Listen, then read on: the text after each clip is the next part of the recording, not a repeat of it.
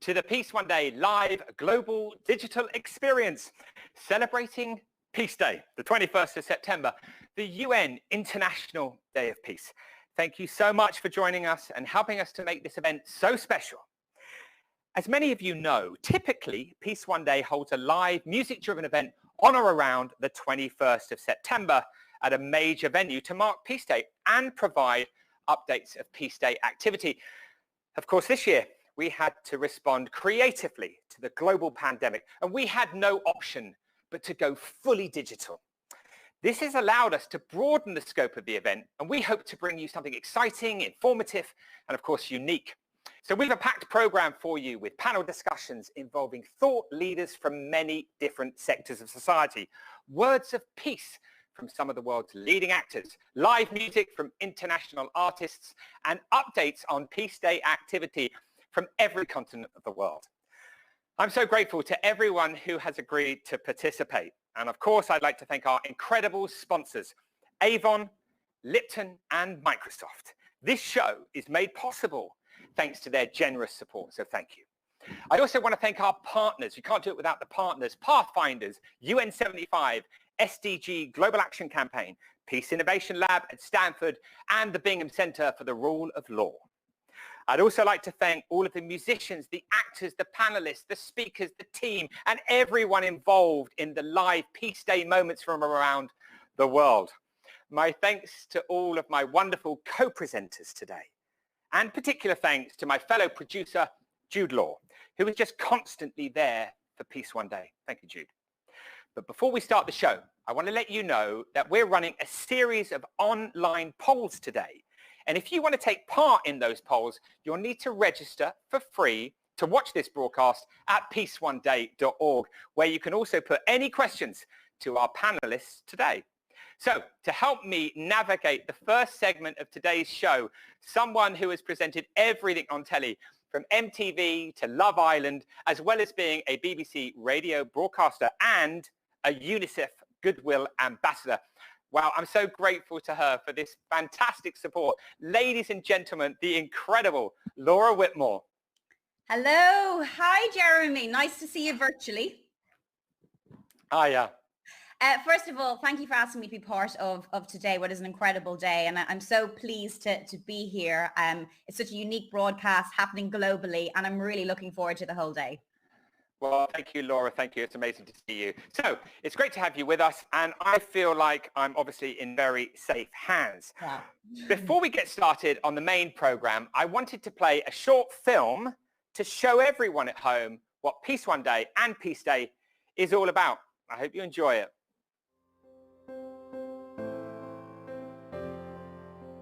My name's Jeremy Gilley. I'm an independent documentary filmmaker. In 1998, I set out to make a film about peace. Then I realised there was no day of peace with a fixed date. So I decided to establish the first ever annual Peace Day, a day of global ceasefire and non-violence, a day for everyone to become involved in the peace process. I had a computer, a telephone, some committed friends, and a spare room in my mum's house. For 3 years, I built the case, working with all kinds of influencers, as well as those living in conflict zones. Any moment that we can give the combatants to pause, to think, and reflect on what they are doing to their own people and to their environment will be a great achievement, and I would support it 100%. In September 2001, UN member states unanimously adopted a day of ceasefire and non-violence, the 21st of September, annually. Was originally brought to our attention by a UK-based organisation, Peace One Day. It is so decided. Next, I wanted to prove Peace Day could work in a conflict zone by stopping the fighting to enable humanitarian action. An old friend, Jude Law, wanted to help. In 2007 in Afghanistan, with everyone's hard work, Peace Day agreements were reached with all sides, including the Taliban. 10,000 health workers vaccinated 1.4 million children against polio on Peace Day. It was amazing. Since 2007, we've worked to institutionalise Peace Day through awareness initiatives and strategic partnerships. Free educational tools, relationships with corporations and NGOs, sport, music and dance initiatives, a cyber campaign, celebrations with major artists, spreading the message in different ways. Over 1 billion people know about Peace Day, with millions involved in peaceful action. Our target now is 3 billion aware by 2025. And because peace and sustainability are inextricably linked, the 21st of September is a day where not only we protect each other, but also protect our planet's resources. Peace Day 21 September is increasingly being used to take action to combat our climate emergency and create a more peaceful and sustainable world. Peace Day is working and will continue to work with your support. We can all do something to mark this day, a day of global unity, a day of action, a day when lives are saved. So what will you do to make peace on 21 September? By working together, we'll create peace one day.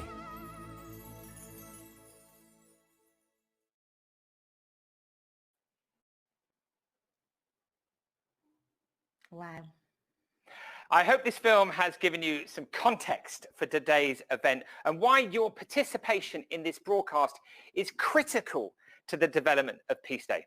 So again, thank you for tuning in. Jeremy, just watching that video there and you look back to 2001 when Peace Day was adopted and everything you've achieved since then, how do you reflect back on everything that's happened and everything that's still to happen? Well, you know, it's amazing. Listen, it's so many supporters, Laura, like yourself, you know, have come forward over the 21 years. I mean, the reason why the day is now probably 1.4 billion people in the world fully aware, they don't need to be told it's Peace Day, is because of lots of people, lots of collaboration, lots of partners, you know, partnerships. I mean, and that's why it works. So it's very humbling to sort of go on a journey where you're seeing everybody else in the world make it a success. It's a real honor. Okay, thanks, Laura. So we have an exciting program for you today over the next 12 hours or so. And here's a quick rundown of what you can expect to see and hear. All timings are British summer time. So bringing us words of peace in about an hour's time, a wonderful actor, co-producer of Today's Show and Peace One Day ambassador, Jude Law. At 12:45, from Mumbai, India, actor, producer, UN Secretary General's advocate for Sustainable Development Goals, the incredible Dia Mirza. And at just after 2:20 p.m, Academy Award winner, Sir Mark Rylance. At just after 4 p.m, Academy Award nominee, Emily Watson. And at around 5:45 p.m, Game of Thrones star, Bella Ramsey. At 7:50, Academy Award winner, Forrest Whitaker. And at just after 9:20 p.m, known for her roles in some of the biggest blockbusters of recent years, the wonderful Zoe Kravitz.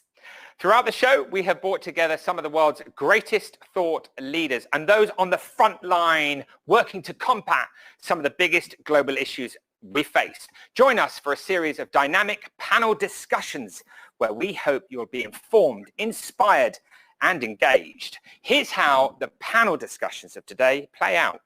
So, in a few minutes, a decade of action for peace supporting Goal 16 of the UN Sustainable Development Goals. At just after 11:50 a.m, Heroines of Peace, exploring how to reduce violence against women. And at around 1:30 p.m, viruses and their impact on peace and sustainability. At 3:10, City Game Changers, exploring how we can all become involved in reducing community violence. Just before 5 p.m, we have Tech Pioneers for Peace, looking at the role of technology in addressing critical issues. At 7 p.m, we'll be exploring the crucial role of education in establishing peace and ensuring humanity's survival. And at 8:30 p.m, Peace of Mind, discussing the link between inner peace and global peace and what strategies we can employ to improve our mental health. We have a series of fascinating interviews and, of course, short films. And live Peace Day moments from, you ready for this? Australia, Japan, London, India, Kenya, Ireland, hello mammy, the Democratic Republic of the Congo, Central African Republic, Jerusalem, New York, and Colombia. Yeah, hello, Laura's mum. And of course, no Peace One Day celebration would be complete without a host of international musicians. Yes, coming up soon, we have a special moment from none other than Annie Lennox. Now, Annie was on stage at Peace One Day's very first concert in 2002 and has been a great supporter ever since. Just after 1 p.m, Felix Buxton of Basement Jacks will be live in the Peace One Day studio for a special collaboration with Citizens of the World Choir and London Contemporary Voices. Just after 2:30 p.m, we're thrilled to welcome Brit Award winner, the wonderful Emily Sandé. At 4:20, the incredible Jack Savaretti will be with us. Oh, love him.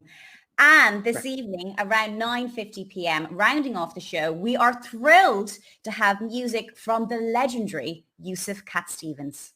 Wow. And of course, the whole of today's lineup can be found at peaceoneday.org by clicking the Peace Day Live link. So, right, my first job today is to introduce a personal message for today's broadcast from none other than the Secretary General of the United Nations, Mr. Antonio Guterres. The International Day of Peace is devoted to urging warring parties everywhere to lay down their weapons and work for harmony. As the COVID-19 pandemic continues to ravage the world, this call is more important than ever.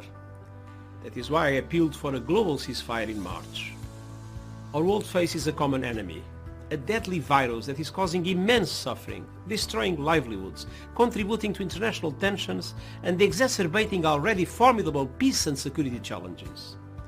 The focus of this year's International Day of Peace is shaping peace together. In that spirit, and to mark our 75th anniversary, the United Nations is bringing people together for a global conversation about shaping our future and forging peace in trying times. In these days of physical distancing, we may not be able to stand next to one another, but we must still stand together for peace. And together, I know we can and will build a more just, sustainable and equitable world.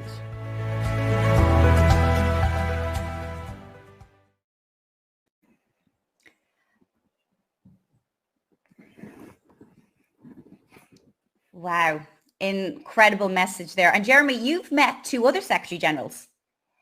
Yes, I have, Laura. At the beginning of this journey, Secretary General Kofi Annan, of course, has passed, and our respects go to him and, of course, all of his family. Rest in peace. But yes, he was instrumental in getting the whole journey going, Laura. You know, in 2001, 2000, I first met him. You know, his words of support and encouragement. The reason why I was able to travel the world with the United Nations is that, you know, he gave his blessing. And if he hadn't have done that, I can assure you, to your question earlier, there's just no way we would have gone on this journey. So the Secretary General Kofi Annan was just an incredible person to be with. And what an honor to have spent time in his company, actually, a number of times. And then, of course, Ban Ki-moon, the Secretary General Ban Ki-moon, and his support led to us being able to do lots of work with MONUSCO in Goma, DRC, and of course we're hearing from them later. But these Secretary Generals, you know, opening up the doors to say, yeah, Peace Day is important, and we want to make sure everybody gets behind it. It's crucial, Laura, to being able to go on a journey like this. And just have that support there as well. And that message was great. And a great way to start the show, really. Secretary General of the United Nations, Antonio Guterres, there we just watched the message from. And Mr. Secretary General, thank you for sending us that powerful message and kicking off today's event with such inspirational words.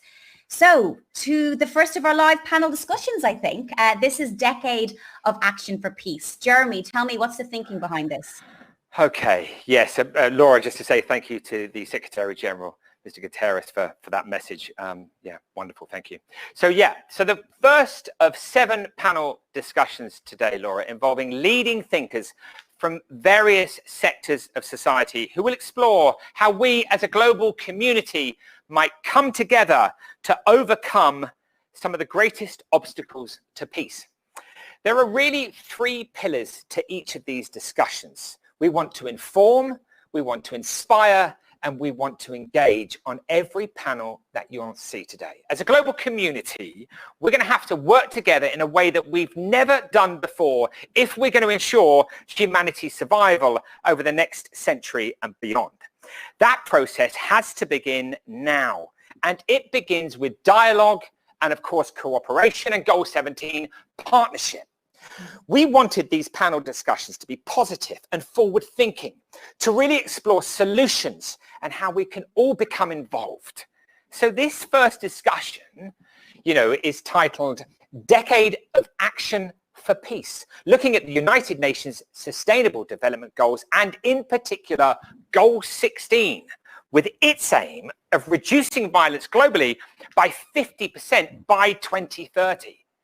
And given that approximately 95% of violence happens in our homes, schools, communities, and places of work, then we can all play a role in reducing violence. Only 5% approximately in an area of conflict. We all have a role to play.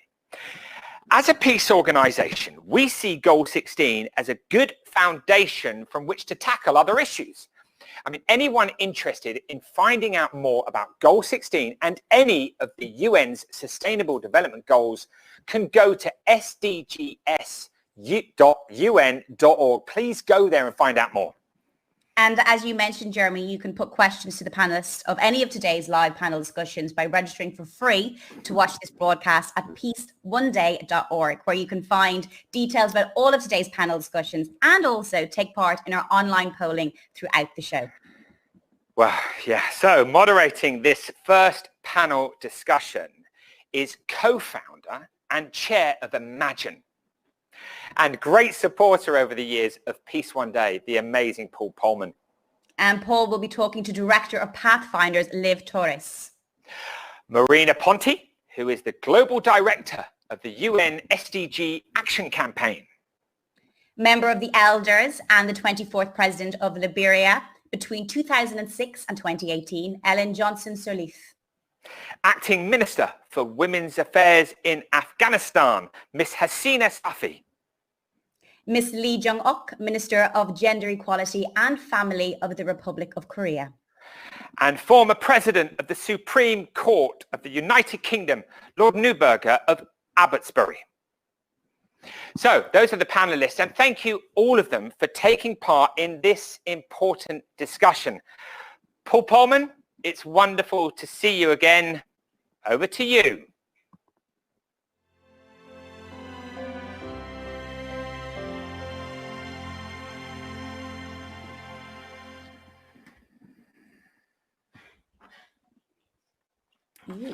I'm going to go and try and watch this one. Well, hello everybody, and welcome to Peace Day on this day, the 21st of September, the UN International Day of Peace. Thanks, Jeremy Gilly, for creating Peace One Day and your enormously energizing goal of making 3 billion people fully aware of the UN International Day of Peace by 2025, thereby hopefully leading to a more peaceful behavior all across the world. Let me remind you of why we're here today, and that is the urgent action required to reduce violence, war crimes, and mass atrocities. In recent times, we've seen the rise of corruption, nationalism, polarization, and civil unrest, and the undermining of fundamental freedoms, journalistic integrity, rule of law, and public trust in corporations and institutions. Even more challenging is that multilateralism is increasingly being challenged in global politics and international cooperation. Very difficult times we live in indeed. Now, unfortunately, many of the world's most pressing challenges are being exacerbated by the global COVID crisis that we're going through, with levels of violence on the rise and an increased threat of greater social unrest due to the economic hardships and the climate emergency. Our starting point before COVID was not good to begin with. Just some statistics that are still true today worldwide. 1 in 6 people were victims of violence in 2019. 1 in 2 children experience violence every year. 1 in 3 women face some form of abuse. And over 600,000 people are killed in other forms of violence on a yearly basis. 3.2 billion still live in conditions where the civic space and civic freedoms are constrained. And a final sad statistic to me is in 2018, more than 3 people were murdered every week defending the rights of the environment and land from business-related activities. With the global goals set in 2015 and now with just 10 years to go, the UN Secretary General calls on all actors in the world to deliver a decade of action to meet the world's biggest challenges by 2030. The success of all the global goals depends on reducing violence by a minimum of 50% over the next 10 years, saving millions of lives and yes, billions of dollars. Today, over 100 national governments, cities, businesses, NGOs, and others are committed to halving global violence by 2030. We have today many good panelists that will give their perspective on the importance of goal number 16, peace and justice, and why it is so important to create the right enabling environment to implement all the other goals. Given the limited time, they will keep their remarks concise, action-oriented, and forward-looking. Let me first introduce the panelists. I'm joined by Liv Torres, who is the director of the Pathfinder for Peaceful, Just, and Inclusive Societies. Marina Ponti, the global director of the UN SDG Action Campaign. President Ellen Johnson Sirleaf, a member of the Elders and former president of Liberia, and with me, a member of the high-level panel developing the Sustainable Development Goals. Lord Neuberger of Abbotsbury, the former president of the United Kingdom Supreme Court. Minister Hasiba Safi, the acting Minister of Women Affairs of Afghanistan. And last but not least, Minister Lee Yong-ok, Minister of Gender Equality and Family from South Korea. Welcome to you all and joining this important panel that we have today. My first question will go to Marina Ponti. Marina, what for you are the global goals, and what do you mean when you hear the word building for more peaceful societies? Thank you, Paul. It's such an honor to be here today to discuss peace and the global goals. So the goals that are turning 5 this year, this Friday, they represent a vision for a safer, a more resilient, and a more peaceful world. So the goals that were agreed in 2015 for the first time put together in one agenda issues like peace, building more transparent institutions with health, education, decent jobs, social protection, environmental protection, climate action. So in a way, for the first time, governments understood that we cannot work on peace on one side and then work on inclusive society on the other. So it's the first time that all these issues came together. And I think that looking now the goals through the lenses of the pandemic, the goals now represent the only pathway possible towards a better future. We are at a turning point for people and planet. And despite the challenges of the pandemic and despite the setback that we had because of the pandemic and the consequences in terms of economy, in terms of violence, in terms of cultural loss, we have the opportunity to really turn around for the goals. Why now? Because leaders across sector, from government to the institution to private sector, are forced to be back at the drawing board to redefine how to restart our society, how to reshape our future. And we want those leaders to be bold, because we don't want to go back to the world we were living before the pandemic. We want a more sustainable, more inclusive, more peaceful societies. So this is why we feel hopeful. An event like today can give us the energy to really make the change we need. No, thanks, Marina. And if you have one suggestion for the audience, what can they do to reach the objective of the 50% reduction in violence by 2030? Just one suggestion. Peace starts at home, starts in your workplace, in your school, in your community.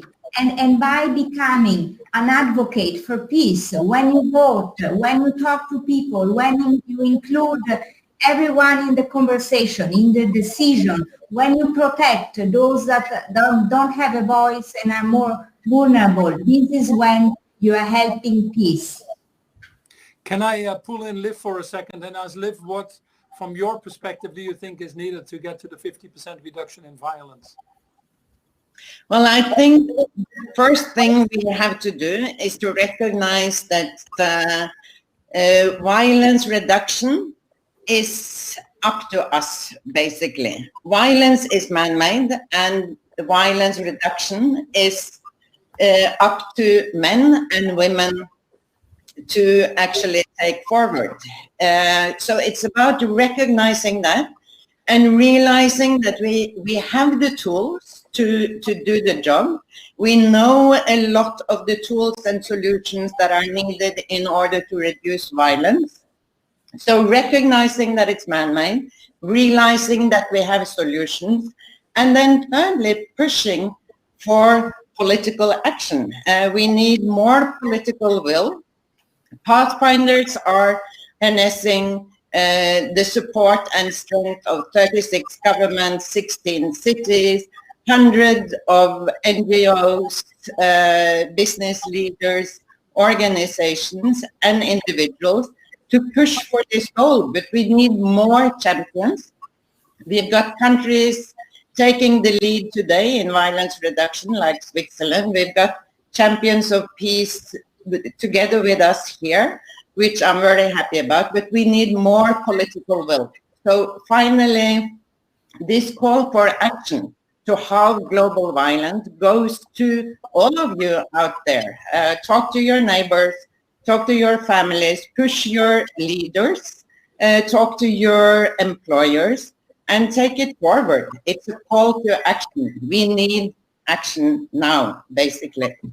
So in your own circles, your own behavior, and then your advocacy, I can recommend to everybody to read your recent Pathfinder report, which is a welcome addition.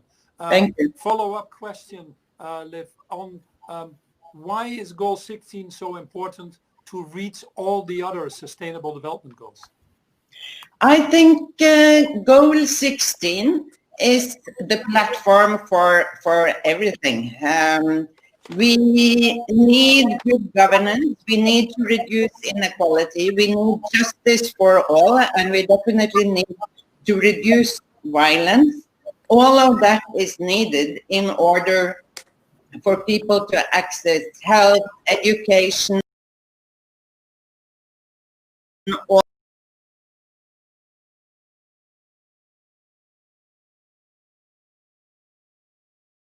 all the other goals. So 16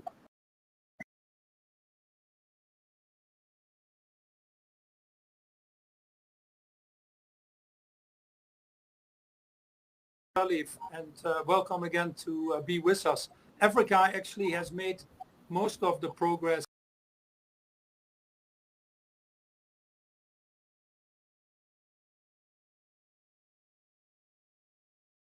on the continent. Now, where are the success stories in relation to preventing the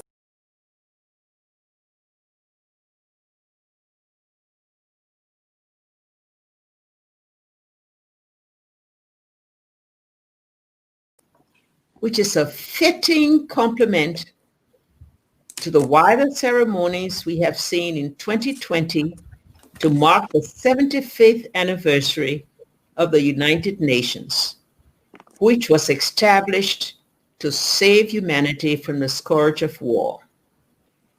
The Sustainable Development Goals were agreed 5 years ago at the same time as the Paris Agreement on Climate Change.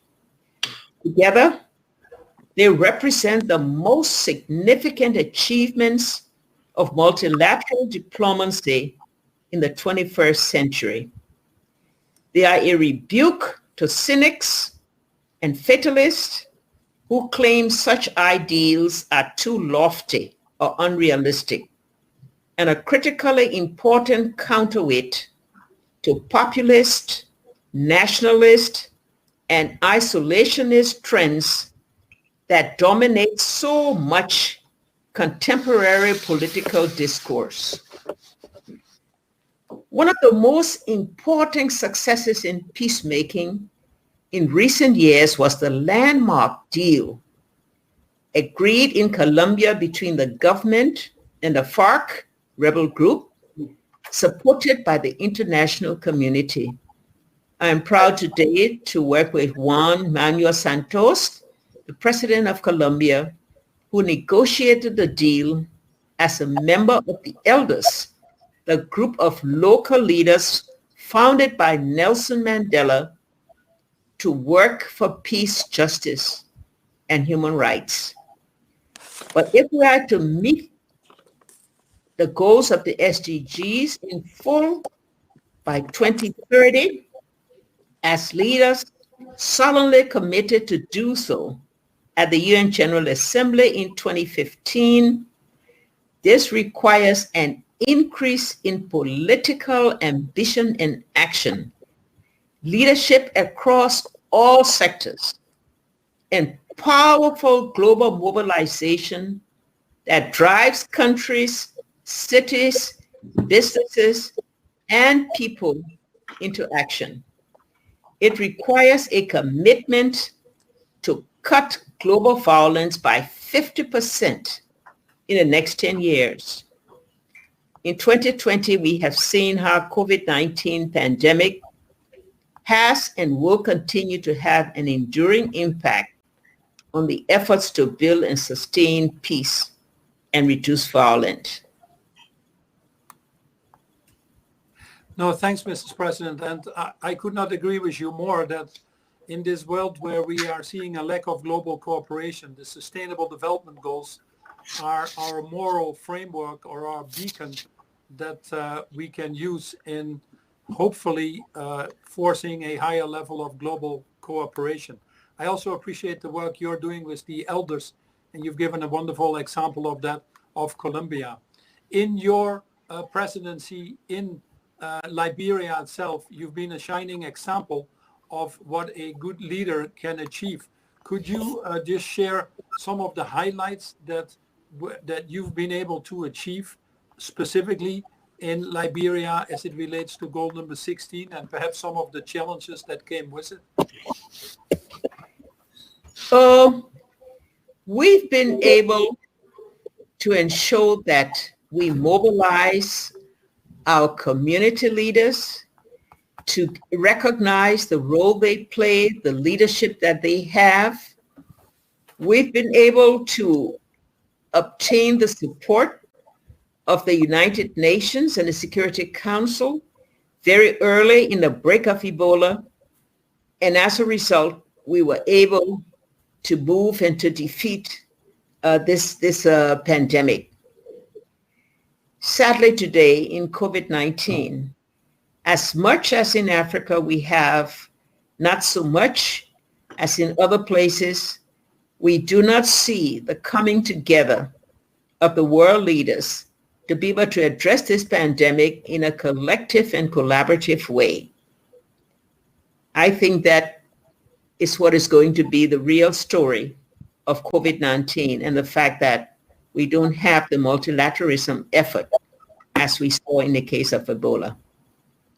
Yeah, no, I agree with that. It's a real test to see if we all believe firmly in the fact that we first and foremost are citizens of planet Earth. And with some of the actions we're seeing from some of the governments, that is not always the perception that is given. So the more we can do, especially to help the continents like Africa on this, the more we're all better off for it as well. And you're right to remind us of that.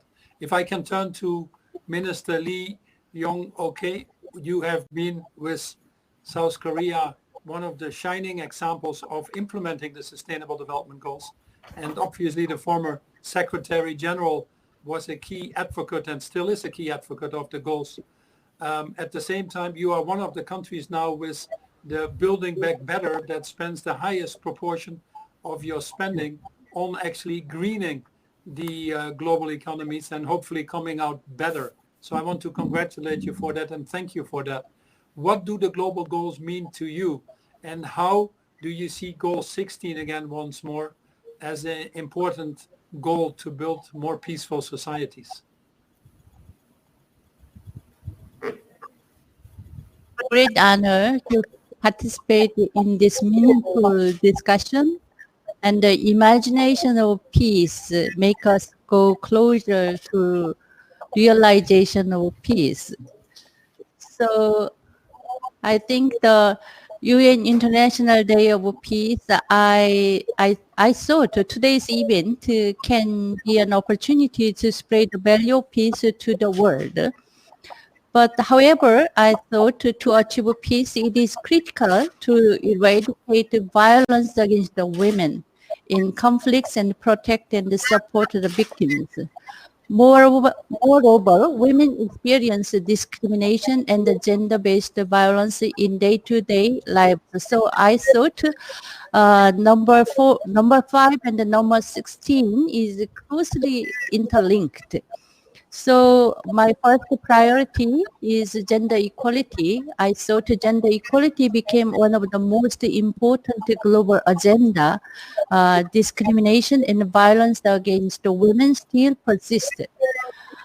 And also the crisis usually deepens inequality. The COVID-19 pandemic placed the vulnerable, including women, of course, in more susceptible positions in terms of job losses and care burden and the domestic violence, and such inequality can be perceived as a social violence against them.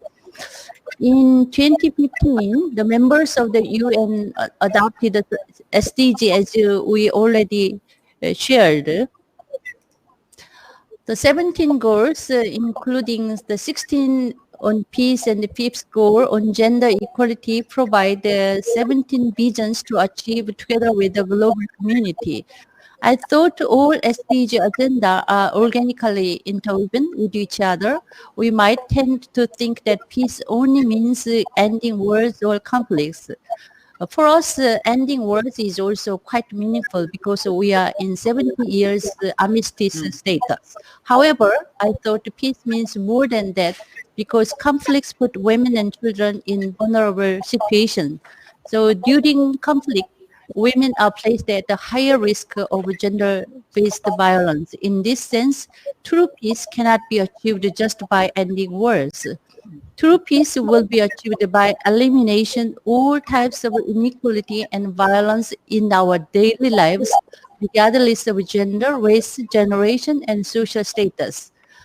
Hoping that the world can work in harmony toward a true peace, I am confident that today's event provides a wonderful opportunity for that. So I think strengthening multilateralism like this is one way of realization of peace. No, thank you, Minister, and you are rightfully right to call out again women and girls specifically. That permeates all of the goals in the Sustainable Development Goals. It is a tragedy that the disasters like COVID again affect them disproportionately, as does climate change, as does unemployment, as does violence. So it permeates all of the goals, and we've discovered many times that investing in the right support around women and girls is probably one of the bigger drivers to advance the Sustainable Development Goals. So I thank you for bringing that to the foreground. In your region specifically, what are some of the good examples that you've seen related to Goal 16 specifically, where you've seen progress in advancing peace or a more inclusive society, or stopping corruption, bribery, implementing rule of law? What are some, if there are one or two success stories in your part of the world, what would come to mind? So I cannot represent all of our region. I just, because I'm in the position of government, I can only introduce some of the reasonable stories to you with those achievements which were done within my government and my ministry. So Korean government has been working to realize gender equality and eradicate violence against women. by laying legal and policy foundations, including framework of Act on gender equality, gender impact analysis, and gender budgeting. Thanks, I And appreciate that. last year, the government installed gender equality policy officers in 8 major agencies to promote gender mainstreamization across all government officers. So, and since 2013, the 5-year plan to enhance women's representation in the public sector has been in place. In 2019, my ministry launched a gender balance campaign to encourage the private sector to participate in the promoting gender balance in companies by signing a voluntary pact. In the midst of 2018, Me Too movement, the government operated a pan-government monitoring body for countering sexual harassment and violence, making progress in tightening punishment against the sexual offenders, among others. Relevant agencies are building a close cooperation system in order to address the illegal filming and the spreading of sexually exploitative images involving underage victims and other illegitimate images. In addition, the government criminalized the possession of illegal images and the threat of distribution this year, strengthening the punitive measures against the sexual offenders. To enhance the protection of children and teenagers, the age of negligent rape has been raised and the notion of underage victims was newly introduced. Aside from them, we are also continuously providing support for victims while raising awareness to prevent sexual violence. With regard to the implementation of the UN Security Council's Resolution 1325 on women, peace and security, Korea devised the first national action plan in 2014 and the second plan in 2018. We have continued the policy effort to increase women's participation in the areas of national defense, peace, unification, and foreign affairs, as well as to prevent violence and protect victims and to promote gender mainstreaming. Marking the 20th anniversary of the adoption of a UN Security Council Resolution 1325, my ministry launched the UN Security Council Resolution 1325 Task Force team.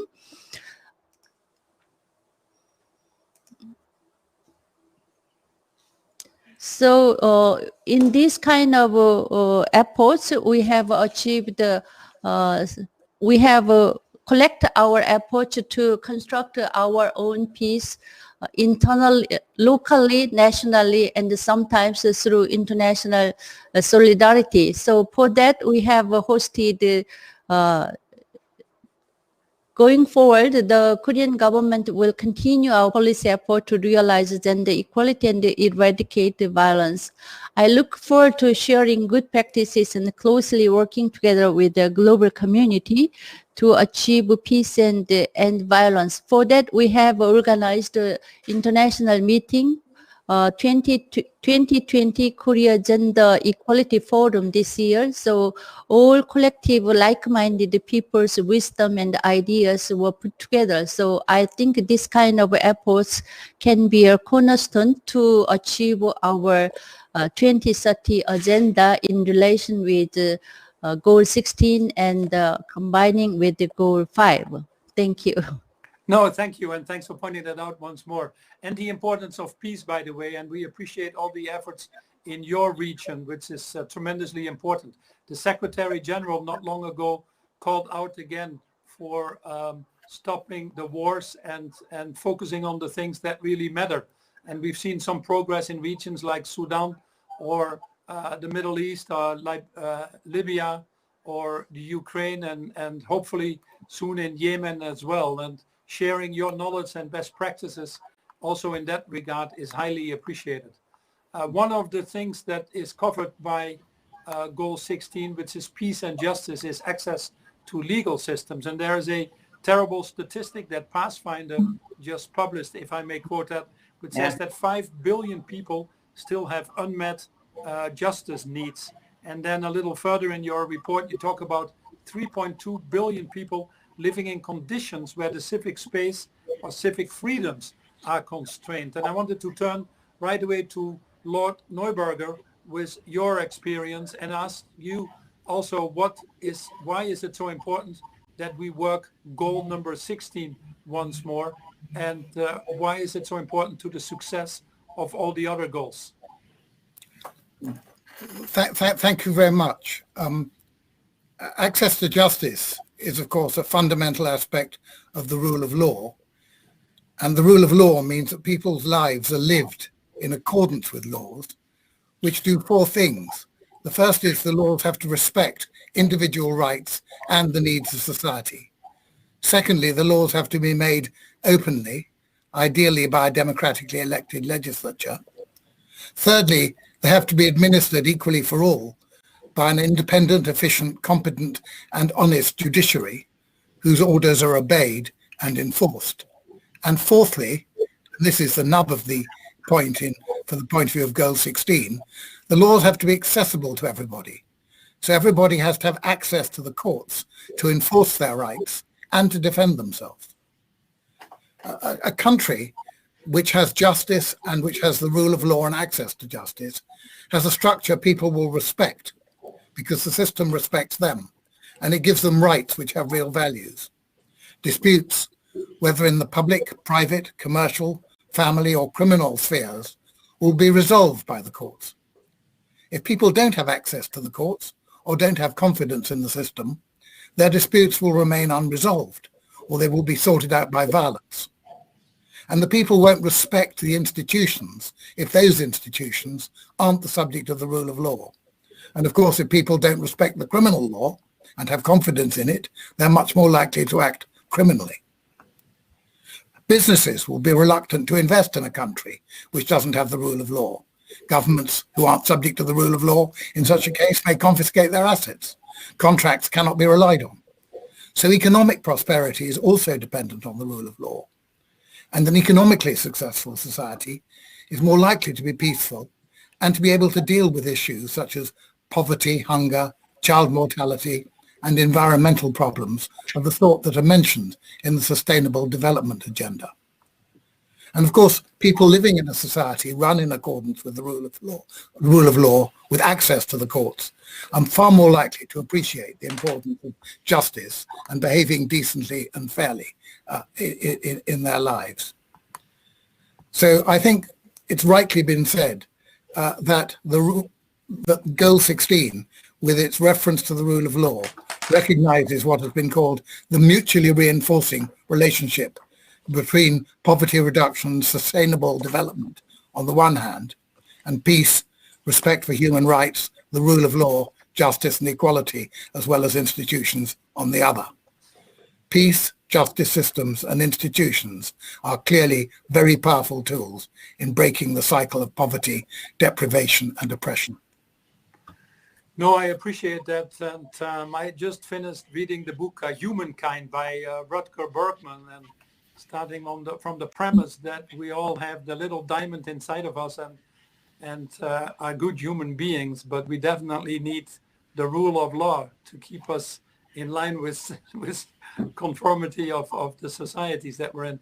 Unfortunately, reading the newspapers every day, you get the impression that we see a rapid politicization of the legal system in some of the major countries in the world that we've not been used to. And I wonder if I can ask you the question without putting you on the spot.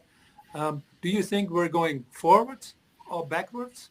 And do you have any success stories that you've seen over the last few years that would be important to share with the audience?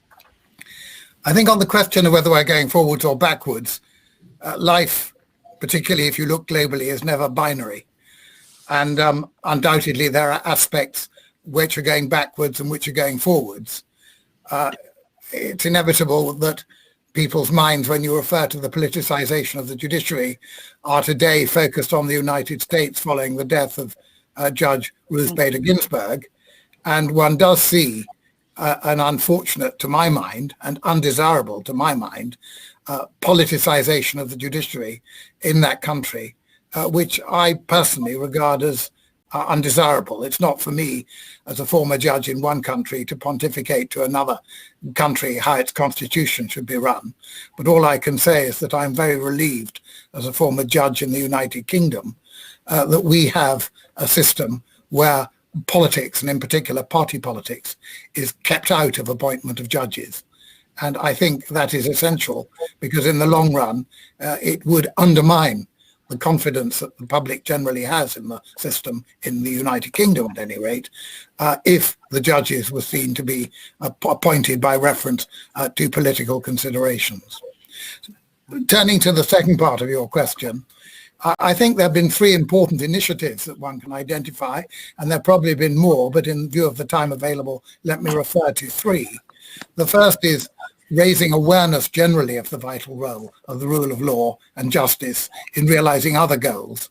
An example is the Venice Commission Rule of Law Checklist, which contains a list of workable questions to assess the health of the rule of law in each country in the world.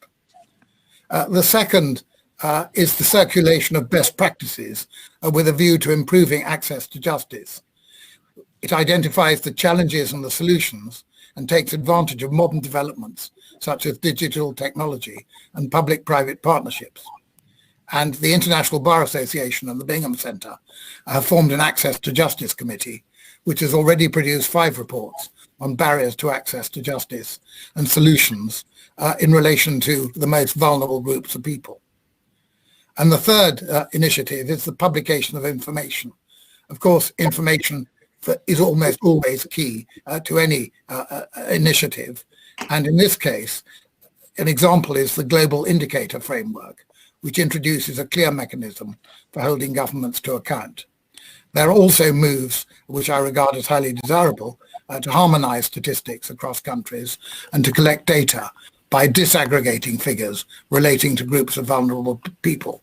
So one can actually see how vulnerable groups are disenfranchised or disadvantaged by reference to actual and reliable figures rather than relying on anecdotal evidence.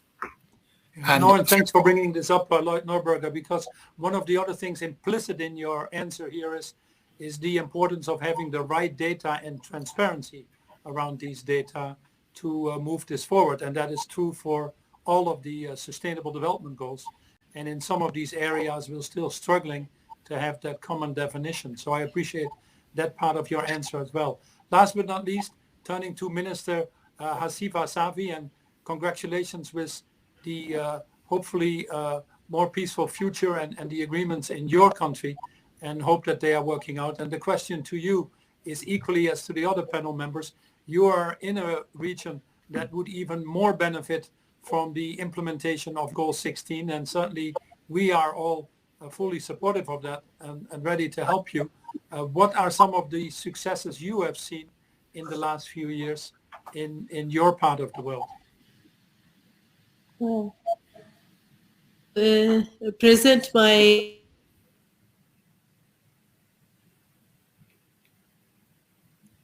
Can you hear us? Go ahead.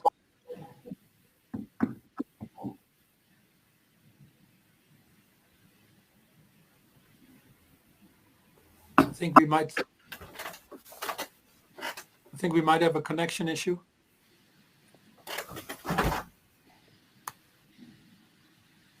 I cannot. Have we lost her? It looks like we lost her. Can I turn to Liv for a second? And the report that we were referring to, can you just share with us some of the key highlights that came out of the work that you've been leading? Well, I think a main point that I'd like to draw your attention to is the fact that we knew already before COVID that there was a high risk of violence increasing around the world. There was a high risk of more countries falling into conflict. And we also knew that there were reachable tools and solutions that we could use in order to stop that.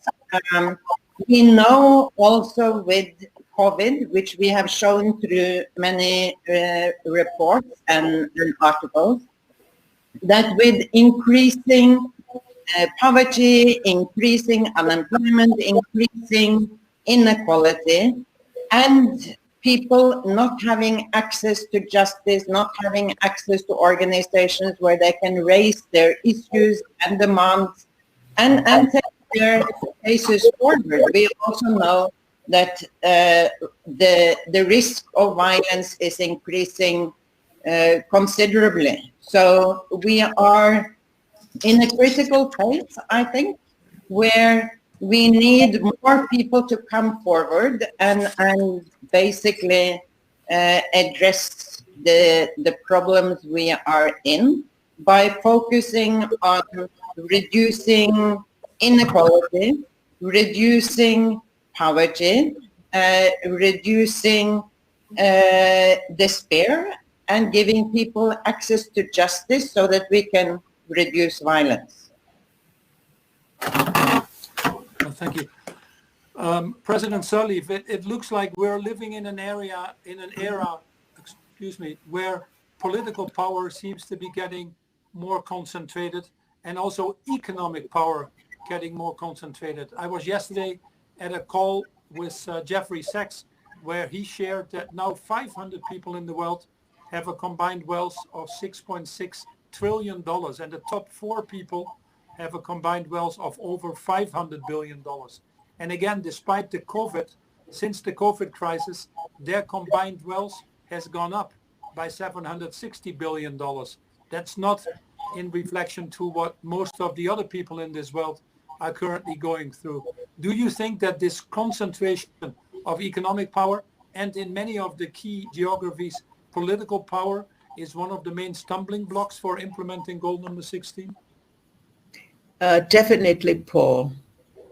I think those in poor countries that have struggled to be able to grow their economies, to be able to fight poverty, find themselves in a state of despair that they now are just as poor, and in many countries poorer than they were when they committed to the international order of cooperation, to structural adjustment, to all the measures of promoting democracy that would have made their lives better.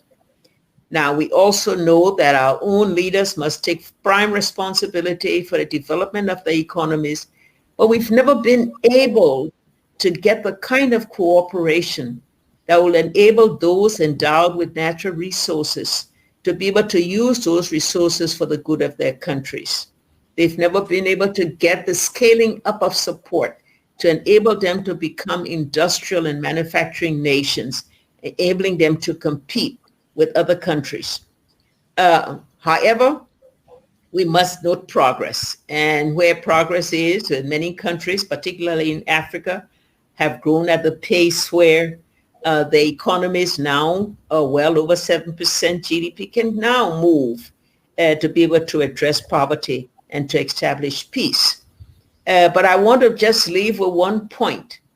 Women's inclusion in decision-making and women's empowerment is the key to be able to promote peace and the key to ensuring that we have strong economies, developed and peaceful nations. This is why in COVID-19, the record is very clear that it was the women leaders in their countries that were able to address this pandemic and to overcome it. I think all that we can do to promote women will ensure peace. The world over has shown.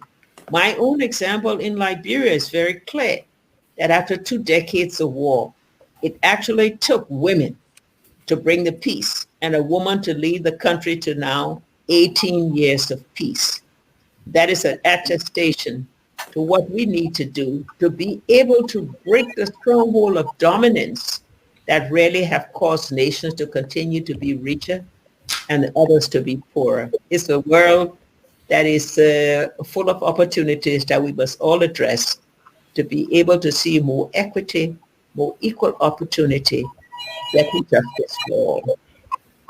No, we thank you, Mrs. President. And you've always said no development without peace and no peace without development. And you were a strong proponent on that when we were developing with the high-level panel the outline for the Sustainable Development Goals.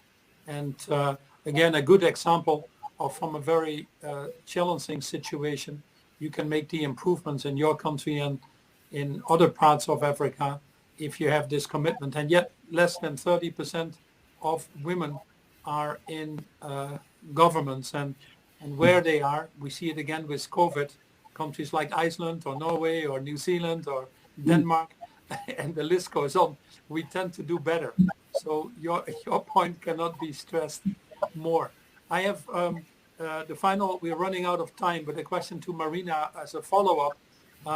With the tension that is there in this concentration of wealth at political and economic level, and as we feel that that is a direction that we're currently going through in major geographies, what is the role of citizens to confront these leaders and to speak up, and what is the most effective way of doing that? So I think we've seen it with the COVID pandemic, that somehow the pandemic showed the failure of our society. I think other speakers have explained it very well. There are root causes of inequality. There are deep concentration of power, and this was put really on the spotlight with the pandemic. And the pandemic triggered social unrest. We've seen it with the Black Lives Matter movement, that somehow when the society is not inclusive and doesn't build on the diversity and doesn't include people, then you have social unrest. But at the same time, in the darkest moment in history, there are always the possibility to have a new start. And we, when we say we're at a turning point, we believe now there is the opportunity of changing. And again, young people can play a huge role by, first of all, wherever possible, to vote and ask their leader that the Sustainable Development Goal, peace, and the rule of law should be part of what they ask their leaders for. The young people can really change their behavior, change the way they consume, and in their private sector, they can change some of the way the economy works. And at the same time, young people were full of energy. They can also unite, and they can send a message of hope. We have seen in the pandemic how young people really stood up and helped across society, you know, the weakest and the most vulnerable. So I'm very hopeful in a day like today, with 3 billion of people watching, we can take action and help building a more sustainable and peaceful world. Appreciate that. Last question to Lord Neuberger on what is the best global mechanism that you think that should be there, or that should be leveraged more to drive goal number 16? Many people critical about the effectiveness of the Security Council. Some of the major countries not being part of the ICC. Are we missing something? I think it's a political question rather than a legal question in many ways. It's easy to pontificate about the desirability of all countries signing up to increasing amounts of international law courts to determine certain issues. And that's the way logic would suggest we should be going with an increasingly global world in terms of communications and trade and travel, subject to COVID-19. But it seems as if it's a difficult thing to achieve. It may be better, and as I say, it's a political question, but it may be better to try and introduce and support best practices among national courts to try and ensure consistency of approach there. But of course, the two aren't mutually exclusive. But I think ideally one would go for increasingly forceful international courts. But the extent to which that's possible may be questionable, and therefore one should also be pressing for increased cooperation and communications between individual courts of different countries to try and achieve a degree of consistency of approach and an increasingly humane support for the generally for the rule of law. Well, thank you, and thank panel. Unfortunately, we're slightly over time, 1 minute extra, but it was worth it. This is such an important topic and such an important engagement. I want to thank you for all what you are doing, and also for this discussion that hopefully for the audience has given them some thoughts, what they can do themselves, the importance of your own empowerment of getting involved. The question of gender and women came out very clearly, and the efforts that we can do individually and collectively to hold our institutions, our corporations, and others that we entrust with power to account. Thank you, and hopefully this has helped us get on the path in the next 10 years to reduce the rate of violence by 50% or more. It's frankly the only way for us to implement the Sustainable Development Goals. And yes, we have all the answers and all the tools to do this. It is the willpower of us individually and collectively that we now need to muster to get us there. Thanks everybody for being here today with us. Thank you once more for the panel, for being here as well and actively sharing your thoughts, but more importantly, for what you are doing to make this a better world for all. Thank you very much. Thank you.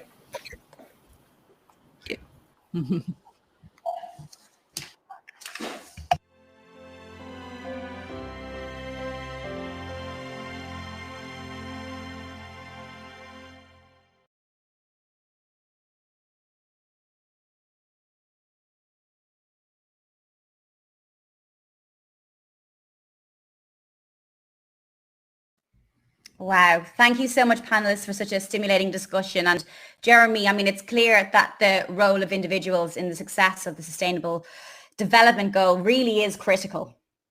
Absolutely, and a huge thank you to all of those panelists. It's I mean, doing a digital show, Laura, has made it so much easier for us to bring everybody together to have a kind of big global conversation like that about Goal 16, which is an incredibly important goal if we're to achieve the great challenges humanity faces.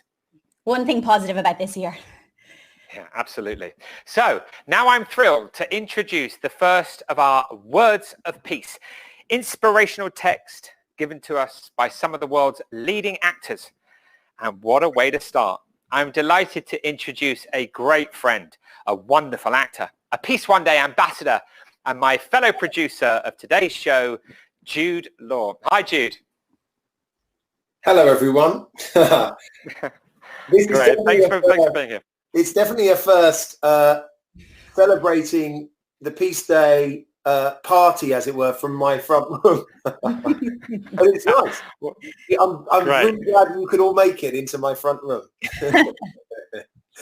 Brilliant. So Jude, tell us, what are you going to read today? I'm reading a poem by Philip Larkin called "And the Wave Sings Because It Is Moving." Okay, well, Jude, why don't you take it away? Thank you. And the wave sings because it is moving. Caught in its clear side, we also sing. We are born across graves, together, apart, together. In the lifting wall, imprisoned and protected, and so devised to make ourselves unhappy. Apart, we think we wish ourselves together, yet sue for solitude upon our meetings, till the unhindered turning of the sea changes our comforts into griefs greater than they were raised to cancel, breaking them. Such are the sorrows that we search for meaning. Such are the cries of birds across the waters. Such are the mists the sun attacks at morning. Laments, years, wreaths, rocks, all ridden down by the shout of your heart continually at work, to break with beating all our false devices.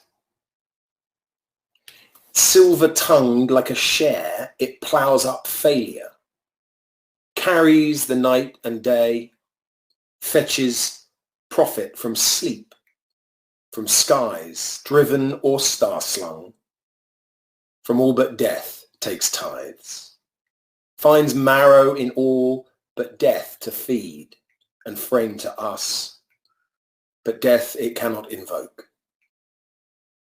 Death is a cloud alone in the sky with the sun.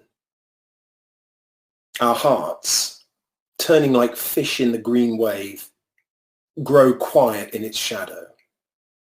For in the word death, there is nothing to grasp, nothing to catch or claim, nothing to adapt the skill of the heart to, skill in surviving. For death, it cannot survive, only resign the irrecoverable keys. The wave falters and drowns. The coulter of joy breaks. The harrow of death deepens. And there are thrown up waves.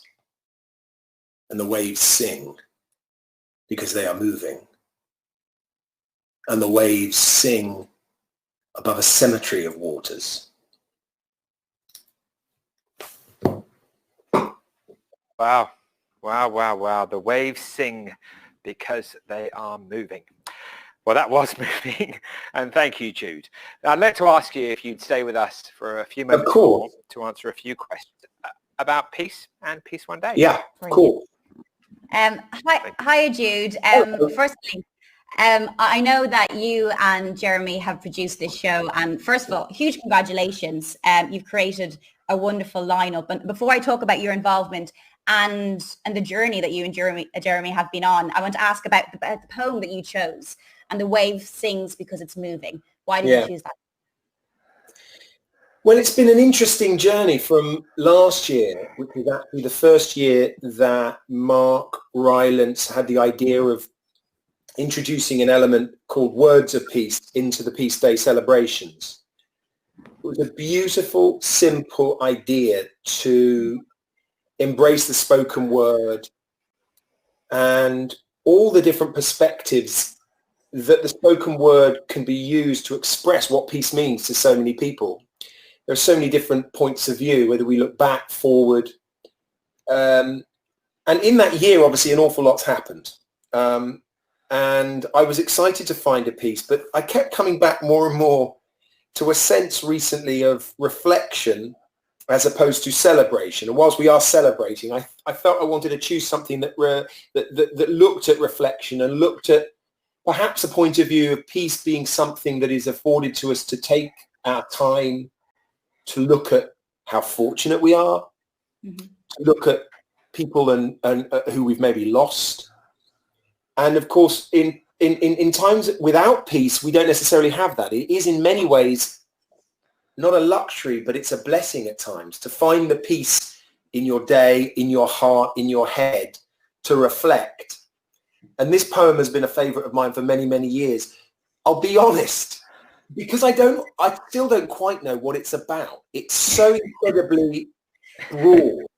Yeah. It's so incredibly impressionistic. It's clear at times, and then at other times you just think, wow, okay, that moved me, but I don't know why. And I think great poems are like that. They're like beautiful pieces of music. You listen to them and they move you, or they make you feel very specific at one time, and then at other times maybe they make you feel something else, or maybe sometimes you listen to it and it doesn't quite feel right. And so I chose it because it really, to me, throws up a huge amount of emotion. It throws up questions. And as I said, I think peace for me today and this year is something I want to embrace as an opportunity to reflect. And this is a poem that makes me reflect. You mentioned there, this is the joys of poetry, is it'll resonate, different lines will resonate with different people. And even just listening to you read it there was one line, apart we think we wish ourselves together. And that just kind of resonated with me. And as I said, there's something there that people will pick up on. What has this year meant to you, and how has your view of what peace means? Because we look at in the previous panel discussion, and when you think sometimes of peace, you think of, going to conflict areas, but we hear that actually a lot of peace can just be within our homes. We need to look closer to home. Absolutely. I remember when I first became involved with Peace One Day as an ambassador. It really took off when I first visited Afghanistan with Jeremy, and obviously that was a place. It still is, but more so back then, of conflict, quite severe conflict. But more specifically to your question, I remember being questioned often that oh well, peace. How does Peace Day work if we're living somewhere in Europe, or specifically in London or in Manchester, or where there's no war? And you rightly point out that actually what's happened from my experience over the more than 10 years that I've been involved is it's blossomed out, and people I think have slowly realized that actually Peace Day is also about your own sense of peace inside yourself, the peace in your home, or the peace in your workplace, the peace at school, the peace in your street. And of course, this has been an extraordinary year in which we've all been afforded in different levels an opportunity to consider that, and also to, I think, recognize that an awful lot of the peace that we are talking about today starts with you. And it's easy to look at places of conflict and feel whatever you may feel, moved by the politics of the place, moved by the extremity of division, moved by the violence, but that in a way the best place to start to understand it and the best way to feel involved is to understand your own sense of what does it take to make me feel peaceful, and on a day like this, what does peace mean to me? So the last year, or more specifically the last 6 months, have been really extraordinary, because I think we've all had a blanket of complacency sort of shaken off us, and an opportunity obviously to reevaluate the roles of many, many different people who are really just continuing doing what they always do, but we've finally been able to realign and perceive their input into our culture with great thanks. And then of course we've also been forced together, which can be a mixed bag for everyone, Home can be a prison to some people. Home is also a place of incredible warmth to some. So it's been an opportunity for us all to, in different ways, reflect on that. And I just hope, I've always hoped that today is an opportunity for people just to feel a little bit of connection. And again, we know that connection is an incredible commodity. And I love that you picked up on that one line, because of course we have all had lots of time to sit around on our own thinking, oh, I wish I could see so-and-so. But then equally, when at times for some of us, when the lockdown passed, we're like, oh, do I want to go out? I don't know, actually. We talk about peace in our home and how important it is, because everyone watching this now, they're like, what can I do? Everyone can do something. But I do want to talk about that trip that you and Jeremy did in 2007 to Afghanistan, because I guess we're very lucky living in a country where we're probably privileged more than other countries. What was that experience of going to Afghanistan like for you?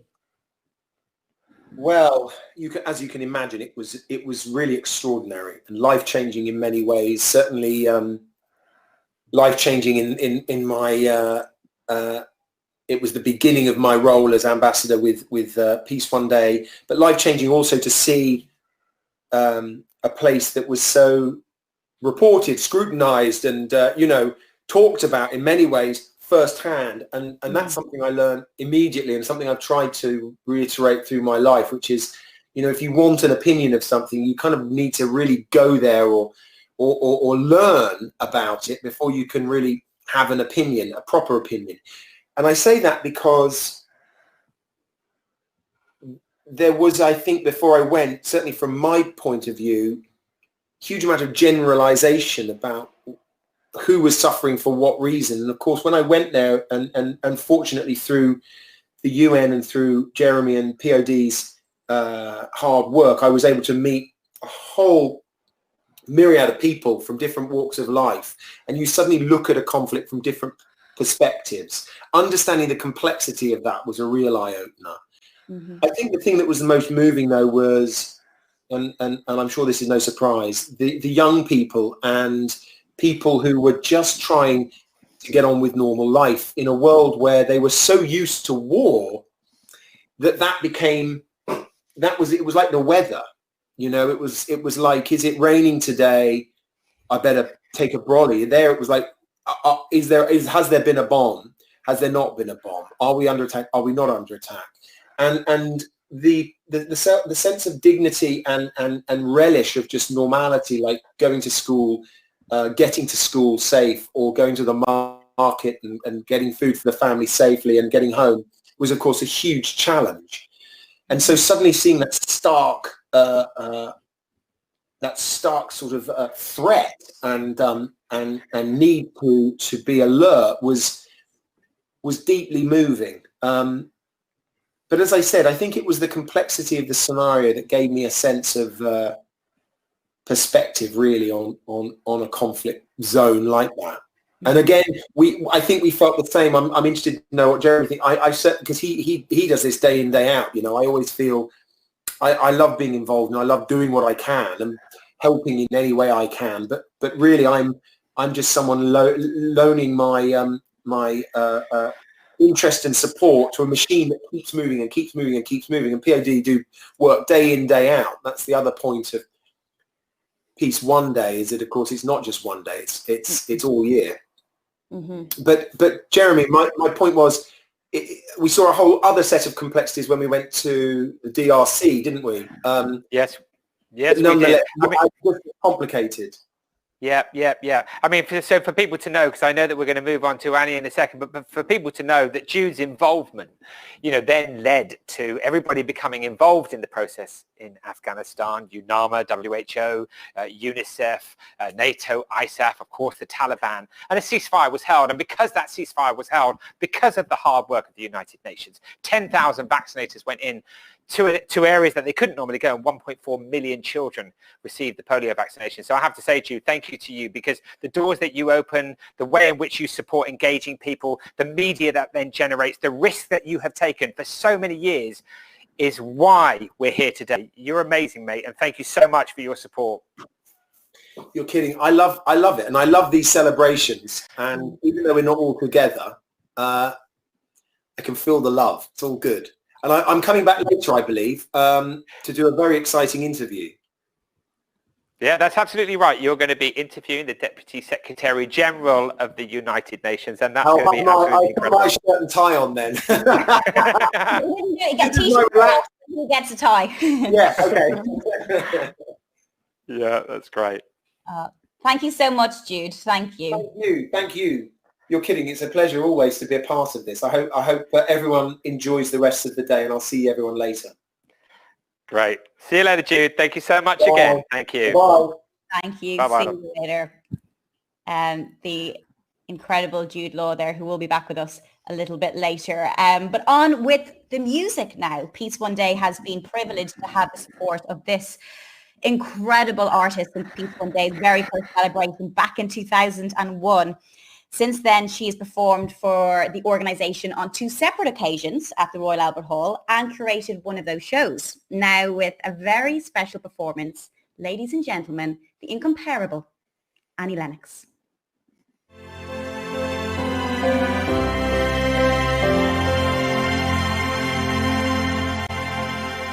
Hi everyone, it's Annie Lennox here, and I'm very glad to have been able to contribute to the 2020 Peace One Day event. Yeah, that was brilliant, Laura. Well done. There at the very inception of Peace One Day in 2002. And I think at this time, when the world has experienced so much difficulty, disparity continuing on, we have more need than ever of at least one day of peace. And so here I am. And I'm very happy, as I said, to be part of this event. Thank you. And love.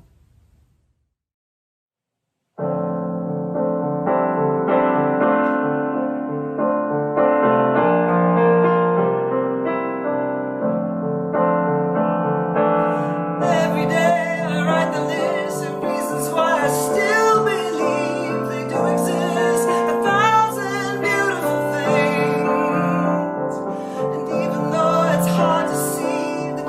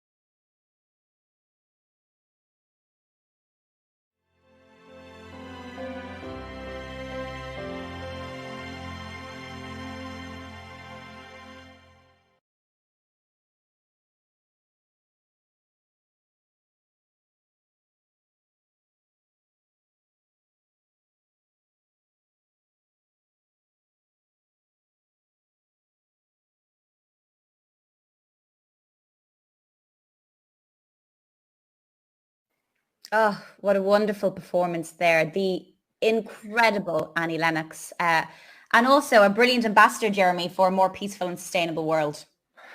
Yeah, isn't she? I mean, absolutely incredible, and so grateful to her, Laura, for sort of continuously supporting for so many years. She's been involved a long time.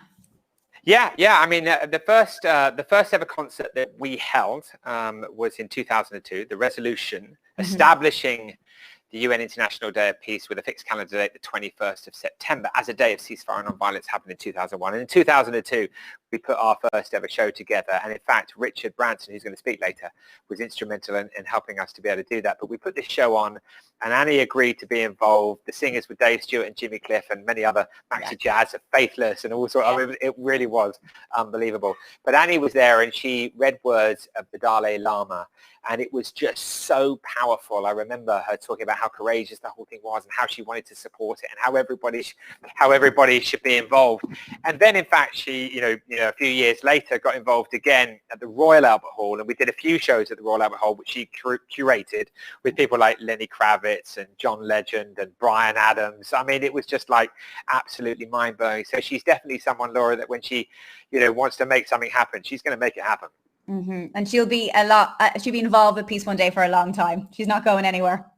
Well, yeah, I hope so. It's amazing, like, when you see, these incredible people coming back year after year. I mean, that's why when we spoke earlier, the reason this thing is a success is because so many organizations, corporations, get involved. And so I'm incredibly grateful to everyone who's involved in this, Annie, and of course yourself, Lauren. So thank you.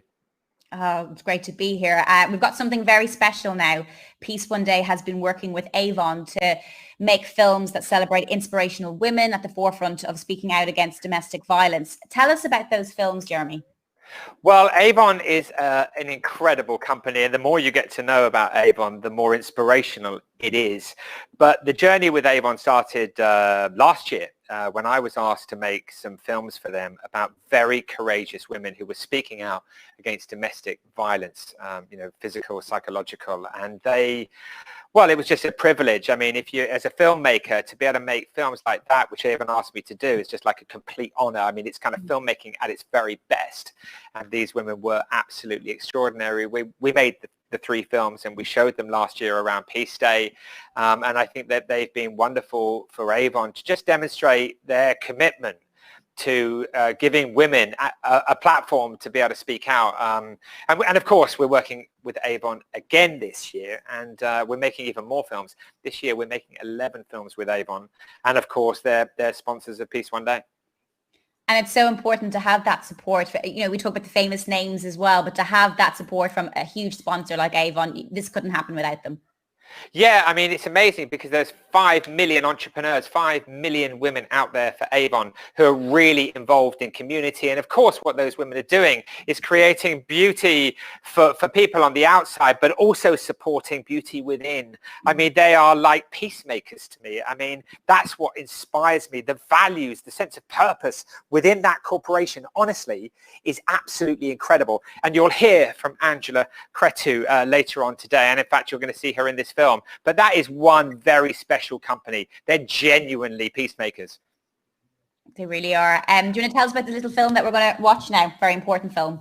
Yeah, thank you. So, so this film you're about to see has Angela Cretu, who is the CEO of Avon that I mentioned earlier, talking about Avon's commitment to supporting women who are survivors of domestic abuse and providing platforms for those voices to be heard. And Peace Day, of course, provides the perfect platform for Avon to speak out about this important issue. I'm incredibly proud, as you can tell, of our association with this extraordinary company. And I'm so grateful for their sponsorship of today's event. We simply couldn't put this event on if it wasn't for Avon and, of course, the other companies. So let's watch this film.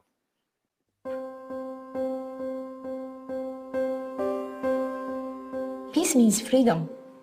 To be yourself, to bring yourself wherever you go. Peace means confidence. Peace means beauty. And peace means a better future for us all. On the 21st of September 2020, the Peace One Day live global digital experience, sponsored by Avon, will be broadcast to the people of our world. A show that brings people from all over the world together, panel discussions, music, actors, and live moments from every continent. Violence should be eradicated in all its forms, from verbal abuse to war zone conflicts. Он уехал утром на работу, ничего не подозревая. Я отвела детей к его матери, к своей свекрови. И у меня было 6 часов на то, чтобы убежать. I was walking on the street going back to my apartment, and all of a sudden somebody just ran into me and poured acid on my face. Approximately 95% of the violence that happens today will happen in our homes, communities, schools, and places of work. Only 5% in areas of conflict. How can we aim to resolve global conflicts when we have a pandemic going on in our own homes? Unless we tackle violence at its roots, which is the upbringing of our own children and what they learn from their own families, they are going to be deciding the future of our planet and the future of our communities. Я очень долго боялась выходить на улицу. Я не выходила на улицу, когда темнело. Я не отпускала никуда детей. So all of us have a role to play in decreasing violence in all its forms. Avon have been funding organisations all over the world, supporting women who are suffering every day from domestic and psychological abuse, all in the interests of peace. And this is what Avon does. Avon really nurtures relationships. It's not about the transaction of beauty products. That's mere the journey. The real destination is really this purpose that we share. And it's so connected with peace and well-being. Because a better world for women, it's a really better world for all. Pracując w Avon, mogłam stopniowo pokazywać siebie bardziej silniejszą, otwartą osobą. Avon gave me the freedom that I can do whatever I want to do and build up a life for myself. On Peace Day, Avon stands side by side with Peace One Day to tackle these issues, to make films and engage people all over the world in the hope we can eradicate violence in all its forms. I wish Peace Day is becoming the biggest day of every year because it will make world stop for a moment. It's a wake-up call to say, hey world, step back, zoom out. Why are we here? What shall we accomplish together? I have to help young other girls out there who are in need, because I've seen people who are generous, people who are willing to help others without gaining anything. После всего того, что я пережила, после всего того, что мы пережили вместе с детьми, переезд в другой город, сегодня я могу сказать, что я с уверенностью смотрю в будущее. I hope that you'll tune in on the 21st of September. Visit peaceoneday.org and register for the live experience. Be inspired, be empowered, be informed about the big issues we face and bring your family together in the name of peace.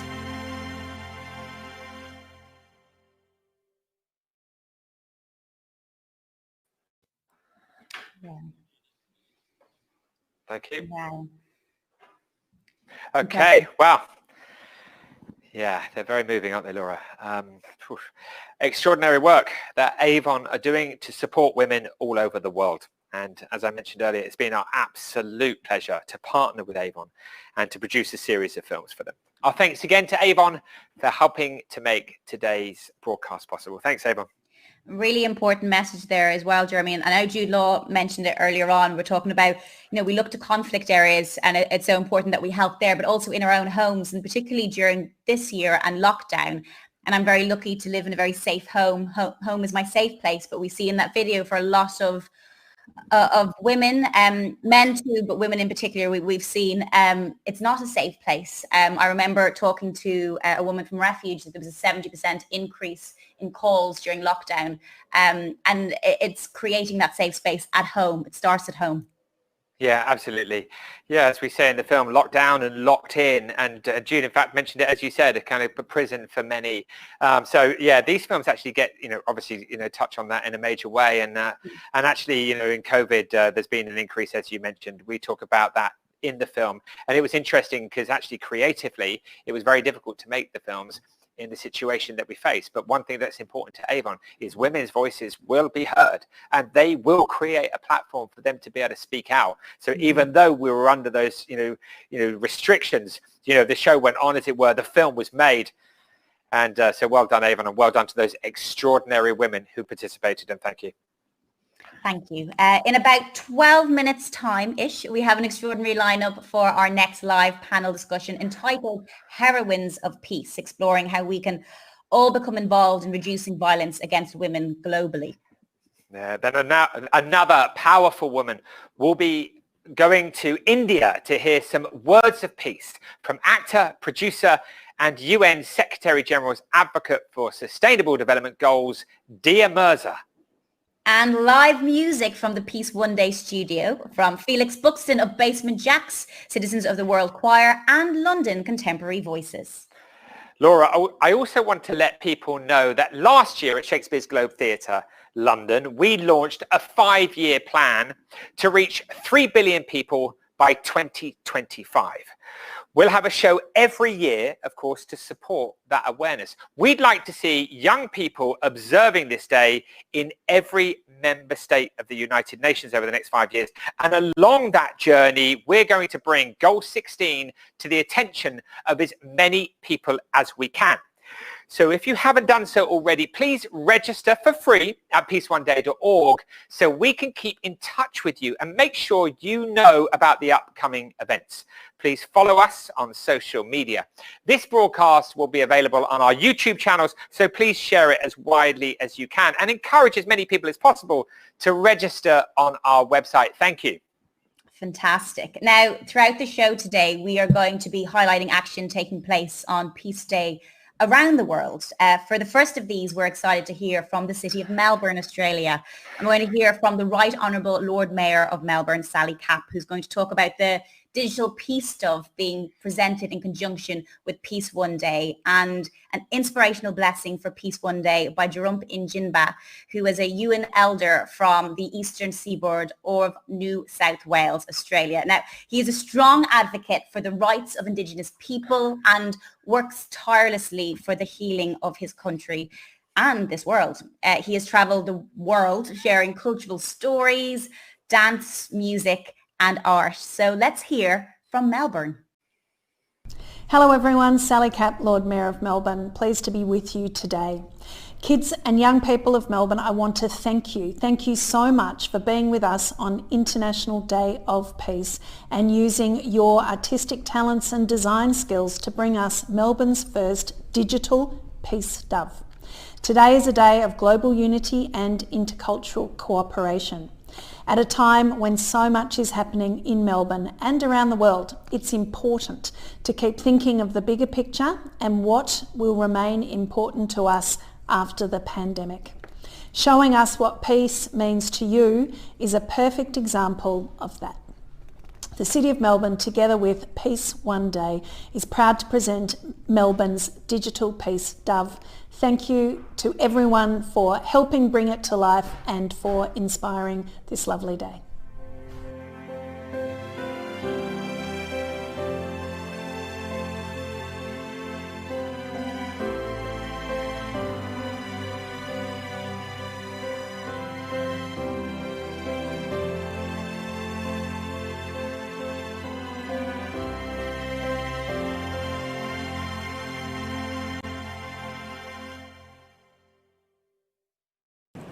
Hey, Makotang Najang, Marmarang, Tomika Wandarian, Kuminangala, Yamasan Yadamatang, Kilabino, Andragiri, Ewan, Dito, Badawang, Wuru, Blessing, Language, Looking, Smoking, Cleaning, Sickness, looking for family, long time gone, but still here spiritually. We pay our respects. We do our language to our people. Our people is worldwide. No one owns anything, everyone belongs. And smoke is belonging. Come from language. Yiragrang, Najangala, tree, the mother, breastfeeding oxygen. Burn the smoke, it goes into the tree, comes back, gives language back to the people, the living things, looks after everyone. We'll walk around, we'll do a smoking, we'll pay our respects.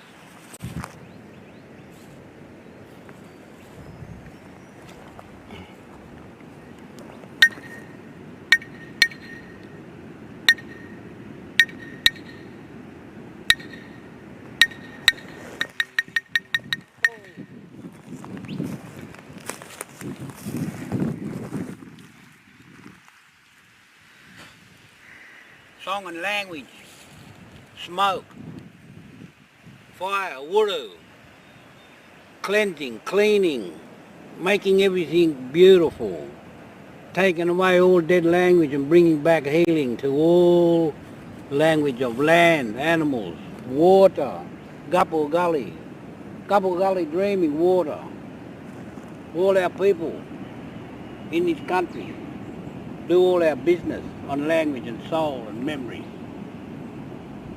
I will use the water that come down from the mountains and meets the ocean. Gapple Gully, bubbly water dreaming. Women on the left, men on the right, children in the middle. Makwatang Najang, Makwatang Najang, Makwatang Najang.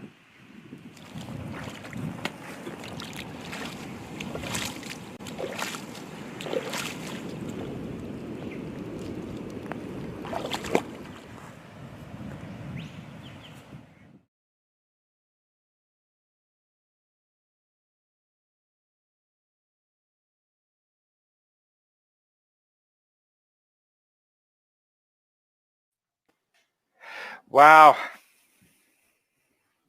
Thank you so much, Lord Mayor, the City of Melbourne, Jarampinjaba, and members of the Aboriginal community. I mean, that was so beautiful. And thank you, of course, Unity Earth, for all of your support. And so many great words there, speaking there about bringing back healing. Jeremy, I want to ask you about, not looking too far ahead, but peace stuff for next year. And tell me about your travels to Australia. Well, I mean, Australia, honestly, that moment there is just so moving. Incredible to hear from the Mayor of the City of Melbourne, who actually this year we had a partnership, an association around the digital peace dub, which was a beautiful idea we had. And, very proud that we've brought that to life. And the idea was that we would create a digital dove that the young people would print it out by going to the website, and that they would paint that dove. And then the dove would be given to designers, and the designer, Leslie, would put it into a dove itself. And however many we received would go in there, and there would be one digital peace dove, which was the doves of the children from around the world. I mean, like, really beautiful as an exercise. I mean, Melbourne at the moment is in a lockdown. There are many places in a lockdown, and we feel for those people who are experiencing that. So what a wonderful thing, right, Laura, that families can come together, that they can do something about peace, that even when we're locked down, we can still participate, in the United Nations International Day of Peace. I'm really, really grateful to the City of Melbourne, to the Mayor, to all of the amazing teams that put that dove together, and particularly all the young people from around the world. And of course, you just saw that dove. I mean, it was really beautiful, Laura. I love that you can get young people involved in this process. I love that. What a great symbol. And we spoke about this earlier, like, it's even just watching that, to feel that connection. Australia couldn't be further away from me physically, but I feel so, I've got a lot of friends in Melbourne going through quite a tough time at the moment. And just to feel that connection to somewhere that, as I said, is far away, but not also because of this. Yeah, I mean, what an honour to have somebody like that from the Aboriginal community, an elder, a wise person. I mean, saying those unbelievable words, and that theme of kind of water coming through. I mean, like, genuinely, thank you, Melbourne, for what you've done to raise awareness of Peace Day. It's incredible. And thank you to that Aboriginal elder for those wise and beautiful, inspiring words. Great. What else is coming up? Okay, so later in the show we have, sorry, I was getting excited about all of that. Anyway, later in the show we have live Peace Day moments from Japan, the UK, India, Kenya, Ireland, the Democratic Republic of Congo, Yemen, Central African Republic, Jerusalem, New York, and Colombia. Wow. We have words of peace from Dia Mirza, Samart Rylance, Emily Watson, Bella Ramsey, Forrest Whitaker, and Zoe Kravitz. We have live panel discussions with leading thinkers on critical issues and music from Felix Buxton of Basement Jaxx, Emily Sande, Jack Savaretti, and Yusuf Cat Stevens. All that, as well as interviews and inspirational short films. Can you believe it? What a lineup. Oh, it really is, Jeremy. On to the second of our panel discussions titled Heroines of Peace. Jeremy, why Heroines of Peace? Well, approximately 95% of violence that globally happens it happens in our homes, schools, communities, and places of work. 95% in the homes, schools, communities, and places of work. Peace One Day has been working with women's organizations around the world to highlight this critical issue for many years. Peace Day is all about reducing violence. That's what this is all about. And so we wanted to bring this panel together to look at how we can all become involved in reducing violence against women globally. And we are incredibly fortunate today to have with us a powerhouse of women whose ambitious actions are changing the way we think about building peace. Leading the panel is Valerie Keller, who is co-founder and CEO of Imagine, a newly created B Corp focused on driving transformational change at leadership and business level to achieve humanity's global goals. Yes, and joining her is Angela Cretu, the CEO of one of today's sponsors, Avon. Her Royal Highness Princess Lara Faisal, founder and managing director, Rise for Good. Yeah, Gida Anani, founder and director of Abad. Ilwad Elman, Chief Operating Officer at Elman Peace Centre, and Iman Elman, Head of Planning and Strategy for the Somali National Armed Forces. And Dr. Najat Malala Majid, who is Special Representative of the United Nations Secretary General on Violence Against Children. I want to say welcome to our panelists. Thank you so much for joining us. And Valerie, over to you.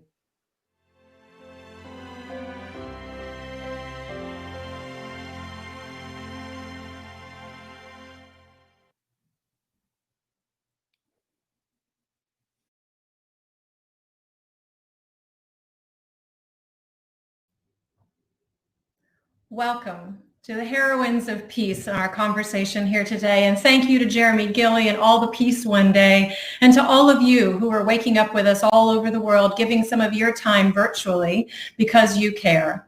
Our conversation right now is going to be with the heroines of peace who are looking on the front lines of women and gender-based violence all around the world. And I'd like for you to welcome to our panel, and we'll go ahead and introduce them here and then have a conversation together about why we're focusing on women and girls and what is it that we collectively can do to end gender-based violence and advance peace in the world. Please help me in warmly welcoming Angela, the CEO of Avon, who's waking up very early with us in New York. Yeah. Good morning, good afternoon to everyone. Hello, Angela. Good to have you with us. Thank you so much for Avon and everything that you were doing already to help make this event possible, and for everything that you're doing with your life all around the world. I'd also like to welcome Dr. Najat, who is the Special Representative of the United Nations Secretary General on Violence Against Children. Good morning. Welcome. Good to see you. I only gave her first name because when we were chatting backstage, she says, you know, it's easier just to say my first name. And then she said, you know what? Najat means safety, not an accident. Thanks for being that and for all you're doing on that. We'll come back to a great conversation in a minute. Please help me warmly welcome Your Royal Highness Princess Lara Faisal, who is joining us this morning from Amman. Hello.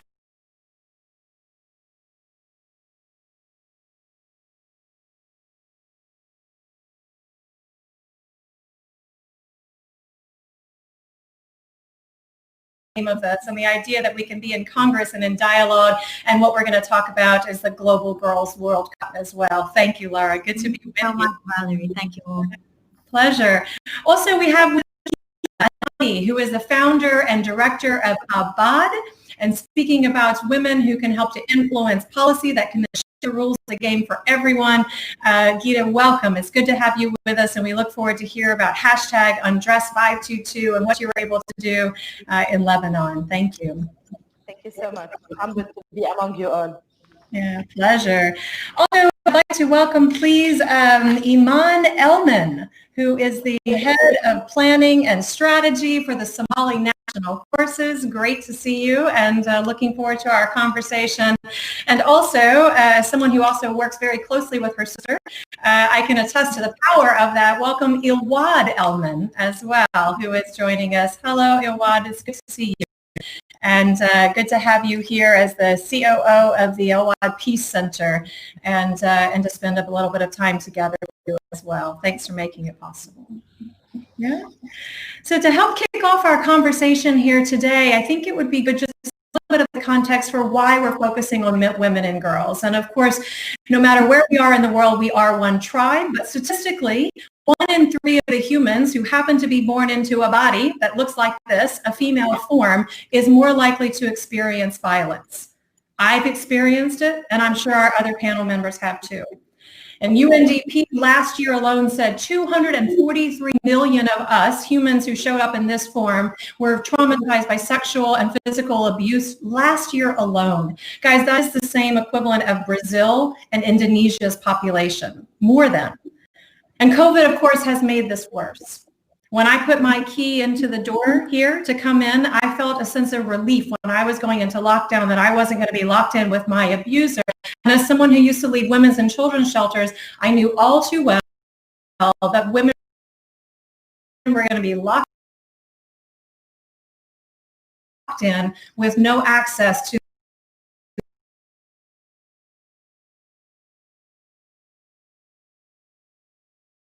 access. We saw that in France, the rise went up from 30%.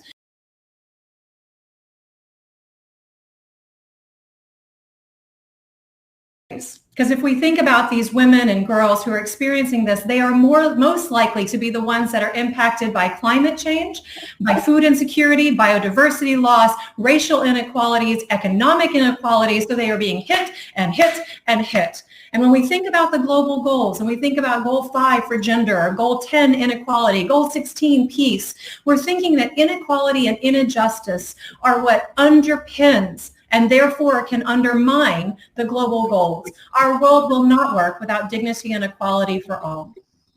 That's the conversation that we're in today, is how do we create that world with dignity and equality for all? Looking at how do we end gender-based violence for the half of us that happen to show up in the world in a form like this. I'm going to turn now to those heroines that we introduced you to earlier. We're going to talk a little bit about what are the drivers of this, what's the progress that's being made, and very concretely, what are actions that we can then be taking around the world. Angela, can I come to you there early morning in New York? Talk to us a little bit about those drivers. So I'm in London, first of all. Warm regards to all of you.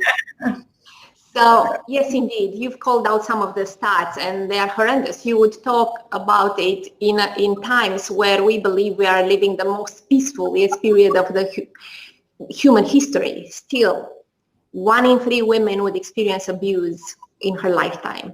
We do see the statistics telling that domestic violence is really the #1 cause of death or disability amongst women aged 15 to 44. Yeah. Even the World Economic Forum, yes, is calling out that we are almost a century away from a true gender parity. And you would ask, we do talk about that. We do see women empowerment really gaining more and more traction in our society. So what is still driving such horrendous statistics? And we do see that we still live in these quite patriarchal social norms where men would hold primary power and really predominate in roles of political leadership, moral authority, social privileges, control of property. We do still see lots of homes where kids are seeing violence on a daily basis, and they believe this is the normal way to exert power. Yeah. And we do still see a poor access to education for women.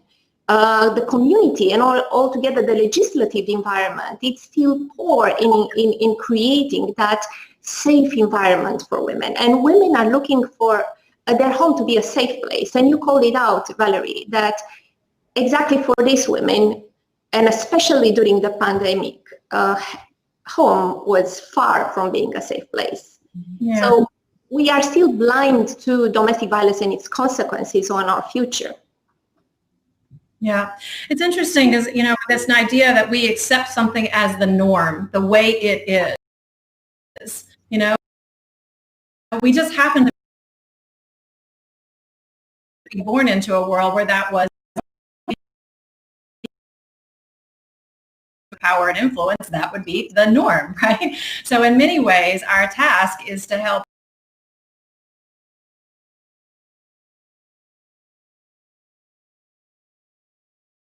helping to redefine. And I think one of the things you're saying is how can, what is Avon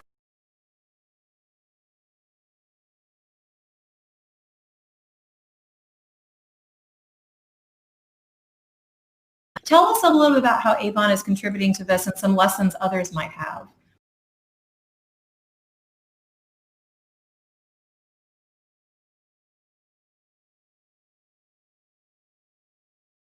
While women empowerment is the destination.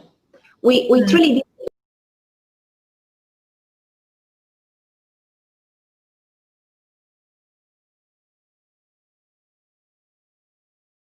truly repair really a bruised soul. So very early in our journey,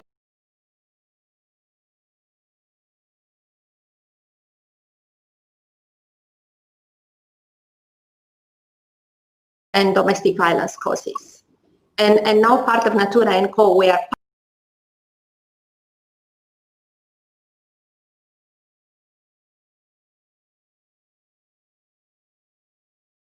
the world. Yeah. What we are doing, we are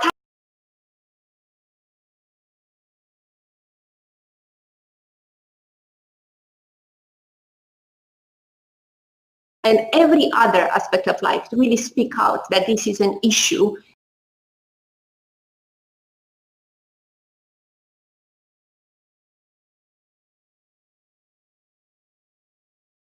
Representatives and millions of customers, also working with the legislators.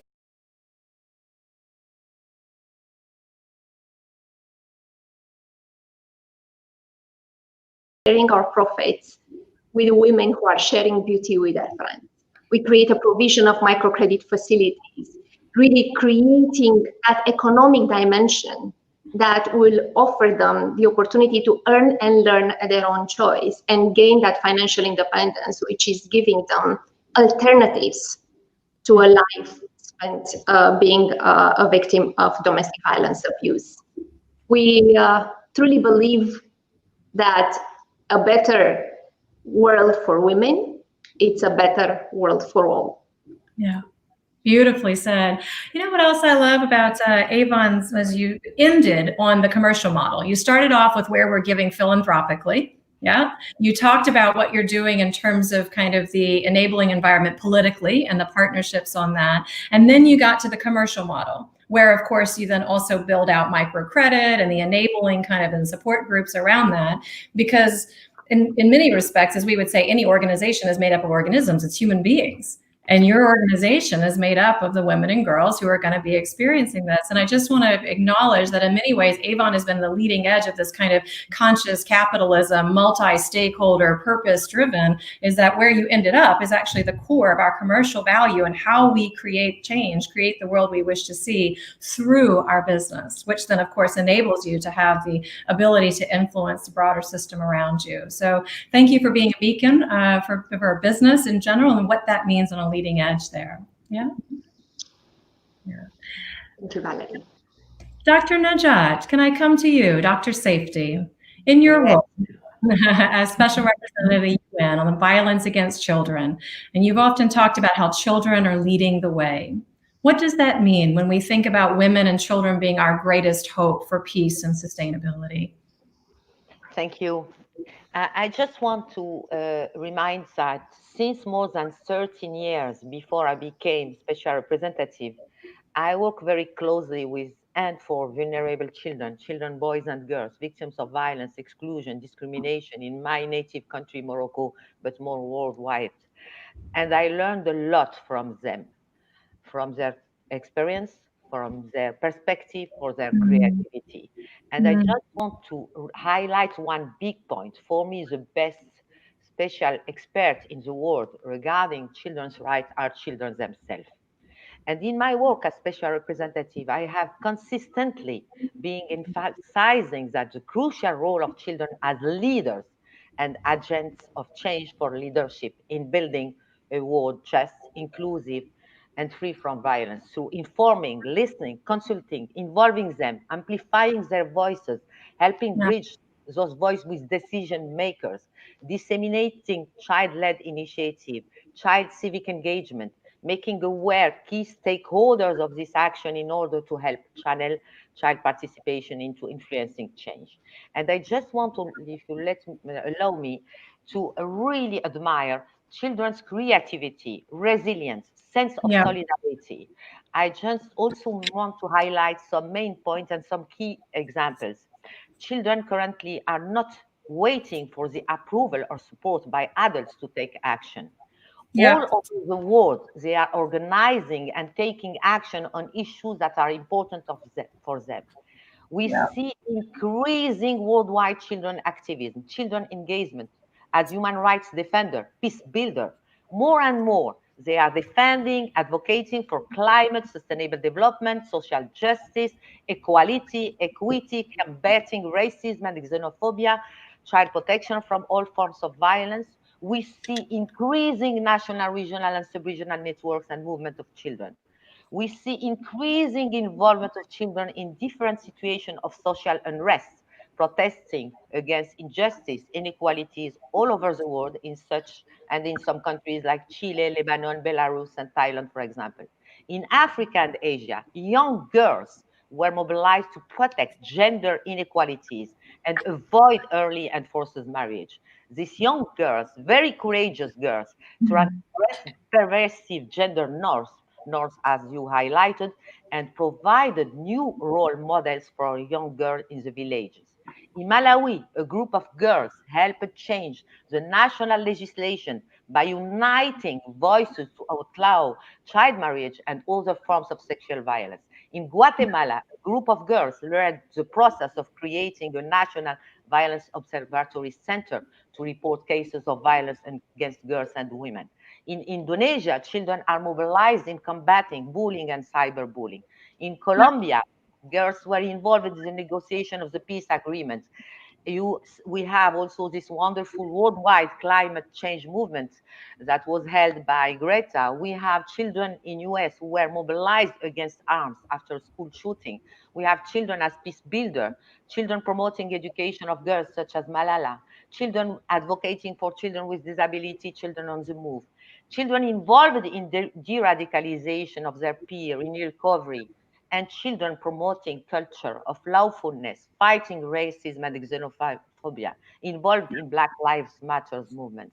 And during the COVID-19 pandemic, we see an increasing engagement and activism of children online and offline to reach the most vulnerable, to provide peer-to-peer counseling, to provide peer-to-peer support, and also to inform, raise awareness, and mobilize, communities and their peers. And this is really important that we need to take into account. You have wonderful example, and my mandate is trying really it's not easy because children in many places are not seen as actors, and also children are not duly informed, are not duly listened, are not duly empowered, are not duly protected to express themselves. And we need to make sure that decision makers are really aware of all this action and seeing children as part of solution. And it is why I am currently a special representative really building a kind of research collecting all this wonderful child-led initiative and civic engagement worldwide, really to give visibility to that and to advocate more and more strongly to make children voices heard, but also children being part of the solution. This is our big challenge if we need really to make sure that we are building peaceful, just, inclusive society. And I just want to finalize my point by telling that I hate this slogan, children are the future. Children are not only the future, children are the present, and we need to invest on them today. Gorgeously said. I could not agree more with you, Dr. Najat. And I think that you have put your finger on something that is a global shift that we all should be waking up to, that children are waking up humanity. I take it at that kind of broad perspective. And one thing, you know, Angela was talking about the kind of norms, right? That we came into the norms and this was this patriarchal society and where power was and how kind of we make and take from the planet and what's okay. And sometimes I find I don't even like to use the word children because it almost in a way puts a hierarchical versus talking with this early humans. These are people who have come in, who have not been patterned by that way, who are saying, hey, how does this thing work? And how does it work for more of us? And that there is a consciousness shift in children. And if I hear the work that we often do within the CEOs and political leaders, and imagine, I cannot tell you how often I hear, I'm doing something different because my child asked it. I think back to a panel we had in Davos a couple of years ago.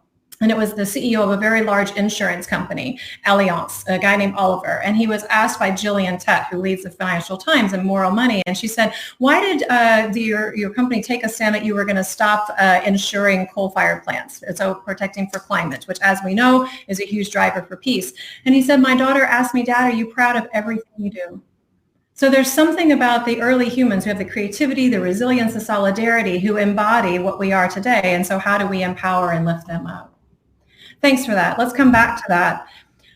Can I turn now to Lara and Iman? This is exactly a lot of the work that you're doing, yeah? With the global goals and the World Cup. It's also part of the work that you were doing with What Really Matters and the Congress.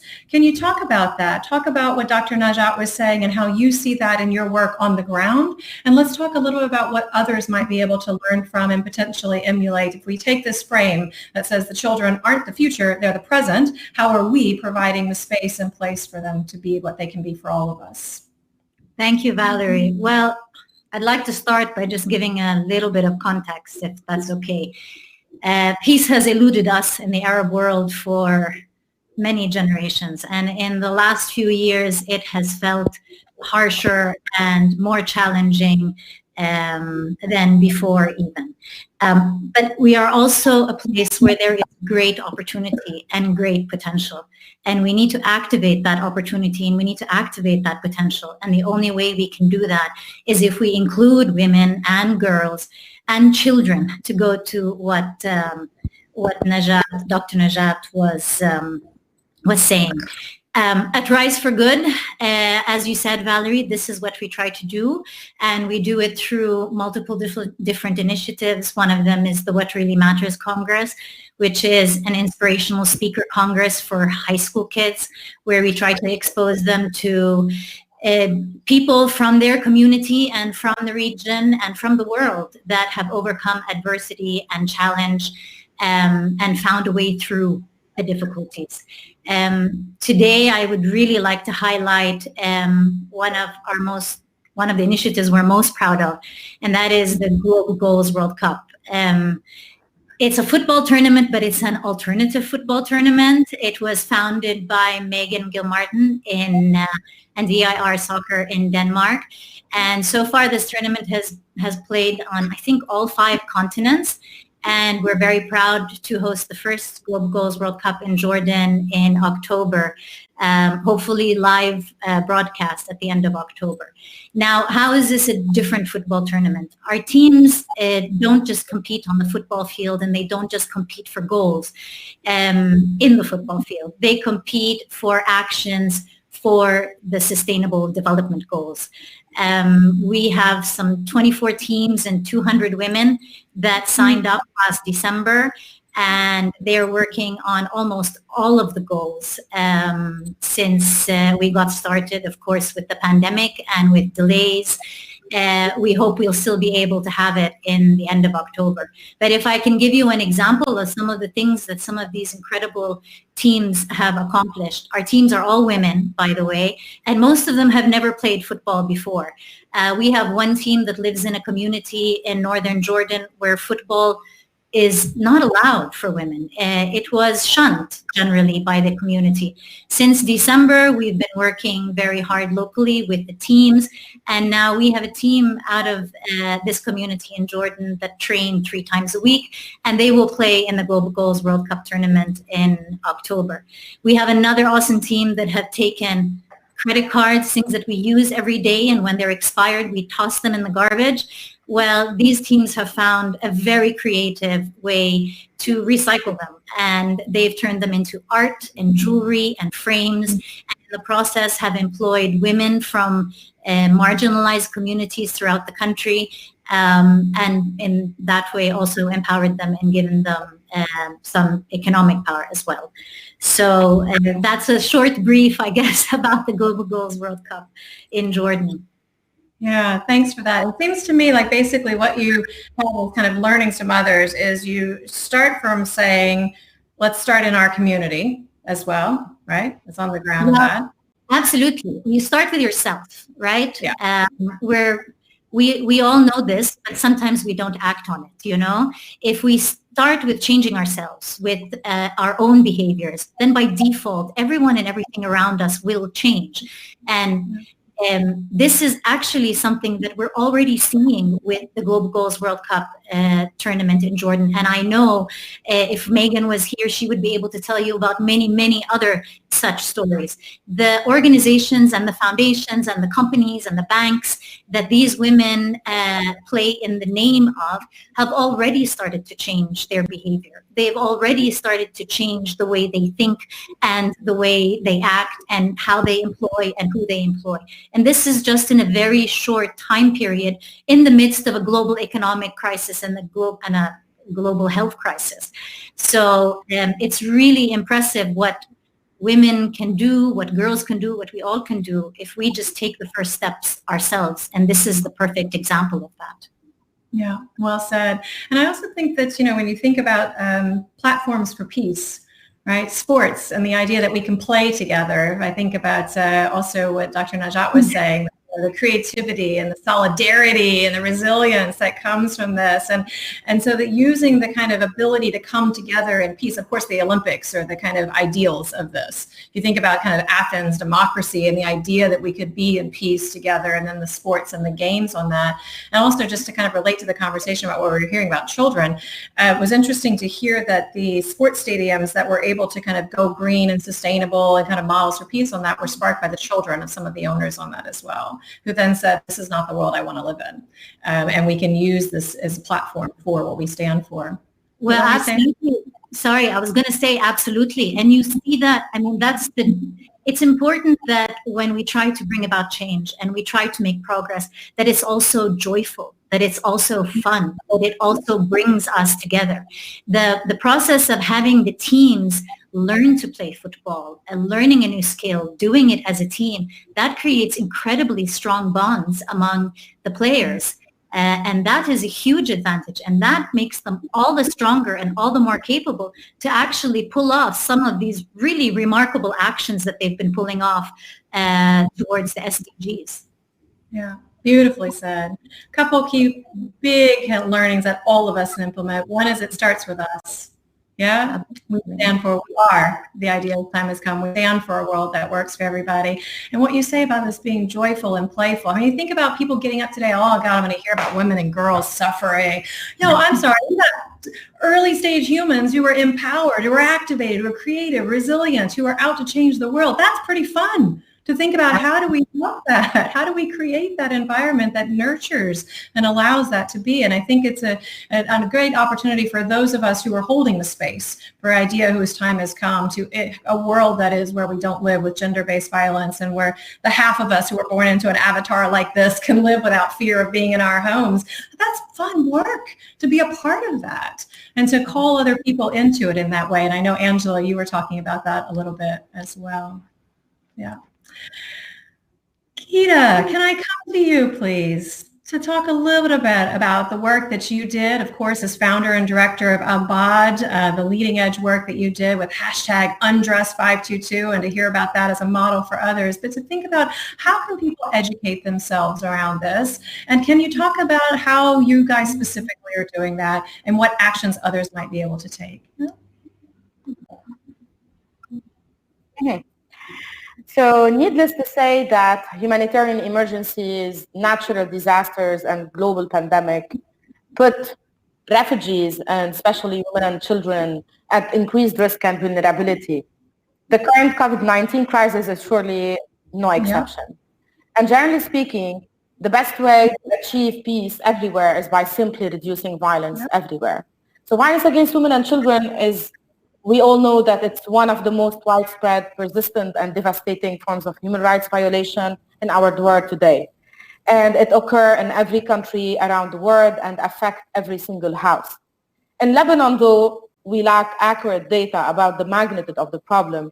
The data available at the level of civil society organizations, such as Abad and others, cases reported to the police or reported in the media, showcase that violence is really affecting a large proportion of women and girls and throughout their cycle of lives. Abad, since it has been founded in 2011, we have been striving to educate, prevent, support survivors, try to shift social norms and policies to ensure gender equality and nonviolence. One of the major achievements of our work was contributing to the endorsement and drafting and endorsement of the National Action Plan on 1325 that has been recently endorsed by the Lebanese government, which is aiming at promoting women, peace and security agenda and the application of the special resolution. Also abolishing the Article 522, which is the mentioned campaign, Undress 522, which is related to abolishing a very disgraceful and shameful article in the penal code, which is marrying your rapist law, that Lebanon, after its repealing, like multiple countries in the MENA region followed.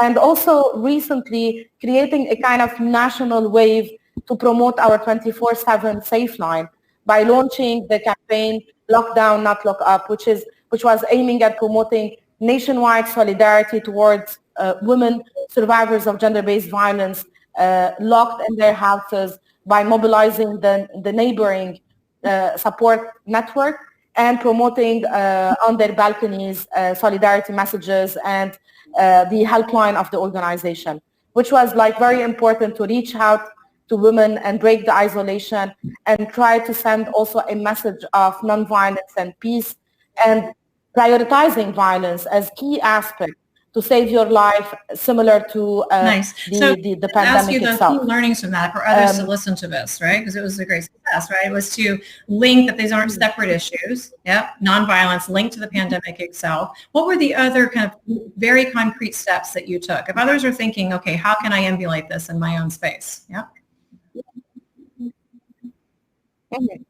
So first and utmost is like really ensuring that you're listening to survivors. One of the key learning that we had through our journey is like listening and prioritizing and ensuring the voice of the right holders themselves in evaluating the reality, in identifying the needs, in identifying and even defining your tactics and defining what should be done to transform their reality, what will make them feel more safe and protected from their own eyes, from their own perspective.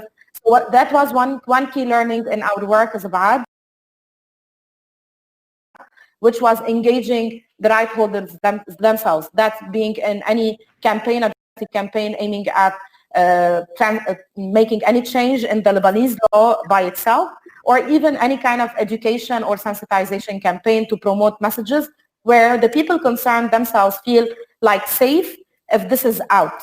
So ensuring the no harm is essential and is central in the work in addressing that kind of issue. Make it people-led, right-based approach, survivor-centered approach, and ensure no harm while doing your activism. That is very essential in the work itself.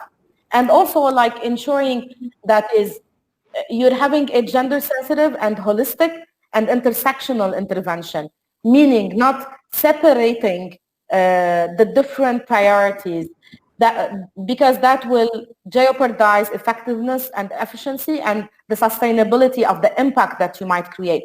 So working on violence against women and children issues is not separated from the work on livelihood, on emergency humanitarian response, even on portfolios related to peace and security agenda.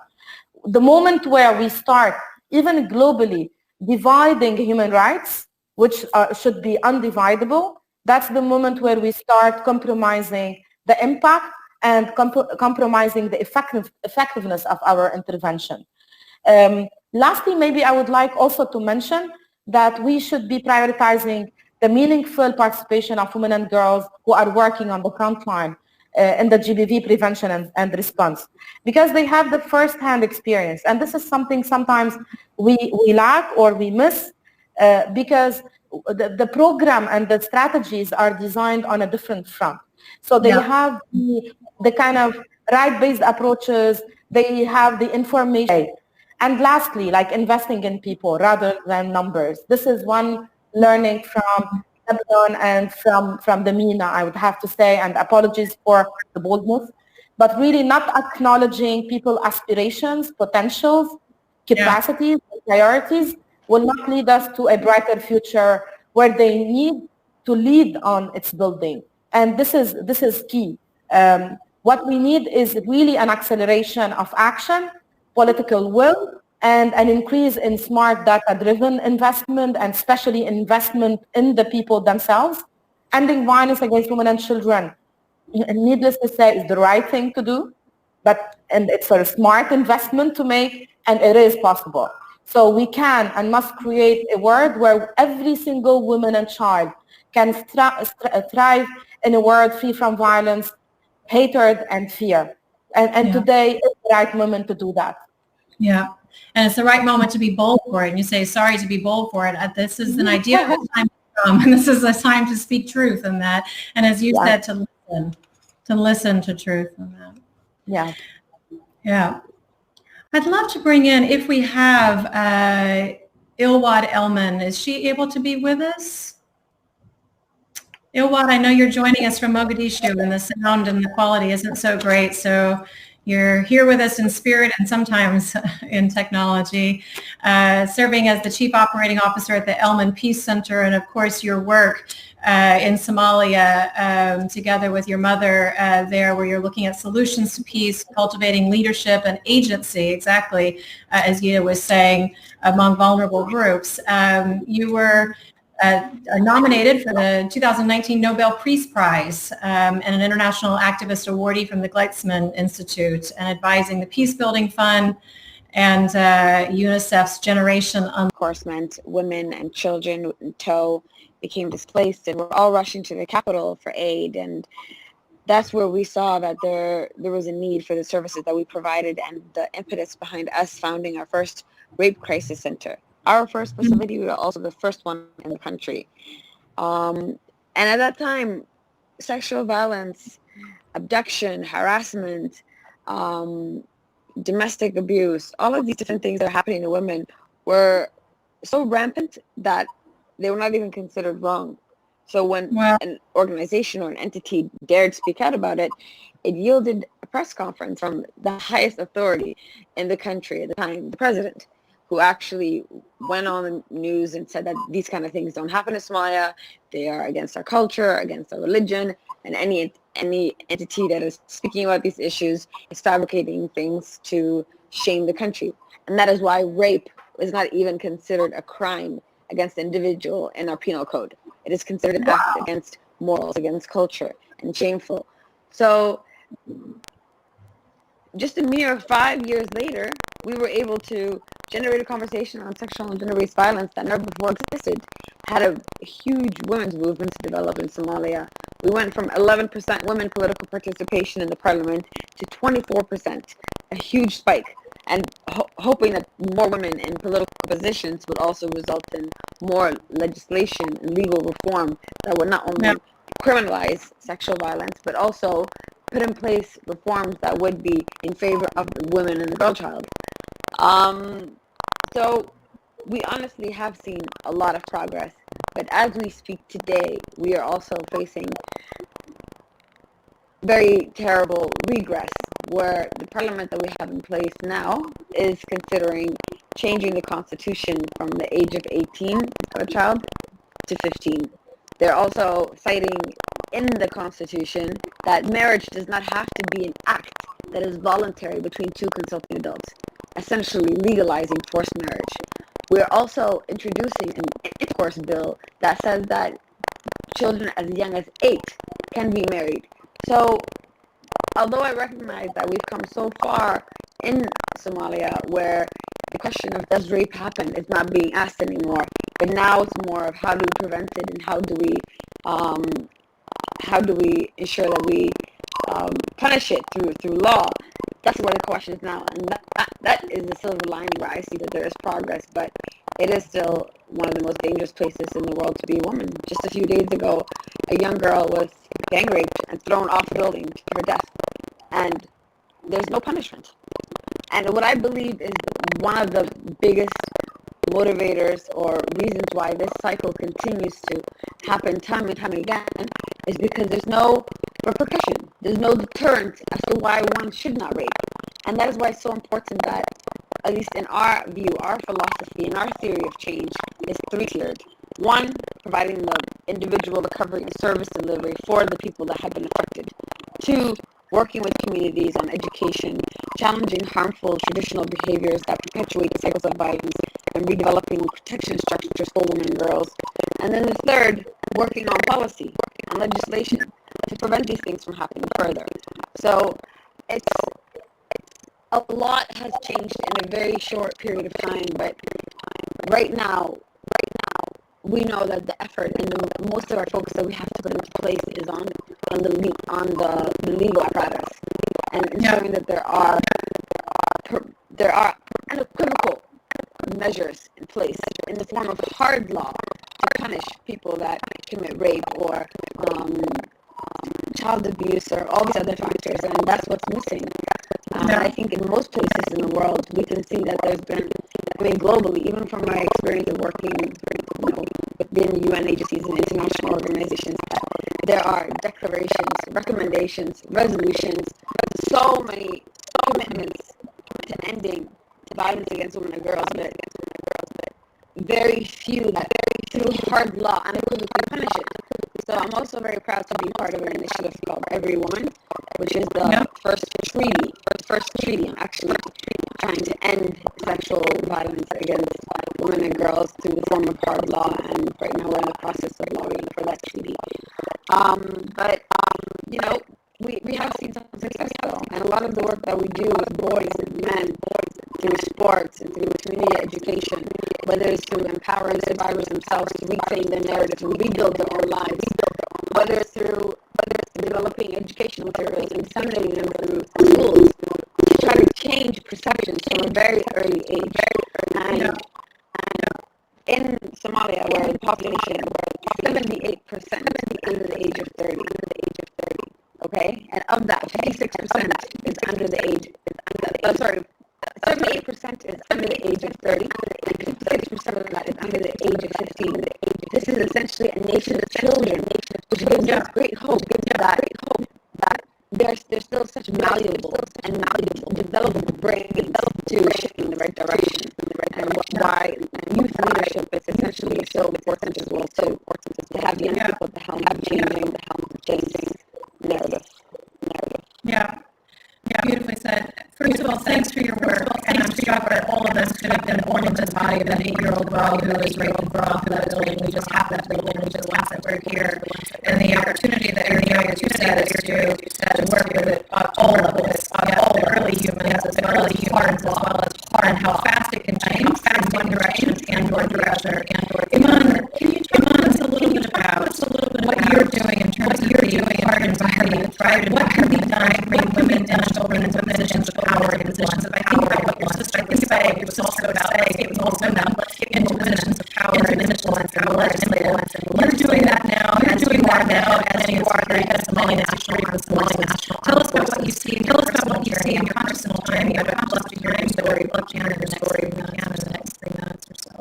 Hi Valerie, thank you. Hi Valerie, thank you. When I first enrolled into the space, I was faced with many challenges. Point where I became so hyper-focused on negative notions that still surround womanhood. There is this ridiculous stigma that women are less than men, that women are not as capable, both physically or mentally, and for me, I truly wanted to fundamentally alter people's perception of what women can do, and share that I shared belief that women should be essential and leading the heart of the security sector. And I feel that it's important, especially for our own country's future. That currently is mostly male dominated. Thankfully today I am one of the senior ranking female officers, and it's the personal accomplishment that I've been able to study. However, as a woman, I know that inclusion of women in the security sector is the right thing to do, especially a government service that is crucial as guaranteeing security and attaining peace itself should be principally represented by the communities it offers services to and govern. As a military officer, I also know that gender inclusion has drastically improved our overall operational successes in the field. And that includes including female soldiers and officers in operational plans. We've seen the success of operations significantly increase. Women were able to connect and build relationships with local communities, especially areas that were predominantly re-liberated areas from Al-Shabaab. We noticed that by having women, officers and soldiers included in the units that were liberating these areas, they were easily able to connect and build relationships with these communities, which have really been able to increase our operational successes. It is also just as important for women who've been able to be inclusive, who managed to work their way up the ladder, to also make it their responsibility or their mission to ensure that they're able to support other women in getting involved into these institutions. For me personally, I mean, it took a lot of challenges. That has been pushing for quotas when it comes to recruitment training. So there's a certain percentage of women seats allocated for them from the beginning, rather than having it be a competition male versus female. As a director of planning, I'm also able to personally include women when it comes to the initial planning phases. Yeah. Iman, I'm sorry, we have only 2 minutes left for our conversation here, and it's such a rich conversation because each of your life story and the work that you've done and the path that you've taken to both be the change, as you were saying, Iman, to say, can I role model this? Can I be the pioneer? And kind of it starts with us to achieve it in that way. If you're happy to be open to the conversation, people have questions for us, I think all of us are available in terms of our emails and ways to kind of connect offline as we can do. So we have 1 minute to be able to kind of complete on it and our time together. And I think that where we started the conversation in terms of saying this is a global development agenda and that we can't have gender equality and peace without gender equality and addressing the global inequalities, and that it all starts with us, but it's also about changing the norms, everything from providing the soft space for using sports and other kinds of mechanisms to bring people together, or through our businesses, as Avon is embodying as an organization, and was one of the questions we had there, and all the way to hard law. And how do we maintain putting women and girls in position, but bringing boys and men along with us on that? So it's been a rich conversation that I think has both captured the shift that is already happening as we see children, as Lara and Najat also talked about, and as Iman and Ilwad have also lived, who at a certain level of consciousness are coming out and being the creative agents, not waiting for action, creativity, resilience, and solidarity that all of us as a human family are here to embody. So I want to thank you, heroines of peace, honor you for who you are and how you're living your life every day. I want to invite everyone, if you're listening to this as a conversation, it's because you care and you are an agent of peace. And I think, as Imagine said, and my co-founder Paul Pullman opened us up earlier, we were going to hear from people who are singing songs, and there's a kind of idea of music as unites the human family. And the song Imagine certainly inspired us as we were looking at the global goal we reduce inequality. So I think I close with the invitation that John and Yoko gave us in that song to say, imagine all the people living life in peace. You may say I'm a dreamer, but I'm not the only one. And I'm so grateful for you heroines, for you dreaming and showing others that you're not the only one, and for all of you who are joining Peace Day and being the change that the world needs for one human family. Thank you, Valerie. Thank you.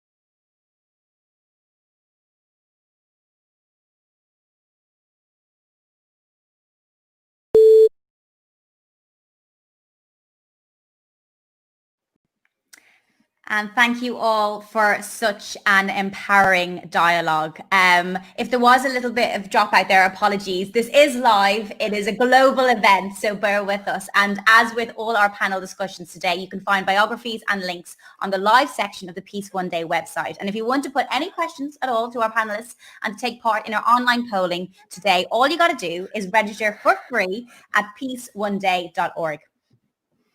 Yep. So yes, thank you. And it is interesting, Laura, as I'm sort of hearing about the dropout happening.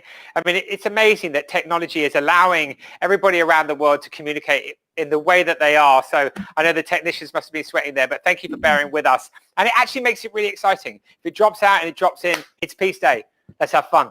It's live. It's live. That's what happens. And if you're just joining us now and you've missed that panel talk, you can go back and watch this on YouTube. It will be up there. Great. But also, I have to say, I know we talked about this earlier on, I keep getting overwhelmed, Jeremy, when I look at the panel discussions and I see those faces in one virtual room, the fact that Peace One Day has managed to get all these people together, I don't know how you do it.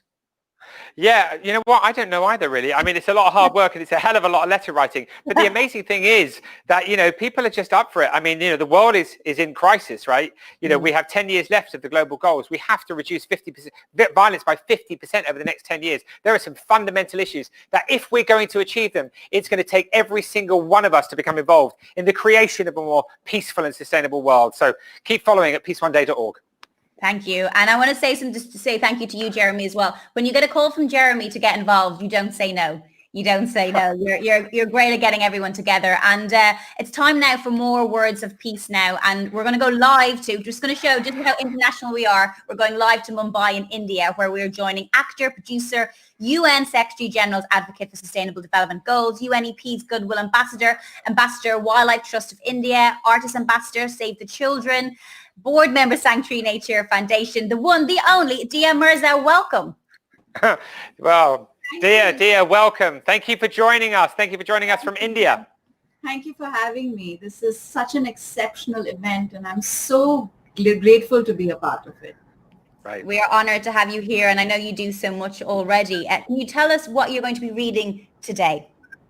Well, I looked hard and I found something that resonated very deeply with me.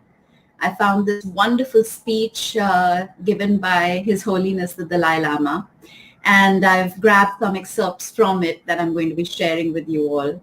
It's powerful, it's relevant, and I think he's a man who really embodies compassion and cares deeply about world peace. So his words now. It's perfect words of peace. Take it away in your own time. Thank you. As the 20th century draws to a close, we find that the world has grown smaller and the world's people have become almost one community. Political and military alliances have created large multinational groups. Industry and international trade have produced a global economy, and worldwide communications are eliminating ancient barriers of distance, language, and race. We are also being drawn together by the grave problems we face: overpopulation, dwindling natural resources, and an environmental crisis that threatens our air, water, and trees, along with a vast number of beautiful life forms that are the very foundation of existence on this small planet we share. I believe that to meet the challenge of our times, human beings will have to develop a greater sense of universal responsibility. Each of us must speak, must learn to work not just for his or her own self, family, or nation, but for the benefit of all mankind. Universal responsibility is the real key to human survival. It is the best foundation for world peace, the equitable use of natural resources, and through concern for future generations, the proper care of the environment. Today's world requires that we accept the oneness of humanity. In the past, isolated communities could afford to think of one another as fundamentally separate and even existed in total isolation. Nowadays, however, events in one part of the world eventually affect the entire planet. Therefore, we have to treat each other and each major local problem as a global concern from the moment it begins. We can no longer invoke the national, racial, or ideological barriers that separate us without destructive repercussion.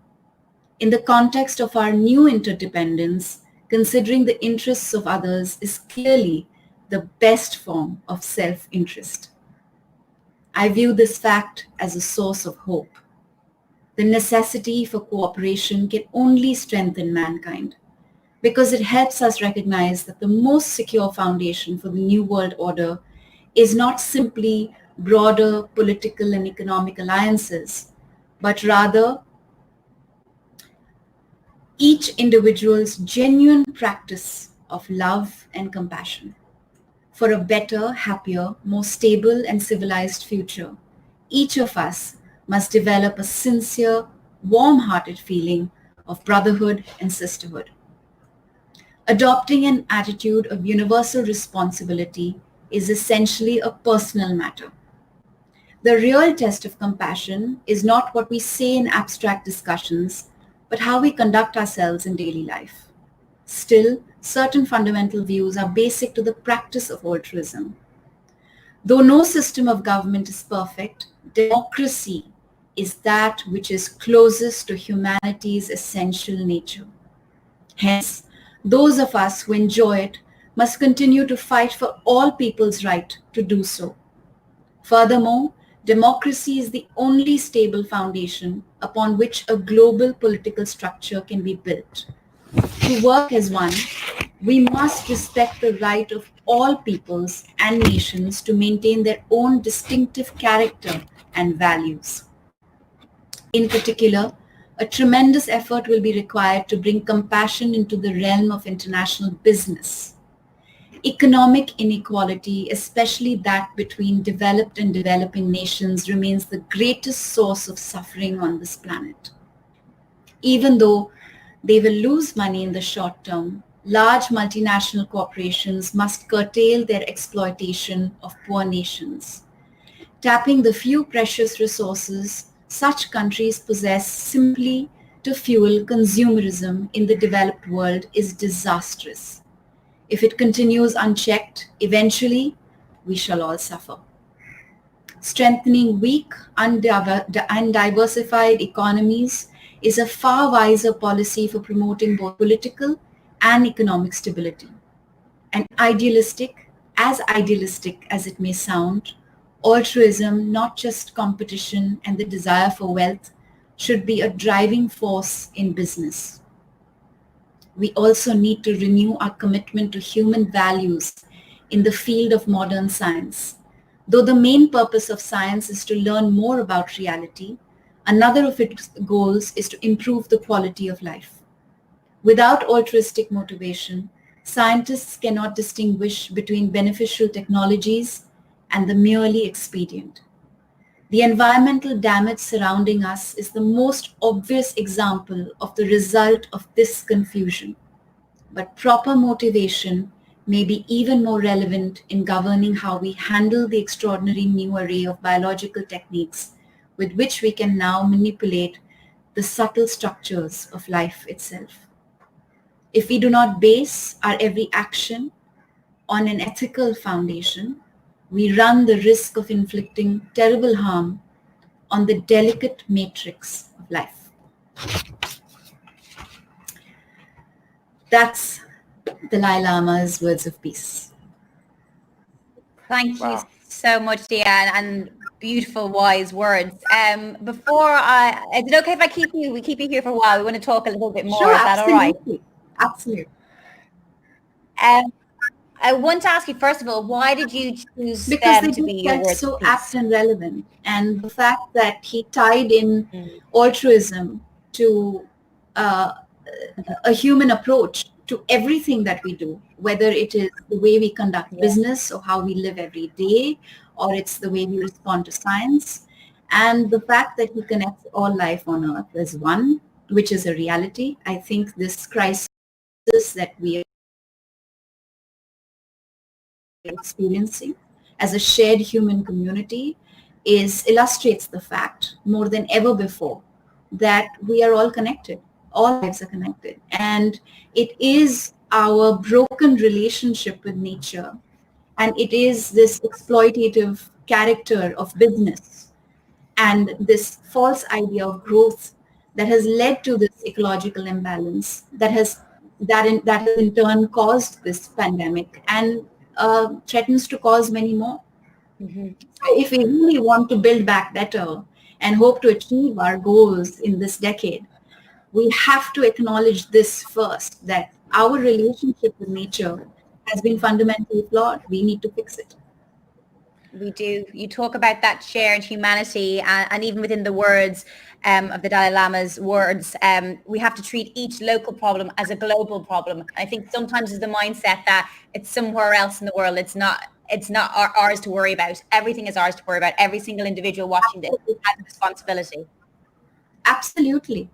And to assume that understanding in every action, in every day of our lives can lead to a more peaceful world. Dia, at this particular time here in 2020, why is peace so important? Well, peace determines everything.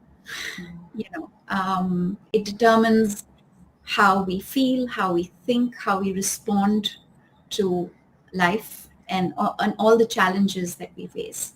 And I'm very grateful that the Secretary General has called for complete peace now and to stop all conflict, because I think now more than ever before we need to focus on coming together as one community and build back from this crisis that we're sharing. One of the things Jeremy is great at doing is getting so many people involved. What was it particularly that made you want to get involved today?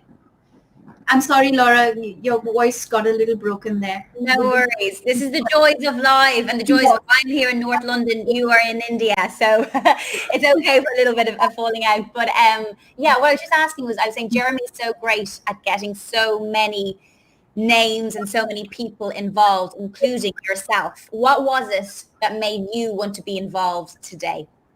Jeremy, you're amazing. And I think your team, I have to take this opportunity to congratulate your team. They are absolutely fantastic. I just, it's something that resonated so deeply with me. I recognize that, you know, this is an incredible opportunity for us to come together and really share and discover the possibilities that lie ahead of us, and the fact that, you know, especially at a time when there's just so much anger and hate and all kinds of vitriol online, to come together in a collaborative effort that spreads the message of hope, peace, and love. It's just fantastic. I think the world needs more peace one day. Definitely. It should be a year-long event. Dia, it's been so fantastic to have you with us today. Thank you. The pleasure. Yeah, thank you. Thank you, Jeremy. Thank you, Laura. Dia, thank you so much. I'm sure all the team are like over the moon that Dia Mirza has told them they're all amazing. You're amazing. Thank you for joining us for the live celebration. Thank you. Thank you. Well, it's time now for me to thank Laura. Oh, I don't want to do this, but I want to thank Laura for being with us to help make today, you know, so fantastic. Laura, you're wonderful. Thank you for taking us through the morning. And I was a bit nervous about everything. So to be there with you, to be beside me, thank you. You just made it ever so special and you made it all work. Thanks, Laura. Thank you so much. It's been so wonderful. And just to reiterate everything Dia says, congratulations to you, because I mean, I've shown up today one day. This is not a one-day event. This is for all the people backstage in our virtual backstage, wherever that may be. A lot of people work to make today happen. And this is only the first segment. I'm going to go and now watch this and enjoy it. And I hope the rest of the day is a fantastic success. All right. See you, Laura. Take care. Have a lovely rest of your peace day. Okay. So in about 20 minutes time, we're going to go live to Tokyo, Fukuoka, Japan, to join the Peace Day Foundation and hear about their fantastic Peace Day event. Then our third live panel discussion, viruses and their impact on peace and sustainability, followed by words of peace from the wonderful Sir Mark Rylance. But now, I'm delighted to welcome our next co-presenter to help carry us through to about 3:10 BST, TV host and producer for Bet Channel from Paris. Please welcome Aidan. Hello, Aidan. Can you hear me? Okay, well, I know the team at QTV will be working very hard now to get Aidan to join us. So, Aidan, can you hear us? So I think somebody will tell me something in my ear in a minute to say what's happening with it. Okay. So they're having a little bit of a problem getting Aidan in. So we'll just wait for a moment. But Aidan, I met Aidan in Goma in the Democratic Republic of Congo when we did a show, and we're just going to take this out because I can hear myself talking. So when we did a show about 2014 in the Democratic Republic of Congo, it was in Goma. ACON performed for us, which was, you know, quite extraordinary. We were working with MONUSCO at the time and the United Nations and the government and local authorities. We shut the airport down, you know, in Goma. And that allowed us to have this concert for about 63,000 people. It was absolutely amazing. It was a wonderful Peace Day celebration. So I'll just ask the team now, how are we doing in relation to Aidan? So they're just going to come to me in a second. I'll hear so. Okay. So so Aidan's going to join us in about 1 minute. It's amazing organising this digital broadcast because, of course, you sort of don't expect this to happen, but naturally it can. And I think it's exciting. It's kind of inspiring, actually. I mean, this is what it's all about. We couldn't do a live event because of COVID, and how we are, digitally speaking to people absolutely in every continent of the world. And I just find that absolutely incredible, as a sort of a producer, that we can do these things now. And I have to say that I think this is the way forward. The data that we're collecting, the amount of people that are watching, the fact that so many people can become involved in the process, it's really great. And again, thank you to everybody involved. So what's the update on Aidan joining us? How are we doing, everybody?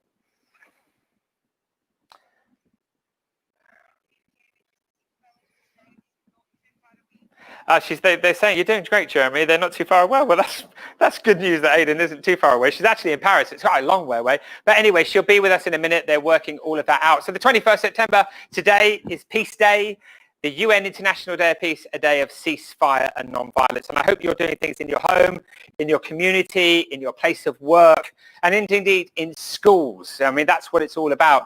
Our work at Peace One Day is to institutionalize this day. That's our job. The day was created. The member states of the United Nations voted for it. Then, of course, we heard the stories of what happened in Afghanistan. So even in a complex place of the world, the day can work. A ceasefire can happen and humanitarian activity can take place. And since Afghanistan, what we've been trying to do is institutionalize the day, inform people that exist. Okay, I'm being told it's another 1 minute. So, Okay, so we're going to carry on. And so basically the institutionalization. So we created a day of peace. We proved that it could work in Afghanistan. And then what we need to do is institutionalize the day, tell people about it. So we're trying to expose as many people as possible throughout the year that the 21st of September is the day of peace. Expose. Then we want people to remember. That's called awareness. But the most important thing about telling everyone about a day of peace is the amount of people who remember, the behavioral change, exposure, awareness, behavioral change. That's what it's all about. So today, all over the world, there are people where they're coming together in their families, they're reconciling, they're forgiving, they're partnering, they're collaborating. And because of that, everybody's behaving more peacefully as a result. And therefore, we can measure a decrease of violence, probably at this point of around 20 million people today not involved in violence when they would have been. Because, for example, a school will be celebrating the day. The teacher has taken months to lead up to that day. And then on the day, of course, the children are behaving differently because they're talking about peace through art, through music, through literature, whatever it may be. So it's really, this is not just about symbolism. This is about real practical reduction of violence on this day. More people are thinking about peace today than any other year. And this is the day where there's the greatest reduction of violence. And it's because of extraordinary people who are a part of this that make that possible. So it's pretty incredible. So now, that's a little bit about Peace One Day and why we do what we do. I'm going to ask our incredible, how we're doing with Aidan coming in.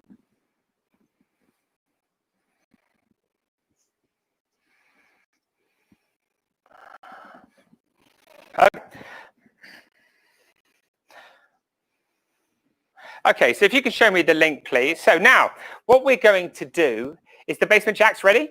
Everybody's ready? Okay, good. So what we're going to do is we're going to try and find Aidan and get her to join us. But so now we will go to some music. An artist who has been a tremendous support to Peace One Day over the years, live from the Peace One Day headquarters in London, the fantastic Felix Buxton of Basement Jacks, the Citizens of the World Choir, and the London Contemporary Voices. Hello, Felix. Hello. It's great to see you. Great to see you again, Jeremy. Okay, I'd love to shake your hand. I'd love to give you a hug, but of course, virtual hugs. Yeah, but thanks again for all of your incredible support over the years. It's a pleasure to be here, and thank you for having us. Thank you on behalf of the Citizens of the World Choir and Becky and Meg, who will be singing in a moment, and London Contemporary Voices and Anil, and they're all really happy to be a part of this and to celebrate this day and to promote peace. And it's great. So many people want to get involved. Brilliant, Felix. Brilliant. So I know that you've got a fantastic gathering. So what are you going to play for us today? Well, this is something that I put together last year. I've been looking at sound healing, and they're kind of trying to get to the sacred source of what sound is.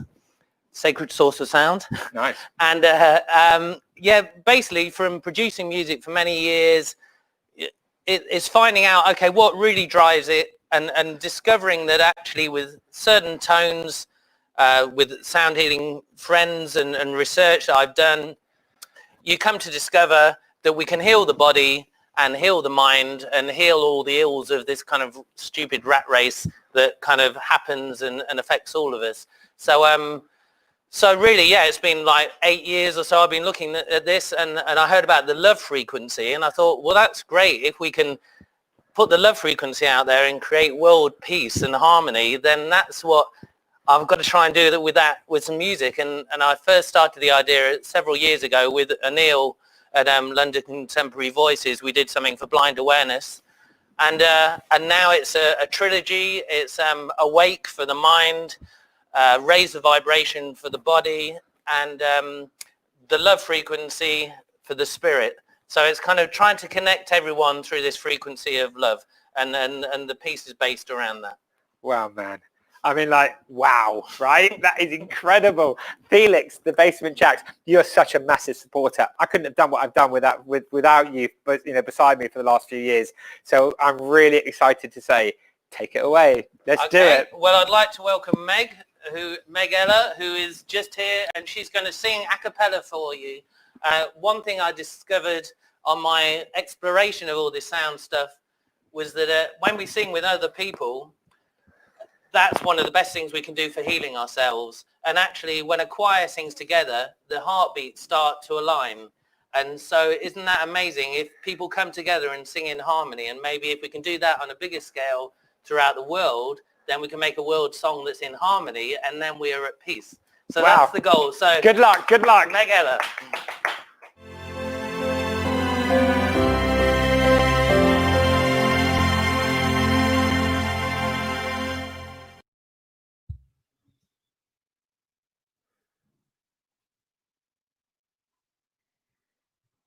Now is the perfect time. Here is the perfect place to commit to who we really are, to see we're awake with every thought, with every word. Know we're awake. Sing the sadness out. Let anger melt like snow. We are just one decision away. Our hearts desires to know. So let the song begin. Let it ring throughout the skies. One is all, and all is love, and peace our prize.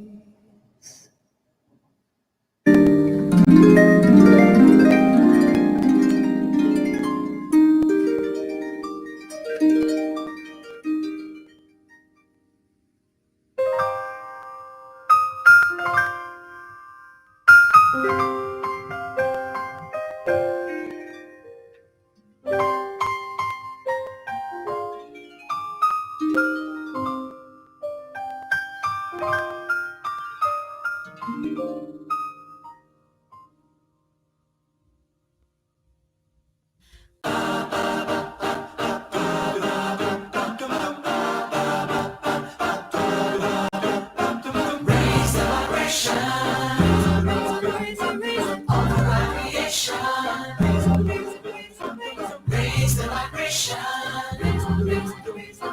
of the right creation.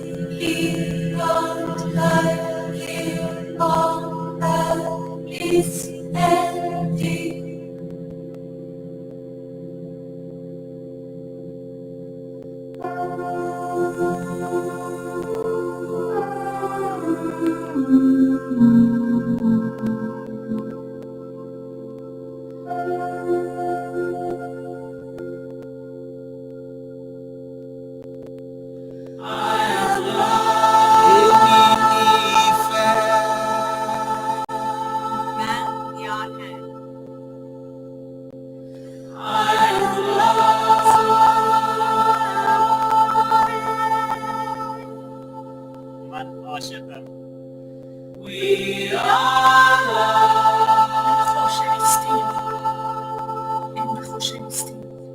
We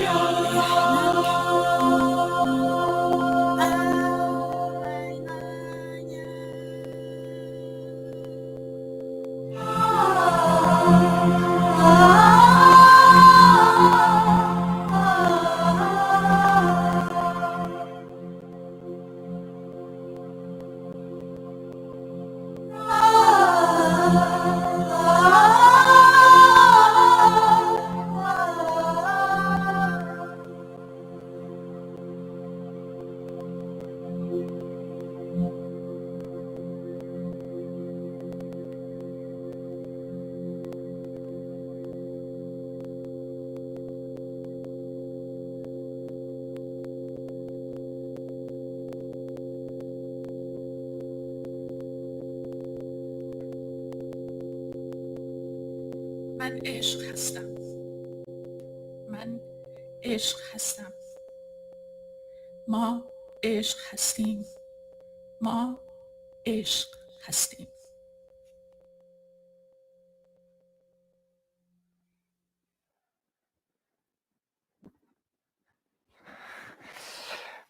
Wow, thank you. Well done, everyone. Let's give a real clap in the studio.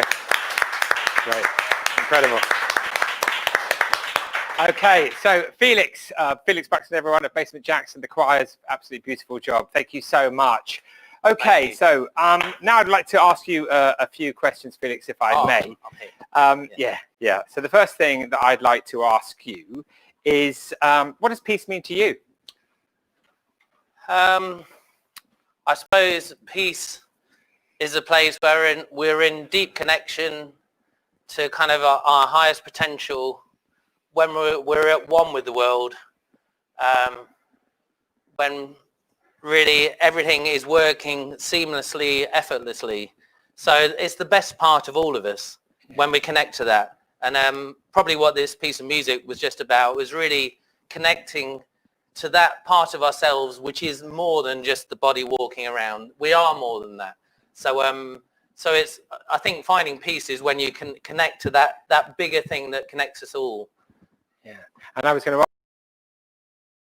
ask you, the next question, I was going to say, how do you find it? But probably you find it through music. I would have thought it was one way, but I mean, what's your answer? Well, I think balance in life is definitely something I've learned. I've definitely banged balls a bit on the way. But I think it's finding balance in being aware that the words you say kind of carry power. And I mean, I don't know if you know the 4 agreements, they're very popular nowadays. The first one of those is be impeccable with your word. And I think that's, looking at culture, that's something quite important to put forward. If you think about gossiping or kind of downplaying people, if we can, with everything that comes out of our mouth, we can think, do I really believe this in my heart of hearts? Is it really truthful? Am I really being honest? So I try to do that and to be sensitive with being honest. And probably from a day-to-day point of view, I like to try and find some time to be quiet, to no distractions, no phones, no computers, to try and switch all that off and realize that our thoughts are like fishes in a river going past, that it's great if you can stand back and be a witness to the fishes running by rather than being swept up with them and carried down the river who knows where. Okay. And so, why did you want to support Peace One Day for all of these years? Well, basically, look what's happening today. There's so many people involved here and around the world, all who have that common belief of like, we want to create a more peaceful world. That's the world we want to live in. That's what we want to be involved with. I mean, I really wanted to be a part of something, Peace One Day, when I first discovered about the ceasefire in a war zone, to me, that was like an incredible thing to do, is actually peace in action. And also another thing that really appealed to me and I thought was amazing was realizing that when they'd practiced Peace Day in a school, that had a really positive effect on bullying. And so they're two kind of wide aspects that I think are brilliant. And that's the kind of thing we should be doing. We create our reality. So that's what we're all doing here. We're creating the reality we want. There's loads of things that isn't it terrible? We're all doomed. Yes, but create the reality you want. And that's why I'm here today. And I'm very grateful to you all, to all the choir. It's a wonderful thing to be part of. Okay, great. Well, thanks, Felix, at the Basement Jacks. Incredible. Thanks for all your support.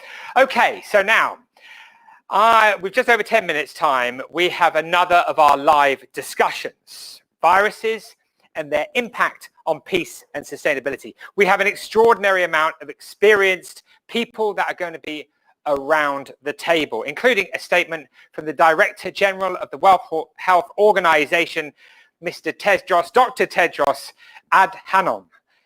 So that would be wonderful. We look forward to hearing that. But first, a live update from Japan. Joining us are Takashi from Tokyo and Kenji from Fukuoka on behalf of the Peace One Day Foundation. Well, I traveled to Japan and attended their Peace Day event a few years ago. An amazing festival, absolutely fantastic. And then we traveled the country together to Hiroshima and Nagasaki. They are massive supporters of Peace Day. They organize large-scale events, lots of exposure, really driving awareness of Peace Day across Japan and beyond. Takashi, Kenji, it's great to see you again. Japan, can you hear us? Me. Okay. Hi. Great to see you again. Okay, so we're coming live to Japan. Thank you, Takashi. So what's been happening in Japan today on Peace Day, Takashi?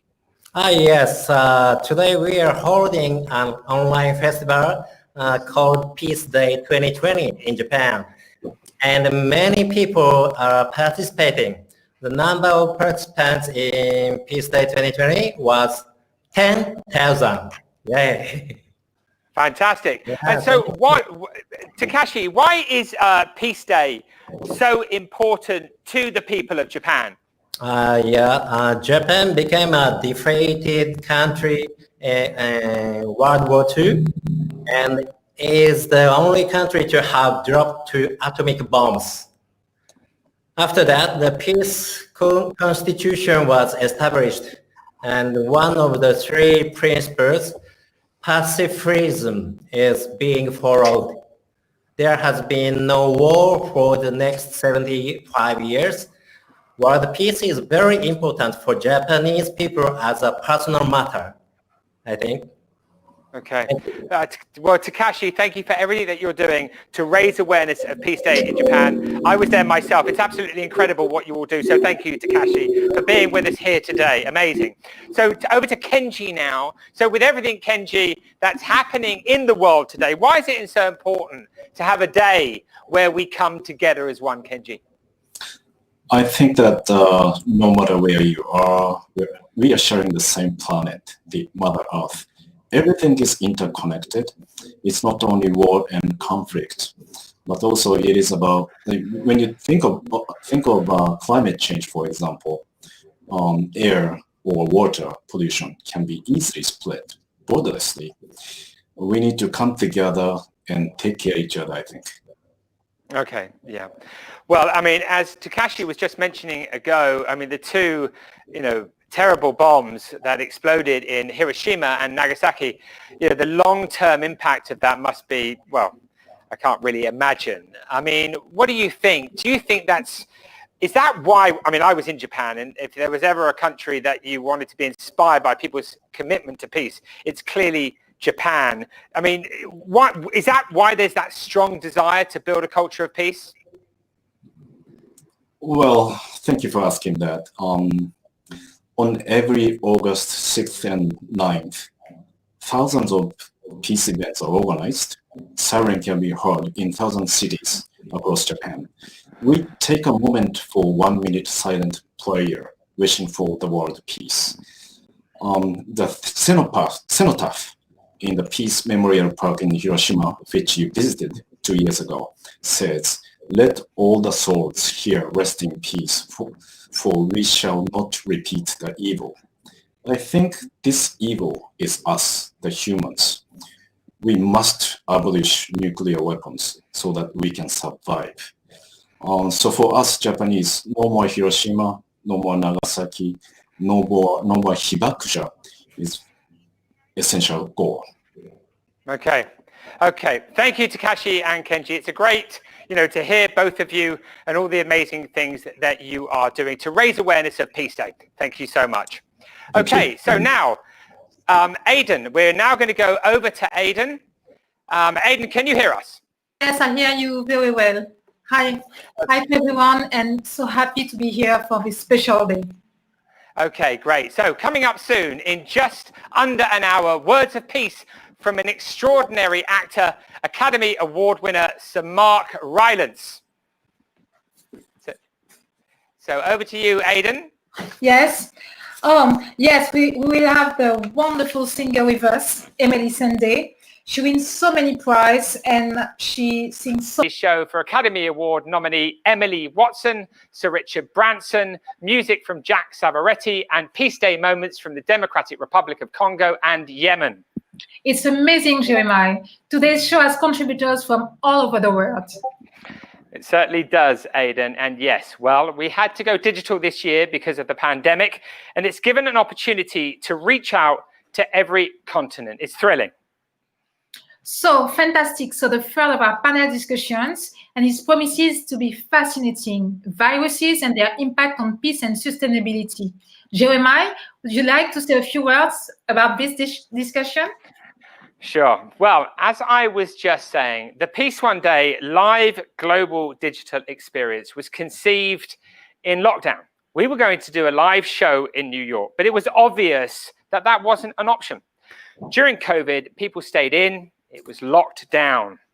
And they're still doing that in various degrees around the world today. And people, are doing that. They're locking down to reduce the harm to others. People are making sacrifices. Yes. We are locked down and we are locked in. Of course, our hearts at this point go out to all those who have lost their lives and their families in this terrible situation. But on some level, it's inspiring that people are working together in the face of this huge obstacle. I mean, if we're to save the planet and create a more peaceful and sustainable world, then we're going to have to work together with the same determination and level of energy. So our response to the pandemic shows the potential that we have. We felt that it was important to create this panel to look at some of the positive aspects of the pandemic and what it has revealed to us about the way that we live our lives and what can be done differently in the future. This is an important issue to discuss on Peace Day. It's going to take all of us to reduce violence by 50% as per Goal 16. And we have demonstrated through COVID that we can work together. Thank you. Well, we are honored to have with us leading the discussion, Michelle Noom, who is President and CEO of CARE USA. And joining her is Dr. Robert Redfield, Director of the CDC, the Center for Disease Control and Prevention. Trudy Lang, Director of the Global Health Network, Nuffield Department of Medicine's University of Oxford. Founder and Executive Director of Accord, Dr. Vasu Gundan. And Roberto Marquez, Co-Chairman and Group CEO of Global Personal Care Cosmetic Group Natura & Co., present in 73 countries and well known for its rapid and effective response to the COVID-19 pandemic. Panelists, thank you for joining us. Michelle Noom, over to you.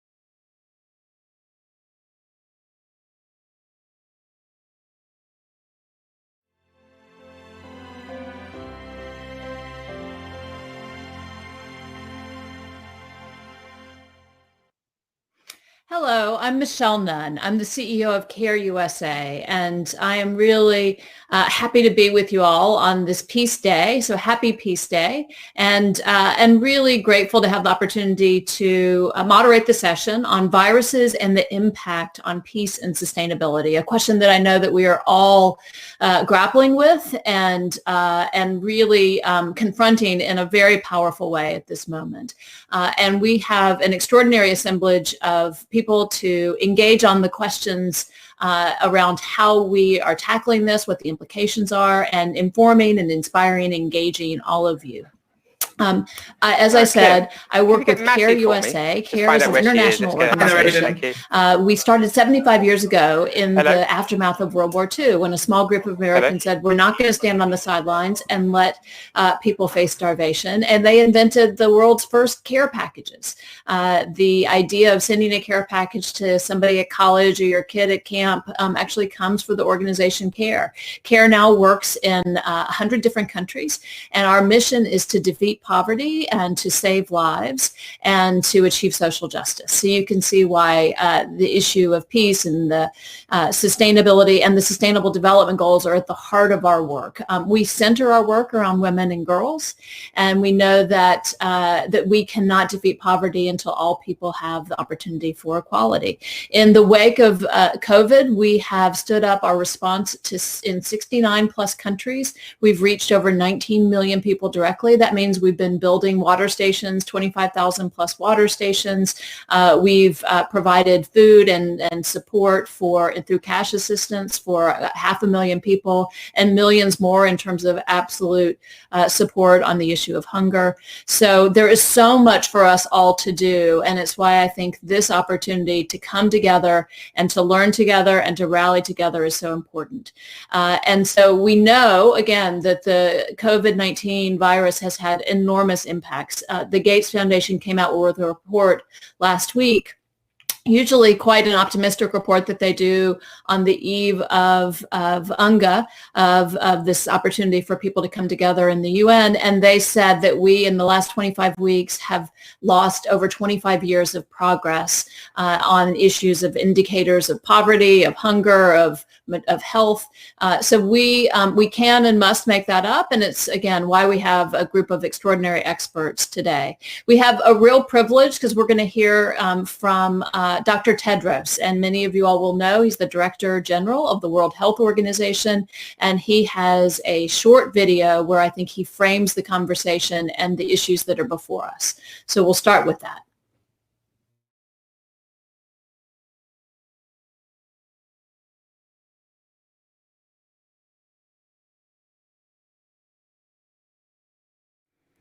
The COVID-19 pandemic has left no country untouched. This is so much more than a health crisis. The pandemic has caused social, economic, and political instability, the effects of which will be felt for many years to come. It has increased violence in families, behind closed doors.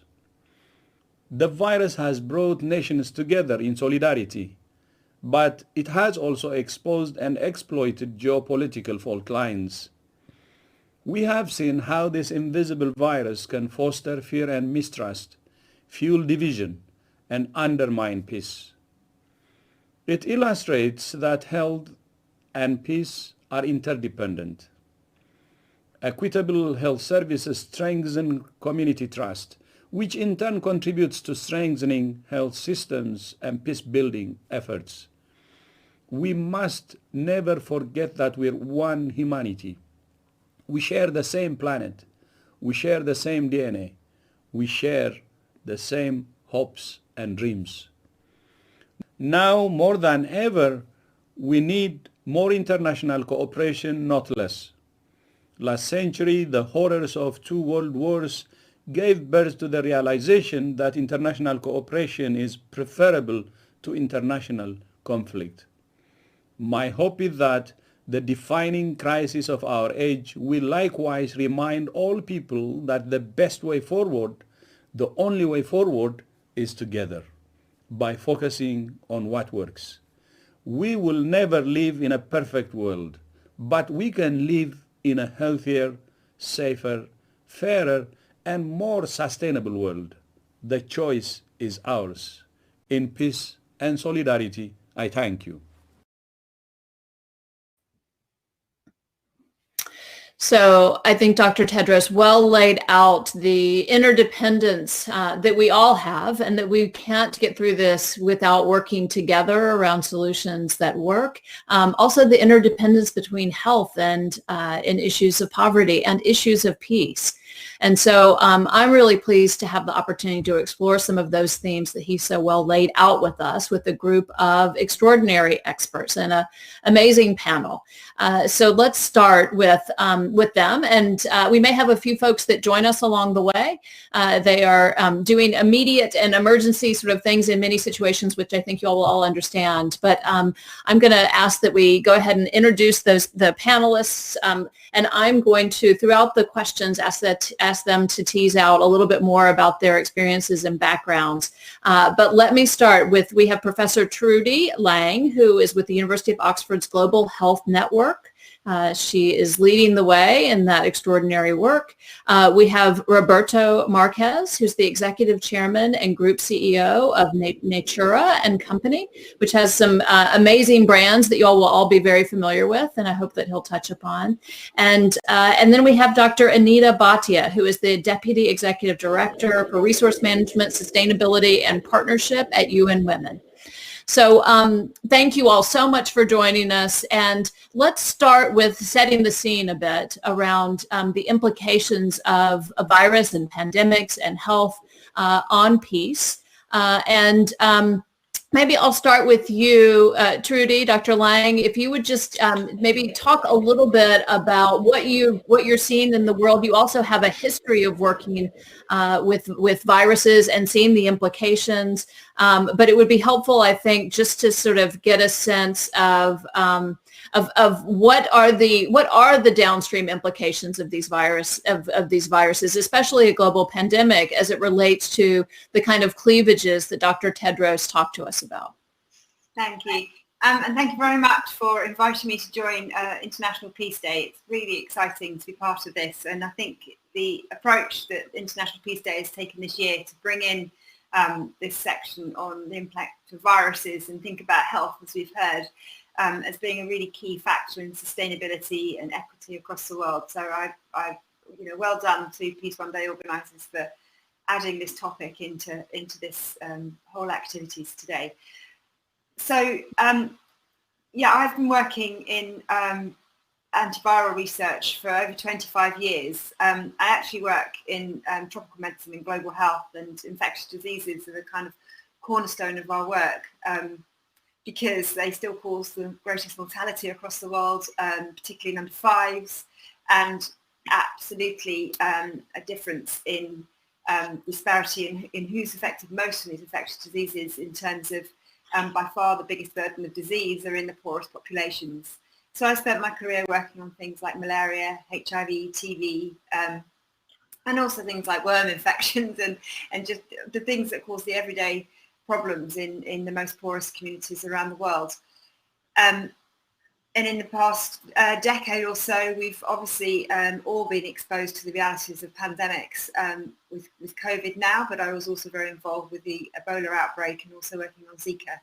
And so what I'm hoping to talk to you all about this afternoon brings in our experiences from all of those diseases. But it comes down to exactly as Tedros was just saying, that this is around thinking of this as a global issue. Viruses don't know about any political or geographical boundaries, and yet the impact of diseases like COVID, same with Ebola, Zika, malaria, TB, all of these I've described, are exactly the same to everybody, but the impact is greater in the most poorest people across the world, and we have to keep that in mind. So I hope as we develop this conversation today, I can bring in some experiences I've had in working in communities like this, talk about how we need to work together more, as Tedros outlined to us, and give you some really positive examples of how that's happening with COVID, and definitely the lessons that we learned with Zika and Ebola in the past. So that's probably enough for now. Let's just go around the group and see if we can come back to any of those points. Thank you. Thank you. Thank you. So we do see how viruses and, as you say, often the infectious diseases have a disproportionate impact on those who are already marginalized. And they also have a way of, I think, of highlighting our inequities. And we see that within countries, and we see that globally. And those do tear apart on the cleavages that already might divide us, geopolitical, and again, within divisions. So Anita, I would love for you to speak to what you are seeing around the world through the UN system, and with perhaps a specific lens around the implications for women who we know are inequitably affected by a virus like COVID. Thanks, Michelle. And first, let me just say it's such a pleasure to be with all of you on this really important, to discuss this really important topic today. I don't think it could come at a better time. And so congratulations, first and foremost, for teeing up this important discussion. Let me start by just saying that, I think all of us know that 2020 was going to be a landmark year for the women's rights movement and for gender equality, because it was the year that we were going to celebrate 25 years of progress on the Beijing platform, where Hillary Clinton famously said, women's rights are human rights and human rights are women's rights. And so that was what we were thinking about as this year opened. But then the pandemic hit, and of course all celebrations came to a stop. But our review of progress did not.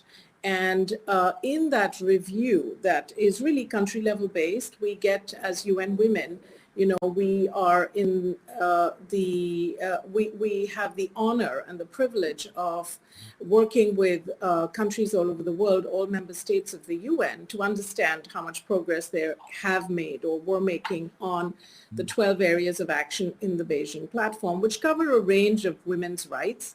Everything from ending violence against women to women's economic empowerment to women's leadership. And one of the unnerving and I think disturbing things that came out of the review that we did of 167 countries' reports was that while there's been quite a lot of progress on issues like access to health services, educational opportunities, improvements in maternal mortality, the overall situation of women actually hasn't moved and improved as much as one would have expected.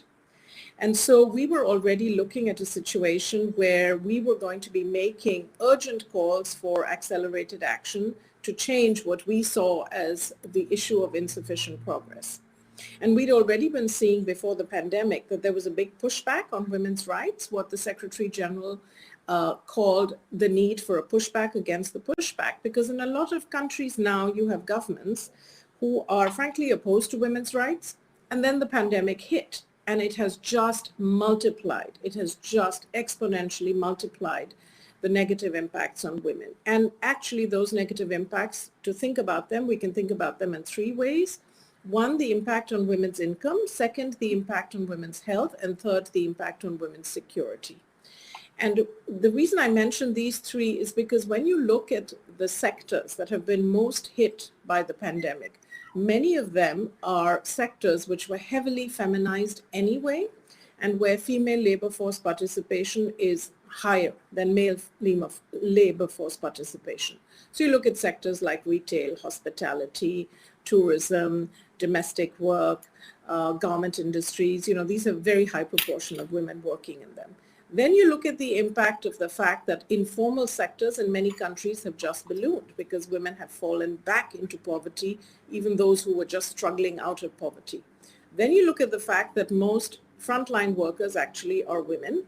And while we know that most deaths, at least in the initial stages, were of men, the fact is the greatest exposure in terms of infection is really to women. And then I have to mention the issue of care. and the unpaid care burden. Because even before the pandemic, we knew that women were carrying about 3 times the burden of care that men do in taking care of elderly, diseased children. And then with the pandemic, we've seen firsthand how women have had to carry even more of the care burden. And lastly, I must say a word about women's security and safety, because look, we knew before the pandemic that violence against women is a huge issue, and we actually think it rises to the level of a public health crisis. And during the pandemic, we have seen governments come out, right, and acknowledge for the first time that they've had to intervene in a big way to take care of the fact that so many women were being impacted by violence. So these multiple intersecting issues of income, health, and security have really driven what is happening right now, which is a big regression in the rights of women globally. Yeah, it's a very sobering picture, and we do see, I think, the extraordinary secondary pandemics, as you say, domestic violence, gender-based violence, and again, the disproportionate impact of this virus on those who are already marginalized, and in so many places that is women around the world. So thank you for so well articulating that and helping us see that. So maybe Roberto, I will go to you. You come from a different perspective. You're leading a company, private sector, but you have employees around the world and also supply chains. I wonder if you could speak to what you've been seeing and reflecting upon as it relates to the impact of this pandemic. You also have a set of brands and a company that is very focused on social responsibility, social justice. So I think it will be really helpful to hear your reflections here. Thank you, Michelle, and hello, everybody. It's great to be joining such an important discussion on this very important day that we reflect on peace, celebrate Peace Day.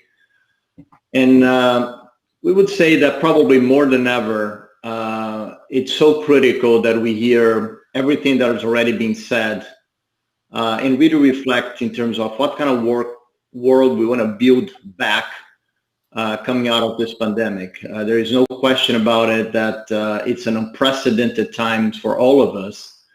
And it's such an important moment, I would say, that we come together. As Dr. Tedros spoke so correctly, in a very collaborative way. And we try to really walk the talk at Natura & Co. We have 4 amazing brands, as Michelle said, from Natura, the business that was founded and headquartered in Brazil, Aesop from Australia, the Body Shop in UK, and Avon, which is a very global business. Interesting to notice that, out of 40,000 associates, over 6 million entrepreneurs, over 3,000 stores in maybe 100 countries. The vast majority, I would say more than 80% of our network are women. And it's so important to really talk about some of those critical issues that we're seeing, throughout this crisis. One of them that has already been highlighted is the domestic violence. We've been seeing in many, many countries that we actually participate and have the privilege to be part of the communities, an increase of 2-3 folds in domestic violence.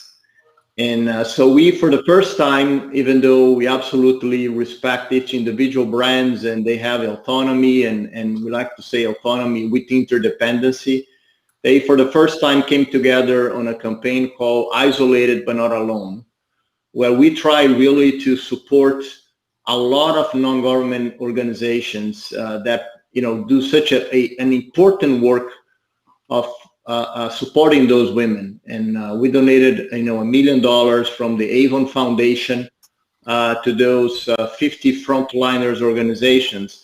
And the work that they do is so critical. And again, it's even more critical as we go through this crisis, because not only there is this impact on health, lives and livelihoods impacted by the pandemic, but the unintended consequences, both economic but also social, that we are seeing in the world is so critical.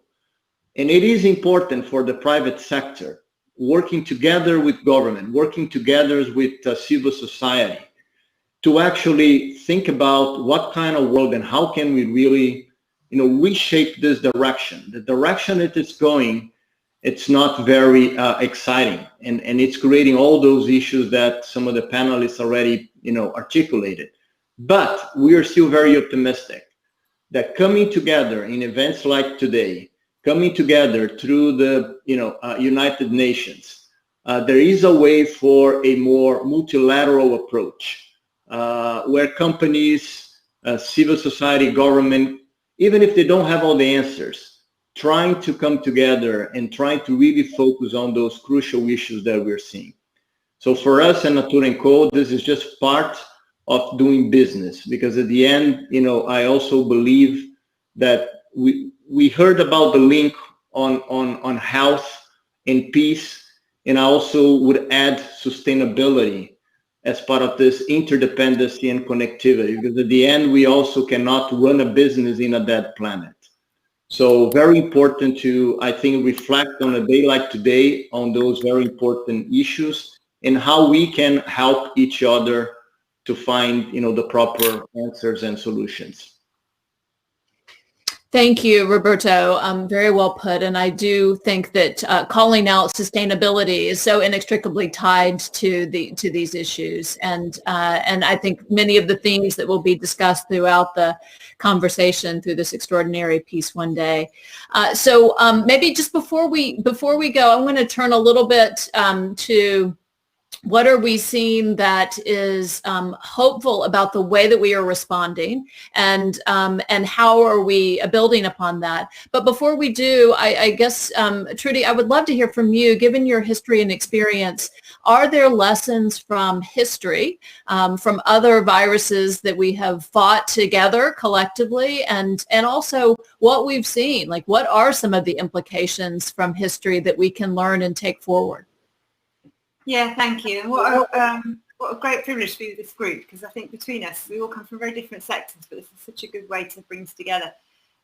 Yeah, I think what we've learned from other viruses and other outbreaks and history is that, well, firstly, just to be slightly negative about it, there will be another. We'll be in the situation of another pandemic, but also that these populations we've all been talking about live with viruses every single day.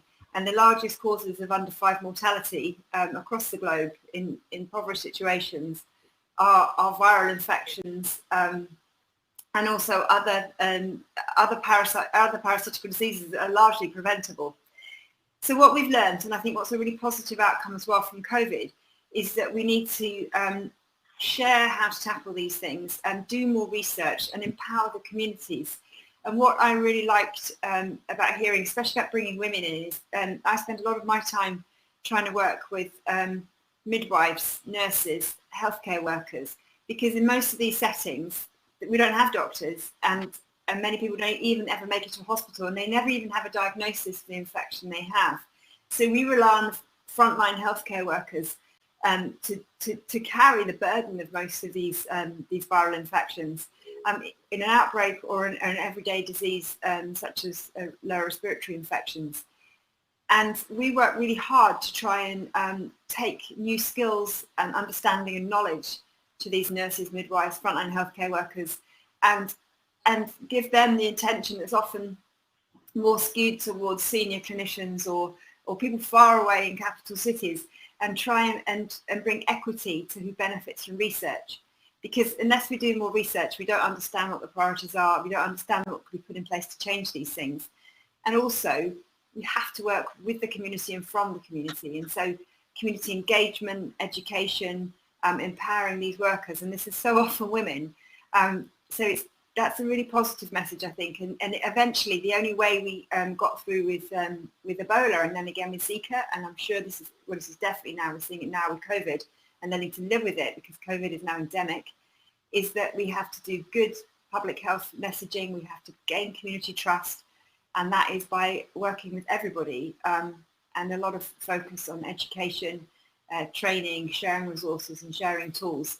And I think they're the most powerful lessons that have come through all our previous experiences, and we're definitely putting into play now for COVID, but also for future pandemics and outbreaks that we will be sadly experiencing. Yeah. Well, it's such an important reminder for us to think about how we prepare now and are building a more sustainable future and a stronger health infrastructure for the future, because we do know that we will face challenges. And again, we will have another virus, we will have another outbreak, but hopefully we will have learned really critical and important lessons that we can carry with us that will make it less devastating and enable us to respond with greater strength and solidarity around the world. I really do note that so much of the response does lie in the hands of frontline community health workers. And often we focus on the vaccine and some of the technological dimensions of this were critically important, but we also need to recognize, I was in a gathering yesterday where a group of folks that lead around water and sanitation were saying the very best personal protective gear is clean water, as a starting point. And that's true for so many diseases and viruses. So I think this focus on how are we building back as we move into the future with stronger infrastructure and stronger emphasis on those that are leading the way every day, not only with this virus, but in the terms of the care of communities and families in so many different dimensions. So maybe building upon that, Trudy, your comments, thinking about what are some of the creative, hopeful partnerships, collaborations, creative ways of responding that we can build upon. One of the Sustainable Development Goals is focused around partnerships, Sustainable Development Goal 17. And so how are you seeing those kinds of partnerships and collaborations come into play? And how might that charge us? As you said, Anita, some of these challenges have been with us way before COVID, but this is an opportunity to perhaps take the veil down and to see some of the disparities and to act with a different kind of urgency and transformational possibility. So maybe you can speak, Anita, to what you see that is hopeful in the response. Yes, thanks, Michelle. And I think the pandemic is like this giant flashlight, which has just shone a light on some very deep existing structural inequities. And so I think this is too large a problem to be solved alone, and it does require partnerships. However, I do think that the zeitgeist has really shifted the discussion on the fundamental role of public policy and the role of governments. If anything, this has shown that governments have an absolutely fundamental role, both in terms of the initial investments in the public health systems that they need to be making, but also in terms of showing adherence to science, of building trust in their communities by taking a fact-based approach to the problem, and by being crystal clear about the rules that are needed to be put in place for us to manage our way out of these crises. So I think the role of government cannot be overstated, particularly because governments today, most of the governments in the developing world today, are looking at the face of an impending major debt crisis. So actually part of our work at the UN, as we have thought about what elements are needed to build back better, is to say to governments that building back better requires building back greener, but also this gender lens. So one very specific partnership that I think we have to work on is making sure that everybody's voices are raised on this issue of ensuring a gender lens in the fiscal stimulus packages, because that's what governments are thinking about today. How do we spend that money? And our job as stakeholders in all of this is to make sure that as they think through those public policy interventions, that they are making cash transfers unconditional, that they are targeting social safety net solutions to women, that they are investing in digital ID systems that allow women in informal sectors to be found, and that they are actually making disproportionate investments now in public health systems and infrastructure to reach people. But I also want to congratulate Roberto for what Natura is doing, because I think those are exactly the kinds of investments and approaches that we need to see in the private sector.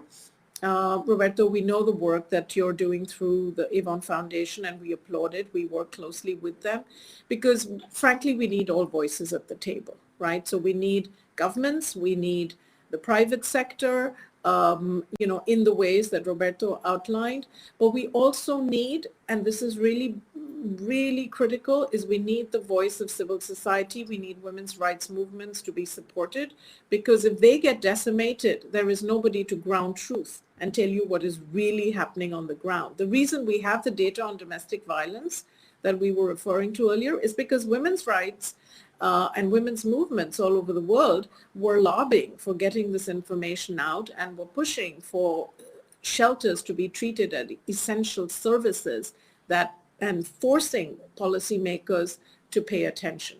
One last point, and that concerns having women at the table. So again, when we talk about partnerships and what can work, I think a partnership that really pushes for having the voice of women at the table is essential. It's astonishing to me how often you turn on the television and you look at who's talking about the pandemic, the virus, the public policy response. They're all men. And we've seen already that in countries where, women are at the helm, which is not to say that there aren't enlightened male leaders. Of course there are. But there does seem to be some, not causation, but at least correlation between the presence of female leadership and better outcomes. And I do want to just say one last thing, if I may, Michelle, and that is UN Women, has launched this campaign called Generation Equality. And Generation Equality is a way to bring together public sector, private sector, civil society, think tanks, academics. We're going to be having 2 fora next year, but what's really important is that Generation Equality is a way to bring a laser sharp focus on some of the key issues that have emerged, that had existed before, but have just been amplified in the pandemic. So I just want to invite everybody who's watching to reach out to UN Women to join Generation Equality. Thanks, Michelle. Thanks. Well, I think there's never been a greater example of the importance of people coming together. And I think that means making sure that we have equitable distribution of leadership around the table, and also that we have true international cooperation, that we have science-led governmental response, and that we have multi-sector response, because I don't think we can get through this without that.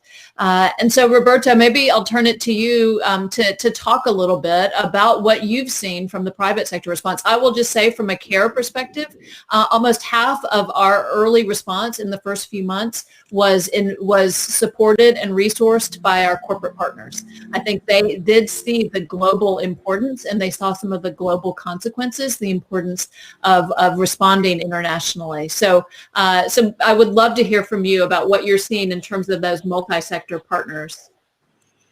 Yeah, no, listen, this is so important, right? I think we've been talking today, and it's always a great reminder to all of us how things are interconnected, right? So the pandemic is a health crisis, but at the same time, it also touches a lot of the issues about exacerbating inequality.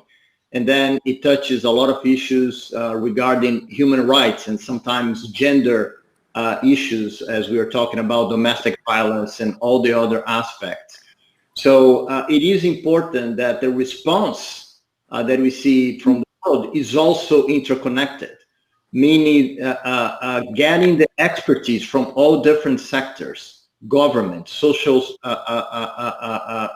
civil society, academia, right, the science. We needed to listen to the science here, right? And we needed to make sure that we respond based on data and science versus just opinion that sometimes are opinions that are very biased for one way or the other. So I think if we embrace this multilateral approach of this partnership and collaboration, I'm very optimistic that we'll find the right solutions and we'll be able to really revert some of the trends that, as we heard today, are not the most exciting ones. But we have the resources. That's the other thing. Between government and private sector, we have a lot of resources. And if we can funnel to use the right way, And if we have this idea that we can actually combine economic development and sustainable development, if we can combine, economic development in a more just world, in a more equitable world, I think we're going to really rebuild back better.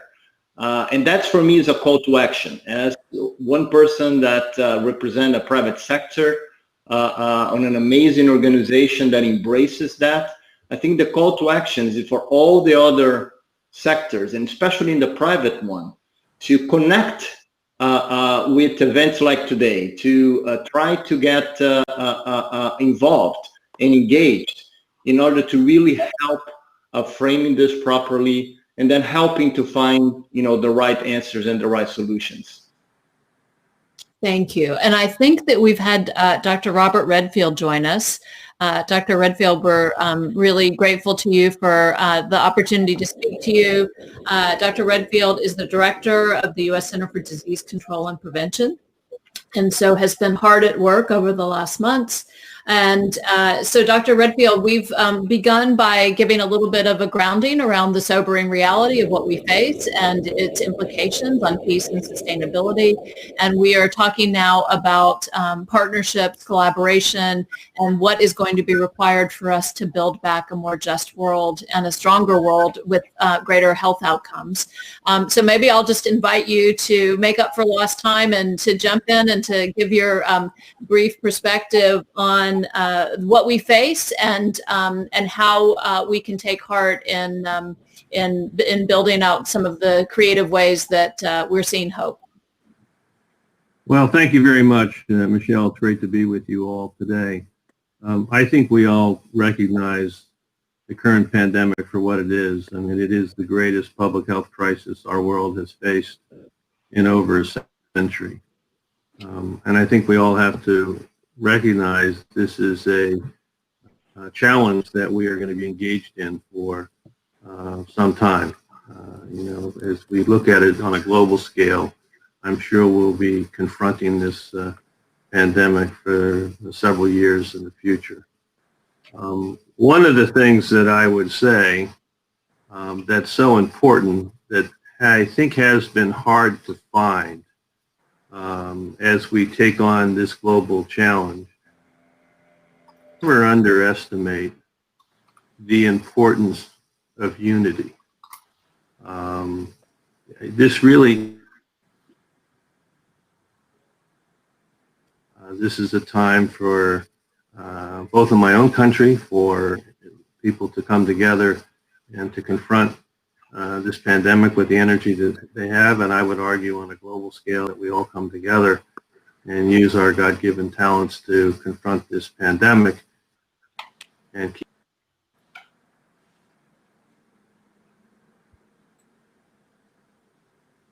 I have lost Dr. Redfield. Have others also lost Dr. Redfield? Okay. All right. Well, we'll try and return to him, but I think his call for unity and coming together is a really important clarion call that we can carry forward. I mean, in that spirit, I think one of the last questions that I had was to see if we could do a call to action, so to speak. You have an audience of everyone, I think, from students to academics to activists, and we'd love to hear a call to action. So Dr. Redfield, I think you're back, which is terrific. We'll let you continue, and then I was just asking the panel that we'll think of maybe a 30 or 45 second call to action at the end, but please continue. Well, I just wanted to say that the importance of unity. The second thing I wanted to say that, of course, partnership is central to an effective response to any big public health challenge. A couple comments that I wanted to put out there is you got to see the possible. You can't underestimate the possible. You can't shoot low. I think you and I, Michelle, share. I happen to believe that global health equity is an accomplishable. A lot of people look at me as if I'm sort of pie in the sky. But I do think that we need to begin the hard toil of moving one step at a time and recognize the social injustice that we have. I do believe, in my own view, it's one of the greatest ones is the health inequity that we have in this nation. So we have to see the possible. We can't aim low. Examples that I use is, who would have believed in 1983 a group of individuals, not public health people, not doctors, sitting around having dinner decided, what we're going to do? We're going to get polio. At that time, we had over 300,000 cases of polio in 125 countries. They said, we're going to get rid of polio, Rotary International. And really, 5 years later, WHO, CDC, UNICEF joined. Later on, we had the partnership with the Gates Foundation and more recently IAVI with the goal of eliminating polio.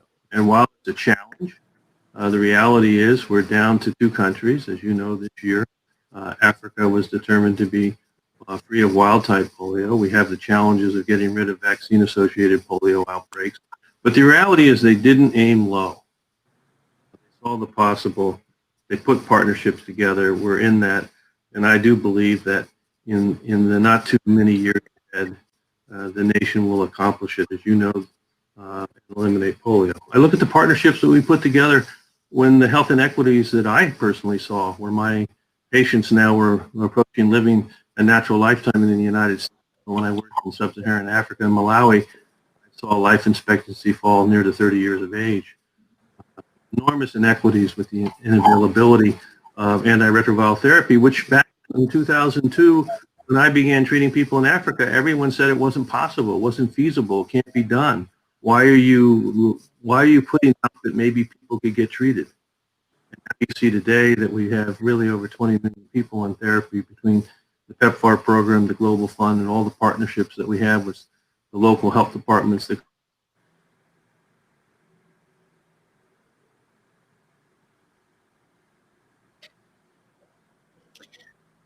I think we may have lost Dr. Redfield, but he's given us a great history lesson that should make us hopeful and aspirational as we go forward and think about where and what we should be aiming for and keeping that bar really high around global health equity. I think that's an extraordinary call to action for all of us. So until he comes back, maybe I'll ask each of you to, Dr. Redfield, you're back. I'll be quick and finish. It sounds like it's a hard connection from the United States, although you're in Atlanta, aren't you? I'm in Atlanta. Yeah, I guess you have better connections than we do up here. Anyhow, that was my point. The other one is the extraordinary partnerships that we have in our country right now in the private sector and government. Who would have believed, that we'd now be having 6 vaccines in advanced development, 3 in phase 2, phase 3 trials. Clearly are on the verge of really being able to have vaccines available before the end of the year. That would never happen without a partnership between government, the private sector, the state, local, territorial health departments, the academic world, and obviously the community volunteering for these trials. Just to see that. I would probably close with a comment that but central to our ability to harvest these partnerships, is we really do have to invest in the long term and a sustainable way in the core capability of public health. That is data analytics, laboratory resilience, public health workforce, and emergency response capability for the world. We need to be over prepared for these pandemics, not under prepared as we were in this situation. That I would argue that it's time to get the commitment to build the public health capacity, not only that the world needs, but the world deserves. And again, that's what I will keep pushing for.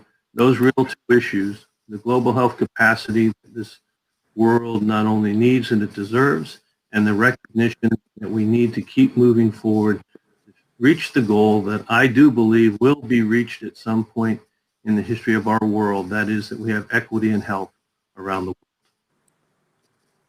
Thank you, Dr. Redfield. That's, I think, as I said, that is an extraordinary bar to hold, and I think this is a time in which we should be really facing the realities of the inequities before us and really setting that bar so that we say this cannot stand and we need to build back in a different way.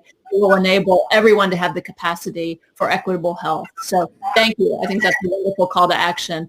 Let me ask, I'll ask you to build upon that in terms of the call to action to those who are listening.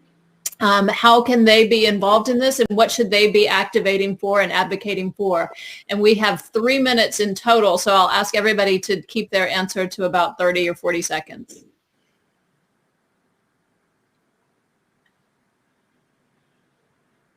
Who did you want to go first? Yeah, Trudy, could you, yeah, perfect. Fantastic. Robert, that was brilliant, and I think you echo what we've said throughout this call, really. To create that global equity in health, I think we need to empower frontline healthcare workers, share much better between organisations, diseases, roles, and really build that sense of a global challenge in fighting infectious diseases, so that we're prepared not just to tackle COVID, to tackle future pandemics, but the daily diseases of poverty that all these communities are working with. So sharing the how-to, collaborating between nations, organisations and disease would be my very practical way to make a difference on this. Thank you. Roberto.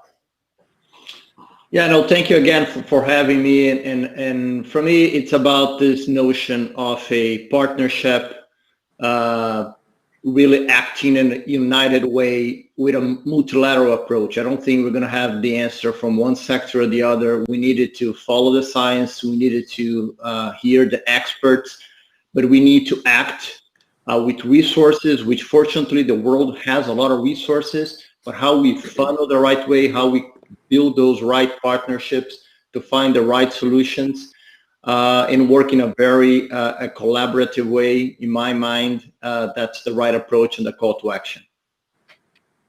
Anita, thank you. Thank you, Michelle, and thank you again for convening this panel. I would say, look, if we look around and just building on what Trudy said, you know, women are carrying the world on their shoulders in this crisis. So my call to action, joining all of you, would be to say, the public policy interventions, the private sector partnerships, the multi-stakeholder coalitions we need to do this collaboratively have to put women at the front and center of the work, because without that we will not be able to build back better. We also have to take climate issues into consideration. So I would just re-echo the UN's call for building back better with both a sustainability and a gender lens. Thank you.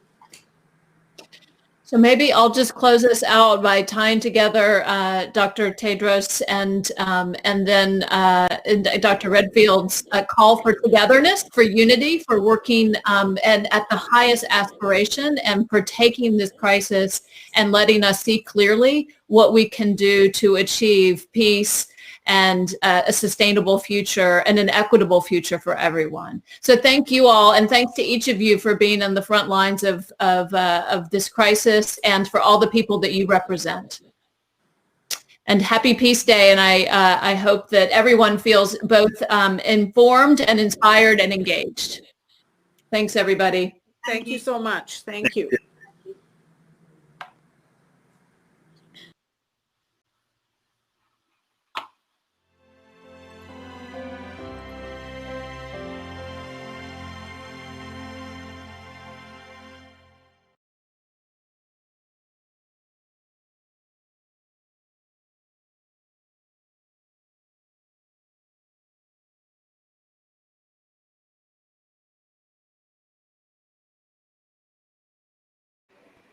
Wow, such an important discussion.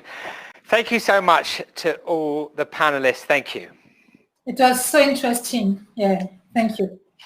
Yeah. Okay, so words of peace now. And I'm thrilled to introduce a dear friend of mine who helped me launch Peace One Day back in 1999. And he's also helped us to celebrate the 20-year celebration of Peace One Day at Shakespeare's Globe Theatre, bringing us more words of peace now. Please welcome an incredible actor and Peace One Day ambassador, Sir Mark Rylance. Welcome, Mark. Thank you for being with us. Hello, hello. In case you don't recognize me, there I am. Looking into the world, Jay. Okay, the big friendly giant there. Oh, and indeed back to Mark Rylance. Okay, so listen, it's great to see you, Mark, and BFG. So what are you going to read for us today, Mark? I'm going to speak some of my own thoughts and then lead you into a book I'll reveal as I speak, Jay. Okay, well, that's wonderful. Okay, so whenever you're ready, Mark, over to you and thank you. Great. Hi, everyone. I want to thank you first for inviting me to speak today. I normally just speak off the cuff, but because it's such a special day and the time is limited, I've written some things down. So I'm going to read to you the thoughts that I've been generating yesterday and today. So thank you first for inviting me to speak today. That's very flattering and humbling. I've been thinking all day about us all gathering together today here in what must certainly be an example of the light web, the great web of light and hope and life lived with benefit for all rather than for the few. We're an antidote to the dark web, I've been thinking. Now, I love the word dark. I love the dark of the night, the dark of the deep earth, the deep ocean. The dark is just as beautiful as the light to me. Life could not exist as we know it without both light and dark in equal measure or some kind of relationship. Wouldn't you agree? So I don't like to use the word dark for this part of the internet, this wonderful technology we're using that promotes the abuse of humanity and nature, that promotes violent solutions to our problems, that whispers secretly in our ears, oh, you better look after number one, no one else, nothing else matters. All those things that one hears reported about the dark web. To me, this is not a dark message, it's an unloving message. And darkness isn't necessarily unloving. This is a message that's ultimately destructive, not only to the world around us, but to ourselves. The very number one that it promises to satisfy and protect. It's not the dark web, therefore, to me, it's the web of hate, separateness, isolation, solitary, unconnected life. It's a web without compassion, where one's actions have no consequence, where one is totally alone, without friends, without hope, ruled by fear, shame, greed, blame, hatred of the other. But all of us gathered today together through this new technology, you especially, yes, you, out in the open, you're making a difference. We're making a difference. Even if you are alone and you feel powerless and insubstantial, unimportant, compared to those of us like me who are speaking now, or people who've been singing, or people who lead the United Nations, or lead a big corporation or a government, or all the wonderful groups of individuals, activists who are working for peace one day and a universal 24-hour ceasefire in all battles, all conflicts, everywhere. What a great idea. Even if all this makes you feel small, insignificant, oh, I'm not doing enough, who am I? You're not. Those people like you who are able to listen, to learn, to celebrate, to open their big ears, like the BFG, to grieve, to witness each other, to connect with each other in humility. You, yes, you are the real power to change in this world. Make no mistake, you're like the audience at a concert or in a theater where I play when COVID isn't here. It only happens because of you and your ability to imagine and give up your life and come and listen like you are now. So your ability to connect with us and with each other, with all of the life around us, this is what we have that those who hate and those who seek violent ends, they don't have. We stand together and we see the light and the dark united in loving friendship, so we're not afraid of what is coming, what's coming in the future. As an example, I'm here because my dear friend Jeremy, a humble kid when I met him, I think a teenager when I met him, hanging out, loving to dance, to laugh with his friends, to play a game of pool or backgammon or badminton, just living his life day by day with joy.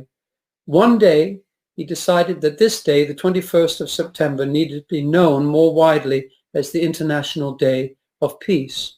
So he looked around for who might do that. I remember him mentioning it a bit and thought, well, why not me? Maybe I could at least start something. I'm sure at that time he heard many voices within and without his head telling him, I may indeed have thought these voices myself, though I hope I didn't say them. These voices said to him, are you crazy, Jeremy? Who are you? Nobody. People are trying all over the place to make peace, and they've all failed. You're wasting your time. There's no point.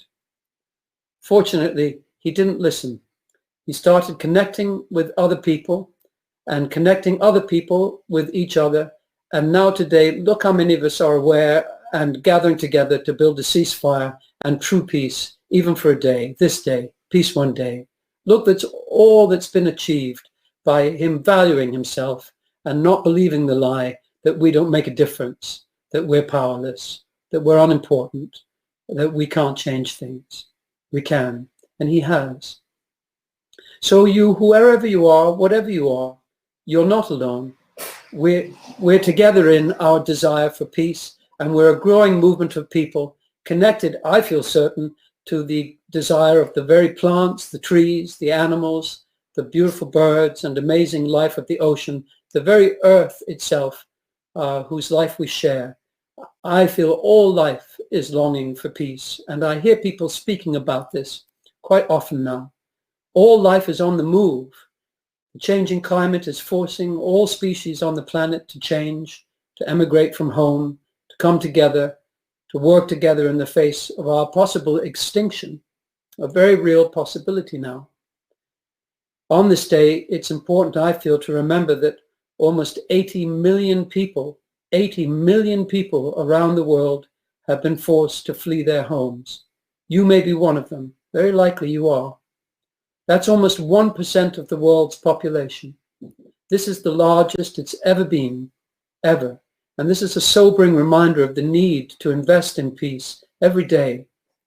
In the last 4 years, the number of peace agreements has declined also, and the number of conflicts has risen. The international community, it seems, is struggling to find ways to resolve conflicts non-violently. And yet there's a growing body of evidence that peace is more sustainable if the revolutions that brought about them are non-violent rather than violent. In fact, a recent study showed that countries in which there were non-violent campaigns for change were about twice as likely to succeed as violent campaigns. So we know that non-violence works. Why is it that our history books, therefore, then pay greater attention to violent battles won and lost, when so much social change has been brought about by non-violent movements? We also know that peace is more sustainable if local people take the lead in building peace in their communities rather than it being imposed from the outside. I'm a patron not only of Jeremy's Peace One Day, but also of another group here in the UK called Peace Direct, who also work in the USA. And we support local efforts the world over, and we believe that civil society peace-building efforts represent the largest source of untapped peace-building potentially globally. This untapped potential means that lives are being lost needlessly, and people are being forced to flee their homes because we haven't invested in local people's efforts to stop violence, people like you. This looks different in each community and can range from disarming ex-combatants in the Democratic Republic of Congo, providing livelihoods for people at risk of joining armed groups, to mediation by peace committees who put themselves in harm's way to broker peace between warring communities. Very, very brave people, local people. And these examples aren't isolated ones. Peace Direct have researched extensively the presence of such local groups, and they're everywhere. They're probably in your neighborhood right now, in virtually every conflict-affected community. They might be women's groups, youth groups, elders, the local religious leader. The common thread that binds them together is their willingness to tackle violence before it escalates and help resolve conflicts when they have erupted. Take, for example, a place called the Center for Resolution Conflit in the Democratic Republic of the Congo. Over the years, they've rescued and reintegrated over 6,000 militia members, 1,000 of them child soldiers. You need far fewer than 6,000 fighters to start a war in many parts of the world, but this small community-based organization has prevented 6,000 fighters from returning to the bush and attacking civilians. Sometimes they need no more than £60, $60 to get a taxi to a village where something has happened and help the groups through their skills mediate and come to a determination of the right way forward rather than killing each other. I believe that anyone can be a peace builder. Peace begins with each of us taking small steps towards peace. First, by believing that peace is possible, even in the most difficult of places, and then making peace with those in our own lives, practicing non-violence in our hearts and minds as well as our actions. That's a practice for me every day, and hopefully showing solidarity also with those around the world who are building peace in particularly difficult situations. Our time is so unprecedented in its peril of widespread extinction if we do not change, and change quickly within this decade. The danger, as far as I can see, is immediate and all-threatening. Do you agree? We know that the industry of war, the development, construction, and sale of arms, promoted so strongly by my nation, England, and the United States of America, we know this activity is the most destructive to our planet of all industries.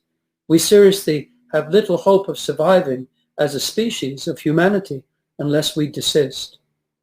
This is a particular responsibility I feel as a citizen of England, though we have one of the most widely loved languages of humanity, the language of Shakespeare, the language of the Beatles, of Sting, of Bob Marley, the language trusted by air traffic controllers all over the world to safely land millions of aircraft, though we have this exquisite language of love and reason.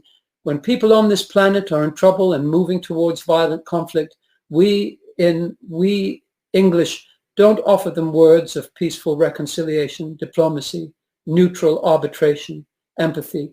No, we offer to sell them weapons to resolve their issues with violence, death, and destruction.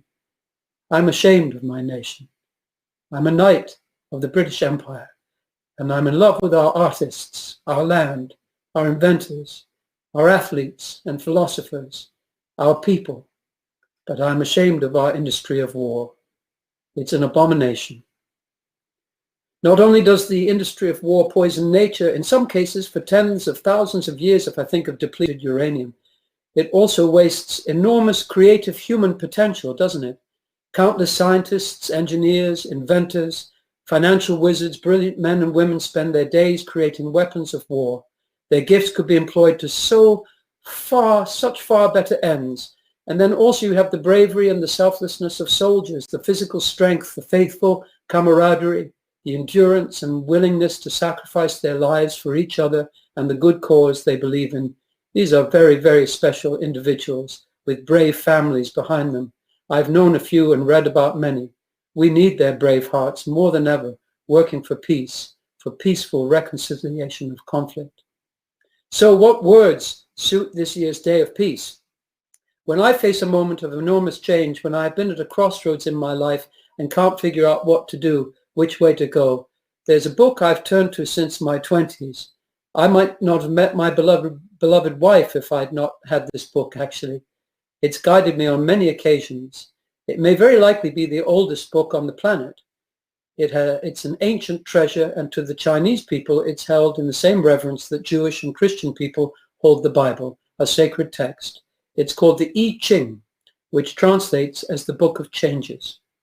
Now, I'm not able to speak Chinese, nor am I an expert student of the I Ching. When the brilliant Chinese philosopher Confucius was 70 years old, he said, if some years were added to my life, I would dedicate 50 years to study of the Book of I, the I Ching, and then I might come to be without great fault. He had already spent many years contributing his thoughts to the I Ching, for you see, the I Ching is a collaborative, cooperative effort of observing and recording the life of the universe, the earth, the heavens, and human beings over many thousands of years.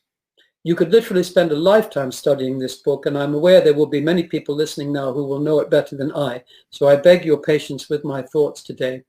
This book, I think, is like a high mountain connecting heaven and earth.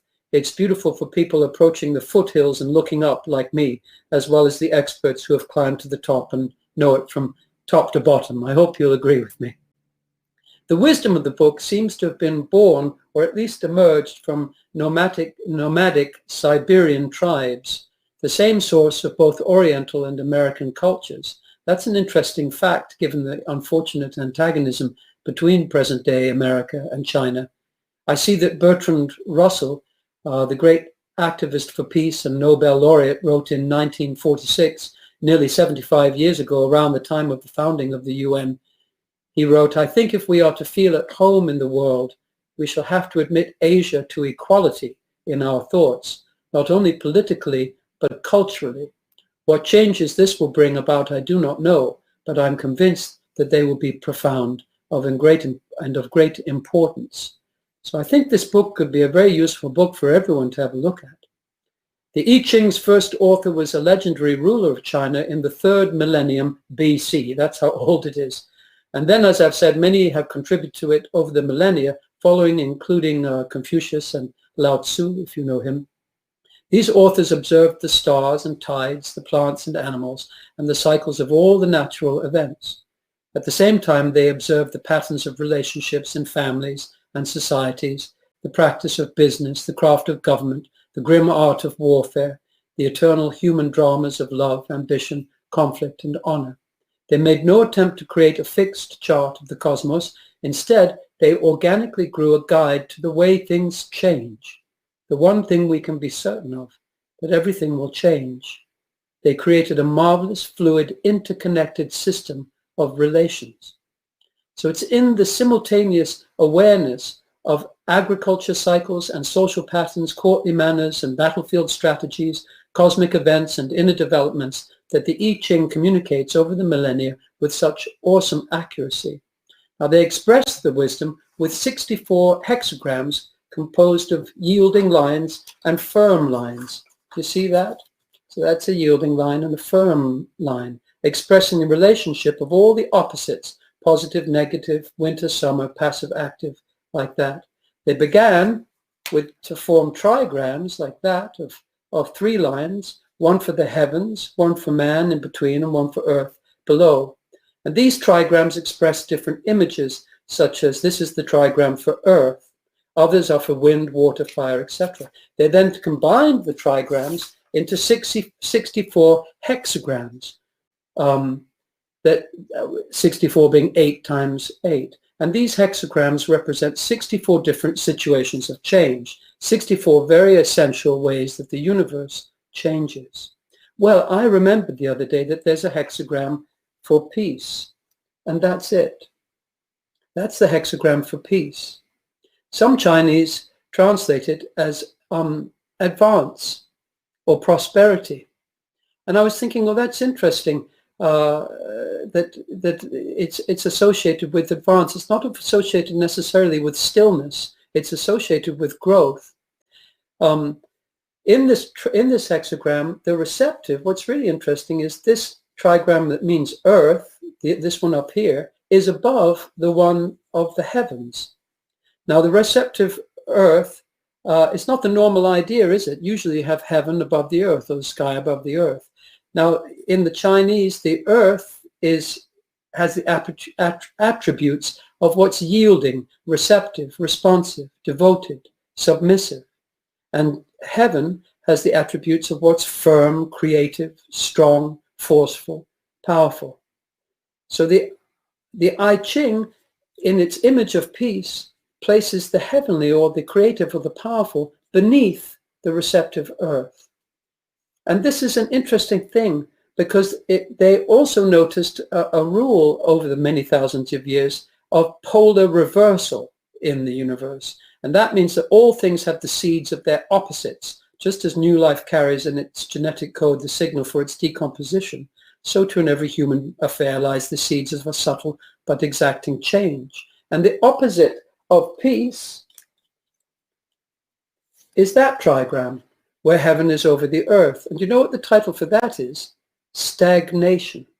Stagnation. So many people who fear or oppose to peace think that it's a state of a very boring stagnation. But these ancient philosophers saw that as the complete opposite of peace. And what's the difference? Well, in this hexagram, the earth is moving down, its energy is moving downward, and the heavens is always moving up. The creative is moving up. So they don't meet. They don't meet. The leaders are not listening to the poor people, and the poor people don't trust the leaders, so to speak.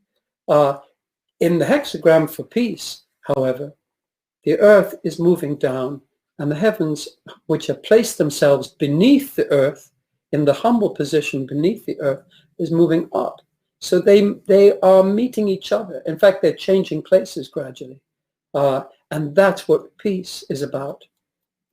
So it's a very, very interesting discovery for me that this ancient wisdom does have a hexagram for peace, and that it's a symbol of enormous growth.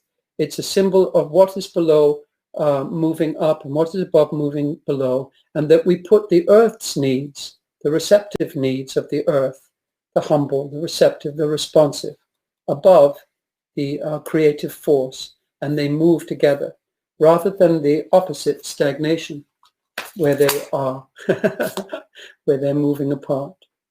Now, I have more things I had to share about those two hexagrams, peace and stagnation, but I think I may have come to the end of my time. So what I would just encourage you to take a look at these two things. There's a lot of wisdom that will help us, I think, and give us confidence that this period of stagnation and separateness that I feel we are in at the moment may flip to its polar reversal of peace. And that will be a time of great prosperity and advancement of all things on the planet, and not a time to be feared or considered to be very boring and not much fun. Anyway, I'll end there, and hope I haven't taken too much time. Thank you for listening. Okay, Mark, thank you so much. Yes, Can you hear me, Mark? Okay, well, thank you. That was absolutely, I mean, just extraordinary, Mark. And I'm pleased that you used up your time in such a profound and beautiful way. And when you showed, Mark, the hexagon for peace, I think is the right word, when you showed it on the screen, what I saw was a U. So it was quite interesting that, the hexagon for peace is, of course, it's you. It's all about you. And that's exactly the point that Mark was making. Mark, you're just an inspiration. You've been with me so long from the beginning. I just thank you for your words and standing by me and Peace One Day. You're a wonderful, wonderful man, Mark. Thanks so much, mate. Thank you so much. And all of you. Thank you so much for giving me the time. I hope you all have a very peaceful day. You Thank too, you, thanks. Mark. Thank you so now, much. Over to you, Aidan. Yeah, now music and a British artist with 2 Brit Awards as a solo artist, whose debut album spent 10 consecutive weeks at the top of the UK charts, selling 1 million copies. She also played a fabulous set as a celebration of Shakespeare Globe Theatre last year. Please welcome again, Emily Sande. Thank you for having me. It's great an honor. to have you with us. Emily, listen, thank you for your continued support. Just been so moved there by Mark, and I know that's exactly what will happen, when we hear you sing. So thank you so much for being with us. Emily Sande, please take it away. Thank you. Hello, everybody. I'm Emily, and I'm guitarist with Kyle. We've selected a few songs which we hope will encourage our further efforts together as a collective to achieve peace around the world. And this first one, I hope, can be a reminder that you're not alone. I'm sick and tired of being lied to, getting kind of bored of being ignored. Can't find the tribe that you belong to. My friend, you are not alone. Are you tired of begging for some answers? Has your heart adjusted to the dark? Does it make you sick when you through this answer? My friend, you are not alone. You are not alone here. Don't fear, you are not alone here.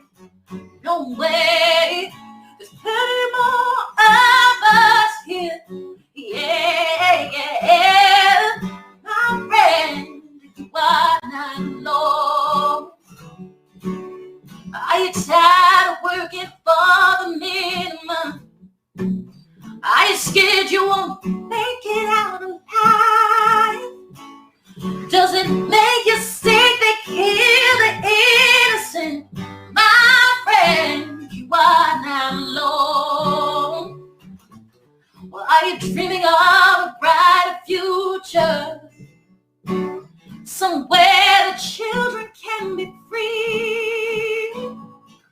Will you risk it all to tell the truth? Yeah, my friend, you are not alone. You are not alone here. Don't fear, you are not alone here. No way, there's plenty more of us here. Yeah, my friend, you are not alone. Are you tired of feeling so invisible? Or are you tired of silencing your voice? Do you still have hope that peace is possible? My friend, you are not alone. You are not alone here. Don't fear, you are not alone here.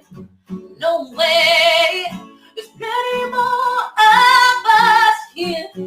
Yeah, my friend, you are not alone. You are not alone here. Don't fear, you are not alone here. No way, there's plenty more of us here. Yeah, my friend, you are not alone. My friend, you are not alone. My friend, you are not alone.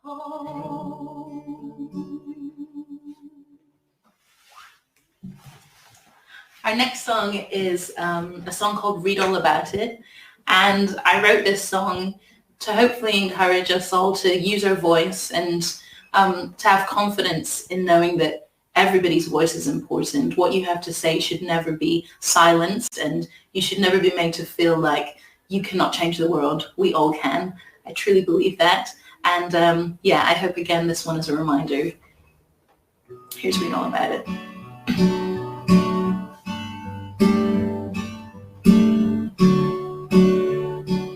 Oh yeah, yeah. Yeah, yeah, yeah.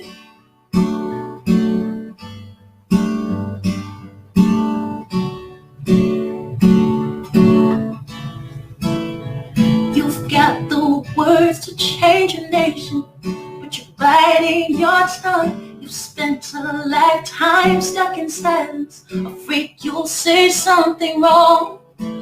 No one ever hears it. How we gonna learn your song? So come on, come on. Yeah, come on, come on. You got a heart as loud as lions. So why let your voice be tamed? Maybe we're a little different. There's no need to be ashamed. You got the light to fight the shadows. So stop hiding it away. Come on, come on, oh. Yes, I wanna sing. Yes, I wanna shout. Yes, I wanna scream till the words dry out. So put it in all of the papers. I'm not afraid. They can read all about it. Read all about it. Whoa, oh. Oh, oh, oh, oh, oh, oh, oh, oh, oh, oh, oh, oh, oh. At night we're waking up the neighbors while we sing away the blues, making sure that we remember, 'cause we all matter too. If the truth has been forbidden, then we're breaking all the rules. So come on, come on. Yeah, come on, let's get the TV and the radio to play our tune again. It's about time we had some airplay of our version of events. There's no need to be afraid. I will sing with you, my friend. Yeah, come on, come on. Yes, I wanna sing. Yes, I wanna shout. Yeah, I wanna scream till the words dry out. So put it in all of the papers. I'm not afraid. They can read all about it. Read all about it. Whoa, oh, oh, oh, oh, oh, oh, oh, oh, oh. Oh, oh, oh, oh, oh, oh. Yes, we're all wonderful, wonderful people. So when did we all get so fearful? And now we're finally finding our voices. So take a chance, come help me sing this. Yes, we're all wonderful, wonderful people. So when did we all get so fearful? And now we're finally finding our voices. So take a chance, come help me sing this. Yes, I wanna sing. Well, I wanna shout. Yes, I wanna scream till the words dry out. So put it in all of the papers.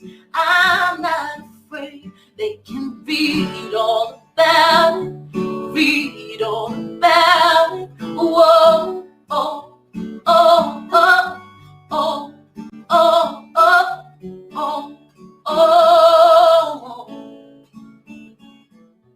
Oh, oh, oh, oh, oh, oh, oh, oh.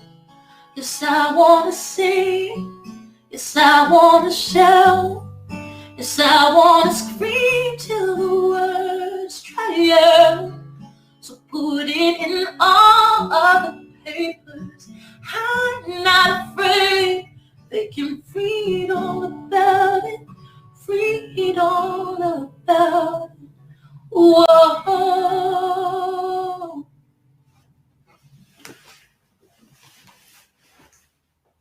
And the next song is one that I love to perform live. It's a song called Next to Me. And for me, it represents how important love is in everything we do, whether it be political, whether it just be living your life. But I think for us to ever be able to come together and find peace around the world, we have to move forward with the intention of love and the consistency of love. And I feel very lucky to have love in my life, and wherever I turn, it's there. So this is dedicated to everyone in my life that shows me so much love and inspires me to move forward with passion. This is Next to Me.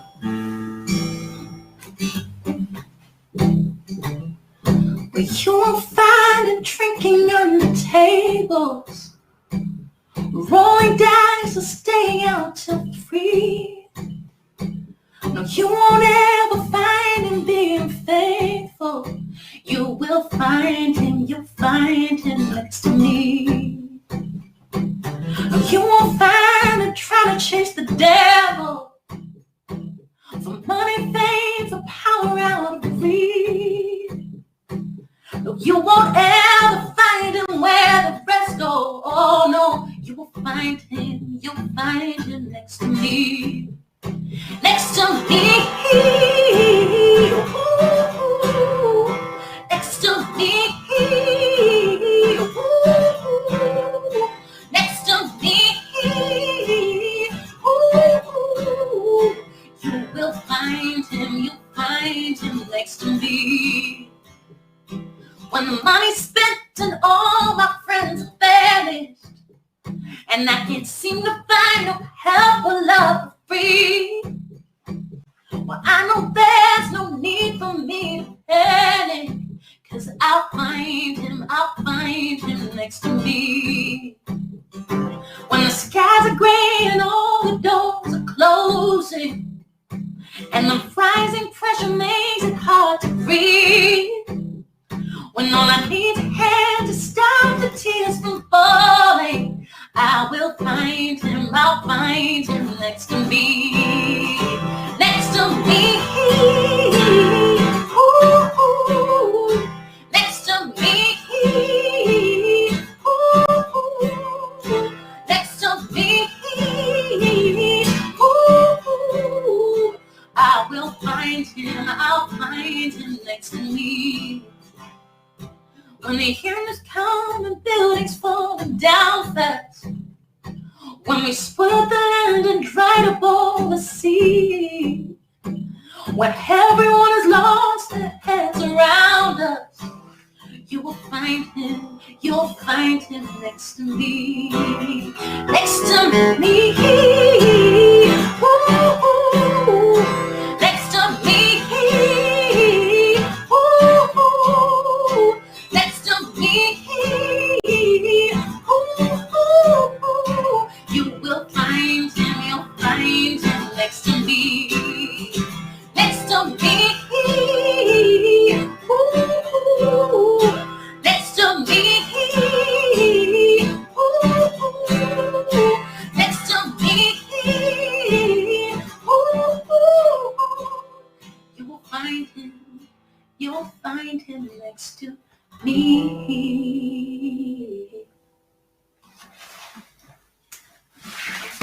So I really hope you've enjoyed the music. Thank you so much for having us. My final song is a song called Heaven, and I just love the power of this one, and I think in whichever direction we take the world and we take our lives, it's so important to know our initial intention. So Heaven is, for me, when I sing it, is a reminder of where I want to be and how I want to spend every day, and how important it is to reflect upon yesterday to make sure that tomorrow can be brighter, better, more peaceful.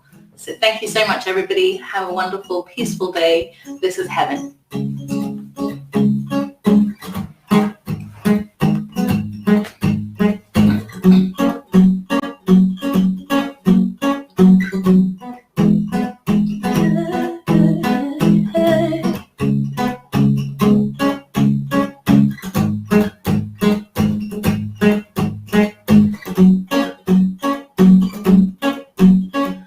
Will you recognize me in the flashing light?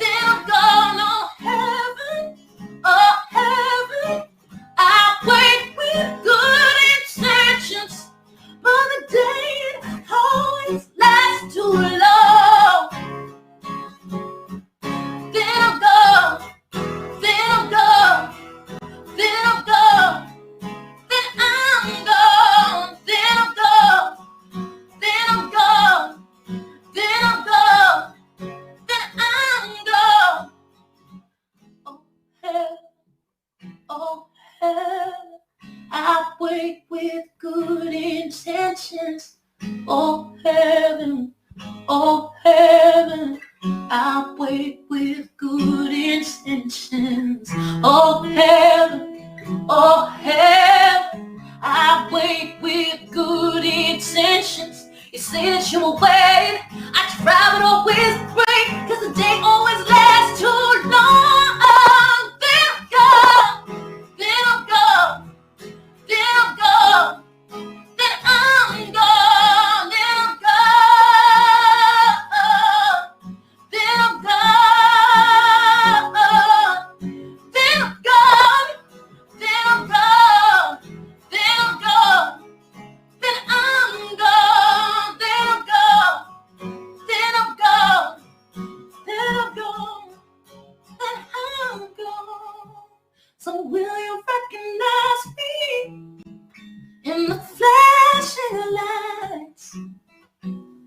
I try to keep my heart clean, but I can't get it right. Thank you so much.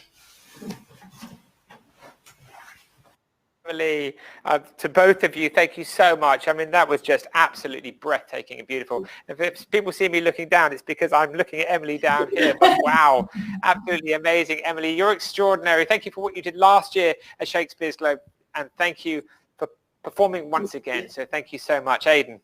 Yes, so much growth, so much love and soul. Thank you to be with us. So please tell us why did you accept to participate to Peace Foundation? Well, I mean, it's just such an honor to be involved. You know, peace is something that is completely achievable. But for, now I think we're in a mindset that it's something that's impossible. But I think the natural nature of human beings is to be at peace, is to live in love.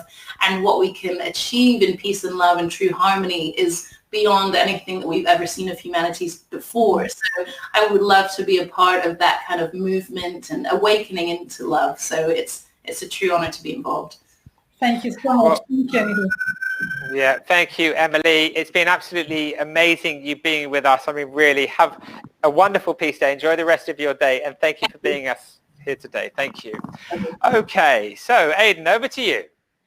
Now for another live Peace Day moment from around the world, and we are going to hear from young people in 4 countries. Yes, this is particularly exciting. Peace One Day recognized from the outset that young people really are the driving force behind the vision of a united and sustainable world. And we have to do everything that we can to empower them. Well, I've spoken directly with thousands of young people from all over the world, and they always inspire me and drive me on. So I'm thrilled to welcome 4 young people now, all trained by UNESCO's Mahatma Gandhi Institute of Education for Peace and Sustainable Development. These are young people who want to see the global goals become a success. And here they are to share their thoughts in support of Peace Day. So please welcome Michaela Maxwell, who's based in London right now, Anoki Parikh, who is in India, Timothy Onyongo, who is in Nairobi, Kenya, Shane O'Connor from Ireland. Welcome all of you. Thank you for joining us. This is very exciting. Let's hear your voices. Over to you all. Thank you. Thank you, Jeremy. And what fantastic and powerful words and music there to follow. So hello, folks, and buenos dias from Spain. On behalf of the whole community connected with and empowered by this compassionate integrity training, which we're going to be hearing about now, and as education lead for the CIT program, as well as the coordinator for our global education network, it's really great to be able to join you here today and have this wee platform on this Peace One Day event and also connect with the vision behind it. So my name is Shane O'Connor. I'm from Ireland, as you can hear originally. I'm living with my family here in Spain, and I'm inspired by folks all over the world every day.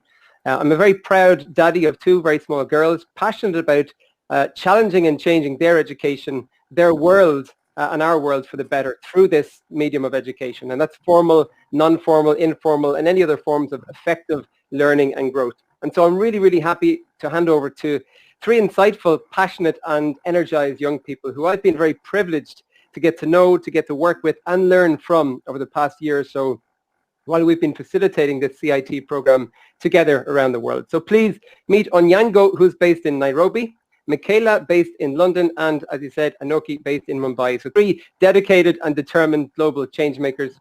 Over to you, Rafiki, in Nairobi. Onyango. Asante Shen. As Shen says, my name is Onyango. I'm taking from Nairobi.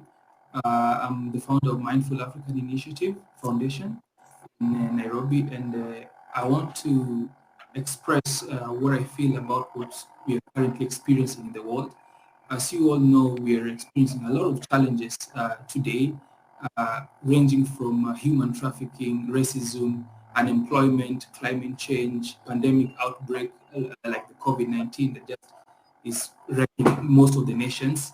And just to mention a few, young people are among the most affected groups globally, and as a result, most of them have resorted to drugs and a lot of activities that are not beneficial to them, and most of them are even committing suicide. We've seen large numbers of young people. The trends are increasing on recent dates. A lot of young people are committing suicide, and this is so much of a global concern. And what happens is that there's a very interesting training, compassionate integrity training, that if we are able to learn these skills that are presented through this training, we can be able to kind of like address some of these issues. This training is a resiliency-informed program that cultivates skills to calm our bodies and mind, becoming more emotionally aware, learning to practice compassion for ourselves and for others, and as well being able to engage in larger systems with compassion. And I'll hand over to Michaela to tell us a little bit more about compassionate integrity training. Yeah, thank you so much, Onyango. And hi, everyone from London. It's an honor to be here. So to share some background on CIT, it was developed by Life University's Center for Compassion, Integrity, and Secular Ethics. And it was an effort led by Dr. Michael Carlin and Dr. Brendan Ozawa da Silva. The program is based on research in neuroscience, psychology, trauma-informed care, peace and conflict studies, as well as contemplative science, which is my personal background. Its development has been aided by the collaborative work of a team of experts with both academic and applied backgrounds in these areas from all around the world, which I hope is reflected in the diversity of our mini team right here today. And we partner with impactful organizations such as UNESCO's Mahatma Gandhi Institute of Education for Peace and Sustainable Development, the Charter for Compassion, See Learning, and Think Equal in this larger communal effort to build a more compassionate world. And something amazing that I've been impressed by personally in terms of CIT is that it's a program that's in continuous development. Our team is always taking into account new ways of looking at things, innovative ideas, as well as the diverse needs of our participants around the world. And an exciting recent development is a new online self-directed version of CIT created in partnership with UNESCO's MGIEP and hosted on MGIEP's own Framerspace platform. And all of us here in the team at CIT are so excited about this because it'll make the program so much more accessible to everyone interested, and I hope including all of you here with us today. So with that, off to Anoki. Thanks, Michaela. Namaste from Mumbai. I'm Anoki, the co-founder of the SEL Lab. As a youth CIT facilitator, I'm incredibly excited to share. We have 3,000 youth from across 120 countries for a global lesson of Skill 1 of CIT, which will be coming together today, which Onyango here and myself will be facilitating in some time from now. So please do join us. If you do miss it, then you can log on to mgiep.unesco.org/CIT for the SDL version. I'm also incredibly excited to share 3,000 youth will come together to receive the CIT training at the 2nd World Youth Conference on Kindness on October 24th and 25th. I have personally been incredibly lucky to be part of this first youth conference where I met this amazing diverse group. And we're so excited to see a new group of compassionate youth from different countries, cultures, coming together with new ideas, perspectives, experiences that will further strengthen the Global Youth Declaration of Kindness, calling governments to implement a new United Nations International Day of Kindness. So if you're watching this from whatever part of the world, on behalf of UNESCO, MGIEP, and Life University, and my dear friends here, I welcome you with all my heart. Swagat. Bienvenue. Now we're going to hand it back off to our moderators, and thank you again, and I hope you enjoy the rest of today's wonderful program as well.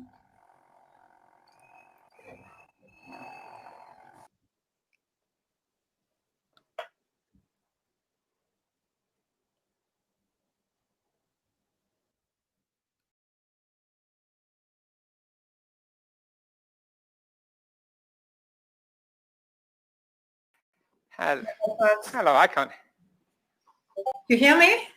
Yeah, I can hear you now, Aidan. Yes, it was so inspiring. All these young people from all around the world, and aside to Paris, from Paris to all of you.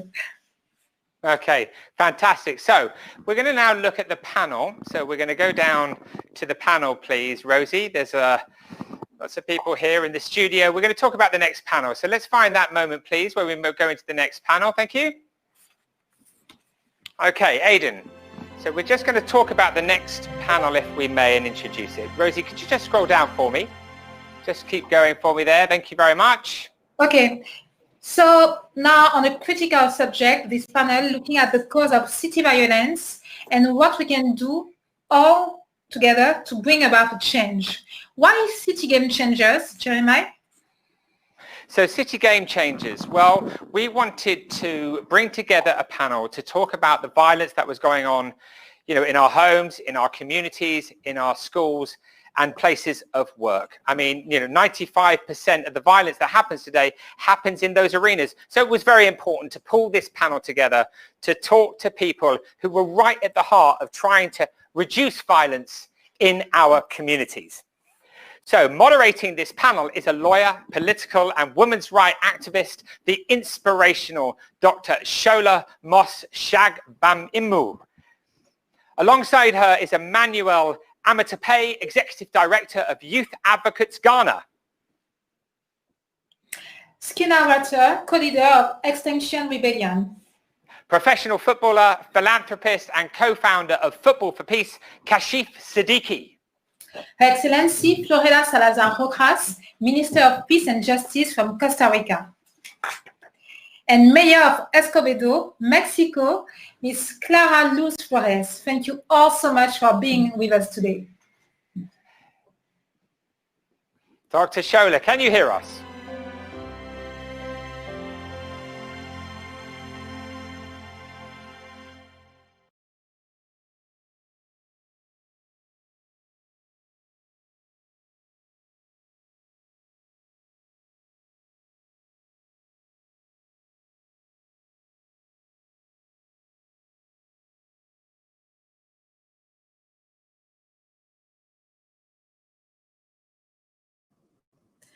Hello, everybody. Welcome to Peace One Day, and thank you for joining us for this panel. There's a City Game Changers panel in which we're going to be speaking to local sheroes and heroes, talking about ending violence and why this is important in order to be able to ensure that we have peace. Now, one of the key things we must all understand is that the best way to achieve peace is to invest. To achieve peace is to end violence, and the best way to end violence is to invest in peace. And every single one of our panelists today believes in these core messages. And there's a global countdown to ending and halving, should I say, halving global violence in 10 years. And so join us as we start with this conversation. And we're going to start right now with our first speaker, Fiorella Salazar, who's going to be speaking up to us shortly. Hello, Dr. Shawn. Good afternoon. I'm really honored to be part of this global conversation. Really happy to be here. We're absolutely chuffed to have you. Fiorella, before we get into the questions, can you just take a minute to tell us about you? Well, and what you do and why you invested in Peace One Day? I am the Ministry of Peace and Justice here in Costa Rica. We work with children and teenagers preventing violence, and we also work with the penitentiary system here in Costa Rica. So we have both sides of the coin, working with peace, preventing, and trying to reinsert people in the society. Brilliant. Thank you so much, Fiorella. Well, we're going to be hearing so much more about what you're doing through these questions. Now, we know that the UN Secretary General has said that the success of all the Sustainable Development Goals depends on reducing violence, particularly by 50% in the next 10 years. Can you tell us why you also agree that reducing violence in cities is critical to the success of all SDGs? Sure. And I think today is the really great day to talk about this. September 21 is a very special occasion in the calendar, to celebrate the continuous efforts that all citizens around the world undertake to get closer to this significant aspiration that we have as human beings about building safer and peaceful societies. Celebrate peace means a familiar concept for Costa Rican people, for us. We grew up singing it in the lyrics of our national anthem. We abolished our army 7 decades ago and decided to allocate those resources to education, healthcare, and social welfare. We have our own Nobel Peace winner, for his participation pursuing a solution during the Central American conflicts in the 80s. All this comes from a long history we have dedicated to our energy and human material resources to a path towards building peace, democracy, and citizen coexistence. This particular vision of life we have has allowed us to achieve remarkable increases, for example, in literacy, reaching technically a 100% nowadays. Increases in life expectancy that we have reached at levels of industrialized countries, and in general, increase in well-being. But even within this context, conflict and violence are still pervasive in our society, driven by poverty, inequality, and organized crime. An actual primary cause of concern is the violence against women in urban settings. It demands from us to continue working on strengthening our commitment to address those issues through sound public policy and engagement of all of the stakeholders, public institutions, local communities, private sectors, and NGOs. Costa Rica has taken steps to do so. The Ministry of Justice and Peace, here where I work, is the only ministry in the world with the mandate to lead on peace, providing a critical budget and bridge between access to justice and violence prevention and reduction strategies. In a way, these institutional settings allow us to see both sides of the coin, as I was saying first, and the use of data from the penitentiary system to inform and strengthen the prevention strategies. This ambitious aspiration of reducing violence by 50% in the world over the next 10 years will allow us not only direct individual impacts such as having more just societies, a great sense of security to go to school, for example, go shopping or work, safe environments to carry out outdoor activities, but also important social impacts such as lower rates of assaults and homicides, less crime-burdened justice systems, and less crowded prisons. This is very important for us. However, we cannot reduce violence if we do not address its underlying causes. It is, if we want to succeed in achieving the SDGs, we must commit our efforts to create more fair economies and more inclusive societies. Because as we all know, there is no peace with hunger, nor inclusion.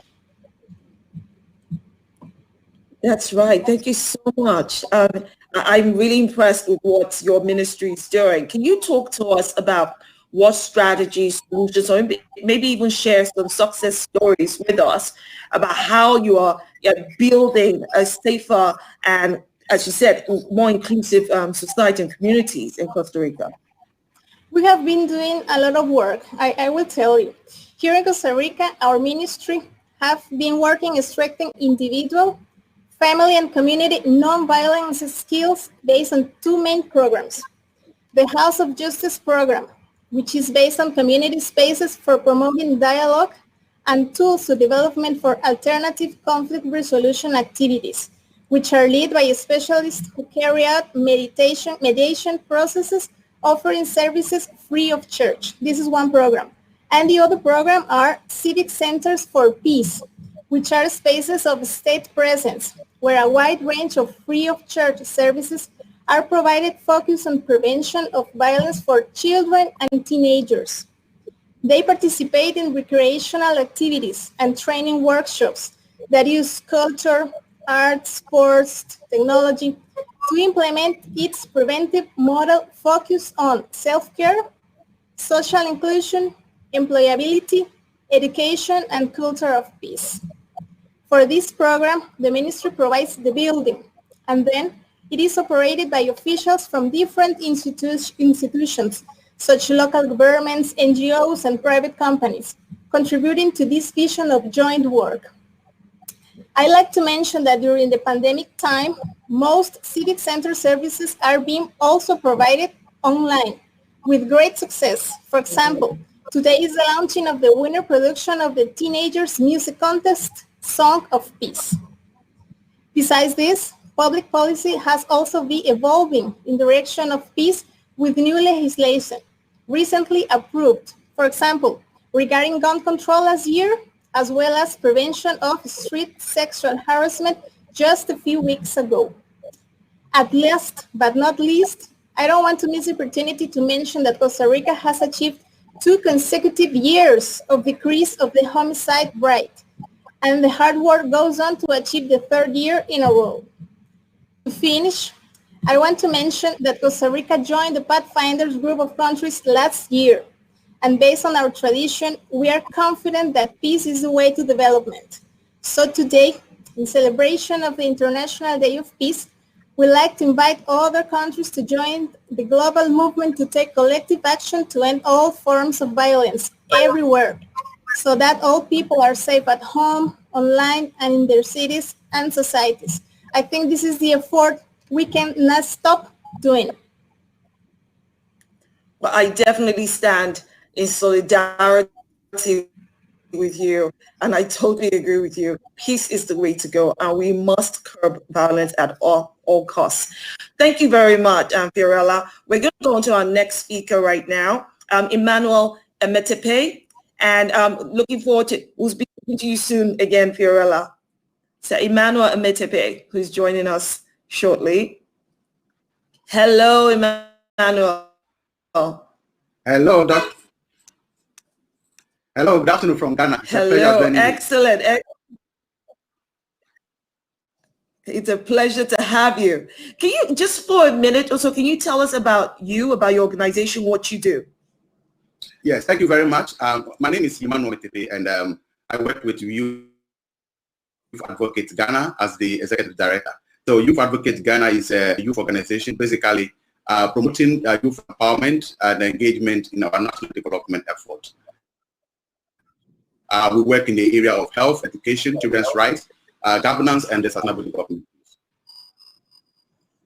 Okay, excellent. So can you tell us what your organization does specifically in building safer and more peaceful communities in Ghana? Right. Thank you very much once again. And it is a great honor and pleasure to be joining this panel in marking the International Day of Peace. Youth Advocate Ghana, as a youth-led organization, is based in Ghana. We were formed in 2011 out of the need to meet the challenges confronting children with respect to sexual violence and its related consequences. So we did so through awareness creation sessions, training programs, and counseling for affected victims, their parents, and communities. Now, over the years, Youth Advocate Ghana has expanded its programs to include domains such as youth enterprise and skill development, active youth citizens engagement, and youth participation in the implementation of the Sustainable Development Goals, SDGs, not only in Ghana, but across Africa. In 2017, YAG launched the African Youth SDG Summit as a Pan-African multi-stakeholder platform for youth engagement on the Africa's development effort, including uniting young people to build a culture of peace and resilient society in Africa. Now, the summit has evolved to become an important multi-stakeholder platform with focus on young people and their role in achieving the SDG target. Over the last 2 years of the life of the summit, it has also attracted about 2,000 youth and other stakeholders to deliberate on critical issues affecting the achievement of the SDGs and peace in Africa. From the interactions of the past 2 summits, it was evident that the youth of Africa have become increasingly visible and effectively active in influencing national programs and national policies with new ideas, new philosophies, with technological expertise available to them. They have also the capacity to bring fresh perspective to the development approach, while through critical thinking, innovation, and their own style of communication. they are able to bring changes within their own communities and countries. Now, with Youth Advocate Ghana's vision as a society where children and young people influence decisions that affect their lives, enjoy their rights, and assume their responsibilities as full citizens, YAG is committed to further push youth involvement in building peaceful society through innovative programs to economically, socially, and politically empower young people to meaningfully contribute to world peace. As a youth leader, I hold it as a responsibility to serve as an example and become an ambassador for peace. And leaders at every level must uphold the values and tenets for uniting our world and ensuring that the peace and stability we are enjoying today are protected. And for countries where insecurity threatens peace, we have no reason to work hard to end conflict and bring peace to every society. Thank you. I like that. End conflict, bring peace to every society, be an ambassador for peace, and including the incredible work that you're doing in your space to make that happen. So without a doubt, I know that you agree with the UN Secretary General when he says that the success of all the SDGs has to be and depends on reducing violence by 50% in the next 10 years. So can you tell us what challenges you faced with that? Because I know you agree that that's the case. We must have violence. What challenges have you faced with that, and what have you done to reduce violence in Ghana? Right. Thank you very much. Wherever violence thrives, cities are unable to turn the tide of adversity into a tidal wave for progress. Violence affects the implementation of other global goals, including its impact on education, health, infrastructure, among other key elements of peaceful and developed societies. So leaders at all levels must take responsibility for achieving significant, sustained, and measurable reduction in violence. Survivors, family members of victims, the worst affected communities and need that kind of platform to be able to bring violence out of the shadow and to help shape prevention strategies. Breaking cycles of violence requires a sustained effort to strengthen legal frameworks, confront the norms and behaviors that lead to high level of violence against women and children, and promote inclusion of young people and communities affected by violence. Wherever violence thrives, there stands a child, a woman unable to turn the tide of adversity into a tidal wave of progress. Our commitment to them, together with your commitment to have all forms of violence by 2030. In celebration of the International Day of Peace, join us to take collective action to end all forms of violence everywhere, so that all women and girls at home, online, in their communities and cities will be safe. Thank you. Thank you so much for that. I mean, I found your words really powerful when you said bring violence out of the shadows, because we know violence is also the silent enemy, and violence is also the invisible enemy. There's a violence you don't see that is behind closed doors. So we should not allow violence to exist in any form. Absolutely spot on. Thank you so much, Emmanuel Emetepe. We'll be back with you shortly. We're going to speak to our next panelist right now, Mayor Clara Luz Flores.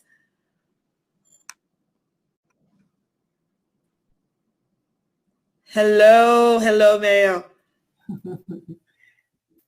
Wonderful. Well, thank you for being with us today. Muchas gracias por estar con nosotros el día de hoy. Muchas gracias por la invitación y muy honrada por la oportunidad de trabajar y participar en estos foros en un día tan especial como es el Día de la Paz.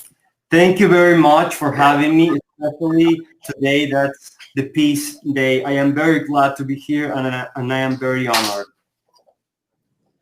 Thank you. We would love for you to tell us about yourself. Say in a minute, can you tell us about what you do?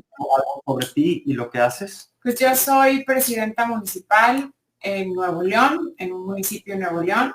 En este municipio he sido presidenta municipal por 3 veces. Eso no es fácil en México. I have been mayor in Escobedo for 3 periods in a row, and that is not something common here in Mexico. Porque los periodos duran poco tiempo y durante estas 3 ocasiones he implementado programas para reducir la violencia en las familias. And during these 3 periods, I have focused in reducing violence within family members. Excellent. Thank you so much. Well, we'll go to the question now.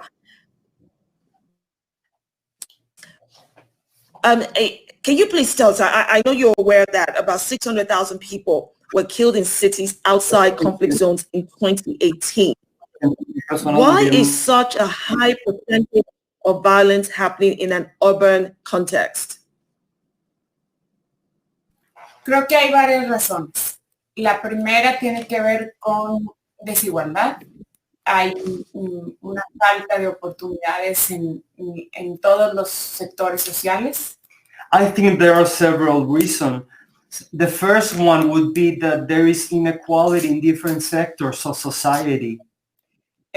La autoridad, la definición de autoridad que realmente sea una autoridad que inspire a crecer, a ser mejores, no una autoridad que sea opresora y represora.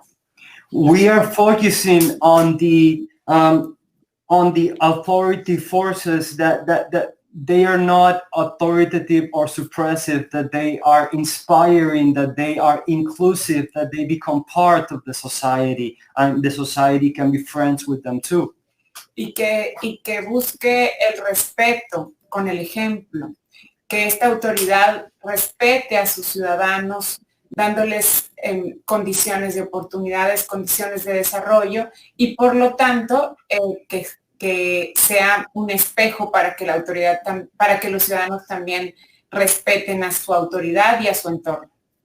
We're focusing on always preaching with the example. So authority figures that are on the street are acting with this respect, and we're focusing on mirroring these images to society. So we don't only say it, but we act it and we be it too. Y definitivamente la impunidad que se pudiera generar desde la justicia y esa impunidad genera que los integrantes de una familia pudieran ver esto como una forma de actuar, la violencia como una forma de actuar, y creo yo que ahí es donde es la fábrica de delincuentes, le llamamos nosotros, donde se genera la fábrica de delincuentes, que es en la familia. En una familia en un seno violento, con las puertas cerradas, como lo decías, pues se está generando hacia las mujeres, hacia los niños, hacia los jóvenes, una forma de vida violenta. We have been detecting that violence, as we call it,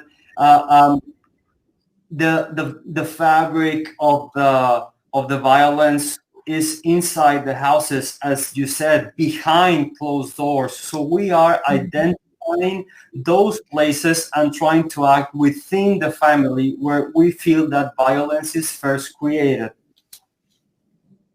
That sounds brilliant. And can I ask though, strategy, success stories, solutions, can you share with us that you found through your works with preventing violence, with eradicating it, with stopping it in its, right there at its doorstep?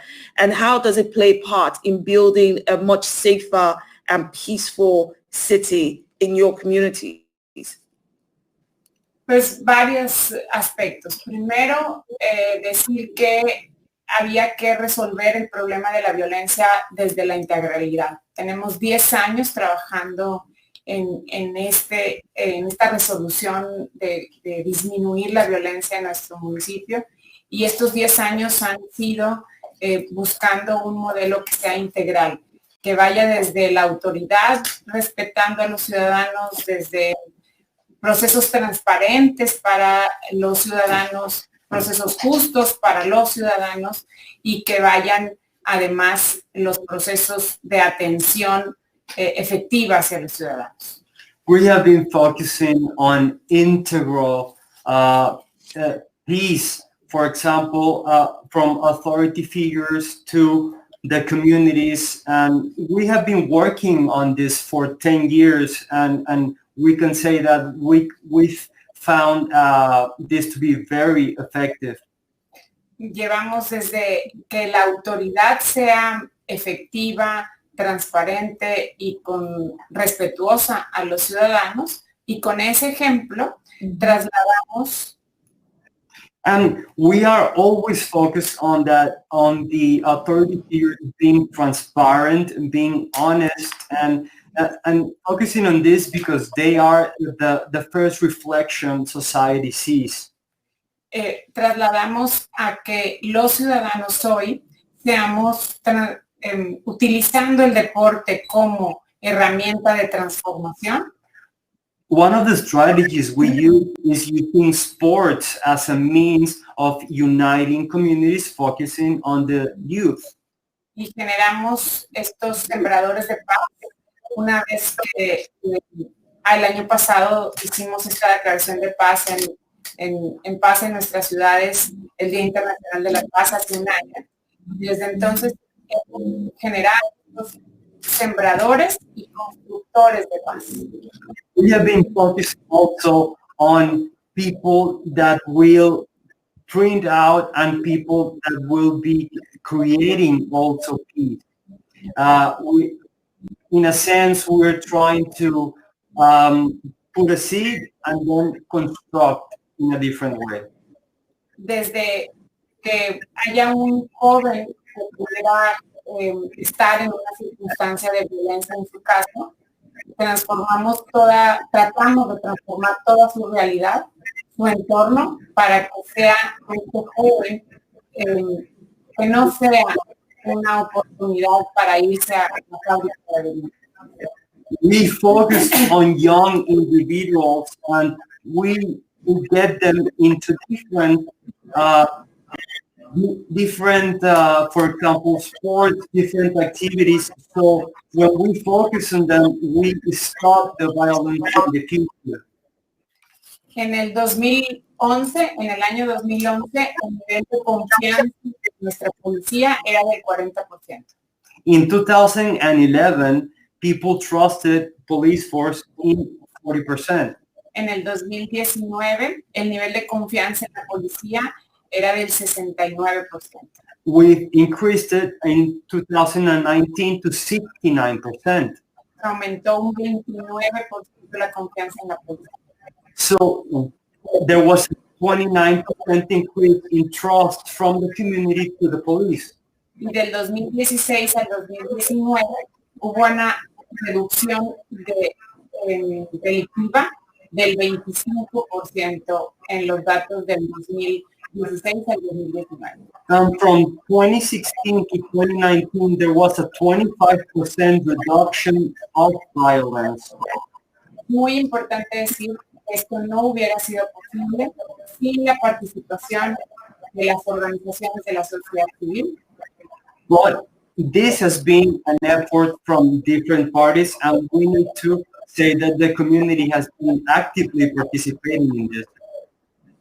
Las universidades, organizaciones internacionales que nos han permitido documentar estos transformaciones. Also, universities and ONGs have helped us documenting these activities.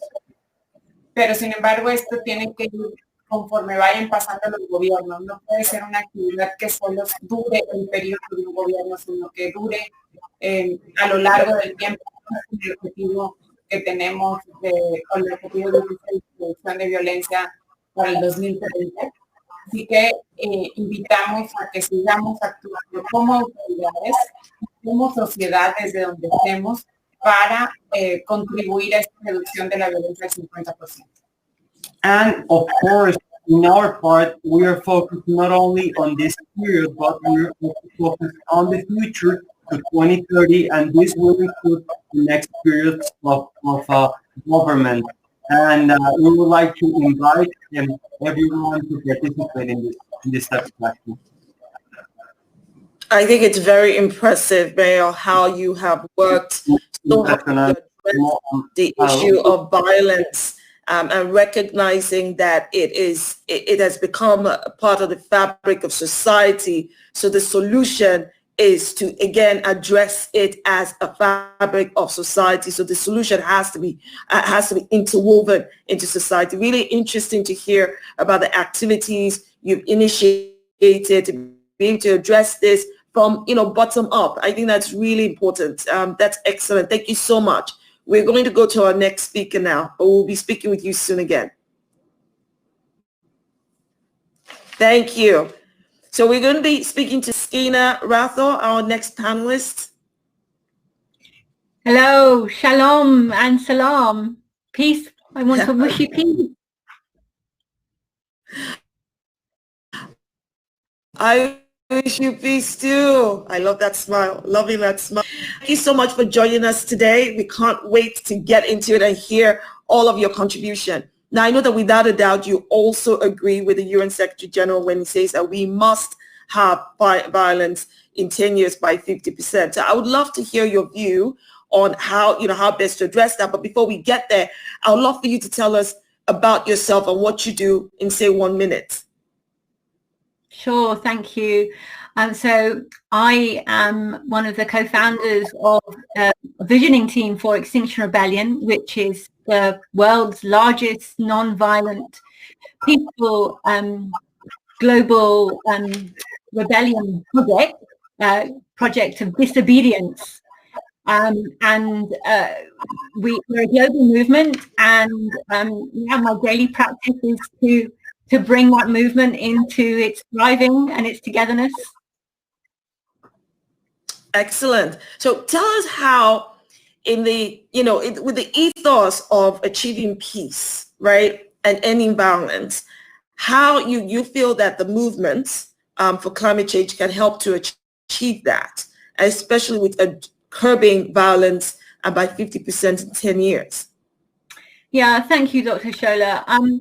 I think firstly, I want to remind people watching this, and I want to always remind myself, because this is why we're here and why we're speaking to one another, that the Sustainable Development Goals are in place because there is worldwide recognition that we are in a global emergency of epic proportions, existential threat, life on Earth.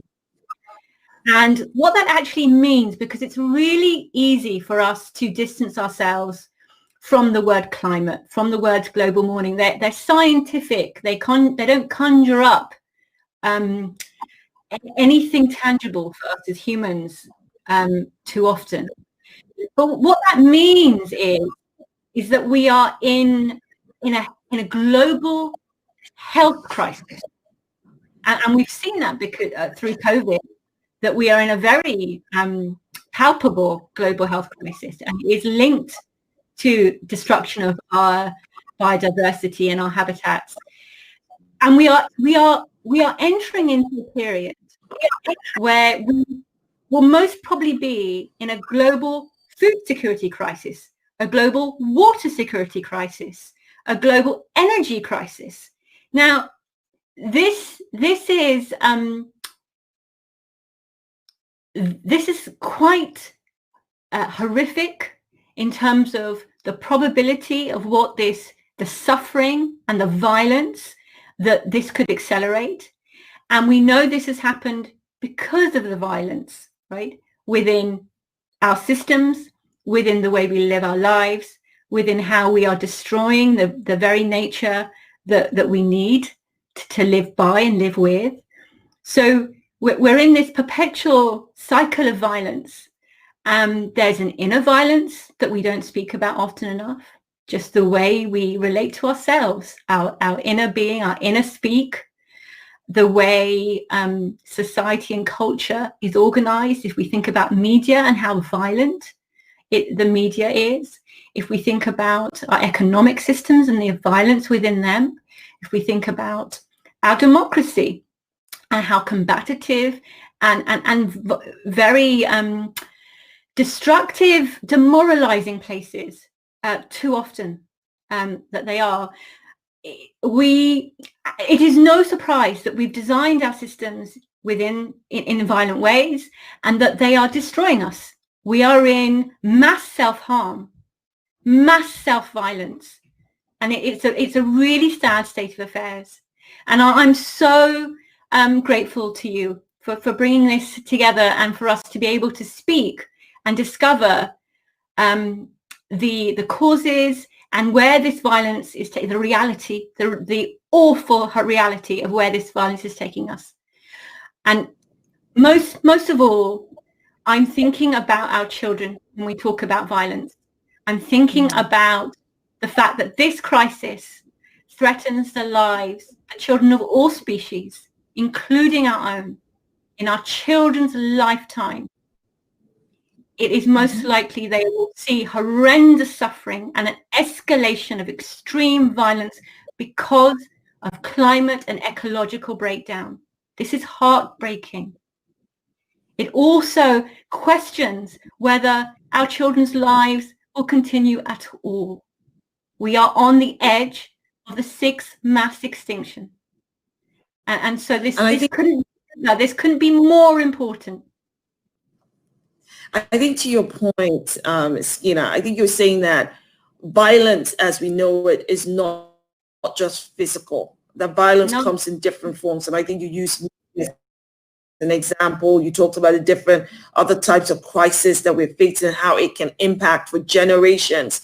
So what solutions and strategies or perhaps success stories can you share on how best to address these type of violence that you're talking about and what we should do going forward? So I think what I'm saying, Dr. Shirley, is that we've reached the line. It's not just that it will impact generations. It's that the earth has reached the end of the line with us and our violence.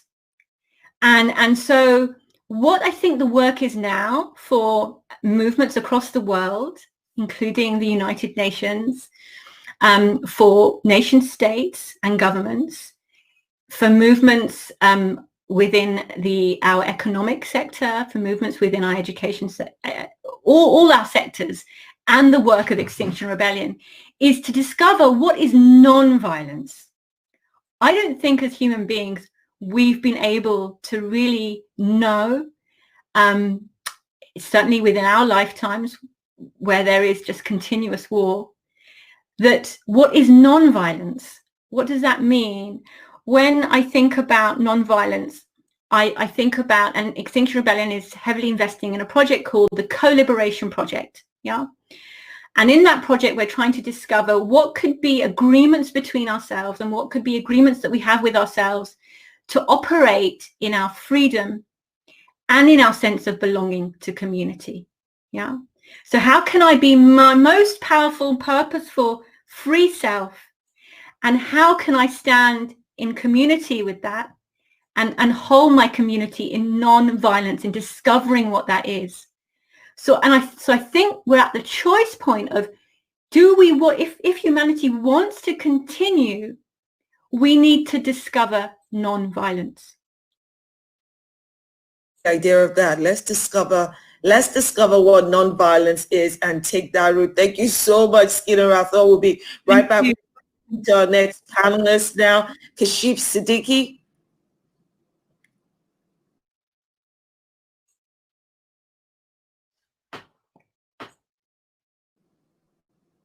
On. Hey, Dr. Shala, how are you? Hello, Kashif. Thank you for waiting and thank you patiently as you the other panelists. So I would love for you to tell us about you and what you do. Well, firstly, thank you so much for having me on. And secondly, you look amazing. The necklace looks amazing. You're too kind. Thank you. And it's been an inspiring day of dialogue, and I continue to be inspired by Jeremy and what he's achieved, and today highlighting and bringing together so many like-minded people from all over the world. And to answer your question, I think the decade of peace starts now, and we start the countdown to achieve the most significant reduction in global violence in history, inspired by the global goals. And my personal journey as a footballer toward co-founding Football for Peace with FIFA legend Elias Figueroa has really put us at the forefront of empowering youth to rise against the most pressing global issues that are facing the planet and serving the needs of others, using the power of football, and which Dr. Shola, football touches 3.5 billion people, and to use this platform to intervene and raise awareness of the world's most pressing issues We're doing it by combining community-based activity with diplomatic impact. So we're trying to create that kind of bridge. And it's a concept that we call football diplomacy. And it's really about bringing education, awareness to issues that are interconnected both locally and globally. And in doing so, we support the UN SDGs through a combination of our 5 key pillars, which are social justice, which we're really focusing on today, and violence, but also around equality, water, climate, and poverty, because I think issues around violence, and some of the other panels speakers have spoke about it, everything is very interconnected and one feeds into the other. And I think that's something that we're advocating for. And we really understand the power, and I understand the power of the universal language of football, and how this is deployed through soft power activities, and how that can achieve positive outcomes at not only individual level, but at community and national levels to affect change, where today we're seeing 1 in 2 children worldwide experiencing violence everywhere. And I think that has to be a collective effort of the sports world, because a footballer or a football club, or even a football federation is not able to do so. It has to be a member association collective effort to really make that difference. But just to touch on some of the points you made earlier on the question on how we are affecting change within cities, as Game Changers, our DNA of the organization is really our Young Peace Leaders program. And the mayor touched on it earlier, and using sport as a tool to affect grassroots change. And we are committed to creating social and sustainable change by building a global community of young peace leaders. And what I mean by young peace leaders is building young, resilient children. And we've actually set ourselves a goal to have signed up 1 million young peace leaders by the year 2030, in parallel with the UN SDGs. And ironically, the design of the program has actually grown out of our learning by delivering these programs around the world in some of the most hard-to-reach cities, villages, towns. And it's input from our greatest asset, which has been young people and footballers. And it can be deployed in any country and engage any community. And we were very fortunate to have this concept launched by His Royal Highness, the Duke of Cambridge, Prince William, back in 2015, which made Birmingham our first city for peace in Europe. The actual program engages young people in delivering programs, but actually by young professional athletes. And it's taking part in unique on-the-pitch life skill workshops, as well as in the classroom environment. And this includes accredited qualifications supporting the SDGs. And we introduce non-tactical issues around behavior and non-technical issues around social behavior. And it's really trying to have a contribution towards a child's purpose and meaning, belonging, inclusion, diversity and status, but also well-being. We talk about mental health well-being, but it's also the physical, the spiritual, the nutrition, and opportunities for these children to get to the next stage in their life, and whatever it may be. It doesn't have to be in the football world or the sporting world. It's providing exit strategies for these children with an aim to reduce violence and promote sustainable communities. And we partner with mayors, football clubs, faith establishments. And it's really trying to not only make the impact, but also to measure the impact. And our work is subject to rigorous measurement and evaluation, evidencing change in both behaviors and attitudes. I like that. And I like the way you've described it as football diplomacy. It's definitely addressing the issues of the SDGs and curbing violence in a way that addresses it into the fabric of society. So using the same words as Mayor Clara Flores used earlier. Can you just tell us quickly where you feel that you are able, through what you do, to be able to support Goal 16 and bring about that reduction of urban violence by 50%? Maybe 1 or 2 practical steps, and then we can take a question from the audience. Yeah, sure. I think it's a very big question. In my opinion, the best way to achieve peace everywhere is to reduce violence everywhere. And as mentioned earlier, football's touching 3.5 billion people. And I feel sport across the world can automatically have a responsibility to deliver these key messages to communities, especially young people, in some ways that are looking up to football clubs or footballers, influencers in society. And I feel from experience we have to focus on complementing on areas on resilience building, leadership, and sport values we have on the pitch that can be taken off the pitch. And I think it's not just a case of, as mentioned earlier, of us as individuals, but I think it has to be a collective global effort from the sporting world to support this. And I feel that, firstly, to give clarity on the sport against violence, it's about building confidence amongst member states, federation institutions, that sport can actually really be an effective tool for violence in all aspects. Excellent. Thank you so much. Now, I'd like to bring all the other panelists back on. I'm hoping we can do 1 or 2 questions before we have to leave, because I literally only have a few minutes. So I'm going to be really quick, and I'm going to say to you guys to give me 1 word to answer this question. Are you ready? Are you ready? Because this is going to be quick. So we have a question that what actions has your city government taken in order to reduce the physical and mental violence in its city? So if you can give me 1 action, you don't need to go into a sentence, just 1 action that your government has taken or your organization has taken to reduce physical and mental violence. Let's start with you, Cash. 1 action. Football diplomacy. Thank you. Skeena? Our non-violent civil disobedience. Excellent. Emmanuel? Education empowerment. Brilliant. Fiorella?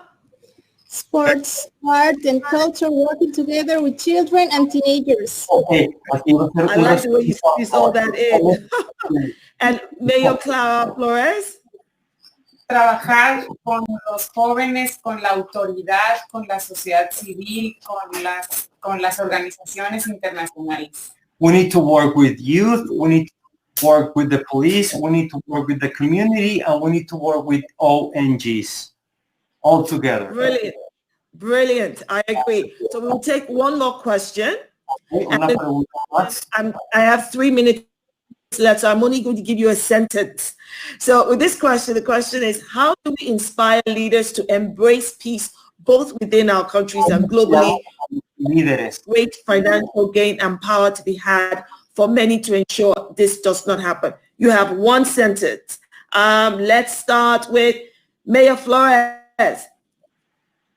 Invitándolos a que entendamos que la reducción de la violencia que entiendan que la reducción de la violencia es más pacífica, que veamos que las ciudades es más fácil administrarlas, las que son pacíficas que las que son violentas, independientemente del riesgo que nosotros podamos tener. 1 sentence. We need to inspire leaders and make them understand that it's more practical and it's easier to administer a city with violence in a peaceful way. Thank you, Fiorella.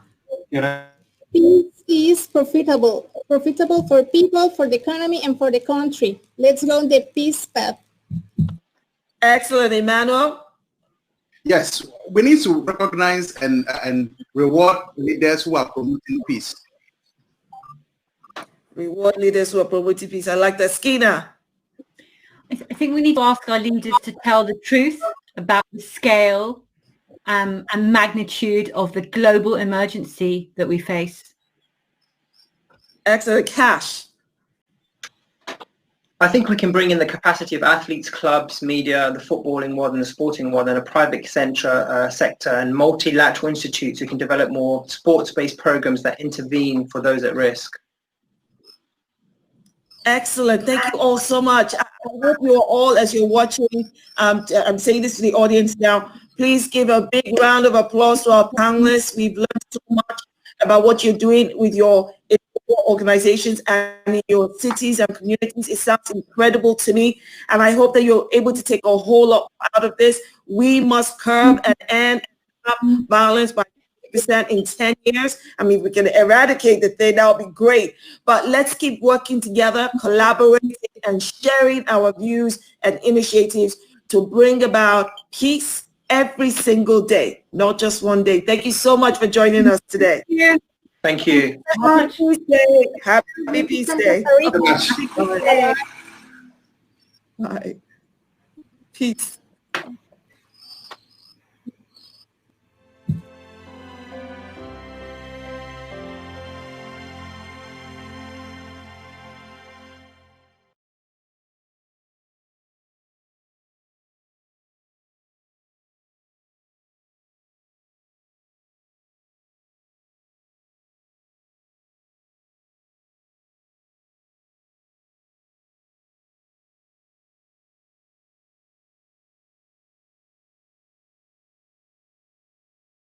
Sincere thanks for all of you to join us today. Thank you so much. That was an amazing discussion. Okay, Aidan, over to you.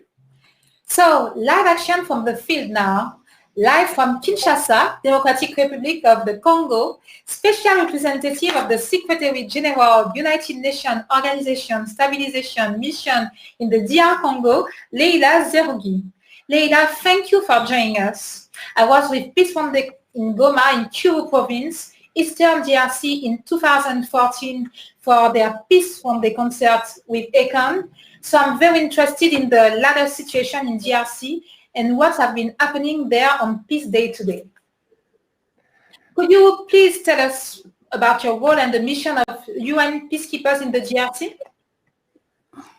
Thank you very much for the opportunity. I think that the role of a mission deployed in a country like DRC with a mandate coming from Security Council is, of course, to help the peace to return, is to work on dealing with those who are facing the consequence of war, the most vulnerable, helping government to address the threat against population, is to deal with spoiler, is to fight those who are committing atrocities. So our role is, of course, to implement the mandate that comes from Security Council with, of course, protection of civilian, helping a national authority to build their institution, to advance the peace, to build reconciliation, to work on dealing with all what was behind the reason that people are suffering, are paying a very high price. So that's our role, is not to replace national institution. I would like to emphasize this, is to support them, is to help them and to work with them to ensure that the peace return, that those who commit violence will be held accountable and address all what could be behind the situation that is ongoing in area of conflict. Thank you. Women are playing a very important role in relation to peacekeeping. Can you talk to us about that? The place of women to keep peace. Women are in every society 50% of the population, so they cannot be put aside and we can fix problems. It's very important that not only they are involved because they are paying a very high price in every conflict, in every situation. They are victims of violence, sexual violence, displacement, their children are killed, prevented from going to school, recruited, etc. So for me, not only we must bring women in every and each of our action, but it's also the only option that allow us to really address the root causes, to work on building the peace, is to give the space to women, is to empower them, is to help them to come to the table if there is negotiation or if there is any action that need to be taken. But it's also to ensure that what's their need to help protect them. It's important for, if you have election, that you ensure that they have the space, they can compete. If you work, and to do that, you need also women within any peacekeeping mission, because it's also access to some spaces that will not be open to men in conservative society in some areas. So I think women are part of the society. We have to ensure that this is clear to everyone and to help things to move in the right direction and to listen to their perspective when we speak about peace, when we speak about reconciliation, when we speak about building a nation. It's very important that half of the society are not put aside. That's true. That's true. How important is a day of ceasefire and non-violence to you as peacekeepers? Our reason for being deployed in a country is to bring peace, is to build creating the space, because part of my work, or maybe the most important of my work, is good officers, is to help people that choose to fight each other to think that violence is the only option, to help them understand that there is no solution without having dialogue, without working together, without making concession, without accepting to negotiate on the part of their population, and to address the conflict. So for us, when we achieve ceasefire, when we achieve people that accept, first of all, to sit together and start negotiating, then when we manage that they come to a solution, and we have to assess that what they are coming to is sustainable, is also in the best interest of the majority, of the most vulnerable, and will help the country to turn the page of conflict. So ceasefire is a success, but must be followed by a lot of work to ensure it will take place, it will be implemented, and it will be sustainable. And it's not just a ceasefire between belligerents, it's ceasefire that help a country to build its peace, stability, and reconciliation. Thank you. Wow. Leila, thank you so much. It's just amazing work that you're doing in such an incredible country, the Democratic Republic of Congo. So thank you ever so much for your words today, and for the extraordinary work that you do, and that all of the people of MONUSCO, the amazing staff you have, the incredible peacekeepers, and the amazing women. Thank you for joining us. It's very special.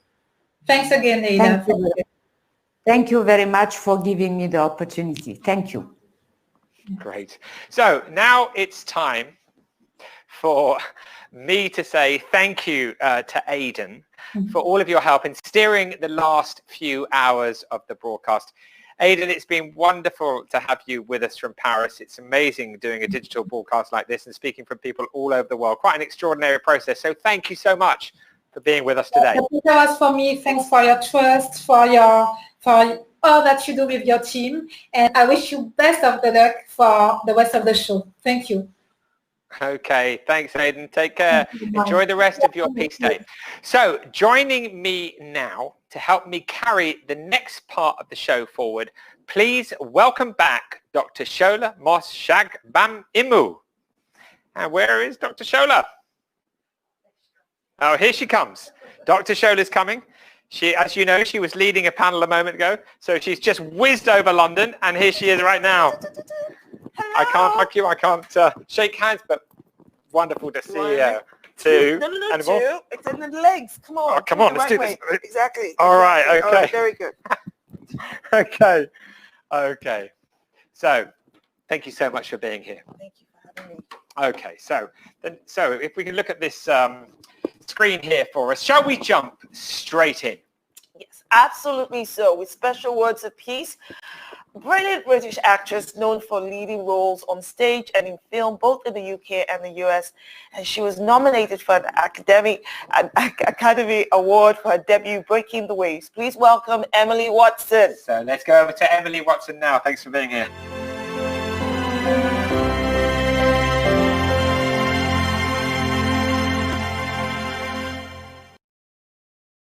Hi, I'm so happy to be here for Peace One Day, and sorry that I can't be there in person. In the search for some meaningful words about peace, I've been thinking a lot about the phrase, no justice, no peace, and the fact that our society has had to take a very long, hard and uncomfortable look in the mirror.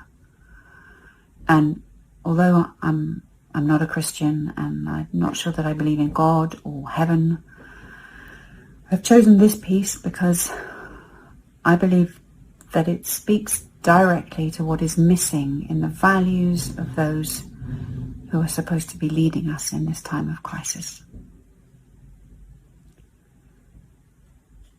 Blessed are the poor in spirit, for theirs is the kingdom of heaven. Blessed are they who mourn, for they shall be comforted. Blessed are the meek, for they shall inherit the earth. Blessed are they who hunger and thirst after righteousness, for they shall be satisfied. Blessed are the merciful, for they shall obtain mercy. Blessed are the pure in heart, for they shall see God. Blessed are the peacemakers, for they shall be called the children of God. Blessed are they who are persecuted for righteousness' sake, for theirs is the kingdom of heaven.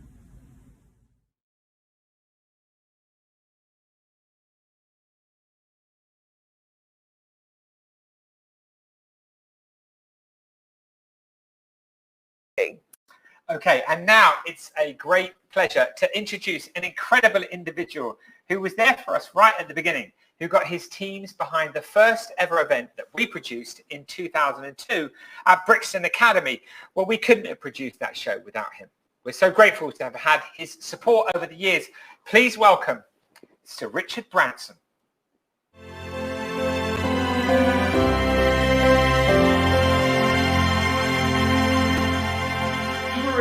There at the beginning for us.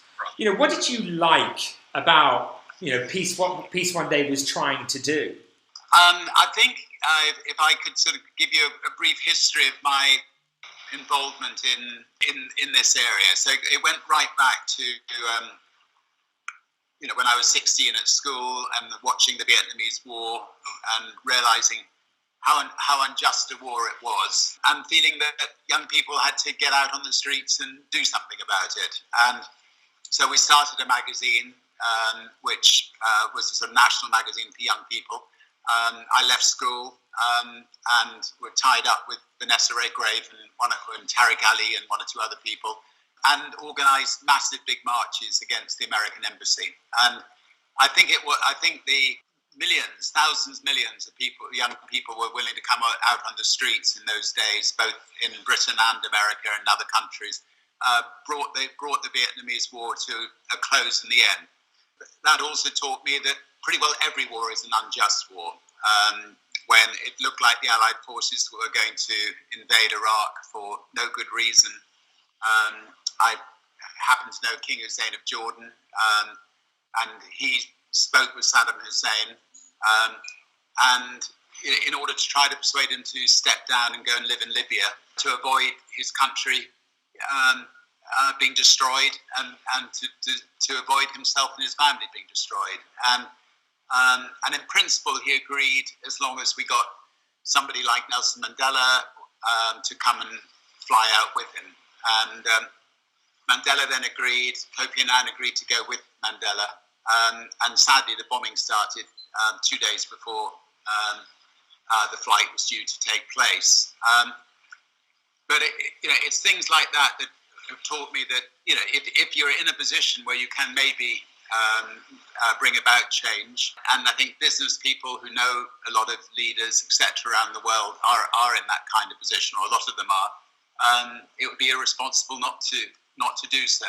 On the back of that trip to Iraq, we set up the Elders with Nelson Mandela as the lead elder, with Gracia Michel, his wife, and they got, you know, people like Kofi Annan and people like Mary Robinson and President Carter and an august group of people together. And they go into conflict regions and try to resolve them. I mean, they were, Kofi Annan, Gracia Michel went into Kenya when the civil war was breaking out there, a horrible civil war based on an election that people thought was fraudulent. And, you know, they took the two leaders to a game reserve for 2 weeks, and by the end of the 2 weeks, they shook hands, and that civil war was stopped and averted. You know, we've had elders work on Syria without a lot of success, but at least they've been trying. Wow, it's so incredible to hear, you know, your journey, lifelong journey, which continues to this day to create a more peaceful and sustainable world. And of course, your work with the B team, which is extraordinary as well. So it's wonderful, to be able to talk to you and hear those things, Richard. Thank you. So I guess the idea when you first heard of a day of peace, when we come together as one in a moment of global unity, kind of partnership and collaboration, is something that you've just spoken a lot about. I suppose that was one of the things that you liked about the idea of a ceasefire non-violence day, when we sort of come together as one in the name of peace, right? Of course. I mean, if you look at Yemen right now, I mean, if they could have at least one day of peace every year, from the absolute misery that the Yemen people are being put through, or Syria, that would be good. And if it catches on, maybe we can go from one day to a week of peace and so on. So,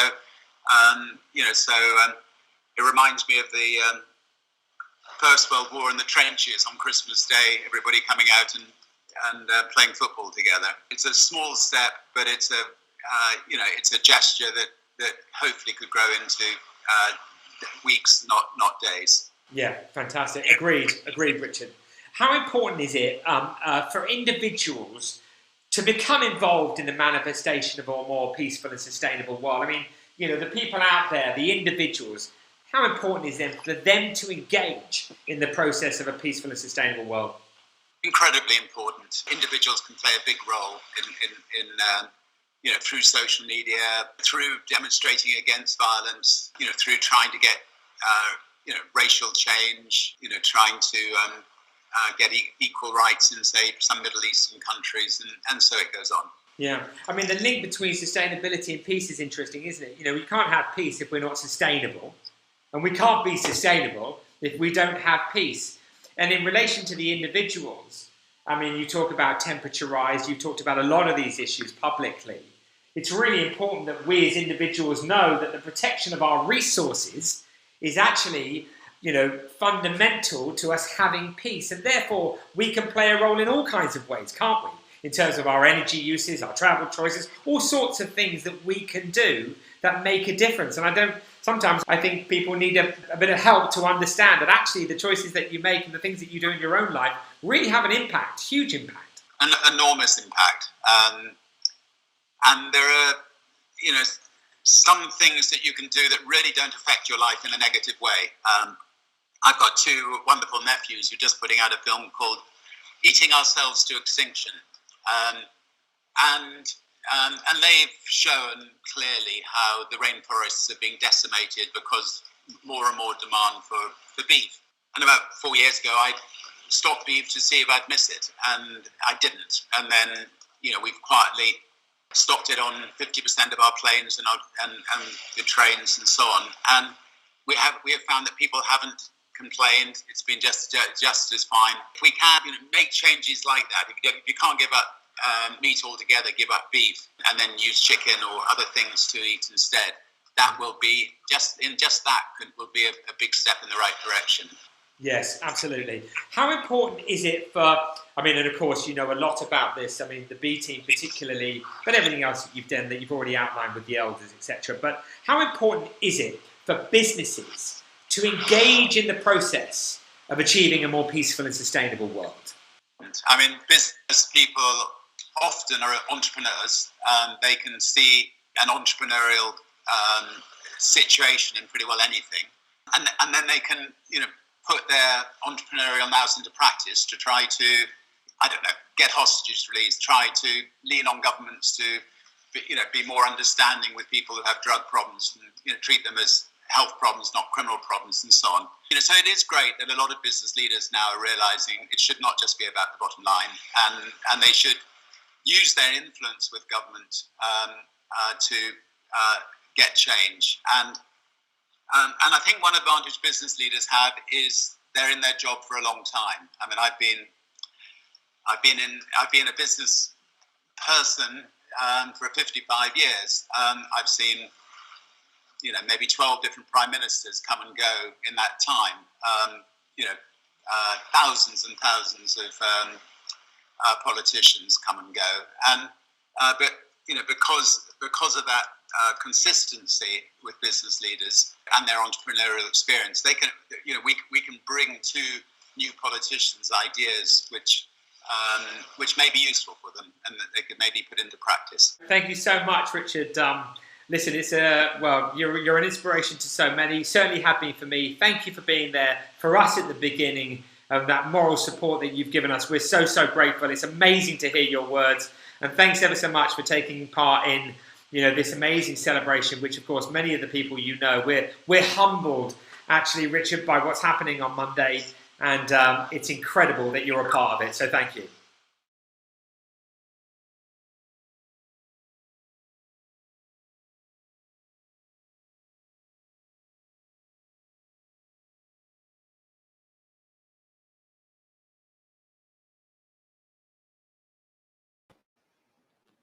Music now. This next artist has been a great supporter of Peace One Day, with 6 studio albums to his name, including the UK Albums Chart topping Singing to Strangers. Ladies and gentlemen, please welcome Jack Savaretti. Jack, great to see you. Great to see you guys. How are you doing? Hello, how's it going, Jeremy?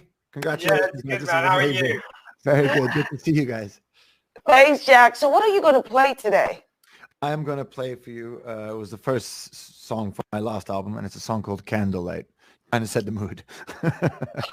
Take it away. Yeah, good luck, Jack. Thank you.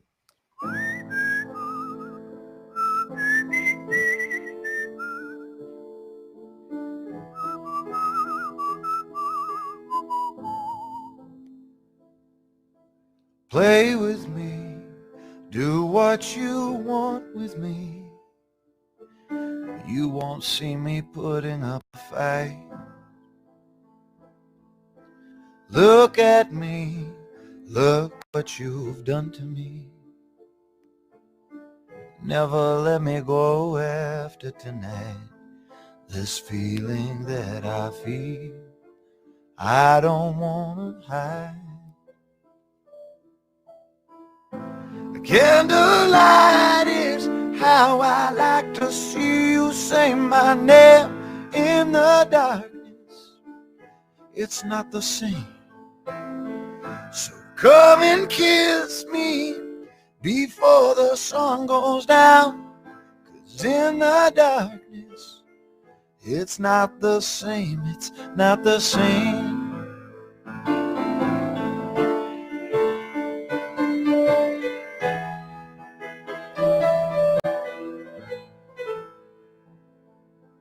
Promise me you'll wake up next to me, a lifetime, forever and a day.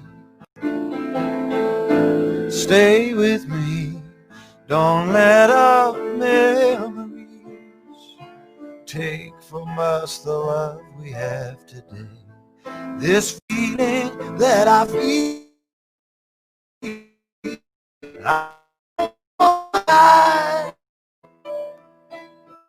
is how I like to see you say my name in the darkness. It's not the same. So come and kiss me before the sun goes down, 'cause in the darkness it's not the same, it's not the same. I don't wanna hide, I don't wanna hide, I don't wanna hide. It's not the same. I don't wanna hide, I don't wanna hide, I don't wanna hide, no, no. Send the night away, send the night away. Oh, oh, oh, oh.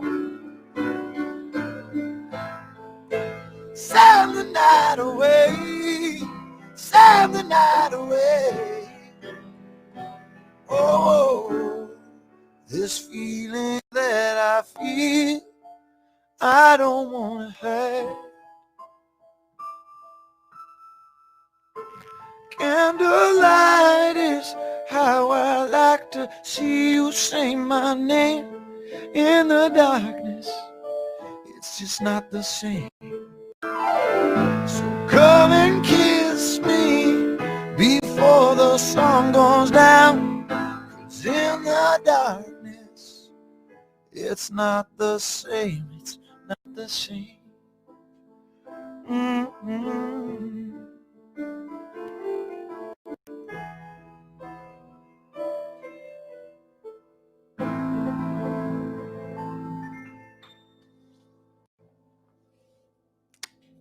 you very much.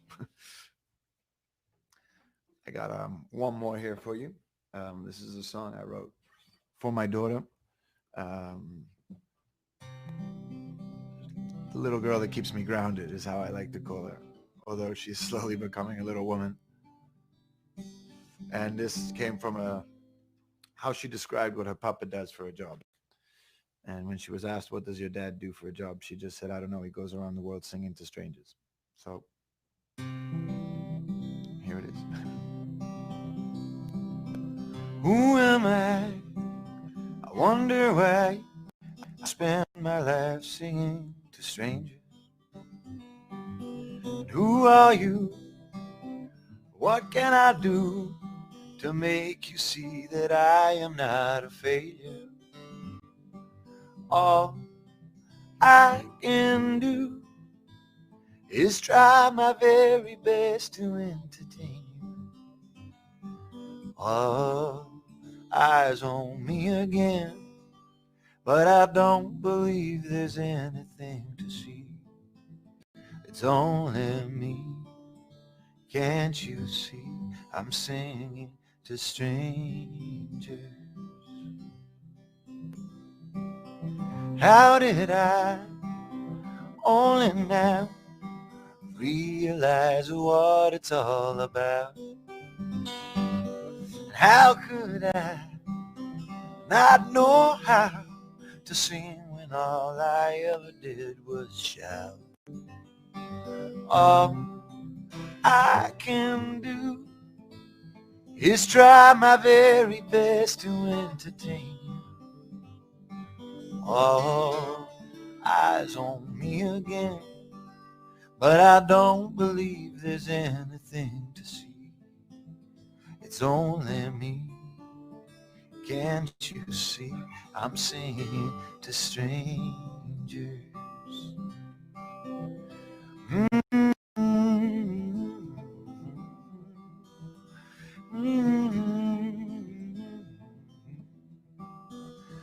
Whoa, my, oh my. Whoa, eyes on me again, but I don't believe there's anything to see. It's only me. Can't you see I'm singing to strangers? Strangers.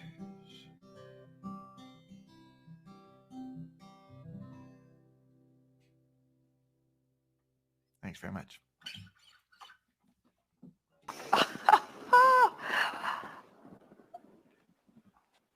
Excellent. Okay, amazing, Jack. Oh my goodness. Jack, amazing. Thank you for that incredible performance. Now, before you go, could we ask you a couple of questions now about peace and why you've been supporting Peace One Day?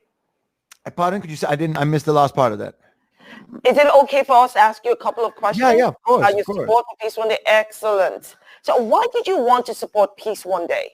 Why wouldn't you want to support Peace One Day? I think it's more the question. I mean, I found it funny. I was even watching an interview we did with the BBC last year today, and it was amazing the cynicism that was coming at me and the cynicism that can come at you when you mention the word peace. And I always say, I think the best thing about this whole project is it stops peace from being a dirty word. I know that sounds silly, but sometimes it's an eye roller, it's naive, and you get met with all this sort of cynicism.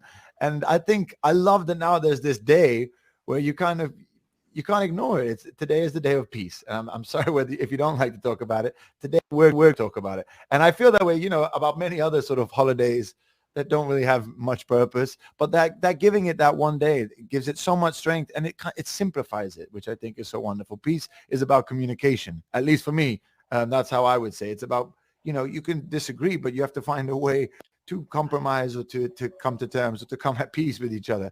So I think having this one day where you're given this moment to be able to do it, and it's what I said last year, it reminds me very much of when I was a kid in church and they would say, give the sign of peace. And you would turn to strangers. And in that little moment, you would shake the hand of a stranger. And that was a moment. This is a day. And I think this day represents the same thing. It's a moment in the year that we can all take to sort of really sit and think about it, to talk about it, and to talk about it with confidence and with a bit of, I want to talk about peace. I love it. Thank you. That sums up exactly what I think and feel too. So what would you say about why at this particular time peace is so important?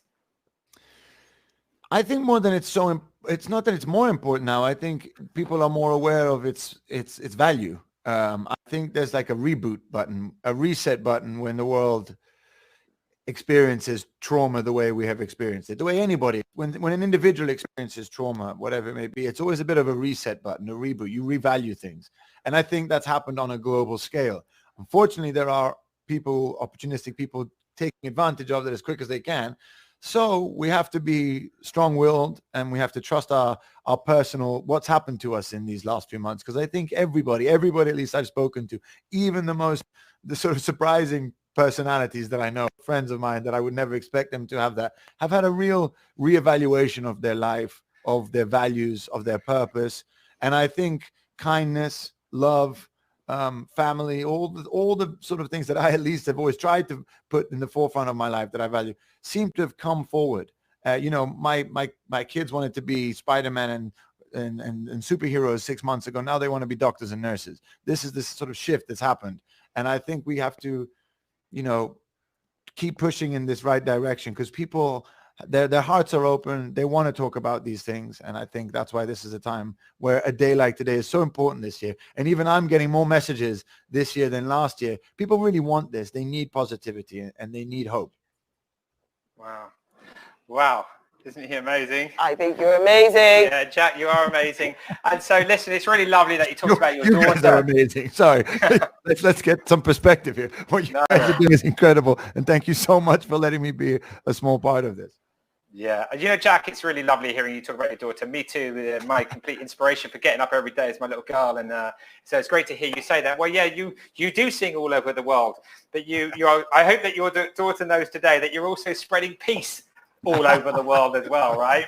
Absolutely. And I hope she's inspired by this. She was, poor things, they've been in there. I think my dog started barking halfway through the second song, but they've all been in there sort of like little mice, being as quiet as they could. But she's been fascinated by everything that's going on today about this. And I was trying to explain it to her. And that's the important thing about this day. It gives you an opportunity.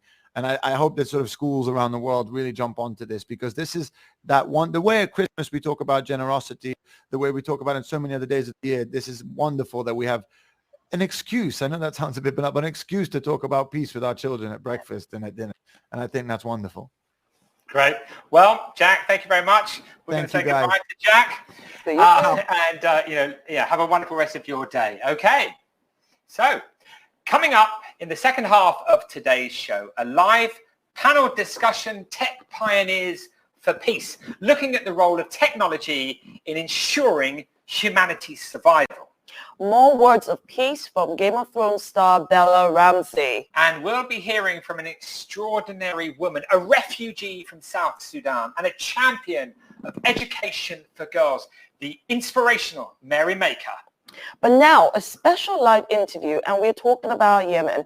It's a tremendous honor to welcome live from Odessa, Yemen, Colonel Amasakan Sadari, who is Chief of the Liaison and Coordination Mechanism for United Nations mission to support the Hodeidah Agreement in Yemen. And live from Baghdad, Iraq, Sawa Tawfiq, the interpreter to the head of mission, also at the United Nations mission to support the Hodeidah Agreement. Thank you both for joining us. Yeah, absolutely incredible. Welcome to you both. It's such an absolute honor to be speaking to two incredible peacemakers trying to create peace in Yemen. Thank you for being here today.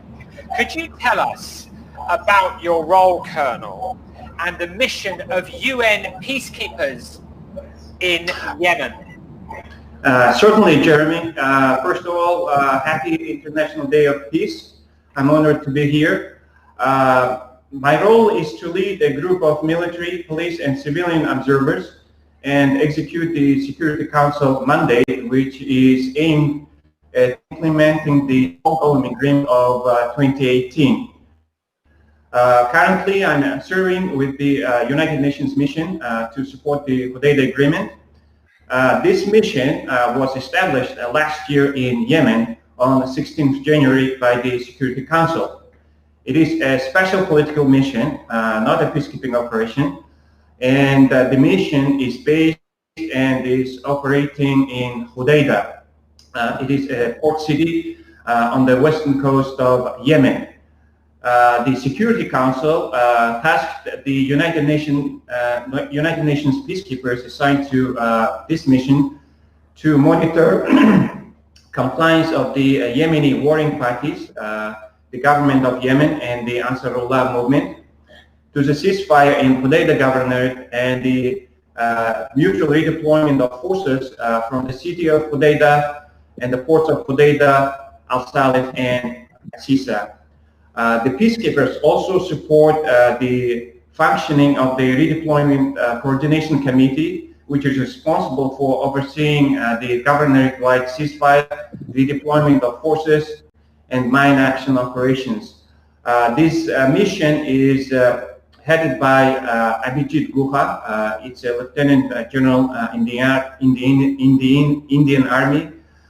He retired from the Indian Army a few years ago, and he joined the UN mission last year. So he reports to the Secretary General of the United Nations through the Special Envoy of the Secretary General for Yemen, Mr. Martin Griffiths, and the Under Secretary General for Political and Peacebuilding Affairs, Ms. Rosemary DiCarlo. Okay, thank you so much. To Salwa Tawfiq, thank you, and I hope I pronounced your name okay. There's a lot of names today, but the UN is 75 years old today. What inspires you most about the United Nations, and why is it so, such an important institution? Well, first of all, thank you, Dr. Shola, thank you, Jeremy, and let me say Happy Peace Day today. The most interesting thing and what inspired me mostly is the action to empower the better living standard and also human rights, in addition to the importance which is attributed to the fact that it carry out extremely difficult and indispensable work for the protection of people, to help communities, to help civilians, women empowerment, children, adolescents protection, in addition to the capacity building and rule of law and political dialogue. And in every daily interaction, I can say engagement and interaction with everyone, everywhere, with individuals, with the government, with societies, and also it sustains operations to the best of its abilities, I can say, to extend support to the key actors and local population on the ground to realize peaceful, prosperous, and good future for the next generation. All of these collectively, I can say, inspired me a lot to continue working for the United Nations, and I'm very proud of having this, and I'm also proud to be a peacekeeper working in field to help to build up peace, sustainable peace for Yemen and for the entire globe, depending on the place where I am working for. Thank you. Excellent. How important would you say it is to have a day of ceasefire and non-violence for you as peacekeepers? Well, Dr. Ceasefire actually and non-violence create a momentum, this momentum in peace process, and it paved the path to a peaceful solution, I can say, and also to address any conflict or a violent conflict, to realize stable societies, and also it helped and it enabled everyone to enjoy their fundamental rights. It also prevents war from happening and also positively contribute and effectively to bringing security, to protecting people, and to advance a human development and social progress. It is a challenge, yes, I do admit that, but we must win, we can win, and we will win if we all together work towards one objective, which is the realization of peace that everybody is yearned for and deserve. Well, thank you. Thank you, Colonel Saderi, and also thank you to Salwa Tawfiq, both of you. Thank you. Mean, honestly, I'm so inspired by UN peacekeepers. I've met many around the world. You're both extraordinary people doing an incredibly difficult job. Good luck with everything that you're doing, and thank you for spending a moment with us today. It's a great honor. Thank you, and good luck. Stay in peace. And to you. Thank you. Thank you. Okay, so that's the end, would you believe it, of the first half of today's broadcast. What an amazing first half it's been. And remember, the whole of today's show will stay on our YouTube channel. And over the coming weeks, we will be releasing lots of clips of everything that you've seen today. So follow us on social media. And don't forget, if you'd like to ask questions of any of today's panelists or take part in any of our online polling, you'll need to register for free to watch this broadcast at peaceoneday.org. I hope you do. It also means we can keep in touch with you. There's lots of activity planned for next year, and we'd love to keep you posted. Before we close this first half, we wanted to pay special tribute to someone whose advice and support was instrumental in the drive to establish a day of global ceasefire and non-violence on the UN International Day of Peace, and to have that day, of course, fixed in the global calendar, the 21st of September. I met then Secretary General of the United Nations, Kofi Annan, back in the year 2000. He kindly allowed our film cameras to document that meeting, which became one of the most important tools we had in creating the Ceasefire Non-Violence Day in 2001 with a fixed calendar date, the 21st of September. He was an inspirational leader and a mentor. He died in August 2018. Let's watch a speech now that Kofi Annan made at United Nations headquarters for the United Nations International Day of Peace in 2005, which I was honored to attend.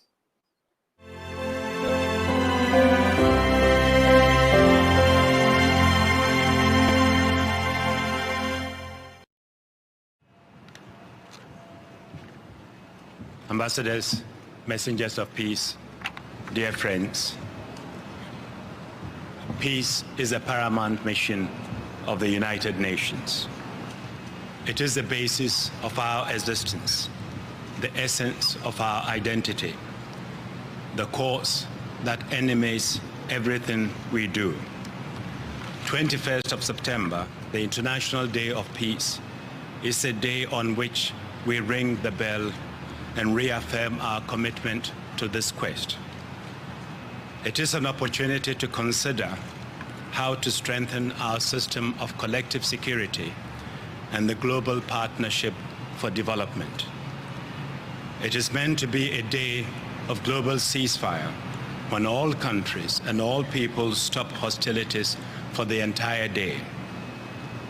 And it is a day on which people around the world observe a minute of silence at noon local time.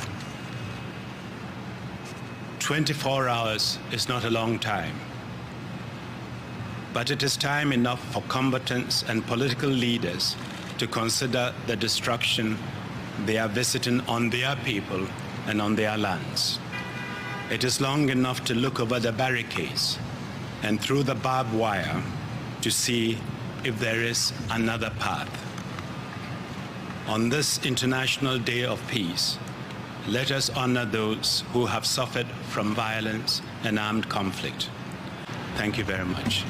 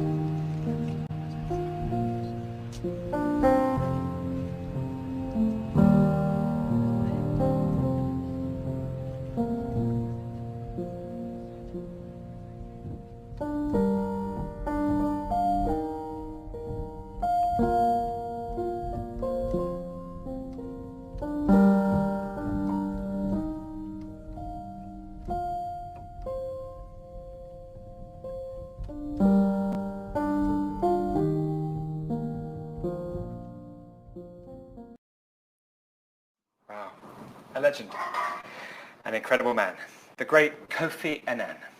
So now we're taking a short break and we all look forward to seeing you for a fantastic second half.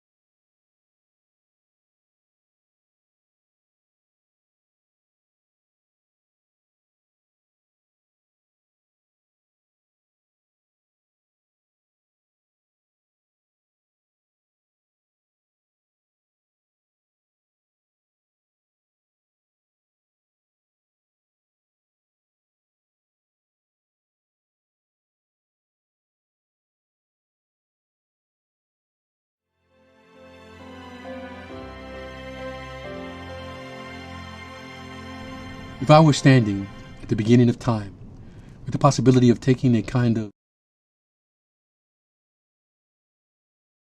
agreed to participate, so thanks a lot. Our wonderful sponsors, Avon, Lipton and Microsoft.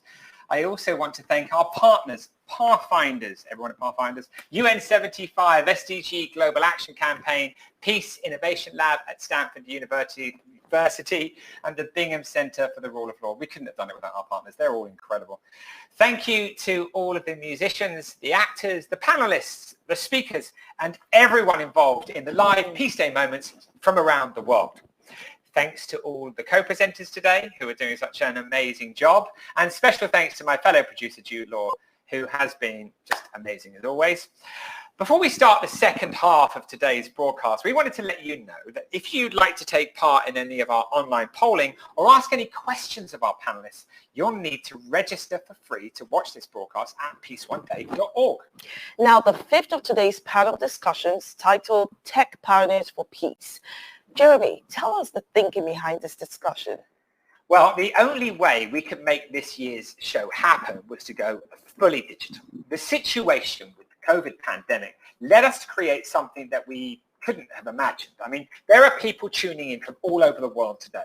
It's absolutely amazing. The technology has always been fascinating to us at Peace One Day. And we knew very early that it was critical we embrace new technologies to help us raise awareness of Peace Day. Because this is what it's all about. Raising awareness manifests action. And action reduces violence. It saves lives. Whether that's through the education resources, our social media, concerts and broadcasts. So, we wanted to set up a panel today to inform, inspire and engage people around the role of technology in addressing critical issues related to peace and sustainability. I know that you've used technology to bring classrooms together. Could you tell us about that? Well, yeah, I mean, technology is just amazing, right? I mean, look at what's happening today. But like way back, when we were working with Skype, we created a schools network. It was really very interesting. It was called Peace Talks. What would happen is the schools, would connect with each other. And what's really interesting is intercultural cooperation. The academics are saying is key to humanity's survival. Well, intercultural cooperation is all about dialogue. It's all about communication. So the idea of using Skype to get classrooms in Mexico to speak to a classroom in the Democratic Republic of Congo, right? I mean, that in essence is peacemaking, and technology allows us to do it. Technology is bringing us closer together. Thank you. Well, to help us navigate this incredibly important discussion, please welcome our moderator, Executive Director of the Peace Innovation Lab at Stanford and the Peace Innovation Institute at The Hague, Margarita Kiwis. Wow. And alongside her is long-time supporter of Peace One Day, now Senior Vice President, Strategic Customer Transformation and Innovation at Salesforce, Mark Mature. Kate O'Sullivan, General Manager, Digital Diplomacy at Microsoft. CEO of the Cyber Peace Institute, Stefan Duggan. Visiting Fellow, Institute of Strategic and International Studies, Malaysia, and Director of Political Security Affairs at the Asia Society Policy Institute, Eleanor Noor. And Karma Ekmechi, Founder, Diplo Women, Advisor on Women, Peace and Security, Consultant with UN Women. Panelists, welcome. Margarita Kiwis, over to you.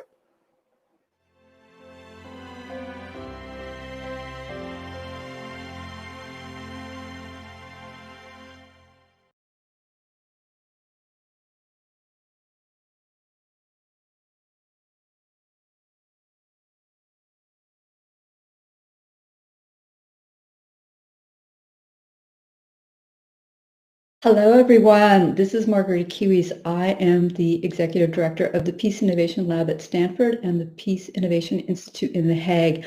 I am so excited to be with you today to moderate the panel on tech pioneers. We're going to have an exciting time this hour. And so I'm going to start by introducing our 5 panelists. They are amazing. So the first panelist is Mark Matou. He is the Senior Vice President of Strategic Customer Transformation and Innovation at Salesforce. He was also the former CMO or Chief Marketing Officer at Samsung, Unilever, and Coca-Cola, and he has been a longtime supporter of Peace One Day. Kate O'Sullivan works at the intersection of geopolitics and tech policy. Kate leads Microsoft's digital diplomacy team to advance trust, security, and human rights in the online world. Her team works to promote digital peace, strong and secure democratic institutions, responsible security policy, and respect for human rights through multi-stakeholder public policy initiatives. Karma Ekmekci is the founder of Diplo Women and a consultant with UN Women on mediation. She's also an advisor on the Women, Peace and Security Agenda and a member of the Mediterranean Women Mediators Network. Stefan Dugan is the CEO of the Cyber Peace Institute. He has spent 2 decades analyzing how technology is weaponized against vulnerable communities. He notably investigated multiple misuse of disruptive technologies, such as AI, in the context of cybercrime, cyber operations, hybrid threats, and terrorist use of disinformation techniques. And finally, last but certainly not least, is Elena Noor. She is the director of Political Security Affairs, Asia Society Policy Institute, and she is a visiting fellow for the Institute of Strategic and International Studies Malaysia, and she has also served on the Global Commission on the Stability of Cyberspace. I am so excited to have all of you here. We've had such a great time getting ready for this panel, just in the warm-up. And first of all, a high five for Peace One Day, right? We think this is a great opportunity, and what I'm so grateful to Jeremy Gilley and his entire team for putting this event together. And he's been doing this for over 2 decades. And in the year of 2020, I think we need 24 hours of intense positivity, and just having a day dedicated to peace is, I think, the thing that we need right now. So with that, we are really interested in the potential for peace, what the future of peace could look like. And what I really like about all the panelists is how diverse everyone is. So normally when there's a tech panel, it's the usual suspects, and they all come from Silicon Valley. And what we decided to do in this tech panel was really to mix it up, because one of the things that we've been talking about collectively is having more diversity and more stakeholders in the design and envisioning of technology for humanitarian and peaceful purposes. So I've got 2 tech companies, Salesforce and Microsoft. And when I first met Kate, so this is how it happened. I think it was 2 years ago. I saw Kate on Twitter, and I was like, what? Microsoft Peace? What the heck is that? And so I went on LinkedIn. I got to go find this woman, connect. Hi, you don't know me from Jack. We need to talk. And then we met in San Francisco last year. I was so excited that Microsoft, the legendary Microsoft, was taking on peace. So Kate, tell me, what is Microsoft doing about peace? Thank you, Margarita. What a nice memory of that meeting that we had together. But before I jump off to answer your question, I just want to thank you and my fellow panelists. It's been really a pleasure to explore these topics with you in the brief time we've had together. But most importantly, I want to wish everybody a happy International Peace Day, and the team at Peace One Day. Amazing work. And as you said, Margarita, we need to be focused and grounded in positivity. And so to transition to answering your question, why is Microsoft interested in peace? As makers and developers of technology, we view it as our primary responsibility to ensure that our customers and the people who use technology are safe from harm. And we have a major role to play in creating safe and secure products. That being said, we have particularly in the past decade seen an alarming trend with both cyber criminals and nation states have been using cyberspace to advance ill pursuits, crime and indiscriminate harm to civilians and civilian infrastructure, whether that's water delivery systems or nuclear reactors, systems that keep people able to go about their their daily lives and to have dignity in doing so. So when we think about the future, we think about the fact that we must close the digital divide, but we also must safeguard cyberspace to be a magical place in which peace prevails and that it doesn't fall prey to warfare that doesn't have rules of the road. And so we engage with other governments, with other companies. Salesforce is a wonderful partner of ours in the Tech Accord to try to advance trust, security, and human rights, human dignity in cyberspace. Fantastic. So, Stefan, you've been, if I think of us as like the Peace Avengers, although the Avengers like destroy buildings and we're not into destroying buildings. So we want to create peace in the world. You have been on the front lines of this as well in terms of, I think as technology advances, and here we are in 2020, we're all operating digitally, right? We're not interacting face to face. So this is this digital world is where we're operating, and you've done a lot of work in that area. Tell me about how, the vulnerabilities, so we're aware of it, but also that you're on it, right? You're on the front lines, the tip of the spear, as we would say, to address these vulnerabilities. Talk to us about that. Thank you very much, and happy International Peace Day, everyone, for sure. Kate mentioned a lot of the landscape already, and that's very true, very accurate. Being on the front line means being conscious that, and that's the topic today, that technology is having a key role. And it's not looking at technology in kind of a silo or something isolated, but more the convergence of several technologies that are moving exponentially. It's almost impossible to predict what is going to happen next. And what is complicated is to understand what is the convergence of these different technologies coming together can create, as if we're in a gloomy day, threat and risk, but if we are very positive and we want to be positive, what are the opportunities? What can we do with this technology to achieve peace? And in the context that is interesting, my institute, the Cyber Peace Institute, Cyber Peace. So you have to look at, in fact, part of the threat as maybe an idea for the solution. You may know that, Kate mentioned that, criminal groups are raving on the cyberspace for years, decades, and the same as state actors having ill activities. And the underlying model is what is called cybercrime as a service, meaning that you have several actors that are building their crimes, sometimes without knowing each other, just making the best of part of their skills, expertise to conduct an attack. You could argue that on the other end, having a collective work, having a collective capacity in order to counter this business model would be a good way to look at how converging technology could help. Yeah, absolutely. When you told me about cybercrime as a service, my head went like, what? And, it's been interesting because there's been an evolution in technology over the last 25 years from you used to buy, software in a box, right? And like Microsoft Office in the 90s, it would come in a 10-pound box with all these CD-ROMs and the big manuals that no one read.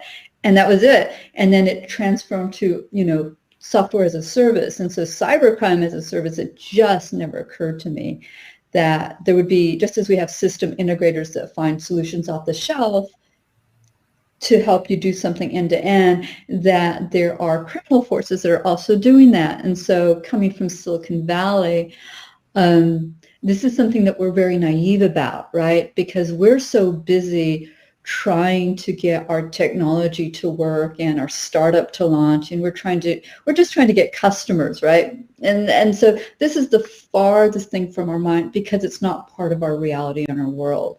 And having starting a dialogue like this with other stakeholders and say, hey, by the way, did you know that might make a difference in how young technologists especially start developing products and services.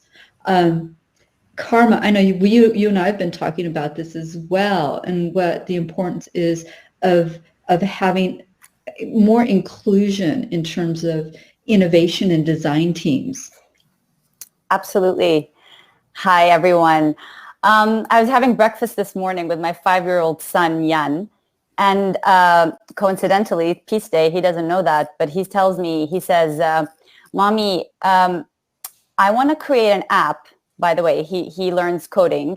He's 5. And he said, I want to create an app that stops humans from killing animals. So I look at this kid, and we have this panel tonight, and I'm thinking, oh my God, you just gave me, the best piece to start with, because it shows how much our design process for tech needs to be inclusive, and not only inclusive in the sense that it brings in all the different stakeholders who are involved in bringing peace, whether it's on the individual level or the community level or the national level or the international level, but also the cross-generational inclusivity, because what we will create will affect the kids, will affect the future generation, and bringing them on board early on also has an incredible added value. So I was very intrigued by what he said, and clearly it reinforced my belief, or my wishful thinking, that human beings are intrinsically, are good. They have good intentions, because this child, just had this idea out of the blue. So definitely inclusivity is important, and since we are in the business of peace, or the peace sector, I think that technology has a very important role to play, because we want to scale up peace. And we've seen that in every industry, whether it's in agriculture or healthcare or finance, tech has played a huge role. We have the fintech industry, the agrotech industry. So why not have the peace tech industry? Definitely an industry worth investing in, but also in an inclusive way, and from the get-go, introducing all the different stakeholders in the design process is a must. I come from the field of peace building on the ground, mediation, negotiation, hardcore conflicts, and really we feel like there is an absolute need for tech tools to help us do our job better. But if they're created without us being consulted, then it will be a waste of money and energy, and they won't really fit the challenges that we're trying to address. Absolutely. I know that at Stanford, we've been a pioneer in terms of design thinking and human-centered design, right? And we've been doing that for like a quarter century. And when we think about how expanding that mindset, imagine doing peace-centered design, or equity-centered design, or justice-centered design, where these principles are baked into the DNA of your product development, baked into the DNA of how you innovate. So, or, ethical design, ethical considerations is not something that you tack on way after the fact. So, hey, by the way, we're doing this live, but it's something that is intrinsic in the organization and the ethos of how they operate, the way the powerful way that design thinking has been adopted as well.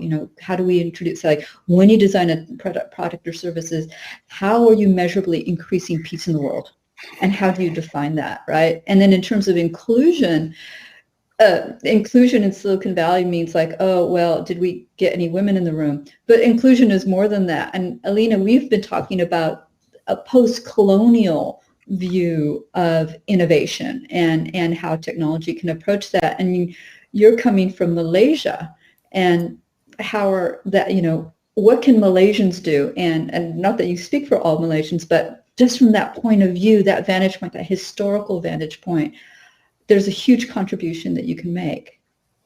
Yeah, thank you. And definitely, I'm not going to speak for all of Malaysia or all of, the post-colonial world. But I think I'd like to pick up from where Kate left off. And I think the word that she used was dignity. And this is a very important word, because so much of conflict in the real world and in the virtual world as well stems from this denial of dignity.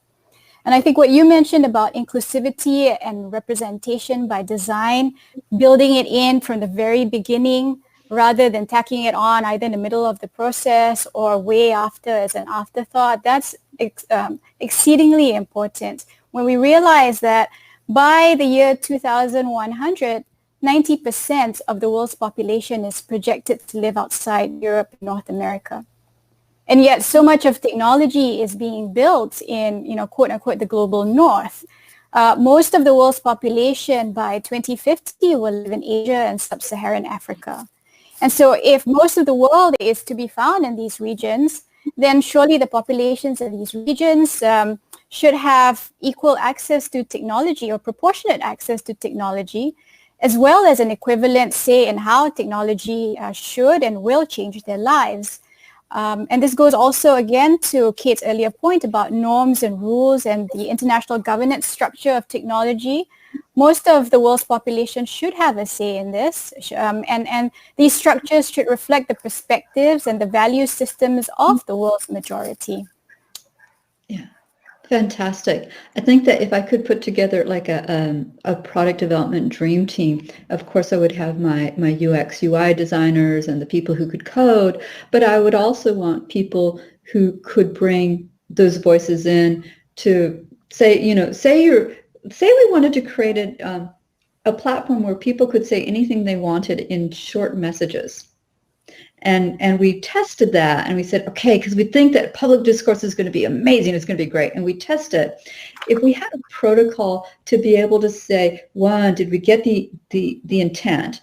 Are people, is it creating this wonderful platform where people can express themselves? But we could also have sensors to detect when it's being weaponized, or sensors that can detect when there's abuse. Then we could correct that. We could change aspects of the product or the user interface, or tweak the features to dial that down or make that harder to do, while still maintaining the original intent of having people be able to talk and exchange ideas, right? And I think that as we start innovating, we need to think about what is it that we're trying to build and intend with the product, but also we have to check, is something unexpected happening? And now that we have this body of history and all this analytics with technology, we can actually do that now. It would have been difficult to say, in 1995, can we do that? But now we have Internet of Things, we have so much data, especially behavioral data, where we could start putting in those frameworks and those safety guards, right? So it's almost like clinical trials for software. We want it to do good. We think it's going to cure the disease, but if it killed all these people, then that's no good. We we can't put it out on the market. Having that type of thinking, I think, would do a lot to make technology really fulfill its potential in the world to do good. And, when I look at this, Karma, because I've been talking about how do we catalyze the peace tech industry, and I'm looking at the statistic that, preventing and reducing violence and investing in peace is a really sound investment. And, having global conflict violence alone could save $2 trillion by 2030. $2 trillion. Imagine what you could do with those $2 trillion in terms of water security, food security, all of these things. Mark, you've been looking at peace for a long time. You're a marketer. How could we tell the story? How can we market peace so it's something that people want to invest in and that people want to put resources behind, especially for companies, because for so many of us, we spend so much of our time in the workplace and interacting with people who are very different from ourselves. Yeah, so as you mentioned, I started to support Peace One Day and Jeremy in particular more than 15 years ago. And at that time, I was actually leading marketing for Coca-Cola. And at that time, it felt like it was the right thing to do, but it was indeed bringing the power of the marketing machine to Peace One Day in the form of, yes, some money, but importantly, the brand that could actually be used to herald the message of Peace One Day. Since then, I've actually continued to work with Peace One Day with Jeremy. And one of the things I always say is peace can be seen on one hand as something very big and very lofty and unattainable. If you look at it as peace in the world, and it can also be seen as something quite distant if you look at it just as conflict areas. Whereas in reality, everything we've been talking about since the beginning of this conversation is more about what I tend to call everyday peace, which is peace at home, peace in the schools, peace on the internet. Stefan talked about that before. And so I think that the most important thing is to cut peace in pieces, which is actually why I love the new logo, the logo of Peace One Day, with this, what's your part, what's your piece, and the reality to make it relevant to various companies, various brands, various individuals' agendas, and that's one of the things that I think more and more we have to do if we want all the businesses, not just a few of them, to support the peace agenda, to help market the peace agenda, is to make sure that we make it relevant to the individual businesses and brands, and also that we look at it. Of course, the objective today is, and again, happy International Peace Day to everyone on this stream. But it's not just about today. It's about peace every day. And that's another thing which I think is important when you look at it overall. Yeah. So how can we make peace a habit? Karma. Well, I mean, again, I think this panel in itself is a testimony, and this day, Peace One Day's global digital experience, is a testimony to the importance of multilateralism. And I just want to drive home this message. Multilateralism today is under threat. We are faced with global challenges, and this needs global collaboration, cooperation, and leadership to address these challenges. But at the same time, we feel that multilateral institutions have been weakened. I think that tech can play a super important role as a catalyst for peace and to strengthen these multilateral institutions that are struggling with the notion of, their raison d'être these days. So it's very important for me what Mark said about compartmentalizing peace, because peace is definitely, in different concentric circles. And I began by saying, maybe I work on the larger concentric circle, conflict zones, whatnot. It's distant for the mainstream population, but then we need to zoom in into the individual and see how we can change the behavior of human beings. I mean, today you have all behavior economics, digital technologies influencing the behavior of human beings and what they like and what they don't like. We need to channel all this energy, all this momentum towards how we can change human behavior for it to become more peaceful, to use our technologies, our existing technologies. And when we say technology, the people generally think about social media. It's a much larger menu than just social media. And we need to get all these different technologies, AI, machine learning, and try to see how we can create these amazing mechanisms that would allow us to influence people in a way that makes them more peaceful. And I'm a firm believer that if at the individual level we change that behavior, it's a ripple effect, and these concentric circles with time will be affected. And someone once told me, peace is a marathon, it's not a sprint. So I'm so happy we're having this discussion today on the importance of tech and peace, because I believe that the peace tech industry will flourish, and we need to start the discussion today. Stefan, I know that I wanted to call on you to build on Karma's comments, But before you do that, so Karma, okay, I love this because, you know, the Peace Innovation Lab came out of an effort from BJ Fogg in 2007, and he's a behavioral psychologist. He said, how could we create peace by changing people's behavior? So within our lab, our question is, how good can we be to each other? And we look at how technology helps us be good to each other. So yes, we're on it. We're definitely on the behavior change of peace, and what are the tiny habits of peace, right, on an everyday basis. As Mark was saying, peace is an everyday thing. It's not something just about treaties among nation states. It's something that we all do with each other. But yeah. On this, if I could add, Margarita, to echo Mark and Karma, this slicing of different aspects of peace in order to make it more maybe understandable, manageable to the communities. That's how we look into cyber peace. It's really looking at this.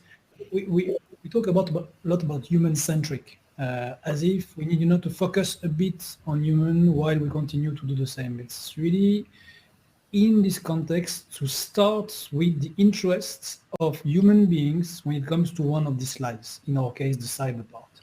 And looking at cyber peace as a state of play when human dignity, it was mentioned already, human security and equity will exist in any interaction that you have with the cyberspace. And there, if you look at this from that point of view, right away you look into societal impact of attacks, of mutation of technologies, of behavior. What is going to happen when augmented reality is converging with artificial intelligence? Is this going to have a societal impact? If yes, if this is going to be good for population. And you start looking at this from that point of view. And it helps a lot for the planning, for this multilateral engagement, as Karma was mentioning, into having the right stakeholder on the table, into looking at accountabilities. Because when you look into the different responsibility of actors in this field, being states, being industry, being civil society, everyone has a responsibility. You and I also, we have one because we are using this space. But if we look at, is this okay for the security, dignity, and equity of population that are using that space, it's a valid operational starting point. Yeah, and you know, having been in academia now for the last 10 years, it's one of the great opportunities is to start integrating those questions and considerations in the curriculum for engineering and computer science students. So one of the efforts that we've been working on is peace engineering, to reimagine engineering education, to include these considerations, to have more stakeholders in. So because the days of an engineer making something and then throwing over the transom and saying like, well, whatever the second order effects, that's somebody else's problem, doesn't work anymore. We need the engineering community to think more expansively and understand that technology is in the service of humanity. It's in the service of people wanting to live happy, healthy lives. And it's not just people, but all living things. We also need to consider nature as being a stakeholder. You know, who's a representative of nature? And does nature have a voice in saying like, wait a minute, that technology that you're implementing isn't good for me, right? And I think that when we start thinking it more holistically, then technology can actually fulfill its potential to be a great tool to help us have a more humane, safe planet. And Mark, I know that you've got a lot of thoughts about this as well. Yeah, well, I echo a lot what you just were talking about. I mean, when I worked, you know, for Coca-Cola, as I mentioned, I've afterwards worked for Unilever.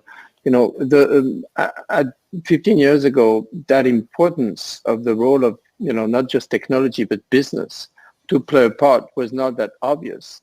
I think Unilever had a very strong, you know, belief that there was a role that businesses could play in technology, in global agendas like sustainability and therefore like peace.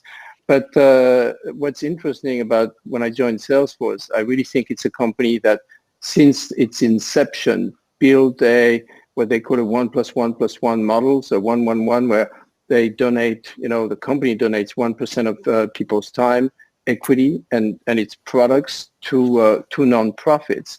And so that's actually how I can spend, up to 7 days a year and invest my time and money and also the products and technology of the company behind Peace One Day, which Salesforce has been supporting for about 10 years, I think. So the reality, making that model of business as a platform for change, and it's one of the things that's at the inception of Salesforce, but should be, and is in a way, and that's why we also have Microsoft on this call, at the heart of more and more companies, is to me a critical element of really pushing as an agenda in all the tech companies, is making sure that we look at all the stakeholders and that we look at how technology can actually, from employees to communities to the planet, have an impact through the power of business. And it's, broader than technology, is technology as business. Absolutely. And Margarita, what you were saying about, integrating things into the curriculum of university students, I'd go further. I'd integrate it into the curriculum of K through 12. I mean, if we want to have, real organic change in the future, we need to start, integrating those ideas from the very early age. And again, as a mother of 2 boys, for me, this is super important, and I try to integrate it in our day-to-day lives, these notions, these understandings, and I think we need to jump further than just the college students. I think we need to go straight to the K. Okay. Yeah, I would totally agree with many of the comments, if not, every comment that's been made so far. But I wanted to jump in too to just share a little bit about, the way we approach inclusive design at Microsoft. And one of the things that I think is really important from a point of departure is we think ethics is innovation. And we have teams of people who work with our engineers to help them through a process that we call responsible innovation. And then from a policy perspective, our approach is really to live by a set of principles. And when we have a cutting edge technology that, we can all admit technology has the potential to do, both good, and on the other hand, it could do harm if it's not potentially thought through all of the implications. And so, for example, using facial recognition technology, a very powerful technology that could help save lives, but it also has a risk associated with it. So when we develop a technology like that, the whole process goes through a responsible innovation process, and we apply our principles: fairness, transparency, accountability, non-discrimination, consent, lawful surveillance. And we won't sell our technology if we don't believe those principles will be adhered to. And then next kind of gets into what Karma mentioned about multilateralism. We know that the technology industry, a technology company, we can't do this by ourselves, that we need partnerships. We need to partner with governments. This idea of multi-stakeholderism, particularly to solve some of the biggest problems and opportunities out there. Multi-stakeholderism, we think, is key. And there's some great examples. Even the work, we're proud to be supporters of the Cyber Peace Institute, which is really trying to bring together civil society to have a force for change, but also working with governments, for example, with the Paris Call for Trust and Security Online. That's over 1,000 entities around the world have come together, signed up to 9 principles to create peace in cyberspace. Over 80 governments and civil society and industry all coming together to try to create normative behavior. And we think that's the model for the future. And we invite everybody to try to get engaged, whether you're an individual or a company or a government. Like, these are issues that we all need to work together from a multi-stakeholder standpoint. Yeah, I agree, and I agree. And I think for all of us on the panel, we're the choir. and we may be preaching to the choir in the audience. But I think it's also key to understand that there are people who disagree with us out there, and it's important to try to reach out to figure out solutions to change the course of direction on some of the discussions that are taking place at the international level when it comes to peace and technology. There were mentions of multilateralism and multi-stakeholderism. These are all really important concepts. Another concept that has been thrown out there that's very popular now is capacity building. But capacity building can only take place when it's meaningful on both sides or among multi-parties. And how does that become meaningful? It becomes meaningful when all the parties know what they want from each other and can come to some sort of agreement on what they want out of the capacity building. I think very often we consider capacity building to be a one-way transfer of knowledge, of technological skills from a developed country to a less developed country, and that often takes place. But there's also a lot of two-way information that can flow the other way in the reverse direction to make ourselves in the global south better heard, better understood, so that technology can be developed for the rest of the world, and so that it accords dignity to those people out there who may not care about these global governance structures or how international law should work in cyberspace, but who just want real world applications that they can use to better their lives on the ground. Yeah, absolutely.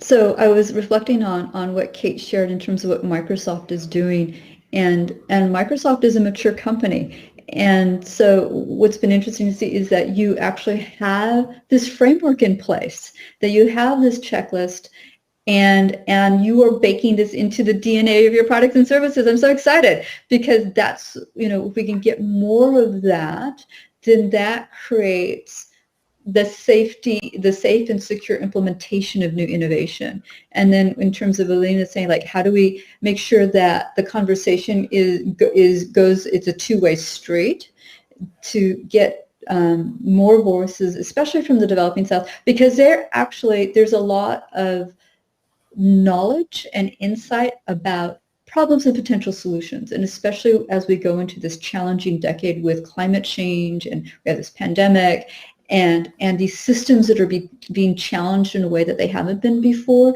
there are a lot of insights in terms of even coping solutions or ways to deal with it from the developing South that the West may not be aware of. And so in the West, we're freaking out because all of a sudden things don't work. And the developing South is like, hey, hold my beer. We've been dealing with this, and we have ways to cope with it. And we've adapted, and you can learn from us. There's wisdom, deep wisdom there. And I think having that exchange then can help us build more resilient technologies and more resilient societies. Yeah. So I'm curious, and we've got like 10 minutes left. So here's the five, and it's 5 years from now. We're looking back on this day, and we had this panel, and we were like optimistic. Kate was sharing the amazing stuff that Microsoft is doing. Mark is telling us that it's not just tech, but business has a role to play in terms of creating peace in the world. Stefan is defending the cyberspace and making sure that it's safe for all of us. Karma, we're all sitting somewhere in a great hotel somewhere because we can travel again, no masks, we're having drinks. We've become good friends. What have we accomplished in the 5 years? Tell me, Karma. Well, we've definitely taken this conversation further. We have great investors in the peace tech industry who believe in the positive impact of peace. They believe that in order to have security brings peace, that cybersecurity brings peace, and this peace in turn brings prosperity. We are discussing how women in different conflict zones are using amazing apps developed for their safety, for them to be able to alert when they're in danger, how technology has helped bring down gender-based violence, domestic violence, how technology is being able to create a whole generation of young boys and girls who are able to relate to peaceful behavior in a very natural, intrinsic, and implicit way. We have been able to create peace between nations because the human brain hasn't been able to compute how to bring peace and show that it's a profitable thing to do. But AI and machine learning have taken all these massive data over years and years of conflicts and said, oh, that's the solution. That's why we're not being able to achieve peace, because we're doing things wrong. It's probably what the conversation will be, at least in my dream world. Fantastic. So, Mark,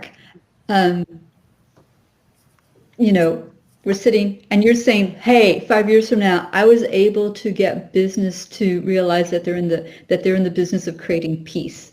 So what's and happened? as I mentioned, on one hand, it's twofold. It's business as the greatest platform for change, and then it's technology as an enabler. One of the things I mentioned, the 111 model of Salesforce.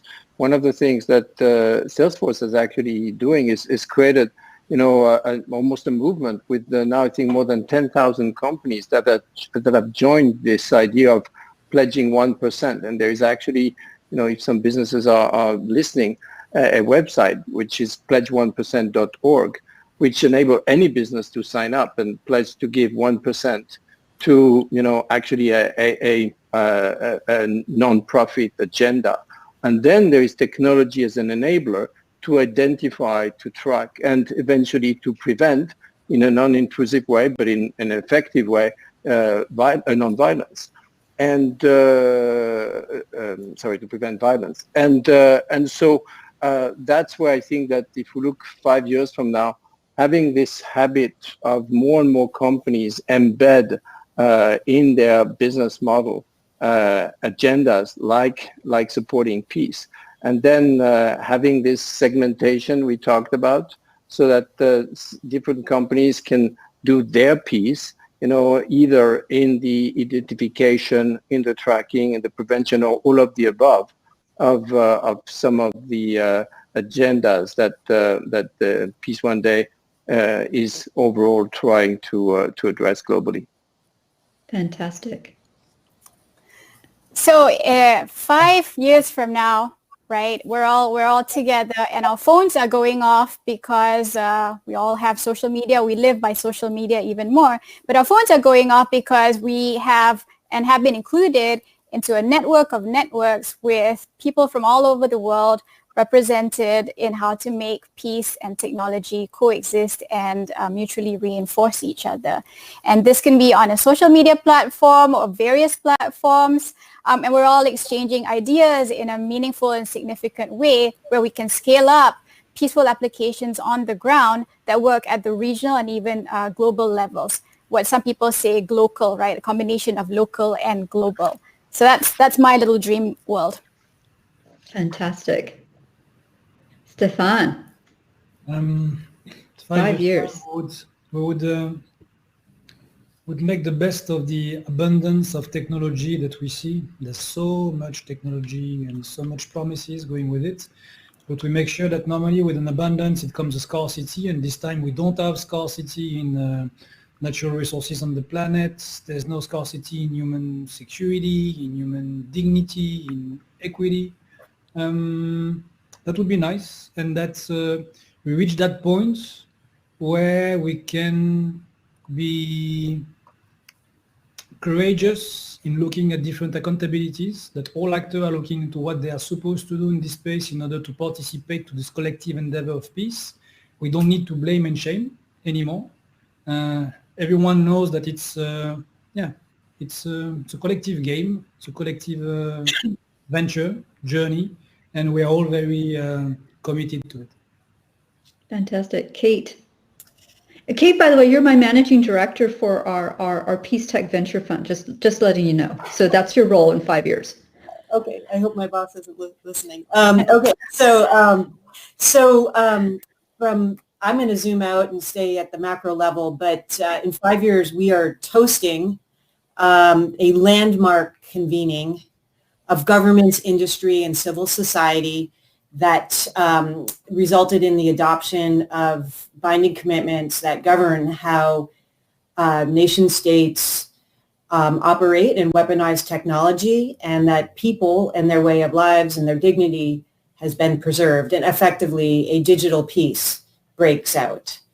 Some of the biggest challenges, as we all know, in cyberspace relate to the escalating conflicts without clear expectations of responsible behavior online. So with this convening and this result, we have sorted all that out and we're all in agreement, and now we just enjoy digital peace. Excellent. So I'm in my world, I'm known as the what are we going to do on Monday morning girl. So whenever I work with executives, I get super concrete. So, okay, so this is my vision 5 years from now.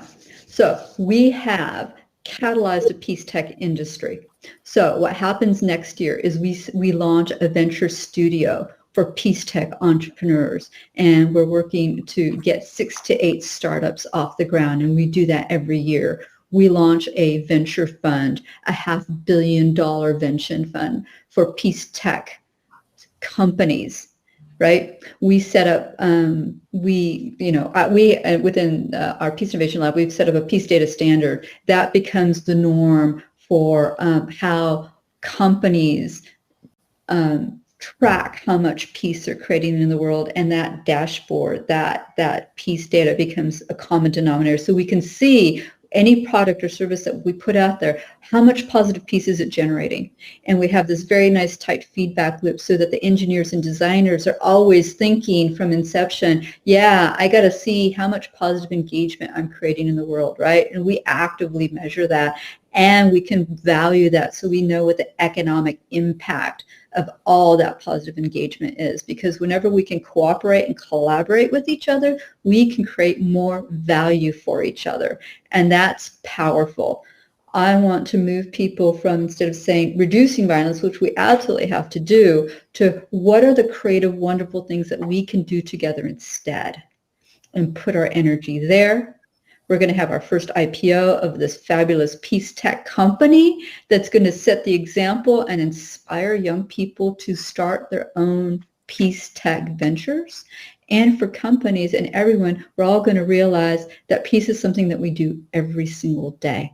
And it's just going to become a movement. It's just going to be part of the vocabulary. This is what we do. We are kind to each other. We're compassionate. We're empathetic. Our products and services, our customer experience has kindness, compassion, and empathy baked in, right? That's what I want to see in the world. Wow. We've got 2 minutes left. I can't believe that we did this on time. And I know that when we did the dress rehearsal the other day, we had so many ideas. Thank you so much. If people want to get involved in what you're doing, what is the best way to reach you or connect with you? Okay, I'll start. Peaceinnovation.com. I'm on peaceinnovation.com. I'm on Instagram, MS Kiwis.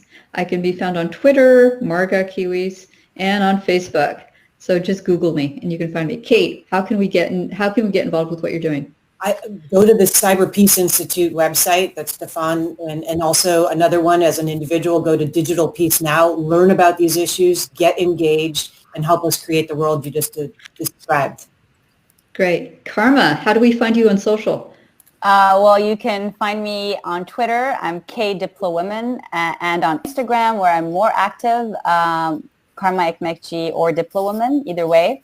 Reach out to me, and especially if you're from the Middle East. This is a new topic here in our region, and I'm very happy to guide, help, and see how we can collaborate. I'm super excited to be part of this 5-year plan. Totally sold, and we're going to make it happen. Great. Mark, how can we best reach you? So either Mark at Matt on various networks or salesforce.org.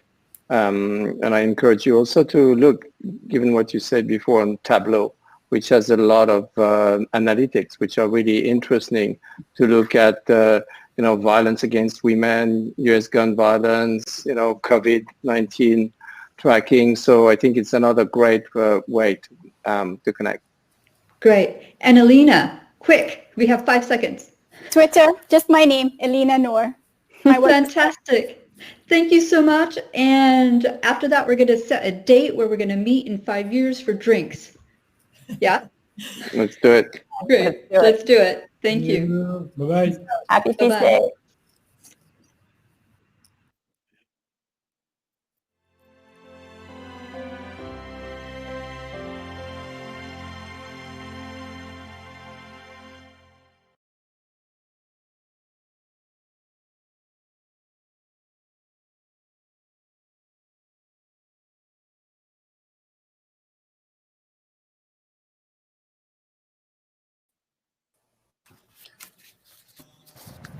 You abandoned me. for bringing some light to such an important topic. Yeah, absolutely amazing. And a huge thank you to Microsoft for sponsoring that tech panel. So it's my honor now to welcome a young British actress, ambassador for Young Minds and Greenpeace.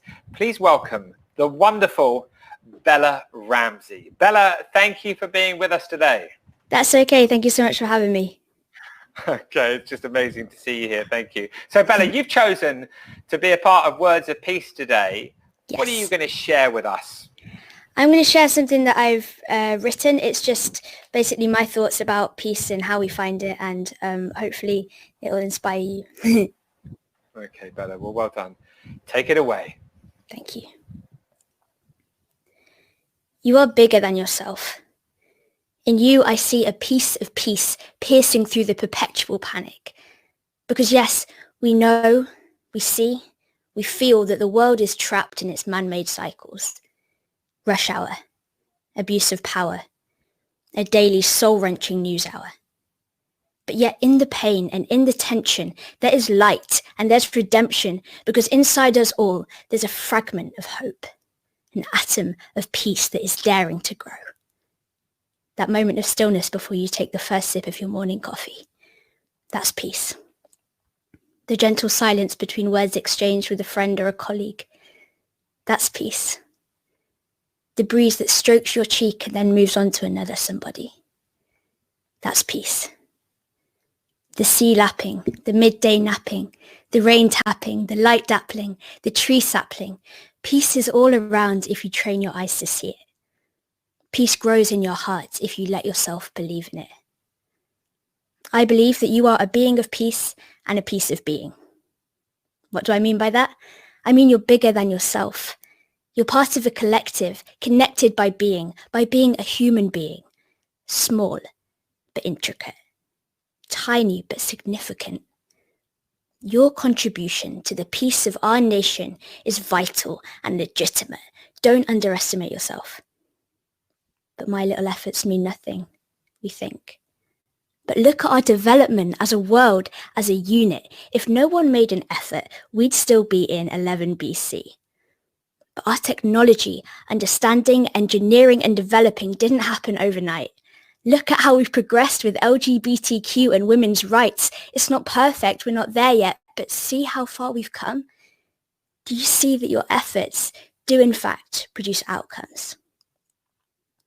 A couple of months ago, I started studying A-level philosophy, just independently at home, but I wrote a poem about it. I should have been studying, but procrastination knows my name, so I wrote about the subject instead of learning philosophers' claims. It goes like this. Philosophy. A lot of thinking required. A lot of thinking, but no right answer. I find myself submerged in the concoction of opinions. Easier to swim down and get lost in hypotheses than try and grapple with what my truth is. And how will I know when everything I know is a product of experience, individual, personal, subjective? Maybe truth lies in the fact that there is none. Maybe it lies in the unknowns. Maybe it lies in the question mark. Because the truth is, we'll never know. So if that's the truth, then why does philosophy even exist? Greed? We're hungry for answers we don't need. Only God knows the truth, if truth is God and God is true. On that note, I'll get back to my course. syllabus code 7172. It's fun to think, but it can get dizzying. Philosophy is great, but I'll stick to acting and writing. I love words. I love how they feel and flow and intertwine. I'm awful at explaining things unless I make it all rhyme. Words are powerful. Words are beautiful. Words are important. Words are a bit like you. While we're on this train of thought, I'd like to read out a quote by Elizabeth Kubler-Ross that's on a mug that someone kindly bought for me. She says, "The most beautiful people are those who have known defeat, known suffering, known struggle, known loss, and have found their way out of these depths. These persons have an appreciation, a sensitivity, an understanding of life that fills them with compassion, gentleness, and a deep loving concern. Beautiful people do not just happen.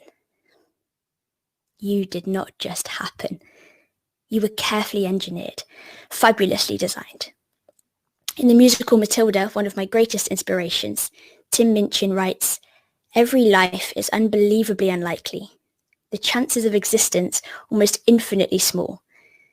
The most common thing in life is life, and yet every single life, every new life, is a miracle. You are a miracle. As are your Uncle Fred and your Auntie Dora. The man on the street and the girl next door are too.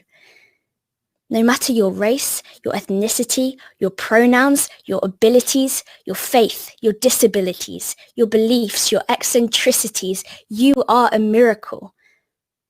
People who aren't like you are miracles too. And if we can learn that this is true, hate and spite will start to move. Let tolerance, let love, let kindness take their place. For those we love and those we don't, both receive God's grace. Peace is not produced by perfection, but perfect peace comes when relentless determination to end violence, end war, and to speak up for what you stand for prevails despite adversity, wins against complacency. We can't stop. We can't stop now. Peace is a process, and we're just starting out. It takes patience, practice, and persistence. A bit like winemaking, says my dad, as he sips his new creation. There are nights when I've gone to bed, attacked by thoughts and clutter in my head. There are days that I've barely survived, spent crippled by anxiety that would not subside. I've cried bathtubs, craved big hugs, prayed tons and tons, because life is tough. But here I am, standing upright, knowing that I'm enough. Anxiety has gone now. Phobias are quenched. Disordered eating long gone. I've let down my defense. I'm not perfect.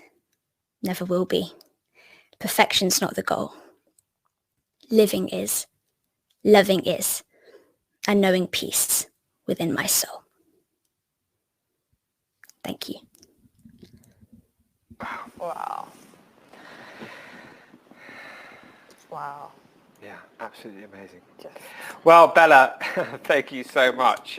Thank you. I certainly shed a tear through that moment. I mean, just absolutely inspirational words. You know, Bella, before you go, though, we would like to ask you a few questions. So would that be okay? Absolutely. Okay, great. So, Bella, what does peace, I mean, you've said many things and we kind of know some of the answers, but what does peace mean to you?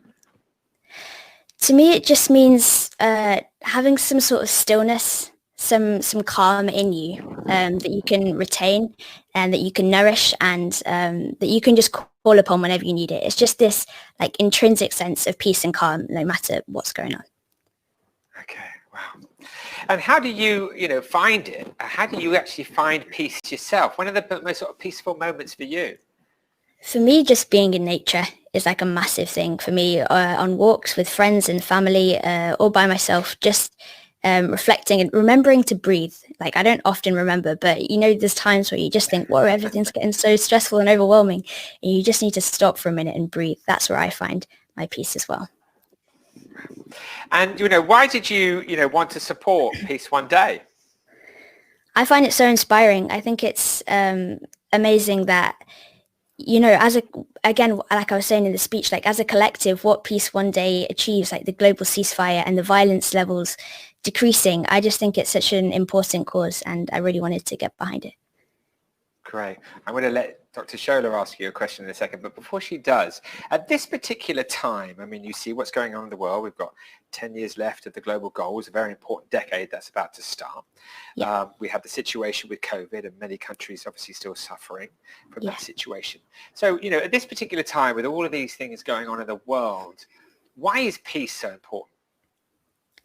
I think when there's like an increase of stress or panic, there's also like an increased hunger and desire and desperation for peace. And I think it's important just so that, again, we can maintain this sense of calm and stillness. It doesn't matter how crazy the world is and all the things that are going on, but we still have this like inner peace, I suppose, that we can call upon whenever we need to. And I think when we have that peace to call upon, it supports our well-being and our mental health and our relationships and how we relate to other people. And I think that's really important. Yeah. Tell me, what message do you have for your 30-year-old self? Because I can promise you that as you get older, achieving that peace and the beautiful tranquility you have right now is something you have to work on. So if there's something you wanted to send, I don't know, by Genie Post or something to your 30-year-old self, what would you say to your 30-year-old self to make sure you remember what peace is to you? I'd say breathe. I'd say remember to breathe. Just stop whatever you're doing right now. You're probably crazy busy and stressed out with things, so just stop and breathe and gain perspective. That's really important. Remember your perspective. Brilliant. Yeah, and Bella, we're going to leave you in just a moment, but I know that you know about the global goals. Do you have a favorite goal? I mean, have you got thoughts around the global goals? Oh gosh, I mean they're incredible. I don't think I have a favorite, but no, honestly, they're all, and they're so. I think it's so important that we have these goals that we're working towards, and I'm sure we're going to achieve them. Yeah, that's brilliant. Well, Bella, it's been amazing talking to you, and you're absolutely right. There really shouldn't be a favourite goal, should there? There are 17 of them. They're great challenges, and we should look at all of them and take them all extremely seriously, as we will do. So thank you for all of the thoughts that you've shared. Yes. It's been absolutely amazing. Awesome. And best of luck with everything that you're doing in your incredible career. And I know that you're going to join a panel later, aren't you? Yep, I'll be on the Peace of Mind, the mental health panel later, yeah. Okay, great. And I know that you're a great ambassador for Mind. So we look forward to seeing you on that panel. You take care until then. See you, Bella. Thanks a lot. Thanks for having me. Bye. See you, Bella. Bye. Okay, so coming up in a few minutes, we'll be hearing from an absolute superstar of female empowerment, the remarkable Mary Maker. From there, I'm thrilled to be interviewing Brad Smith, who is president of one of our wonderful sponsors today, Microsoft. And he'll be talking about their support for the Peace One Day live global digital experience. Just sit down there, so let's get that back up here. Yes, so thank you to Microsoft. And they'll be talking about their support for Peace One Day and their vision for a more peaceful and sustainable world. But now, Pathfinders are a key partner of today's event, and their support has been invaluable. We're incredibly grateful. To give them their full title, it's Pathfinders for Peaceful, Just and Inclusive Societies. They are a group of 36 UN member states, international organizations, global partnerships, civil society, and the private sector. Pathfinders work to accelerate action to implement the SDG targets for peace, justice, and inclusion. That's SDG 16 plus, right? Let's see a short film about their work.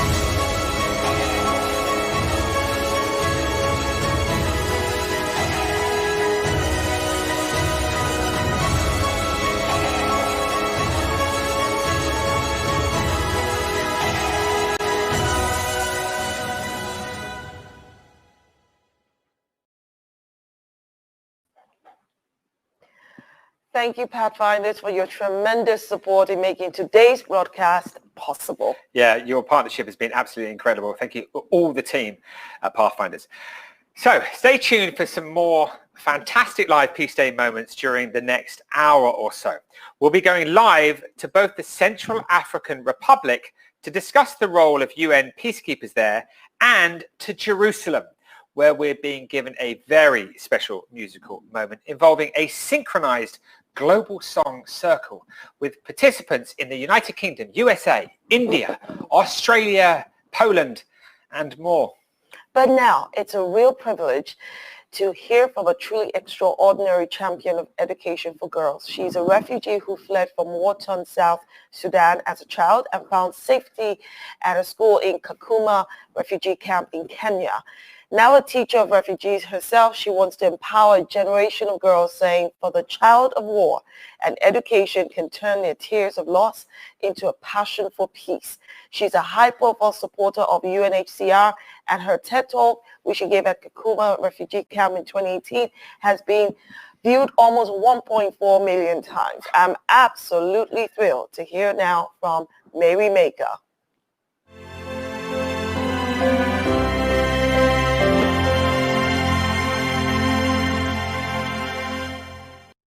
My name is Mary Maker, a high-profile supporter for UN Refugee Agency. I was born in South Sudan, a country crippled by a devastating civil war that has forced over 2 million people to flee their homes and leave their lives behind. I'm one of those 2.2 million people, and my story is similar to those of so many other refugees. And despite the unbearable hardship of growing up in a refugee camp, I found security and hope in attending school in Kenya. I have become a teacher of young refugees in Kakuma refugee camp. And my students are from war-torn countries. They're so different from each other, yet have one thing in common, which is they had to flee their home in order to stay alive. Now, I strongly believe that education is an essential tool for rebuilding lives and empowering a generation of girls who are too often denied entrance to classrooms. According to UNHCR, the UN Refugee Agency, forced displacement is now affecting more than 1% of humanity. 1 in every 97 people, with fewer and fewer of those people being able to return back home. By the end of last year, almost 80 million people were living either as refugees, asylum seekers, or internally displaced, marking a dramatic increase of nearly 9 million from just one a year earlier. Now, this trend means there has been more conflict, more violence, more people forced to flee their homes. It also means that there has been insufficient political will to even end conflict and allow people to go back home. For the child of war, an education often turns our tears of loss into our passion for peace. I am proud and privileged to be able to play that small part in fostering this passion for peace. And today, 21st of September, in the UN International is the UN International Day of Peace, a day of ceasefire and nonviolence. It is more urgent than ever for world leaders to come together and find solutions to this unprecedented global displacement crisis. Ultimately, ending conflict and finding peace is the only way to achieve this. Thank you.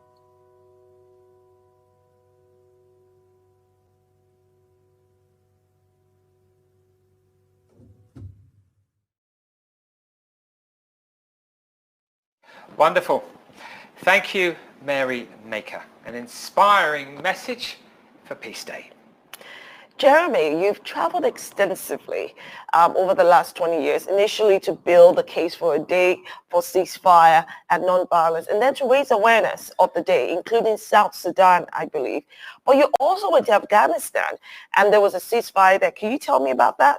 Yeah, I mean, since we've heard from Mary, yes, we were in South Sudan. The World Food Programme, incredible team and an amazing organization, of course, delivered aid into South Sudan on Peace Day. It was amazing because, of course, we had cameras in the planes and cameras on the ground, and we were down in an area called Marialu, the Dinka tribe. I mean, absolutely extraordinary. I mean, there were obviously no roads, very little infrastructure, but it was an amazing experience, and a huge thank you to WFP for the support of that trip and the way in which they've marked Peace Day over the years. But talking about Afghanistan, like, look, all of this, none of this could have happened if it hadn't been for the United Nations, supporting us for many years. And we talked about the late great Kofi Annan, Secretary General Kofi Annan, and the way in which they paved the way for us to do extraordinary things. But Jude travelled with me. We wanted to prove that the day could work. I mean, the day of ceasefire and non-violence with a fixed island Canada Day had been created. But, you could hear the cynics saying, yeah, but it's just a day, it's just symbolism. But look, like Jack was talking about, nothing will really never happen on the day. That's why we went to Afghanistan, and June came, and we worked with UNAMA, and UNICEF, and WHO, and the President Karzai, and NATO and ISAF, and of course the Taliban became involved in the process and agreed to a cessation of hostilities. They wouldn't harm or kidnap or kill any humanitarian workers. And I mean, it was just extraordinary, because what actually ended up happening, the ceasefire held, 10,000 vaccinators went into areas that you couldn't normally go, and 1.4 million children were vaccinated against COVID. It was amazing. Well, that's an example of what can happen when we all come together to work together for peace. Yeah, I totally agree. I mean, we're hearing from Jude later as he interviews the Deputy Secretary General of the United Nations. But I mean, the way in which he's supported and come on the journeys. I mean, I think that we often look at these very famous individuals, these artists who are lending their names to very important campaigns.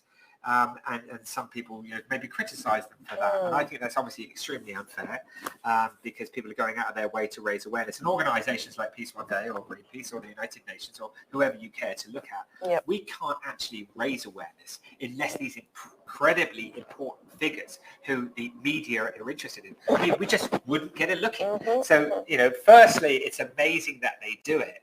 And then secondly, you've got an amazing situation where someone like Jude is actually risking his life. I mean, it's not, we go to Afghanistan or we're going to Eastern DRC. I mean, of course, there's protection, and of course, there's stability in some places, but that is a little bit of a risk. Otherwise, lots of people. I agree, because, I mean, there's no guarantee, right? And so everybody has to, when you believe strongly in something, like you do, Jude does, and so many other people, like you said about the organizations and sport, we have to put our money where our mouths are. And I think that it's so important for everyone to use their platform to spread the word and to raise awareness. Yeah.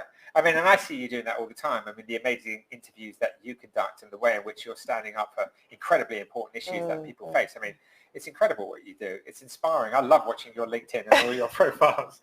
I am inspired by other people every single day who make it a point to ensure that somebody else's lived experience is counted for.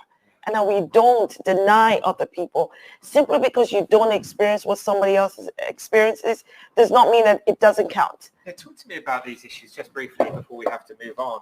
I mean, the Black Lives Matter movement, this incredible discussion. What do you think the most important thing is that we all need to understand and know about the situation we face right now?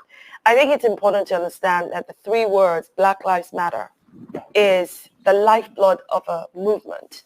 It is talking about what has been the ethos of the abolition of slavery, the ethos of getting so many African countries, decolonized, no longer colonized by colonial masters. It is the ethos of the civil rights movement in the United Kingdom and in the United States. It is the ethos of any apartheid in South Africa. Three words, Black Lives Matter. It is not about some organization that people want to use to discredit the movement. It's about saying to people that equality is key, and that my life is just as important as your life.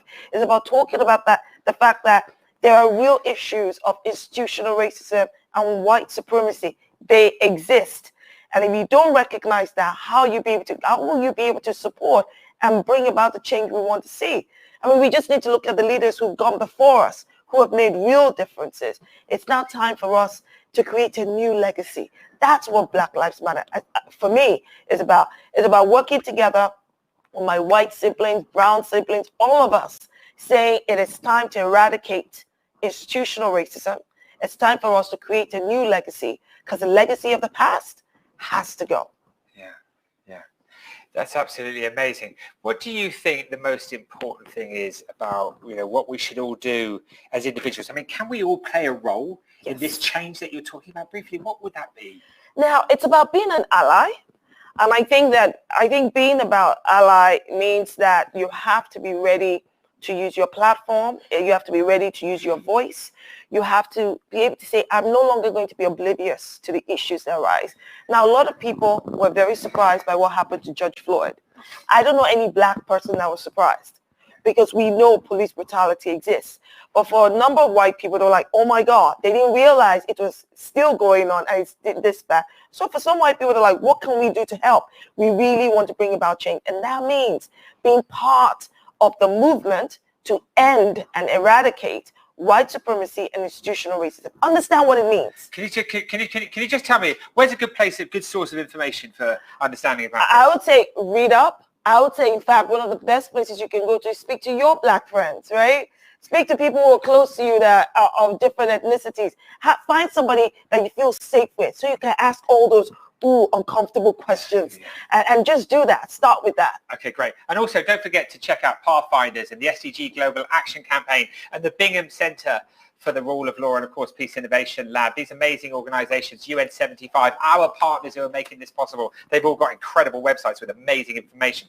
So now, we're honored to have Microsoft's support here today. And over the years, their software has made our work possible. I mean, it just has. We've used it for 21 years. In terms of globally networking, tracking, and recording commitments, given that we've, used their powerful tools for so long, we're thrilled, and incredibly honored to welcome our next guest to discuss the role of technology in creating a more peaceful and sustainable world. I'm absolutely delighted to introduce the president of Microsoft, Brad Smith. Hi, Brad. Thank you for joining us. Hi, Brad. Thank you for joining us. Thank you. Great to be with both of you. Thank you. Oh, thank you, Brad. Thank you. Okay, so the first question I'd like to ask you, Brad, is could you please tell us, well, we know about your name, but the organization that you work for, your position. Could you talk to us a little bit about your role? Well, sure. Look, Microsoft has been around for about 45 years. I've been around with the company for about half of that, 27. I started out as a lawyer. I got involved working with the software industry as the software industry was starting to move around the world in the late 1980s, and loved technology. That's what brought me to this intersection between law and software. And it's been one of the most fascinating intersections in the world. It gets busier and busier. You might say there's a traffic jam at this intersection, given all the issues we're trying to confront today. Yeah. Okay. Amazing. So that's very interesting. I mean, what's some of the most important things that Microsoft are thinking about right now in relation to a more peaceful and sustainable world? Well, first of all, I think those two words, peace and sustainability, need to go forward together. And we are doing a lot to think about both of them.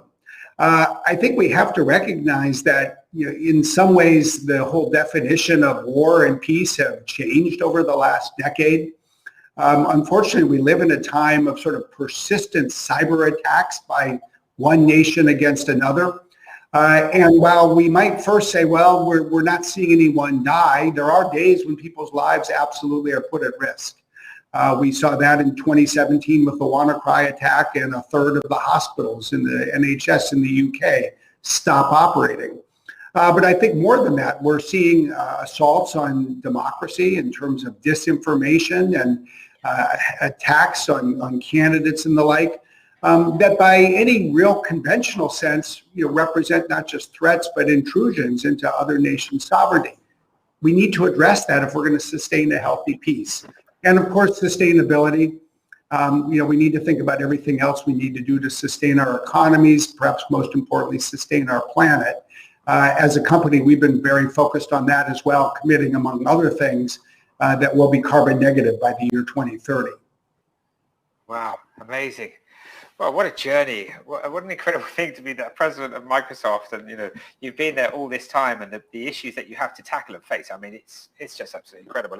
My mind boggles at some of the things that you have to think about on a daily basis. So good luck with all of the work that you do. I mean, Microsoft is sponsoring Peace One Day. Could you please tell us why you've chosen to support the Peace One Day live global digital experience?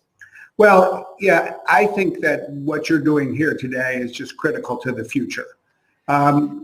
Peace is too important to be left to people in government alone.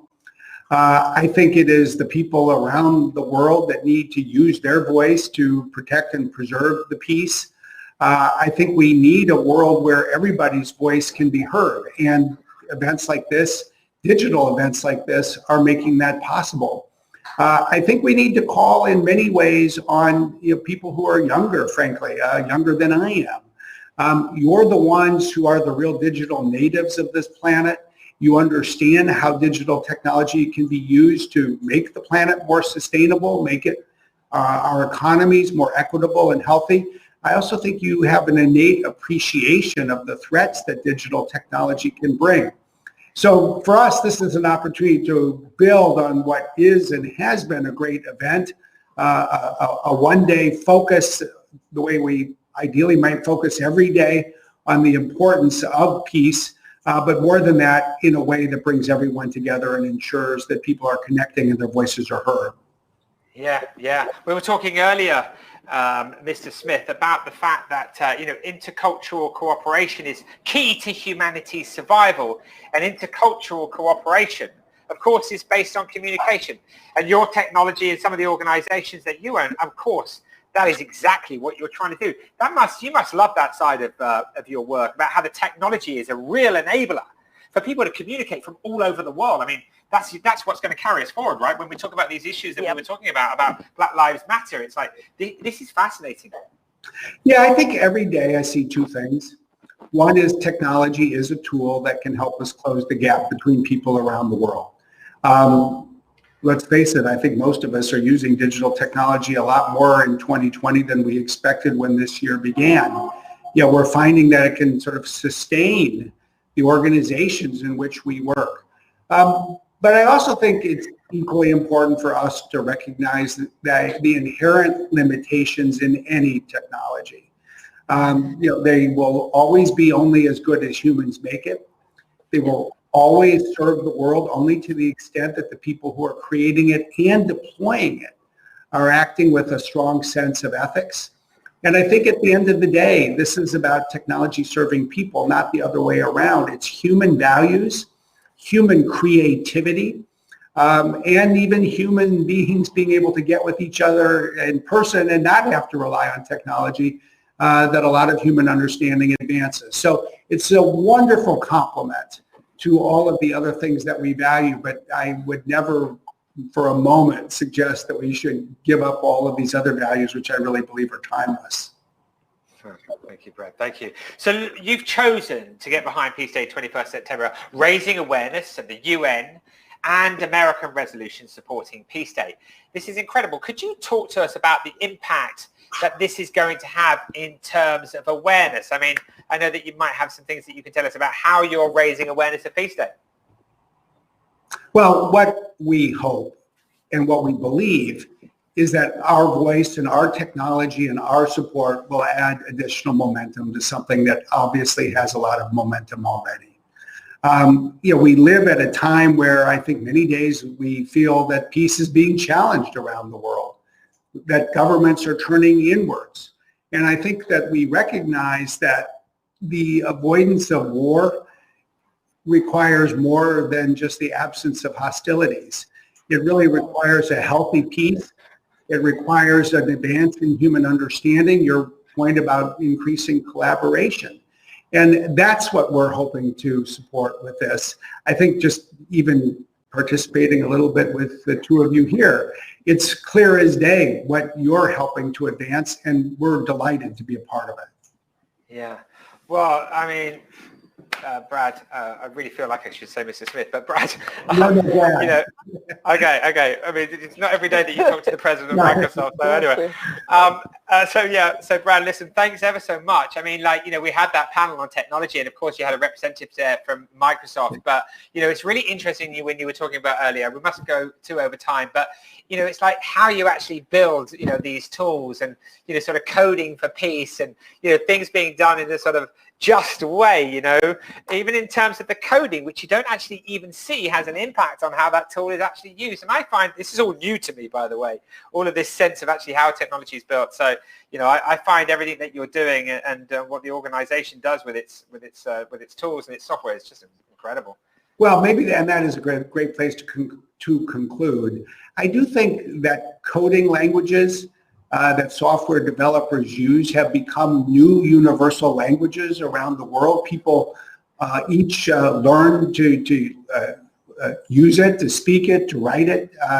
But I think even more than that, the world's software developers tend to work without borders, without boundaries. They work with each other.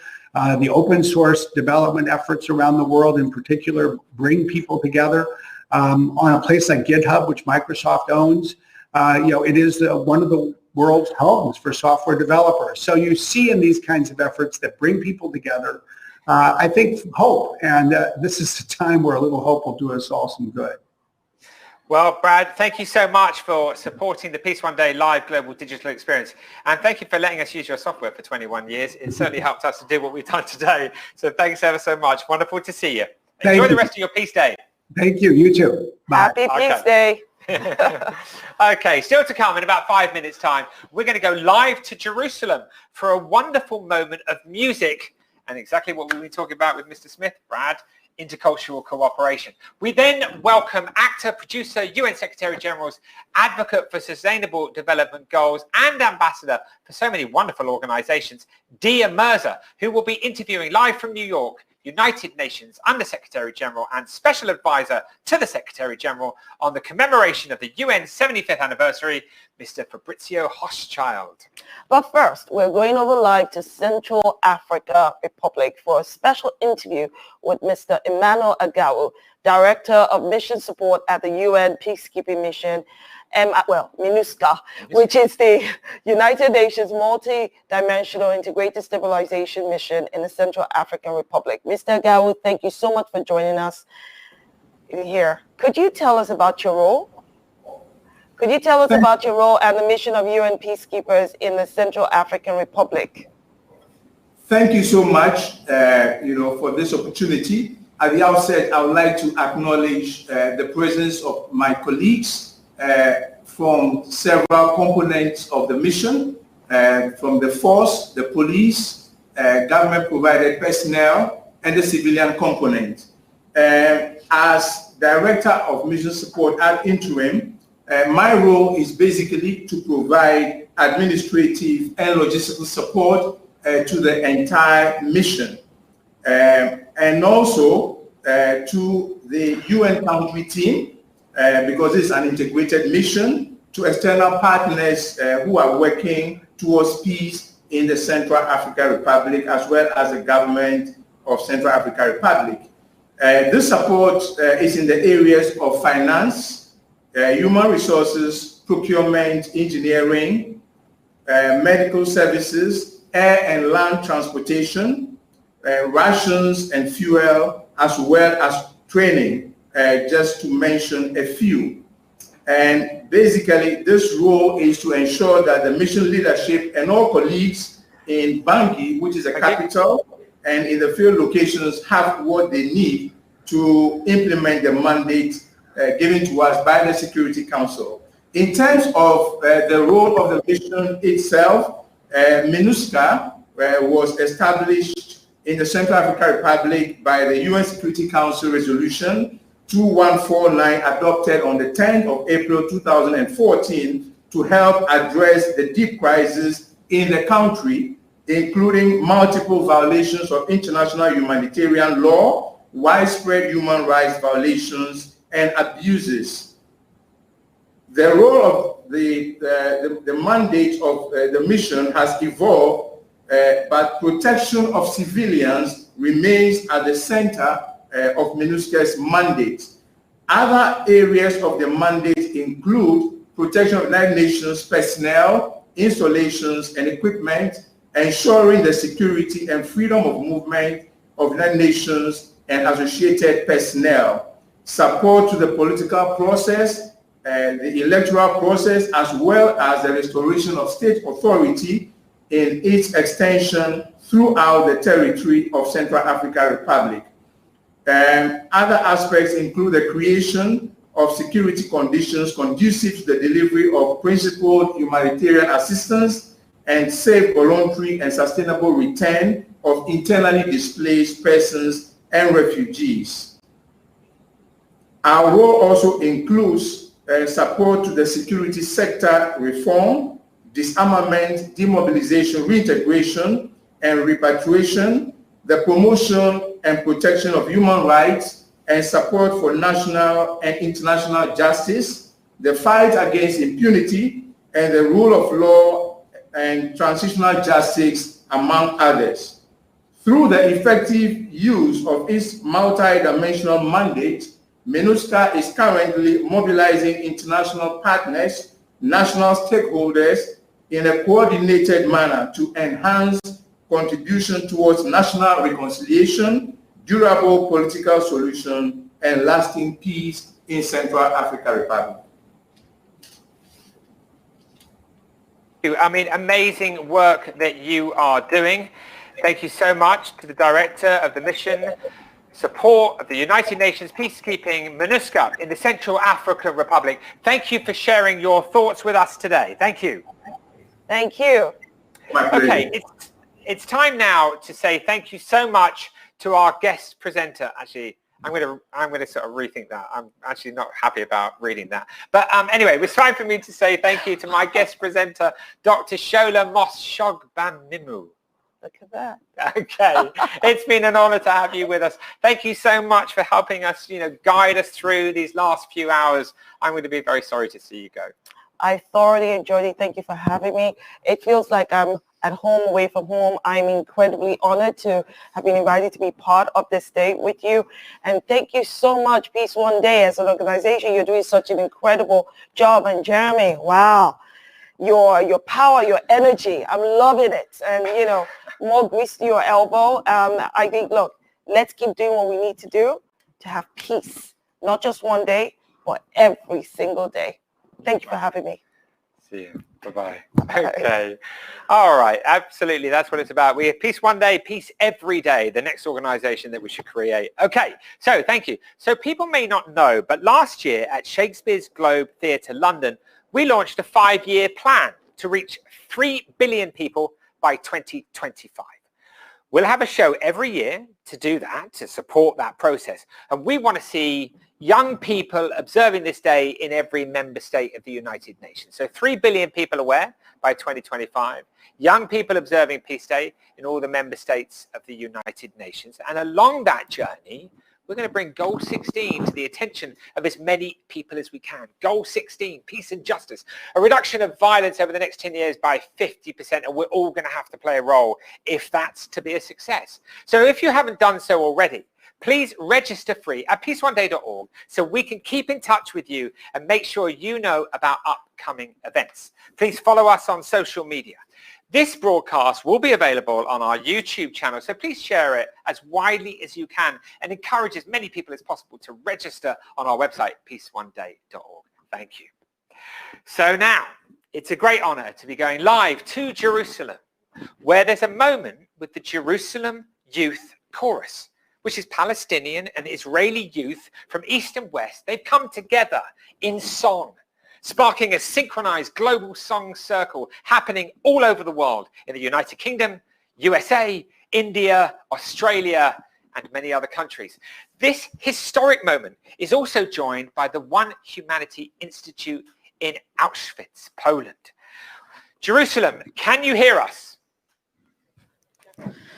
Hello everyone, shalom, salam, peace, assalamu alaikum, shalom aleichem. We're welcoming our viewers from London. Welcome here to the holy mountain of Jerusalem. Ah, we're in Jerusalem? Yeah, exactly. Okay, that's exactly in the heart of the world, in the old city, on the mountain of the olives, an ancient place with a message of peace. And tonight we are celebrating the new holiday of peace, the International Peace Day. I have to tell our viewers from London that I'm getting a little bit worried because the prayers are everybody here. There is an amazing energy. I'm afraid peace is like around the corner and we'll have to end the event because we've solved happening. It's happening, and it's a night that we're going to hear musicians from all over the world, and especially from all the colors of the Middle East, in Arabic, Hebrew, English, and they all going to sing songs of love, of unity, of peace. And it's so specially from this point to cry this message to the world, a healing message, a message of transformation. So I would like to welcome a very, very special group close to our heart. They embody so much of how the future should look like here. Please welcome the Jerusalem Youth Choir. Woohoo!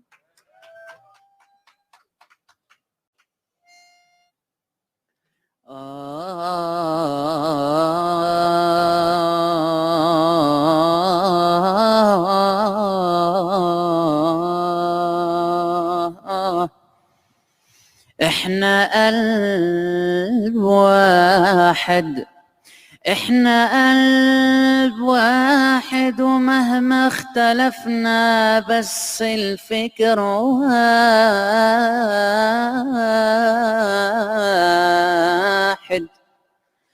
احنا قلب واحد بس مهما اختلفنا الفكر واحد، ومهما اختلفت الأديان بس الرب واحد. خلونا نعيش بسلام وكلنا أحباب.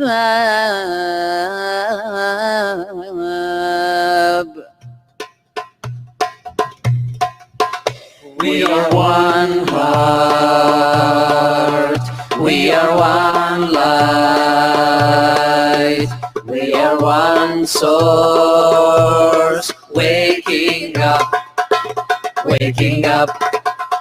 We are one heart, we are one light, we are one source, waking up, waking up. We are waking up, waking up. We are waking up, waking up. We are one heart, we are one light, we are one source, waking up, waking up. We are one heart, we are one light, we are one source, waking up, waking up. We are waking up, waking up. We are waking up, waking up. Oh, shalom, salam, amen. Om, shalom, salam, amen. Om, shalom, salam, amen. Om, shalom, salam, amen. Om, shalom, salam, amen. Om, shalom, salam, amen.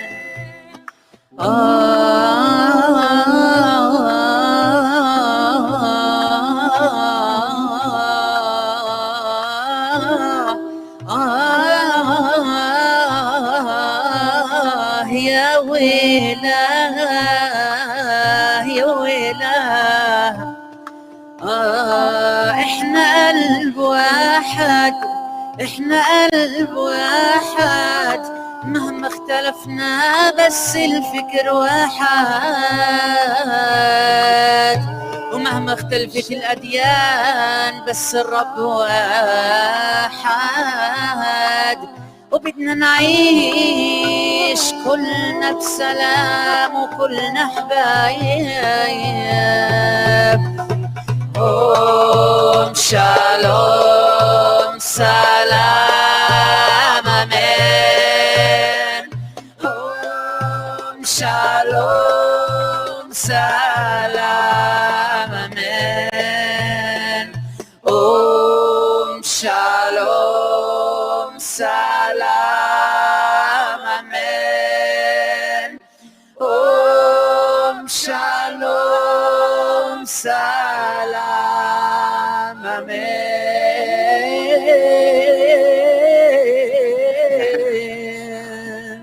Wow, wow, wow. A wonderful moment from Jerusalem there. Amazing. Shalom, salam.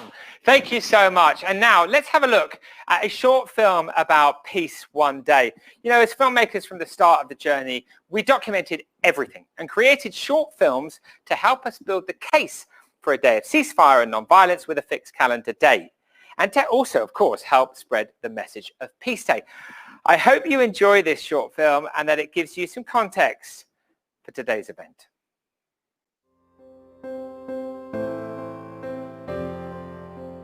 My name's Jeremy Gilly. I'm an independent documentary filmmaker.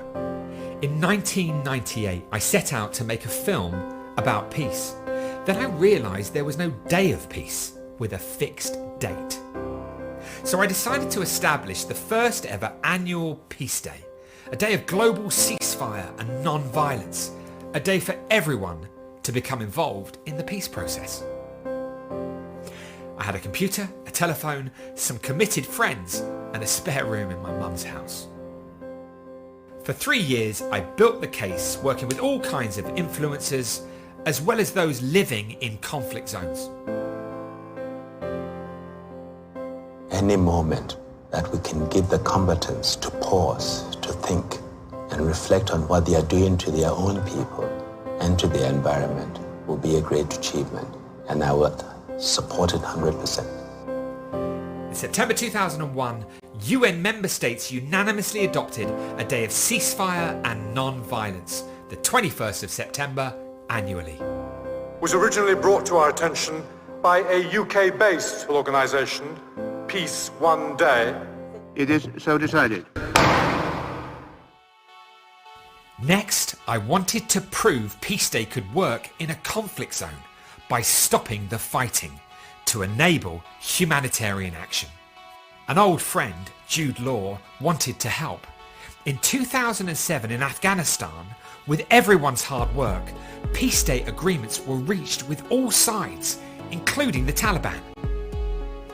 10,000 health workers vaccinated 1.4 million children against polio on Peace Day. It was amazing. Since 2007, we've worked to institutionalise Peace Day through awareness initiatives and strategic partnerships.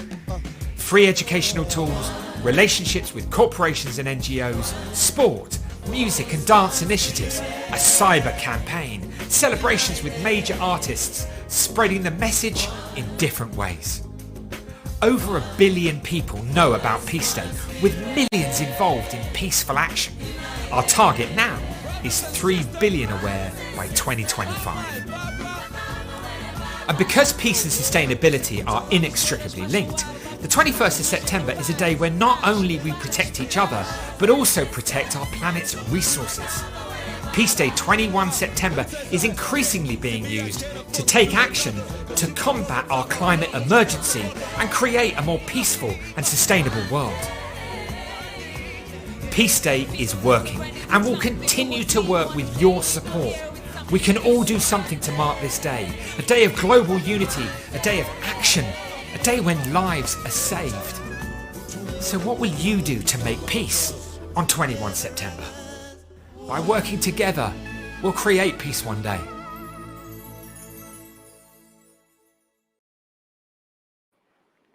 Okay, and I'm so happy now to introduce our final guest presenter. Well, he has been behind Peace One Day from the very start. In his capacity, firstly as Director of the News Media Division of United Nations DPI, and in his various roles with the United Nations since then. I'm thrilled, absolutely thrilled to welcome United Nations Strategic Communications Consultant, my good friend, mentor, and somebody I ring whenever I'm in trouble, the incredible Ahmed Fauzi. Ahmed, welcome to the Peace One Day live global digital experience. Gosh, Jeremy, you're unflappable, aren't you? Where do you get that energy? You've been on the air for what now, 10 hours or something? But I'm delighted to be here, as you know. And over the years, it's been a pleasure to support this extraordinary day. If you'll allow me to wish all our viewers around the world a very happy International Day of Peace, Peace Day 21 September. Thank you for inviting me, Jeremy. Thank you, Ahmed. Well, I get the energy from the idea that I'm speaking to you and the excitement of that, as you know. I love that. So anyway, would you like to make your first introduction, Ahmed? Certainly, I would be delighted. It's something a little bit different now, because joining us for the second time as a guest interviewer, please welcome actor, producer, the UN Secretary General's Advocate for the Sustainable Development Goals, UNEP, that's the UN Environment Programme Goodwill Ambassador, Ambassador of the Wildlife Trust of India, Artist, Ambassador for Save the Children, Board Member, Sanctuary Nature Foundation, an illustrious collection of good causes. Please welcome Dia Mirza. Hello, Dia. Hello, thank you so much. I'm very happy to be back, and I'm looking forward to this conversation. That's great. Yeah, and you're looking great as well. Thank you. It is incredible. Thank you very much. Right. Thank you for agreeing to introduce and interview our next very important guest, Mirza. Floor is yours. Thank you so much. I'm now going to be speaking with Fabrizio Hochschild. He is the special advisor on the preparations for the commemoration of the United Nations 75th anniversary. In his current role as Under-Secretary General and Special Advisor to the Secretary General, Mr. Hochschild is coordinating the preparation for the commemoration of the 75th anniversary and all related celebrations through a system-wide process of consultations and reflections on the role of the United Nations in advancing international cooperation and in supporting member states' ability to respond to emerging challenges and frontier issues. I'm really looking forward to speaking to you, sir. Great. Well, so I think we'll be starting the interview. Here we go. Good luck, dear. Almost there. Thank you. Welcome, Mr. Fabrizio. So good to have you. It's great to be here with you, and I have to start by thanking the amazing Peace One Day team and all the fantastic artists, performers, and media personalities and civil society actors and voices that they brought together. It's really an incredible effort, and it shows that the vision of the United Nations, the vision of peace, is still alive and well and kicking, and please keep kicking. Thank you. Before we begin, I know you have a short film for everyone to watch about the 75th anniversary of the United Nations. Shall we take a look at it?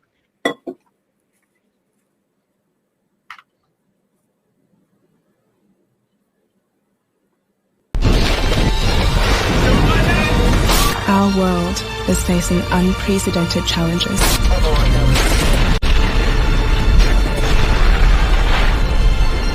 For the United Nations 75th anniversary, we set out to ask the world, what are your hopes for your future? The United Nations listened, and the world spoke.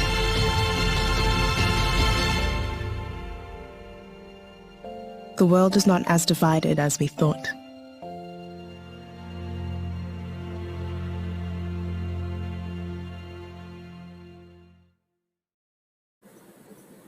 Wonderful. So we get started. I jump right into it. Okay, wonderful. For the benefit of our viewers, Mr. Fabrizio, can you please tell us what the current responsibilities of the USTR? In my current job, I'm leading the effort the Secretary General wanted undertaken for our 75th birthday. And even before COVID set upon us, it was clear that the UN was, that the world was not heading in a very good direction. There was a multiplication of global challenges like climate change, like protracted conflict, like the disruption caused by new technologies, and yet a deficit in international cooperation. So with that imbalance between international challenges and international solutions, the Secretary General wanted to use the 75th anniversary to reach out to the world and hear from them how they'd like us to proceed, what they saw as the priorities for the future, what their biggest fears were, and what they saw as the role of international cooperation, the UN in particular, in overcoming those. So I've been leading this effort to get a global conversation going and to collect the results. And I have a small and very gifted team, and we've reached well over 1 million people in all 193 countries. We've had thousands of dialogues, and we've collected the largest amounts of results ever collected around global priorities, global fears, and in particular also around post-COVID recovery priorities. So that's what I've been doing. Fantastic. I've contributed to that as well. And I think it's quite amazing that everyone can participate in this conversation and make a difference and seek the difference that they want. Can you tell us a little about your personal journey? Where did you start from, and how did you get to the United Nations up to this day? Well, it's a question. I grew up, I could spend too long, take up too much time, so I'll try to make it brief. But I grew up, I'm half Chilean, half British. I grew up in many different countries for different reasons. And then I started with a small British non-governmental organization, the Quakers, in fact, their development arm, which was called Quaker Peace and Service. I started as a volunteer for them in Darfur at a time when nobody knew where Darfur was, barely anybody knew where Sudan was. I started in Darfur as a volunteer working in rural development projects. I have a degree in forestry.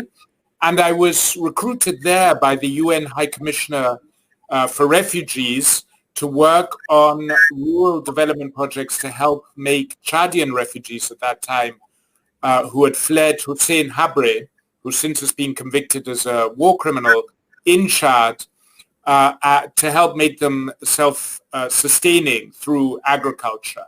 I then went to work for UNHCR in the South Sudan, where there was a war going on, and quickly started working in conflict-related areas for the UN. I've worked on every single continent in conflict and post-conflict areas. I've worked in peacekeeping, I've worked in human rights, but most of my career has been in humanitarian. Before taking up this post in New York, I was in the Central African Republic, and this new Secretary General, or then new Secretary General, Antonio Guterres, brought me to headquarters to work with him in strategic planning and policy setting, and so I've been in New York for the past 3.5 years. But basically, I'm a seasoned UN international civil servant who's worked in a unusually high number of different parts of the UN and in different geographic settings. And I consider myself hugely privileged to be able to serve the people whom this organization works for. That's absolutely amazing. Your experience is vast and it's on the ground, and you truly are a global citizen. And I can't wait to meet you. We would have met in person this year, but circumstances haven't allowed us. But soon, I hope. What for you are the most important accomplishments of the United Nations? I think much of what the UN has achieved is allowing us to take so many things for granted in most of the world. The fact that we grew up in peace. The world has experienced, despite many awful conflicts, on the whole, there has been no such peaceful era in human history as the 75 years since the UN was founded.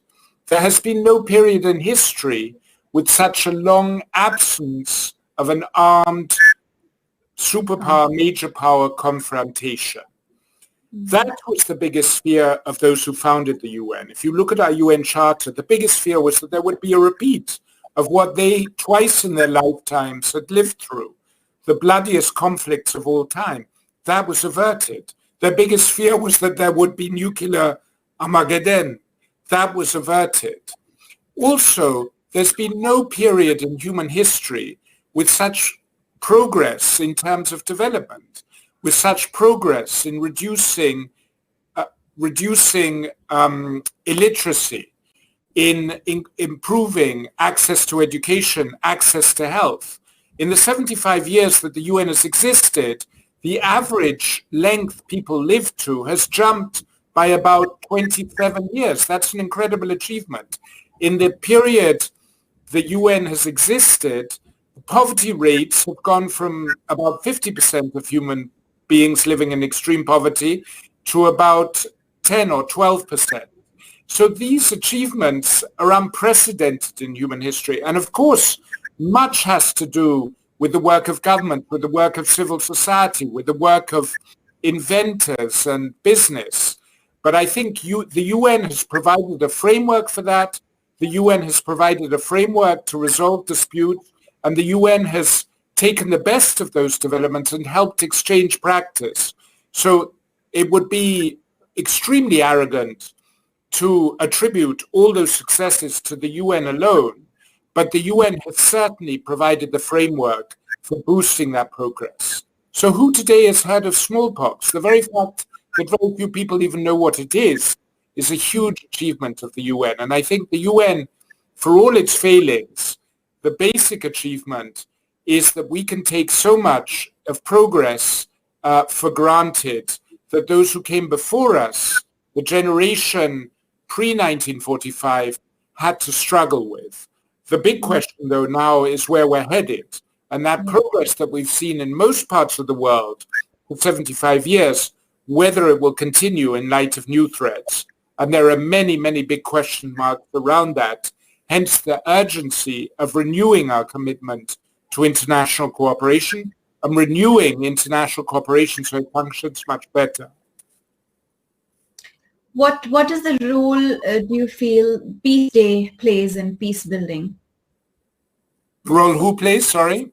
Peace Day plays in peace building. I think Peace Day is a tremendous opportunity for inspiration.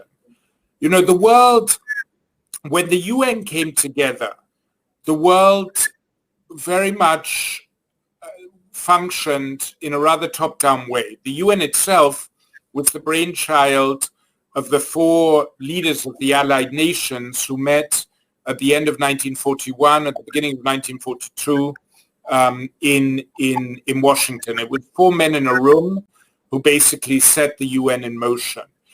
Today, it's not four men in the room anymore by which the world progresses. It's much more about civil society engagement. It's much more about a broad variety of influences like those you've involved who shake and move the world. And I think Peace One Day is a huge example of that. We cannot give up on peace.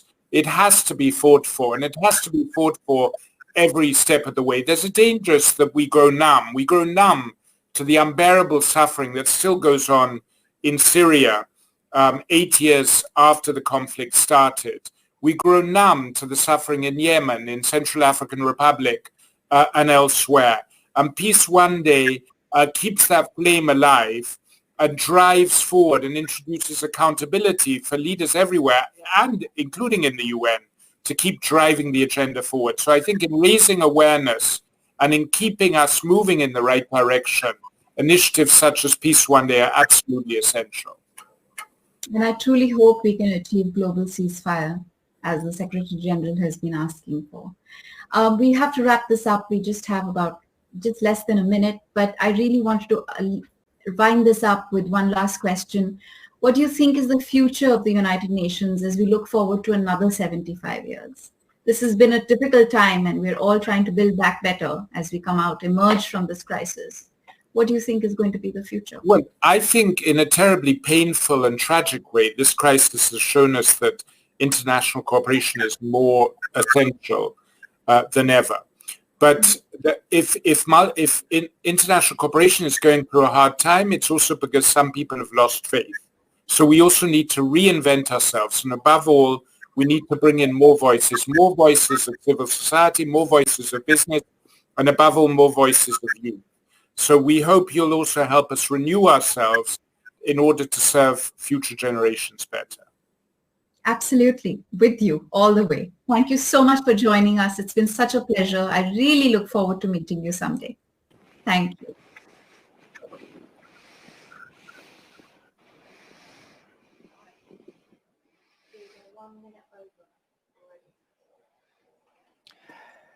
Okay, so thank you, Mr. Undersecretary General, and thank you, Dia, for all of your support today. Well, my thanks too to Fabrizio, who is a good friend, and my thanks to Dia for being with us and conducting such an interesting and enlightening interview. Thank you. Yes. Okay. Has Mirza left us? Yeah. Okay, carry on, Ahmed. Well, panel discussion number 6. Shall I talk about that, Jeremy? Looking at the crucial role. Yes, please. Yes, that would be great. The crucial Ahmed, role of education, as you and I know, in establishing peace. It's one of the fundamentals, and ensuring the survival of our race, humanity's survival. Did you want to say a few words about that, Jeremy? Yes, I'd like to, Ahmed. Well, inspiring a new generation around peace and sustainability has always been a priority. To give young people the tools to become the driving force behind the vision of a united and sustainable world is everything. Another important point is that peace and sustainability, well, they're inextricably linked. You can't have one without the other. And talking to young people about that is, of course, extremely important. If anyone wants to go to the education section of peaceoneday.org, they can find a series of free education resources. So yes, education is a major priority for Peace One Day and the United Nations and so many of our partners. And I'm thrilled that we have with us today some of the leading minds in the field of education. Indeed we do, Jeremy. And moderating the conversation is founder of the Business Plan for Peace and the Oxford Research Group, 3 times Nobel Peace Prize nominee, Dr. Scilla Ellsworthy. And joining her is Director of UNESCO's Mahatma Gandhi Institute of Education for Peace and Sustainable Development, Anantha Durape. Oh, co-founder of One Young World, Kate Robertson, as well. Yep, and Afua Nukanzar Asamoah, activist and member of Children's Youth Advisory Board for Project the Shame. We are also thrilled to have with us the well-known Kenyan photojournalist and political and social activist, Boniface Mwangi. Senior Vice President of Scholastic National Partnerships, Amos Hayes. And Dr. Howard Taylor, Executive Director, End Violence Partnership. Panelists, thank you so much for being with us. Scilla, over to you.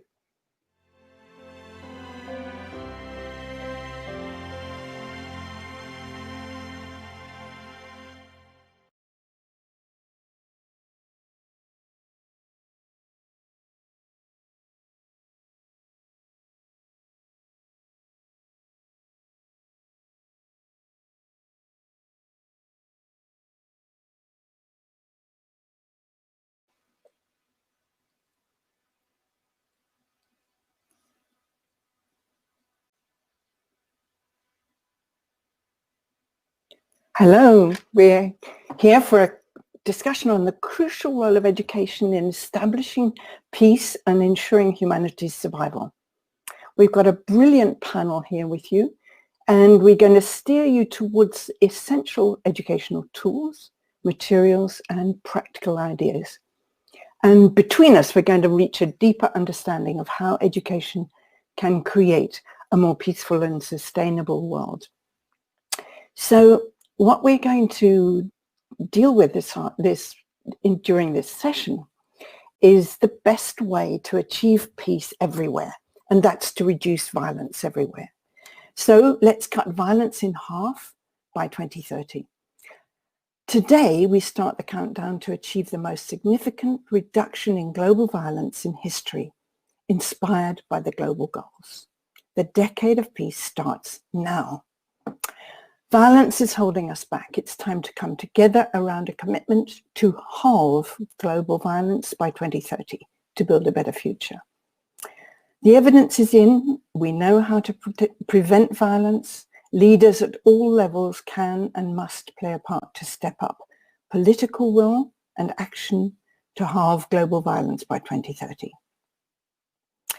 And preventing and reducing violence and investing in peace is a sound investment. Halving global violence alone could save up to $2 trillion by 2030.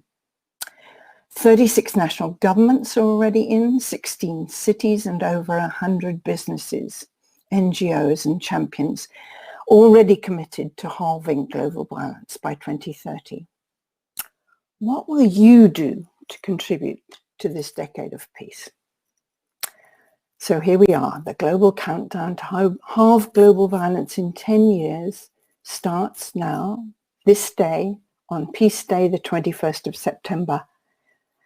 And in 2020, we have only 10 years to do it. Just to give you a couple of key statistics. 1 in 6 people worldwide were victims of violence in 2019. 1 in every 2 children worldwide experience violence every year. 1 in 3 women globally face some form of abuse each year. And up to 82,000 people each year are killed in conflict. 600,000 people were killed in 2018, and the vast majority of those in cities. So it's my great pleasure to welcome our wonderful speakers. And the first person I'm very delighted to welcome is Kate Robertson. She's the co-founder of One Young World. And Kate, the first question I'm going to put to you is, do you agree that education is the single most important factor in building long-term systemic change towards a more peaceful, sustainable world? If so, why is this? I do.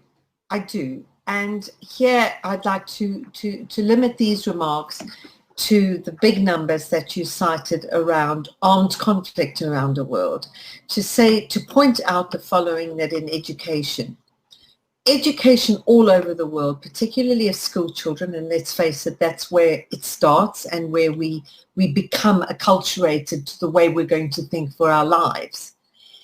The story of armed conflict is always taught from one side only. Depending where you are and where you're being schooled, you will be taught either the story of your own side or the story of the victor. So if you look at it like that, then you realize that we live out on a daily basis Santayana's law, that we are condemned as humankind to armed conflict for the rest of our lives. So this acceptance that we have all had of the way history is taught, so education, the way that education is used, the way history is taught, that we are taught one side from one point of view can only lead to one result. No one ever sees both sides. Therefore, there is no possible path to conflict resolution until it becomes so serious that both sides collapse in a heap, and then you start conflict resolution. So you have to look at education and say, think everybody on this call, think about the way you yourself have been taught history. Were you taught from both sides of any one of those conflicts? If so, great education model, but it starts with that thing. Kate, this is really putting us in context. Can you actually add to what you've said by pointing to some examples where progress in education is actually leading to tangible change to achieve peace? So the example that I chose for you, Scylla, today was to look at the path that led to the peace process and the Good Friday Agreement in Northern Ireland. Yeah. When we had One Young World in Dublin in 2014, I had to go on a big lesson there with Senator Martin McAleese of his 7 steps to reconciliation. And the way he tells it, he talks to you as though you as an individual have got a gripe or a conflict with another individual. And what does it take you to start this path? And I couldn't do it. I could get in my head someone who I wanted to punch in the face, and I couldn't get myself to go, I'll walk down the corridor. And Martin's lessons, so the lessons of Northern Ireland, and they are well documented. And there are a lot of books that have been written that could be taught in schools about these are the things that you're going to have to do. And the first lesson I learned when we were there was the way we had to tell the story of Northern Ireland to our delegates from every country in the world. You can't assume they know this story. Why should they? And how anxious both sides in Northern Ireland were that they would choose, that we would choose a neutral storyteller, which hadn't even occurred to me. The story had to be told. So they had one person from the side of the Unionists, the Protestants, one side from the side of the Republicans, the Catholics. They each told their story, and then a neutral storyteller put it all into its facts and frames, and then the conversation was allowed to carry on. But what were we learning? We were learning how big the sacrifices had been made on both sides, and also that there was a way out of the violence, that there was an end, that it was possible, that this endless cycle of retribution that you see in the conflict zones around the world where it just bubbles up again and again. Once people see, as they now have in Northern Ireland, although the violence flares a little bit every now and then, this is a country that has learned that both sides have to tell their story. And start to acknowledge that actually, you know what, we could talk to each other. This enmity need not continue. But education is this framework. And there is no reason for history to be taught in our schools the way it is taught in our lifetime. It's still being taught the same way. There's absolutely a point where you go, don't teach history. Teach conflict resolution. So don't learn the battle dates. Teach conflict resolution. Will it be perfect? No. Is it going to be 100% further down the path than we are today? Yes. I love the way you put that, and it's fresh from real experience. If I'm not mistaken, when Senator George Mitchell, who came to help us move towards the Good Friday Agreement, when he got off the plane, he said, I will listen for as long as it takes. And in my experience, teaching children to really listen and hear what's coming towards them, and then even read it back to those that might not agree with them is a vital element. Would you agree with that? I would absolutely, it's absolutely vital. And the thing that we are not taught, and to me the really shocking lesson was that in conflict, any conflict resolution, violence resolution in the home, which I know Jeremy Gilly likes to talk about, is accepting that somebody has to lose out. Somebody comes to the table and loses out. Somebody at the table loses the power they perceive that they have today. And these things are hard, but it's like muscle memory. These things can be taught and learned and taught and learned. We are not taught that way. We are taught you're in it to win it, whatever it takes. And I will pulverize you until you can't get up. But when you find a way, you'll come back and you'll pulverize me. And so we carry on. And you have to look at our human history and go, our generation, and go, have we learned nothing? Nothing? Why? Why? You're certainly moving us on with this discussion. Thank you so much. Now I'm going to go to Dr. Ananda Duranappa. Ananda is the director of the UNESCO Mahatma Gandhi Institute.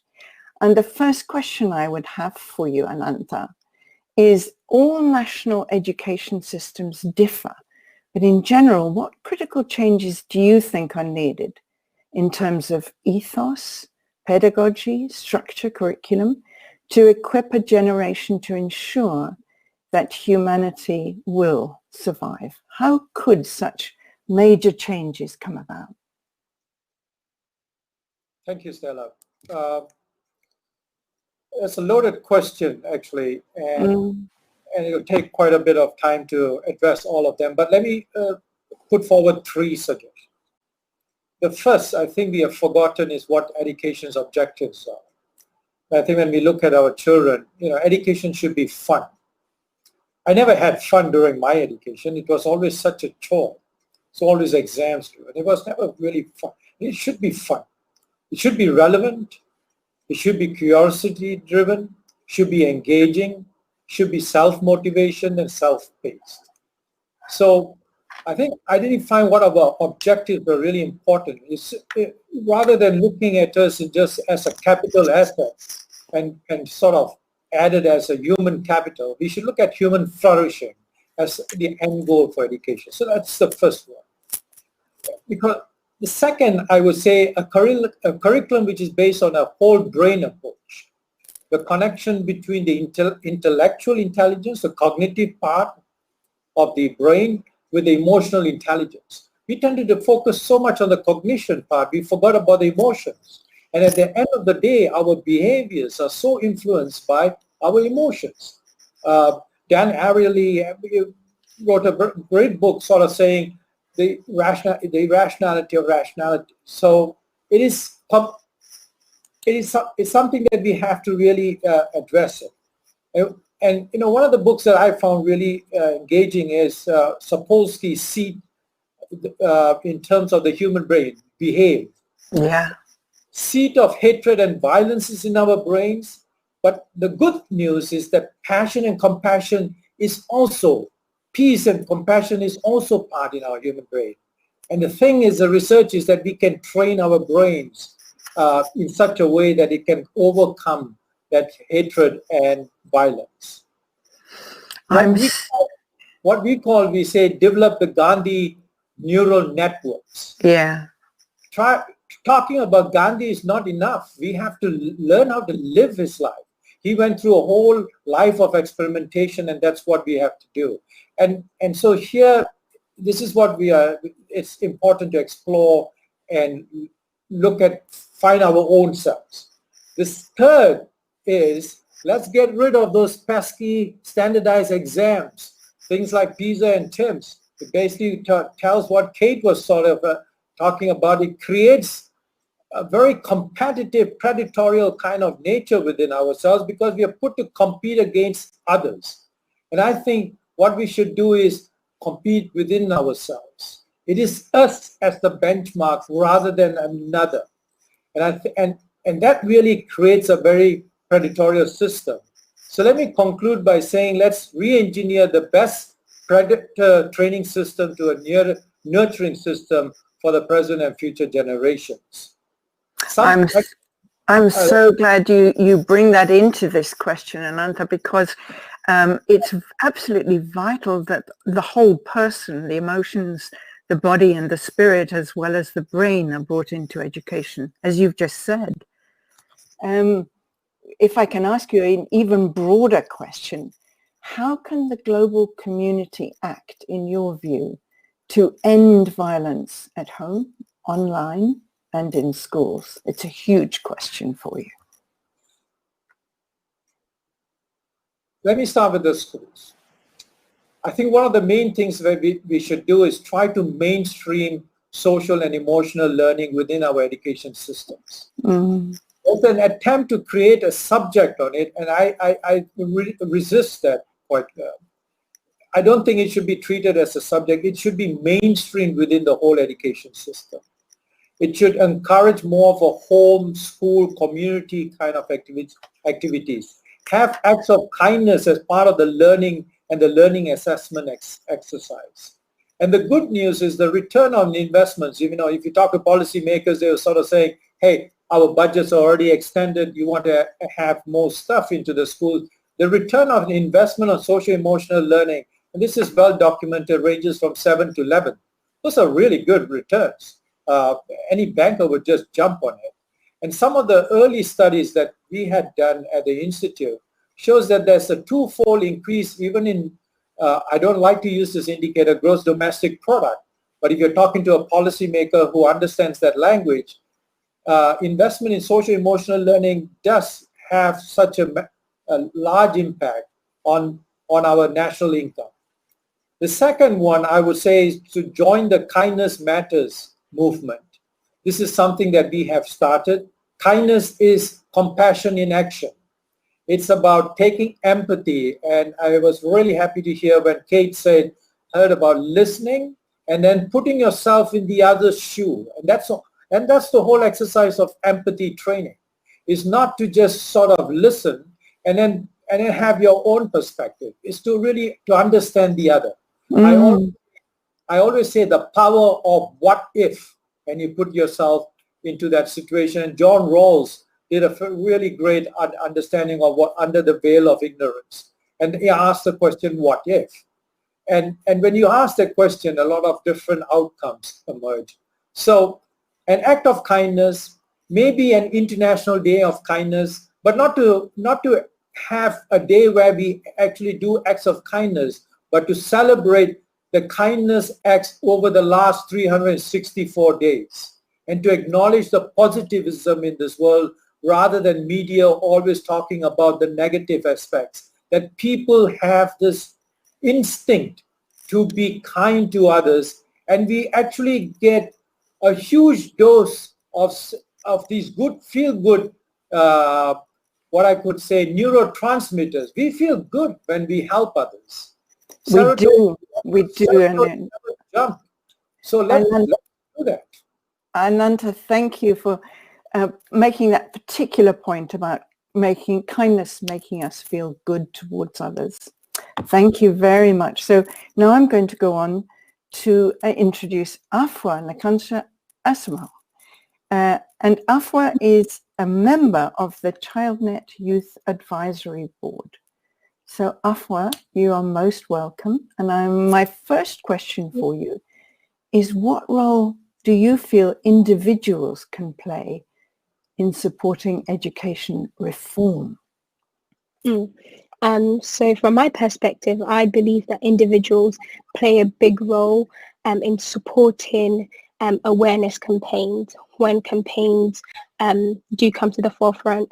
And that's because when certain campaigns are being done and people can actively support them, that means that the news and the information can get not only to the remit that they were trying to get to, but it can also get to policymakers, and it can bring real change in terms of education reform. And the most important thing is that it helps the children who need the change to happen.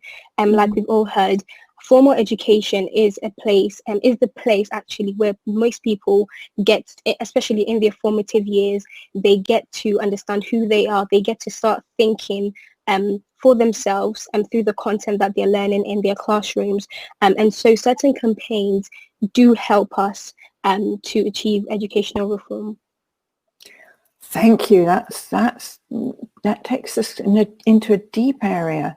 I want to pursue that in a moment. But first of all, can you point to one or two examples where progress in education is leading to tangible change towards achieving peace? Yeah. So I want to first say that education is very important to establishing peace.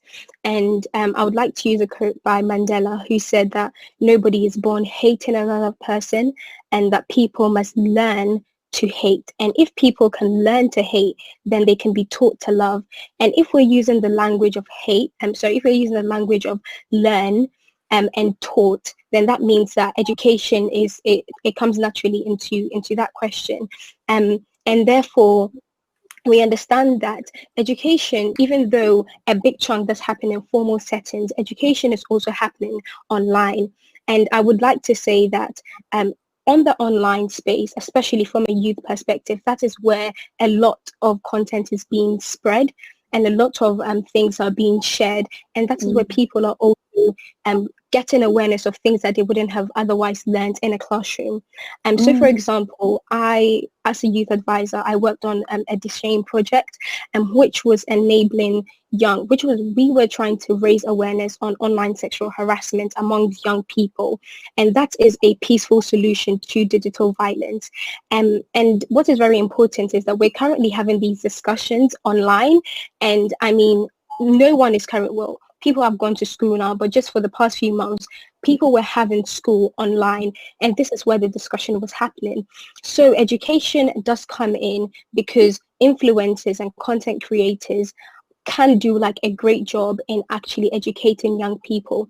For example, when the protests happened during lockdown, we saw that there were so many young people who were involved in these conversations, and they were happening on various social media platforms. And that's like a different take on the traditional educational route. But people were learning about history instead of learning about them in the classrooms. People were learning about politics instead of learning about it in their classrooms. And that was a place where people could actually see more peaceful solutions in terms of going for peaceful marches, etc., etc. Another thing that happens online, especially with regards to raising awareness and with campaigns, is that people get heard. And as we know, children have the right to be heard. So some online spaces can be safe spaces where children and youth can grow, and they can learn, and they can be heard, and they can be understood. And that's one good thing about taking the conversation online as we currently are having them. And did you want to say? No, go on. Yes, so I think that is a very important perspective that we should not lose, especially coming from the I guess like the millennials and the younger generation. Some of these children are digitally native. They've just born and the internet was already there. So in terms of their formative years and some of the discussions that they're having since they were young, it's all been on that space. And so if we're having these discussions online and we're having and we're I guess promoting peaceful solutions online, that means that their outlook to life is a much more peaceful one, and therefore they can learn the right ways to do things, because that's where they've learned it. They've learned it online in a place where some feel safe and some feel heard.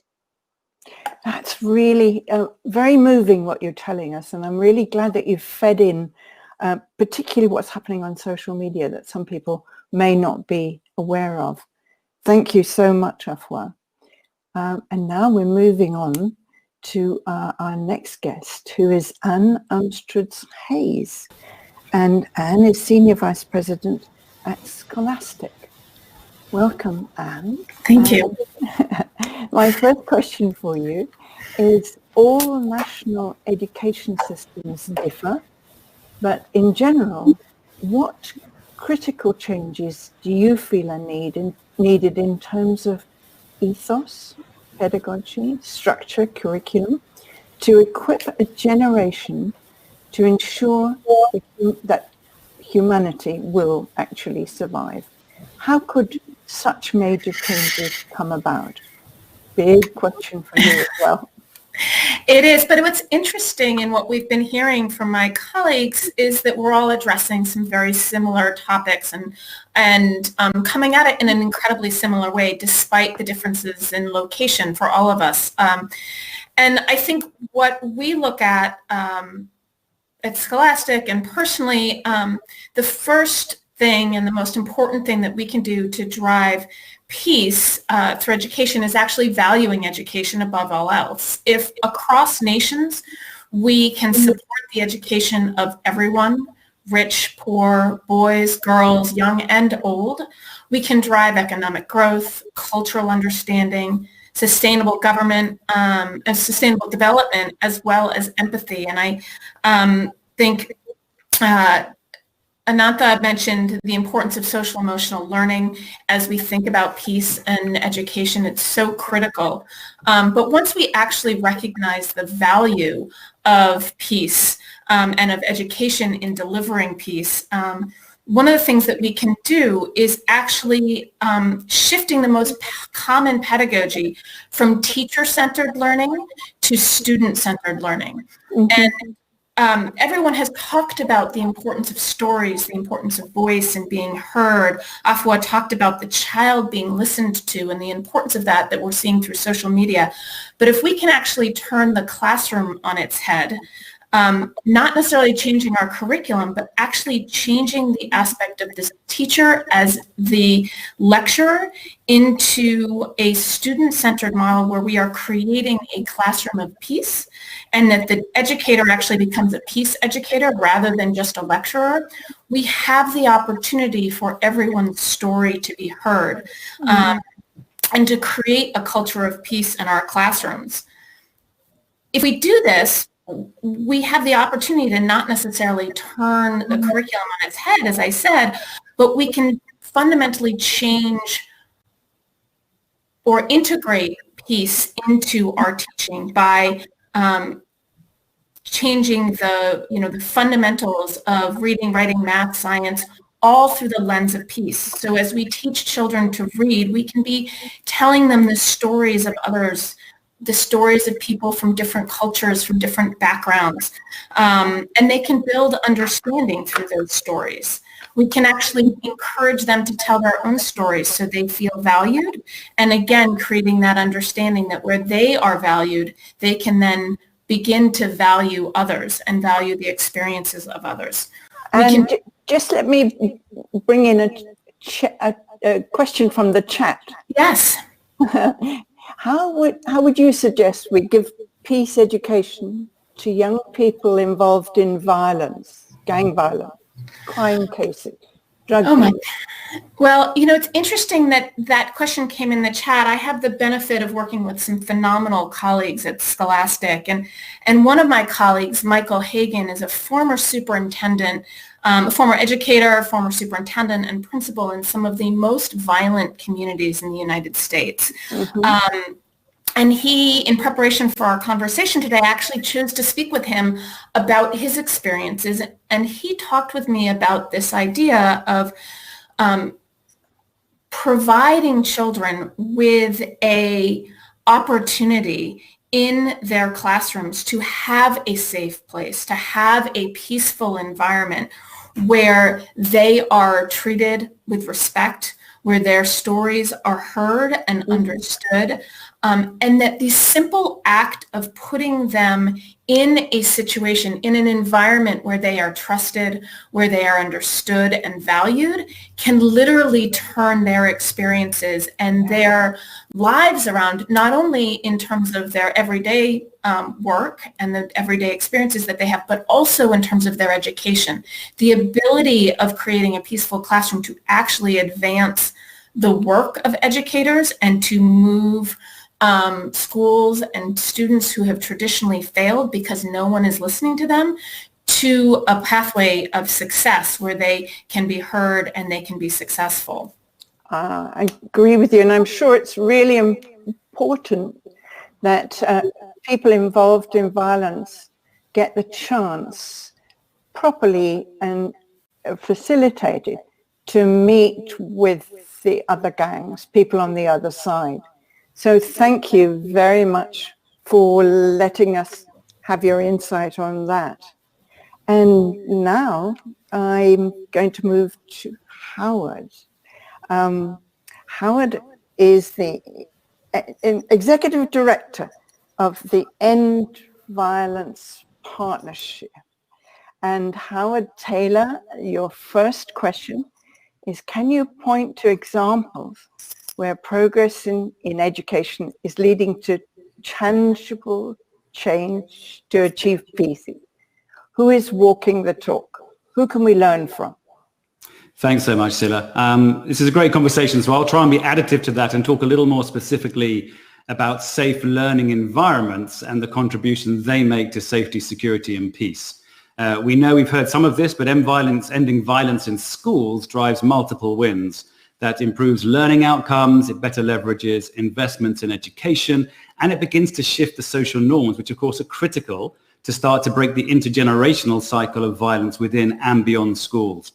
And we know, as we've heard, schools should be places where children develop not just academic skills, but also learn about building healthy, peaceful relationships. I think Anantha mentioned social emotional learning, and learn right from wrong. But the situation we have at the moment is that too many schools are not yet modeling or equipped to model the safe, the peaceful, and the positive environments which we want to see elsewhere in society. I want to speak about the Safe to Learn initiative, launched last year to catalyze commitments globally and evidence-based action to end violence in and through schools by 2030. It's a joint initiative of the End Violence and the education sector, and it provides a platform and an opportunity to unlock those multiple wins that I just mentioned. It has a high-level political tool, which is a call to action, which sets out 5 evidence-based areas that we know if these things happen, schools can have a good shot with their communities and their children and young people of ending violence. There's around policy and legislation, improving the school's prevention and response to violence and abuse of children, beginning the conversation and starting to shift social norms in and around schools, effective resource allocation, which is really one for governments, for donors, for funders, and the sector that deals with education, and then of course improved data and evidence. And you asked me, Sila, who's walking the talk? Well, 15 countries so far have endorsed the Safe to Learn call to action, and they go pretty much across every continent. Cambodia, Georgia, Jamaica, Jordan, South Africa, all sorts of examples. And I want to talk to just 3 of those because you asked for some specific examples: Nepal, Uganda, South Sudan. In those countries, with the support from UNICEF and the UK FCDO, they've done a benchmarking exercise to measure progress against those 5 pillars of the call to action, which I just mentioned, to better understand the gaps and challenges, and then for partners domestically and internationally to coalesce around those to provide the support and the resources that are needed. In Nepal, we are funding Mercy Corps, who are fostering safe and supportive educational environments. In that terms, it means supporting teachers' capacity on safeguarding and positive discipline, and making sure that complaint mechanisms at the school and community level are in place and are robust. I just want to say briefly, though, this year of all years, of course, in the context of COVID-19, we know that the pandemic has disrupted learning for nearly all children. I think earlier this year, about 1.5 billion children were out of school, physically isolated at home, and facing higher risks of domestic violence and greater exposure to online abuse and violence, because learning and leisure, of course, moved online. But a sliver of opportunity, I think. COVID-19 has also raised awareness of violence against children, and in doing so, I think the important role that schools play and education plays for children's health, their well-being, and their safety beyond just the educational benefits. And what I see is COVID-19 prompting educationalists to begin to reimagine some aspects of learning. And I think that's an opportunity for us all to translate the audacious ambition of getting to zero violence in schools into a reality in every country. And what that's going to take is agreement on a small number of actions, I think, in most countries that will make a real difference, and a step change in the advocacy, the action, and the investment needed to make that happen. And the Safe to Learn initiative I mentioned is one such platform to do that. Oh, let me just ask you, Howard, which countries have you got your eye on to add to those 15 countries already in the Safe to Learn call to action?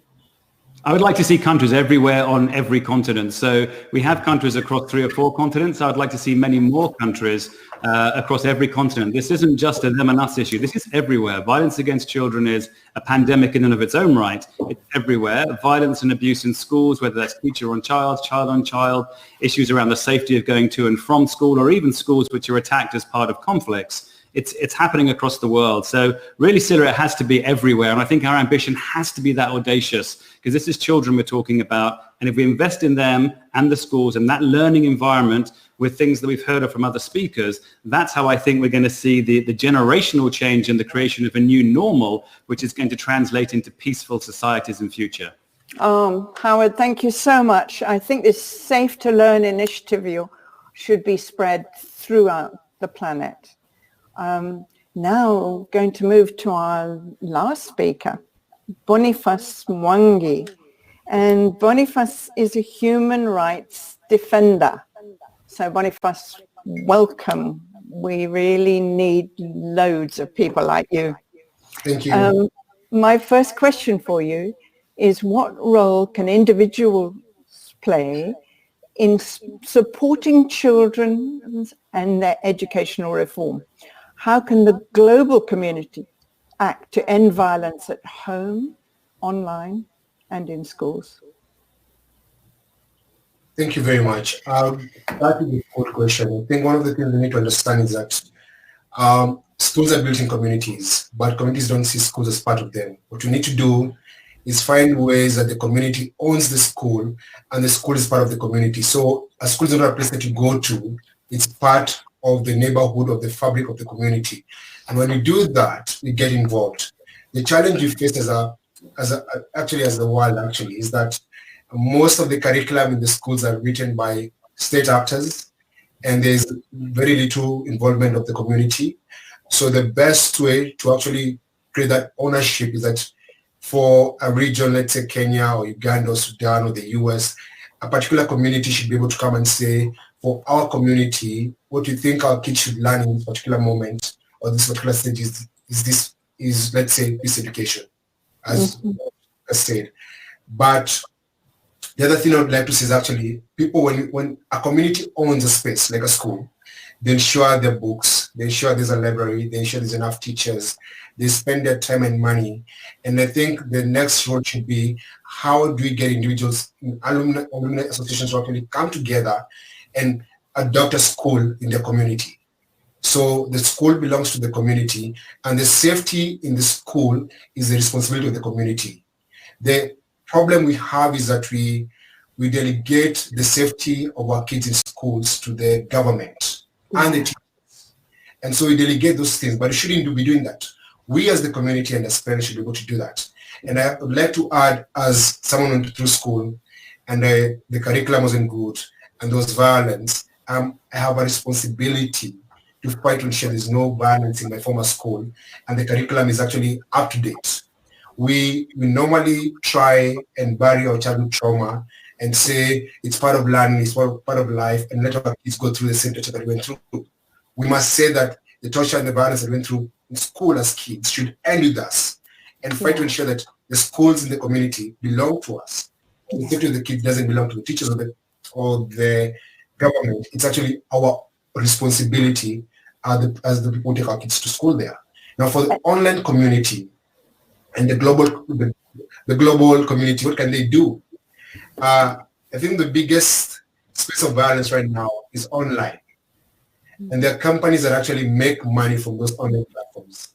We must ensure that these companies play a role in ensuring that violence is not glorified, bullies are actually banned from those particular sites, and guys who promote violence or purveyors of violence actually investigated, prosecuted, and jailed.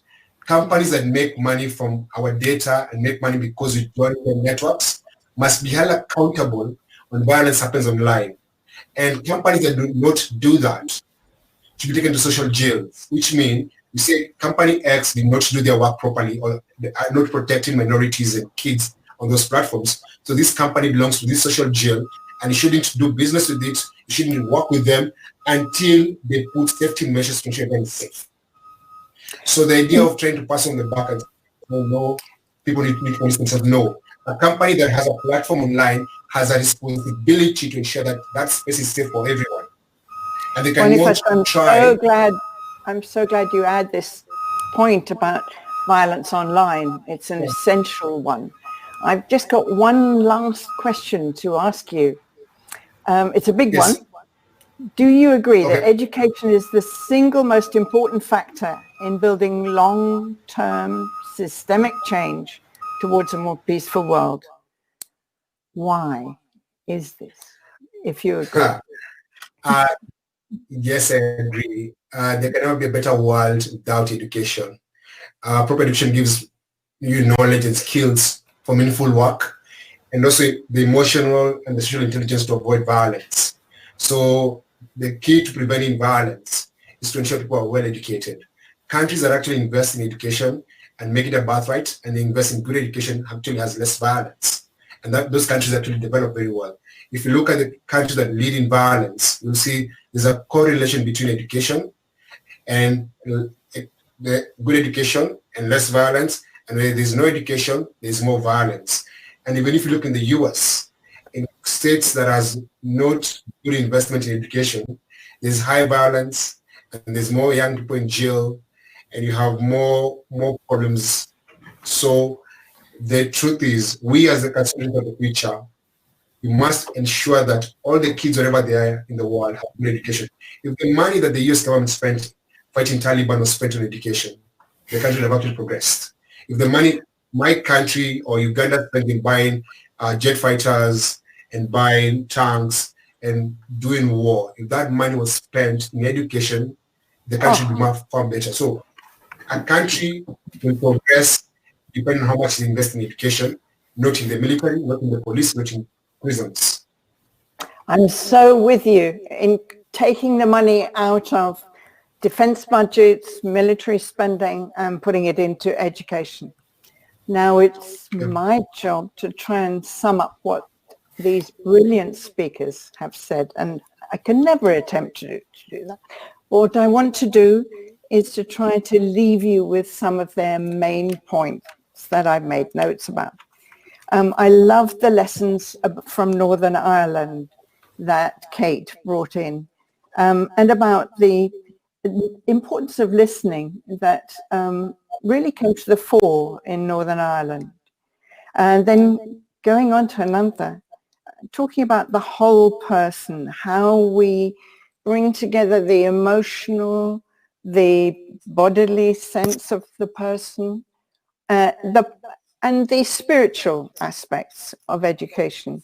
And he introduced the notion of kindness and how much kindness matters, leading to compassionate action. And then Afua, wow, she said something I'll never forget. If children can learn to hate, they can be taught to love. And she's devoting her life to raising awareness amongst young people, particularly using social media. And kids have a right to be heard. I think everybody really made that point. And then when we moved to Anne, she was talking about the importance of moving to student-centered learning, providing violent kids with a safe and peaceful environment. And Howard, I loved his call to action on safe to learn. That's already reached 15 countries and will reach more, I'm sure, as a result of this broadcast. And lastly, Boniface. He was saying this key thing that countries must own the school in their community and make it safe. And then he turned to the issue of violence online. And Kate in the chat said, a platform online means responsibility for the content. So I don't know how we sum up the key issues better than enabling everybody to listen to the recording of what these exceptional speakers have contributed today. And we're really delighted and grateful to all of you. Thank you to everyone.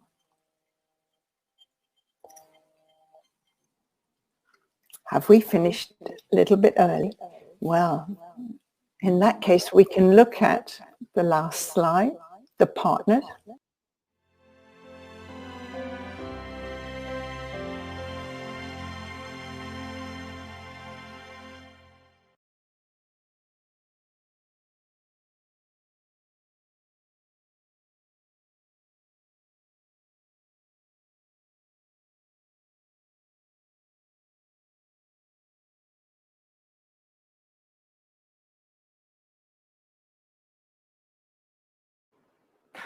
Wow. Well, that was one of the most important conversations we could be having on Peace Day. Thank you, panel, for such an exceptional dialogue. Ahmed, what did you think?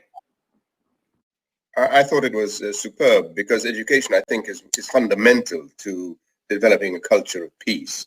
Education at every level.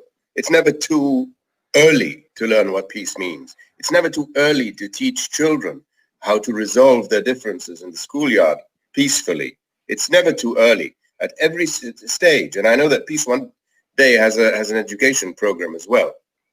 Yeah, we do. And I think you're totally right. I mean, if we're going to move from a culture of war to a culture of peace, then we're going to have to inspire a new generation of peacemakers to be the driving force behind the vision of a united and sustainable world. And of course, Ahmed, you know very well, having spent a lot of your career at the United Nations, they also have amazing education materials, don't they? Yeah. And you know, it is said that war starts in the minds of men. That was a long time ago, before the political incorrectness of saying men. But also peace starts in our minds, and that's what we should be addressing. And that's what I think Peace One Day does so well, using arts and culture and intelligent debate to reach the minds of men and women, to reach their minds and hearts. And that's how I think you will increase awareness about the International Day of Peace. Yeah. I mean, I often think it would just be absolutely amazing if in every school of the world, young people they had the same lesson, like maths or English. They had this same lesson, which was peace and sustainability, the protection of our world. And we just knew that we were training an entire global generation to equip them with the skills to face the real issues that are just absolutely huge, that of course in their lifetime they're going to really experience in a fairly major way. And so education is just education. I don't know who said that, but I remember somebody saying it, and it's absolutely the way, isn't it? Okay, well, thank you, Ahmed, for those thoughts. Now to words of peace from an actor whose portrayal of Idi Amin in The Last King of Scotland earned him an Academy Award, a BAFTA, a Golden Globe, and many other awards. Ladies and gentlemen, please welcome artist, founder and CEO of the Whitaker Peace and Development Initiative, the incredible Forrest Whitaker.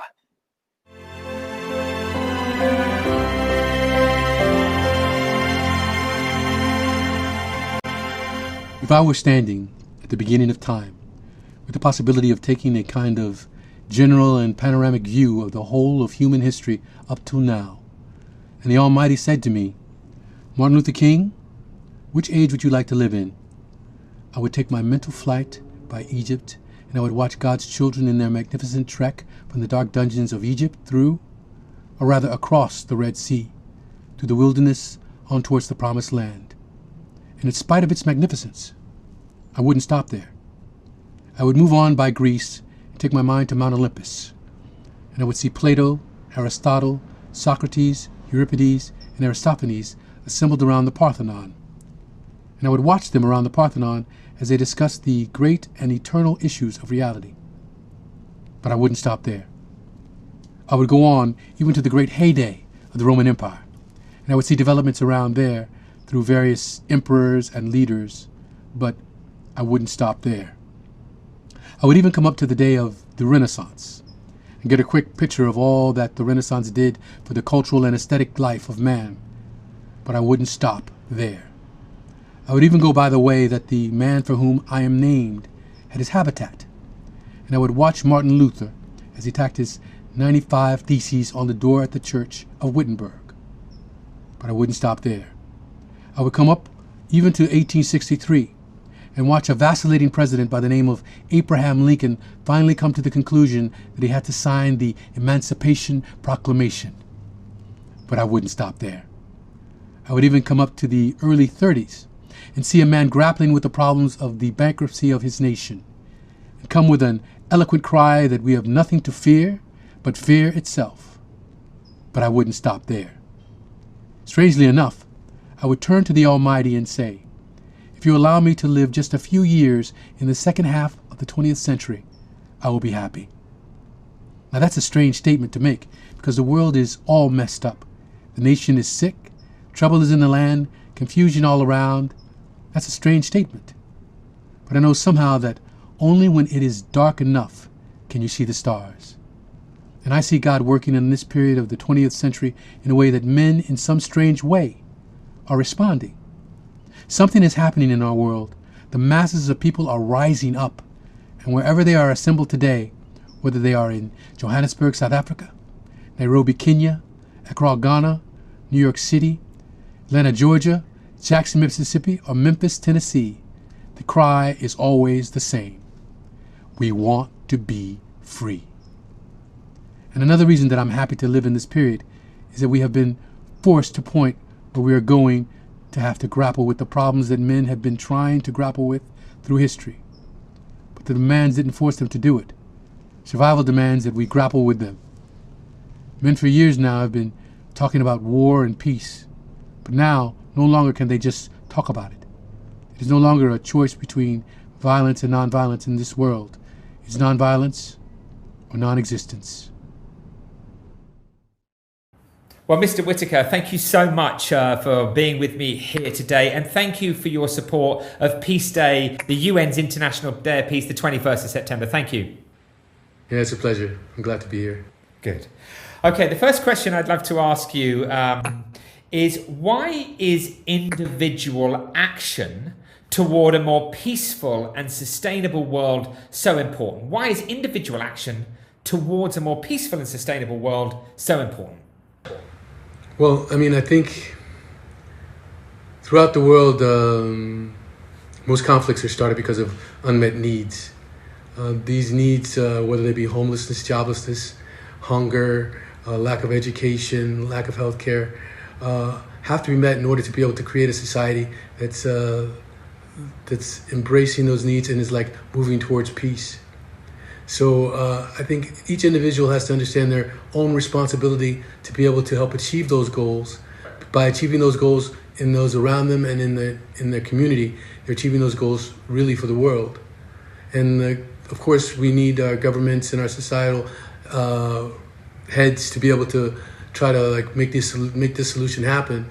But we really need it to be happen on a life level where peace is living in your life. I think that Mother Teresa said something about it. She said, I can do things that you cannot do. You can do things that I cannot do. Together, we can do great things. And I think this is a statement about us coming together in solidarity. And through coming together in solidarity, we'll be able to achieve peace in, hopefully, my life. Thank you. Thank you, Mr. Whitaker. The second question I'd like to ask you is why is Peace Day, the 21st of September, a moment when we stand together as one, important in this particular time? So the sense of collaboration, of global unity, of intercultural cooperation. Why is it important that on Peace Day we stand as one as a global family? What do you think comes out of that, and why is it important? I mean, I think that everyone is recognizing now because of the COVID-19 pandemic that we're all connected. And at this moment, people around the world and the globe are all like dealing and living in the same principles and laws. They're also all trying to find cure for this pandemic that's happened for us. It's a statement on us coming together as a globe, as a people. And that's what's happened during this time. And it's also exposed all the other inequities, the inequalities that are going on in our lives. In the United States, we've been seeing a lot of the problems be brought to the surface, from healthcare to education to joblessness to homelessness to who gets to live in certain areas. All of these things are being brought forward because of this connection that we're all having now with this virus that's encapsulating the world. Yeah, so collaboration and standing together in our families and in our communities is central, isn't it, to therefore tackling these great issues when we're one, when we're stronger. When we come together in solidarity, I mean, first ourselves to come to an understanding, and then our families, our communities, our neighborhoods, our communities, our cities, our states, and our countries in the world. All these things bring us together. And right now, we're being brought together in a really unfortunate way, but it's also like allowing us to see that we're all connected. Well, Mr. Whitaker, it's incredible to be able to talk to you, to hear your inspiring words that you spoke of, reference Martin Luther King. So thank you very much for your support of Peace Day and us. And you're an incredible man. And it's just a real inspiration to be able to speak to you. Thank you for your support of Peace Day. Thanks, pleasure.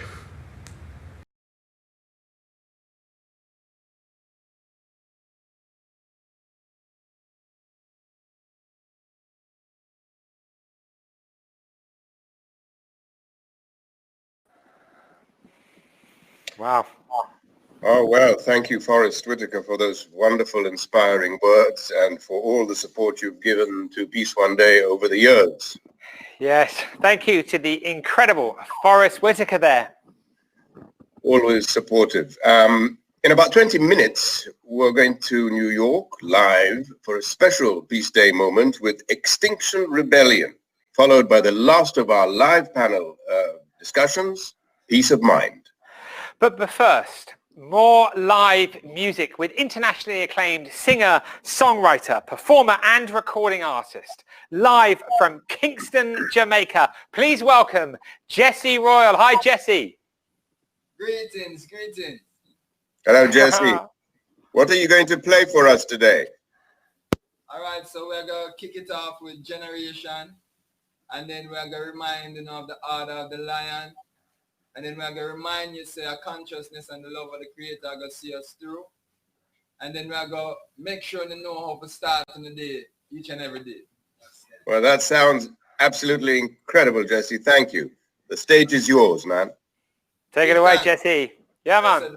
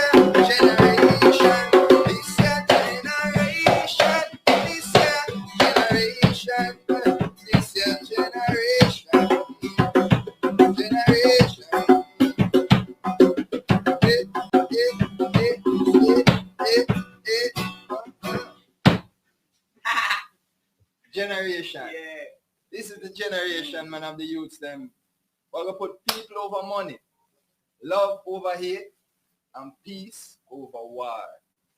People power. Next song is a song called Lion Order. Yeah? When the lion them go.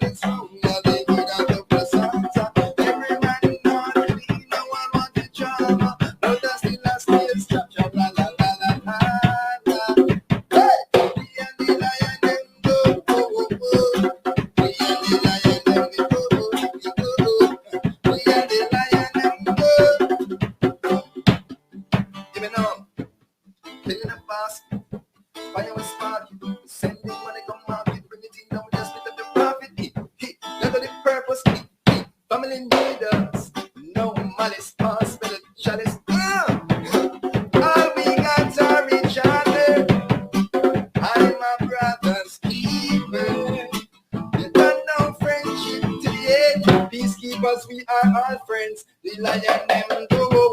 Sit down on the corner, put some marijuana. Cause the chalice from one, we read a couple Santa. Every man heart clean, no man want to drama. What does the say? It's chop chop la la la la la. Hey, the lion them go. The lion them go. Hey, the lion them go.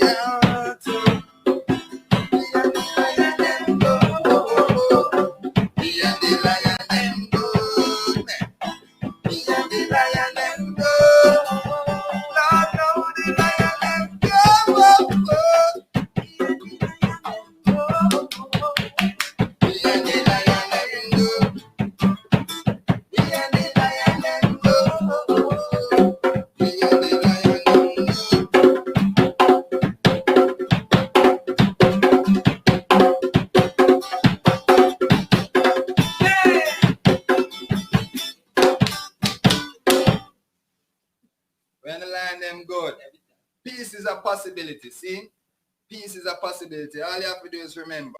Just remember, you know. Sometimes we get too old and we get too bold. Just remember, we were born out of love, so maintain the love, and love will be where we live and where we reside. Rastafari. Now this one is See Us True. Okay, this is a song called See Us True. And we have to also remember to be able to come out of ourselves, you know what I mean, and step in other people's shoes. You know what I mean? Because reality is a very real thing, you know what I mean? And not because, for example, you have food in your fridge means that everybody has food in their fridge. So there's a lot of elements that are necessary for peace to prevail. Compassion is one of them. See? Rastafari. Yeah.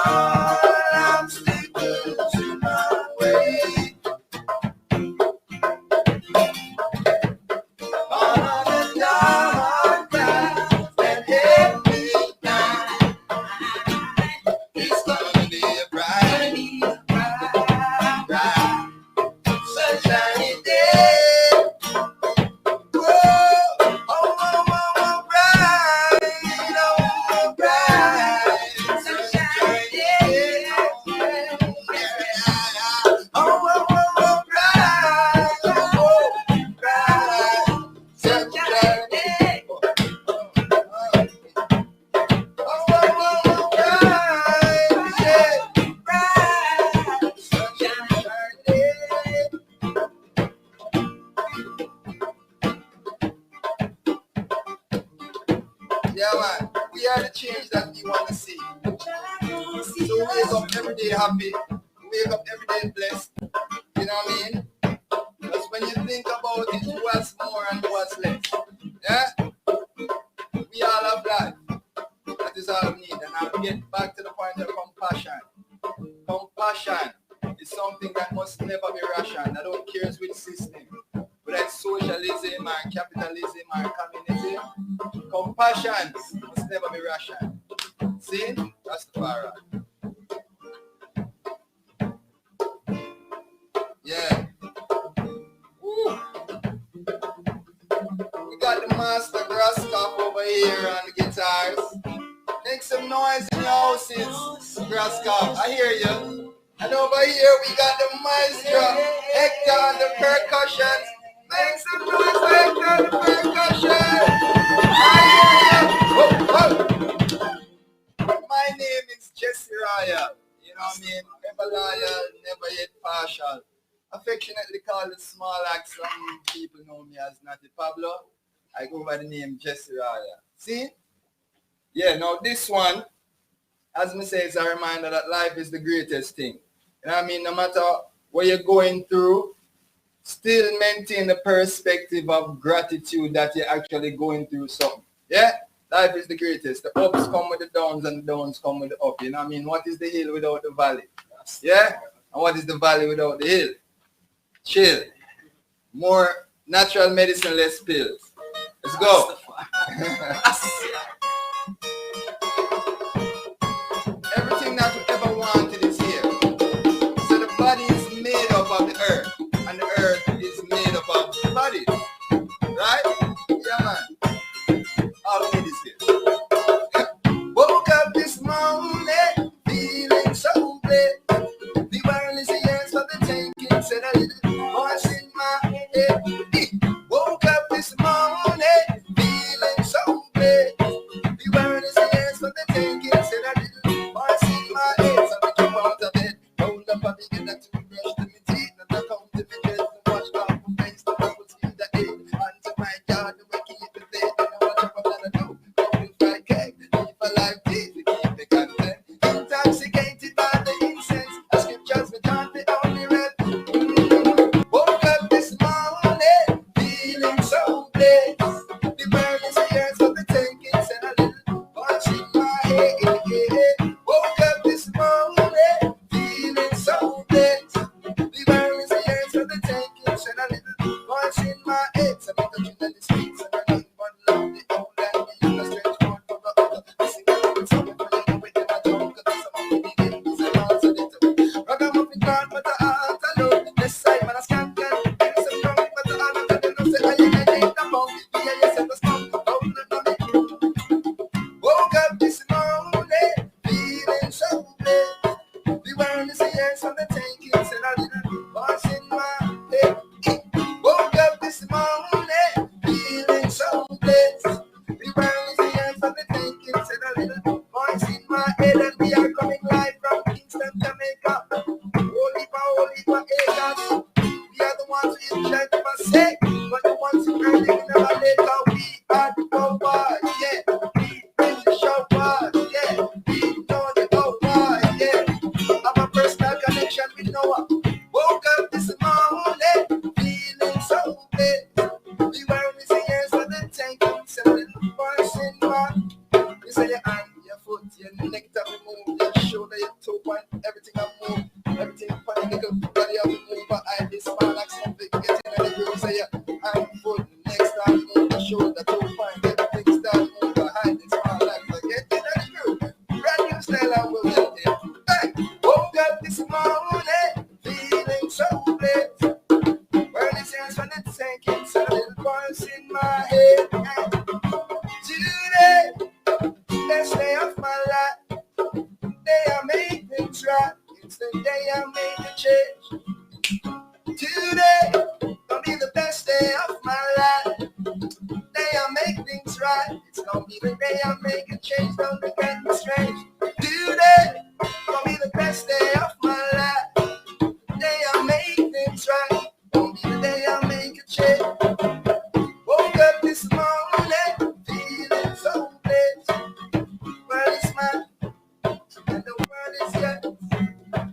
no sickness. Love can't cure. Ain't no, ain't no, ain't no. Ain't no more closed doors. No more closed doors. Everything open. Shake the scope.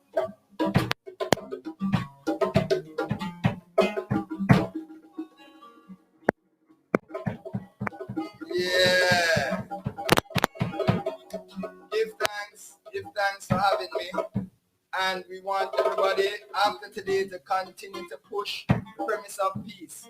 Continue to make it your reality, and it will surely become a reality. Fantastic. Ahmed, over to you. Wow. So here we go. Okay. Yes, well, that was incredible. Thank you so much for that performance, Jesse. Yeah, absolutely fantastic. Thank you, Jesse. It's been so great to have you with us. I mean, I was just had to dance in the studio there. Absolutely incredible. Jesse Royal from Kingston, Jamaica. I guess you have a few questions before he goes. No, unfortunately, we run out of time, Ahmed. So we have to move on because we've got a panel coming up. But if you take us into that next section, please, Ahmed. Yeah, absolutely. Because coming up shortly, the last of our live panel discussions, peace of mind, very important. Looking at the connection between inner peace and global peace and what we can do to improve our mental health. Yeah, well, listen to Jesse Royal. Wow, I mean, it's very relaxing, wasn't it? Okay, so after that at 9:30, we'll be getting to hear from one of our sponsors, Lipton, about a fantastic initiative they've been running for Peace Day, followed by some words of peace from the fabulous Zoe Kravitz. But first, we're going live to New York, and Christina C. of the Extinction Rebellion movement, which is raising awareness of Peace Day, bringing to life the relationship between the protection of our environment and peace in the world. Clearly, we can't have one without the other. Thank you so much for joining us, Christina. Hi. Yes. We are rebels from Extinction Rebellion, New York City. We are honored to be included in the Peace One Day initiative, celebrating United Nations International Day of Peace. The beacon of achieving peace, symbolized by the peace sign, unites all humanity. We stand here today in agreement that peace is the highest goal of human civilization. Extinction Rebellion also stands for another universally desired goal of human civilization, halting and reversing the extinction of all life on our planet. The extinction symbol, a circle representing our planet, containing the hourglass representing our limited time to change course, embodies the urgency of addressing the climate and ecological emergency at every level of human existence. It echoes the peace symbol itself, which came from a call to halt mass death through nuclear disarmament. There can be no peace on a planet where fires and floods, droughts and pandemics have crossed over the threshold of our lands. And there can be no peace achieved on a planet which is no longer able to sustain crops, oceanic life, or the fragile cooperation of millions of species that we know is the foundation to human life.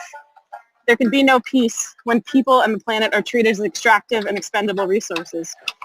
Since 2018, the rebels of Extinction Rebellion have acted to shock humans out of complacency by embodying the urgency of the accelerating ecological collapse. In 70 countries, tens of thousands of rebels from Extinction Rebellion have taken personal, coordinated, nonviolent action. We've blocked bridges, glued ourselves to boats, thrown fake blood on the doors of power, and carried out countless other activities. It's time to call on the institution of human civilization to take and rid climate and ecological down. We the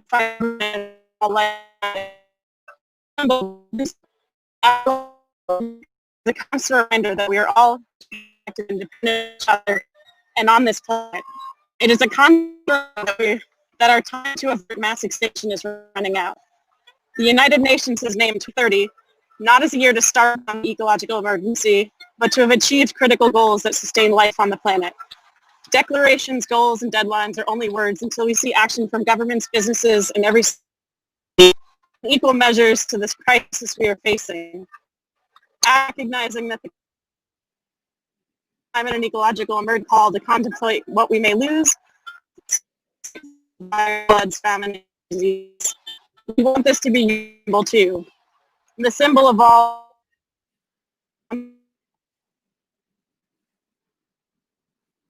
Okay.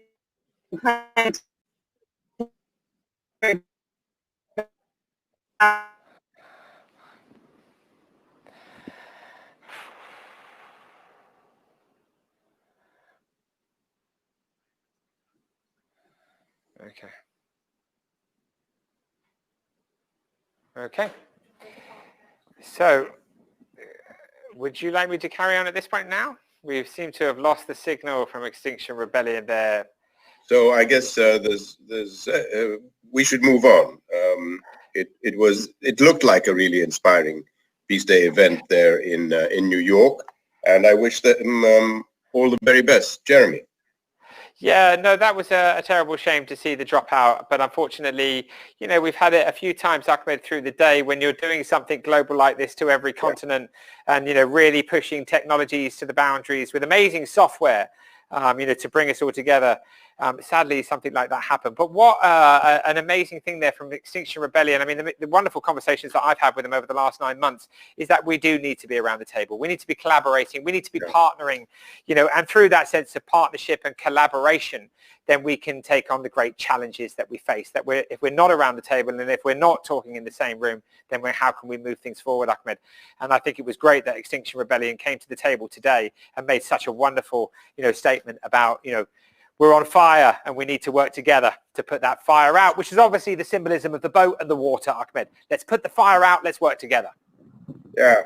You know, I mean, they're quite unique and eccentric, and they rub people the wrong way sometimes. But their message is clear. We've got to do something about the planet.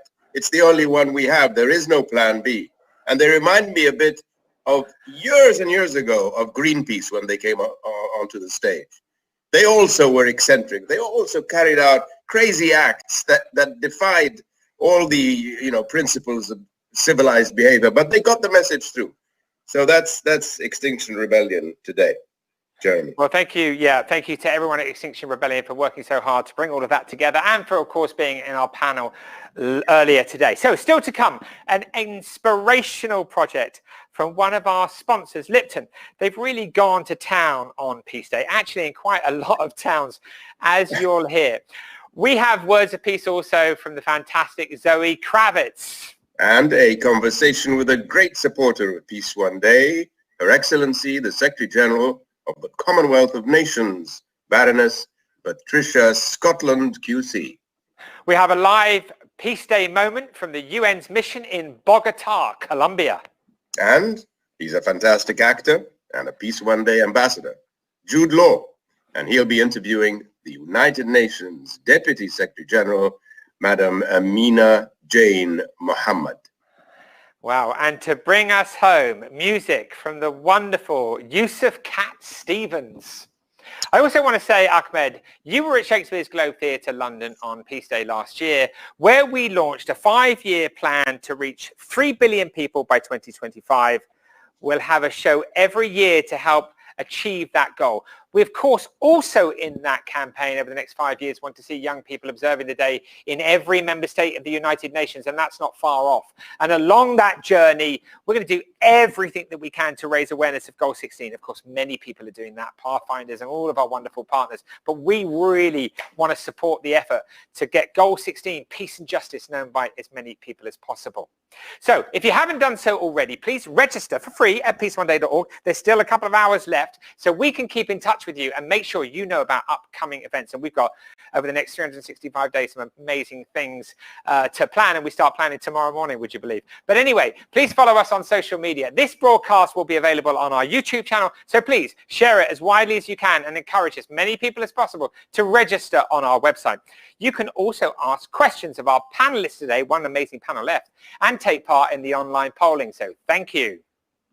That's great, Jeremy. Now, our final panel discussion entitled Peace of Mind. Where'd you get the idea, Jeremy?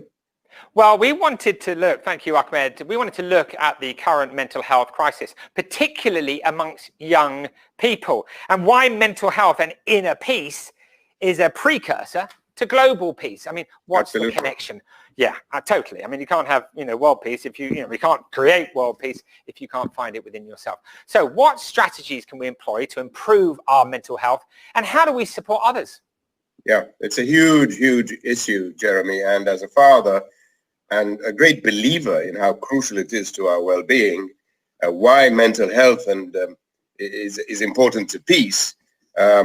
Welcome, please, our moderator, crossbench member, House of Lords, founder of Books Beyond Words, Professor Sheila the Baroness Hollins. Joining Baroness Hollins is Hanneke Faber, who is President of Foods and Refreshments at Unilever, a brand that has supported Peace One Day and hashtag Peace Day with numerous campaigns over the years. And Kasha Nabagasera, Executive Director, Kushu Times Media Group. Also, Amit Paley, CEO and Executive Director of the Treasure Project, which is the world's largest suicide prevention and crisis intervention organization for LGBTQ young people. And former US Representative Patrick J. Kennedy, founder of the Kennedy Forum. And a young British actress, Ambassador for Young Minds and Greenpeace, Bella Ramsey. Baroness Hollins, thank you.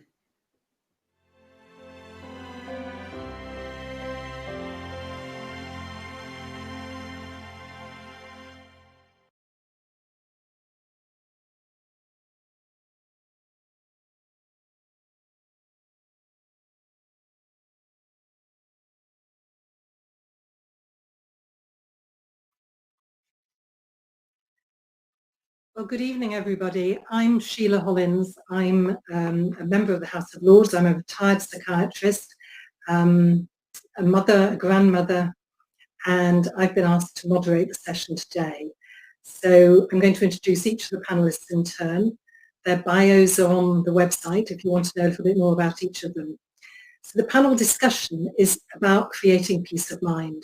We're going to have what I hope will be a really powerful discussion about how global challenges impact on our mental health, but also why our own inner peace is a precursor to global peace. I'm going to explore with the panel what mechanisms we can suggest to support individual mental well-being and in so doing to reduce violence. And we hope to inform, to inspire and to engage you. So the key messages of Peace One Day are that the best way to achieve peace everywhere is to reduce violence everywhere. And the aim of this is to cut violence in half by 2030. The decade of peace starts today. And it's inspired by the United Nations Global Development Goals, especially Goal 16, which is about building more peaceful societies. 36 national governments have already committed to halving global violence by 2030, along with lots of other leaders. The truth is that we actually know how to prevent violence, but it is going to take everybody to play their part, to step up the political will and to really aim and commit to halving global violence by 2030.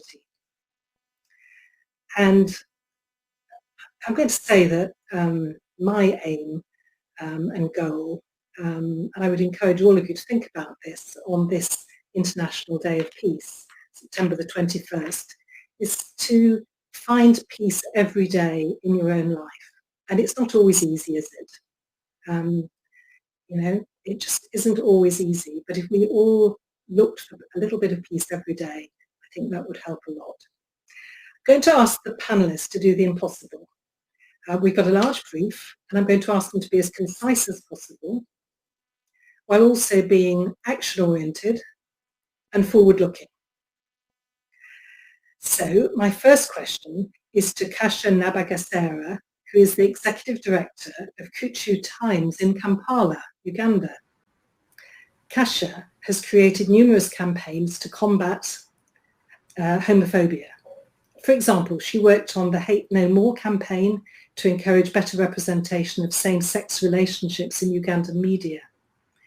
Kasha, I'm going to ask you a couple of questions, but the first one is, how important is mental health to achieving more peaceful societies, free of violence? What do you think? Hi, Sheila. Hello, nice to see you. Hi, Sheila. Yeah, greetings to everyone, our viewers and all that, and it's a privilege for me to have such a platform. For me, I always remember that mental health is a powerhouse towards a peaceful society. And if you're not mentally positive, there's no way you can contribute to the development of your society. And a person that has lived in a society where I live, especially with the LGBT community that I founded when I was a young child, and with a pandemic that is going on right now, it's double mental health issues. But we also have to remember that mental health does not only stay on the status quo. We also have to remember that mental health also has the negative side of it. But for me, it's very important because the societies we live in need and they know how best to deal with their societies. And if they are not really trained or educated about how positively they need to deal with the social, political, and economic issues within their societies, it affects even everyone else who may not even be around them. So for me, it's very important that the mental health issue, we implement it in the work we do every day. For example, right now, the LGBT community in Uganda is already vulnerable. But right now, it's even more vulnerable in the pandemic that is going on because many people have been locked up in houses during the lockdown with very homophobic people, with the same people who are spreading the propaganda, the anti-gay propaganda and all this. So for me, I think that we really need to create awareness because some people might even be affecting others without knowing that they're affecting them because they're not educated. They do not have the awareness. You don't have to be educated to get the awareness. You just have to be aware that if there's a solution, there's no mob justice. I don't know if this language is known in the Western world, but in Africa, we have what we call mob justice. If you hear someone has done something, you take the law in your hand. So the mental health of people is that they've been into so much poverty. There've been so much homophobia. There's too much lack of leadership. So there's that anger that pushes people to act. But if we educate and create awareness in the societies where we live, I believe that we can create that kind of peaceful tranquility within our societies that in case someone does something, go to the authorities and talk. But we've seen a situation where we take the law into our hands. But also, when it comes to the issue of especially marginalized groups, especially LGBT groups, sex workers, people living with disabilities, people have actually really taken the law into their hands. Because as I speak, just 3 months ago, when the lockdown was implemented, a day after the president in Uganda implemented the lockdown, 22 of my community members, LGBTQ plus members in a shelter. These are people who are disowned from their families. These are people who did not have where to go. A shelter where they were supposed to go and stay during the lockdown. The lockdown was closed down by the police, the Ugandan government, and they were taken for 52 days in lockdown, in prison, and even their lawyers were not. So imagine those who were not arrested, who were stuck into the same homes with people who are always homophobic, saying homosexuals are the ones who are caused. They got, I hear God is now punishing the whole world because of this.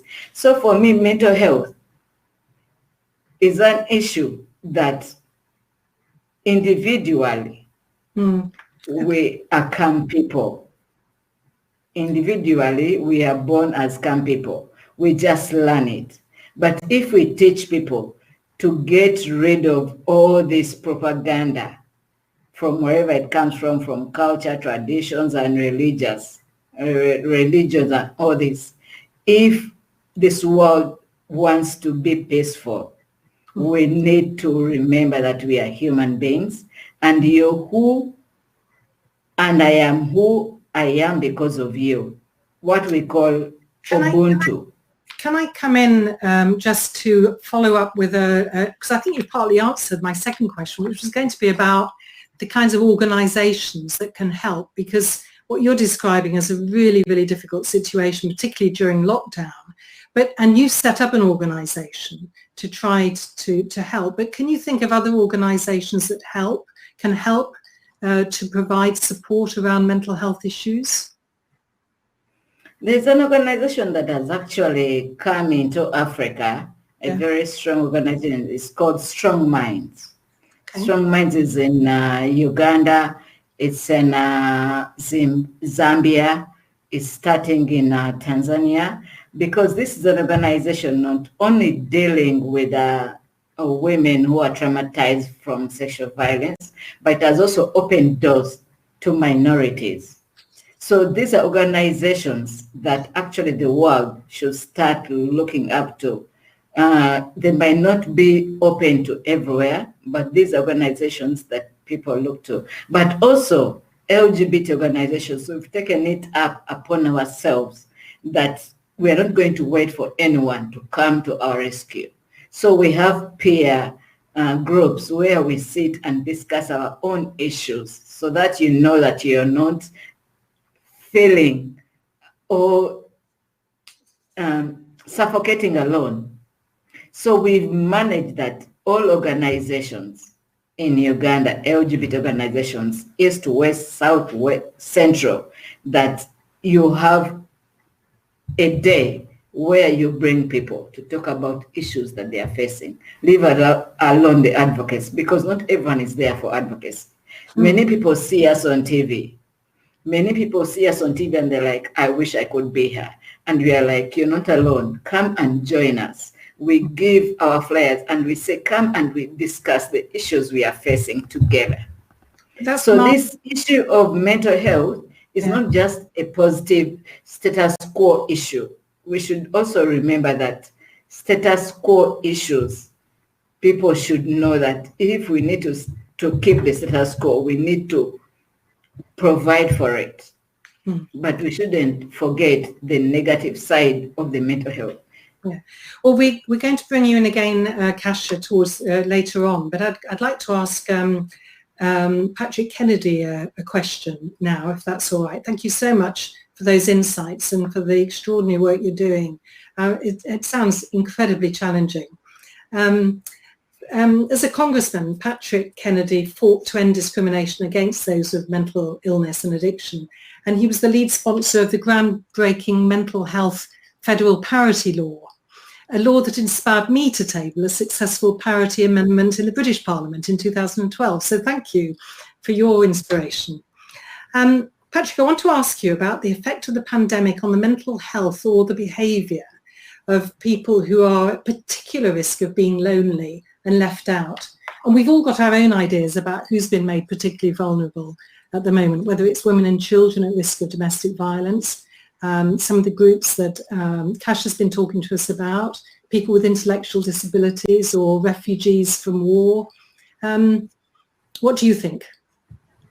Well, thank you, Phil, and thanks for your leadership in working to break down those statutory and regulatory barriers in society that permit constant discrimination to continue. As we know, at least in the United States, when we passed the Civil Rights Bill in '64 and then the Voting Rights Act, the Fair Housing, the Fair Employment Acts, we never got rid of racism in America. Certainly we know that today. We have a continued pandemic of racism and intolerance in our country.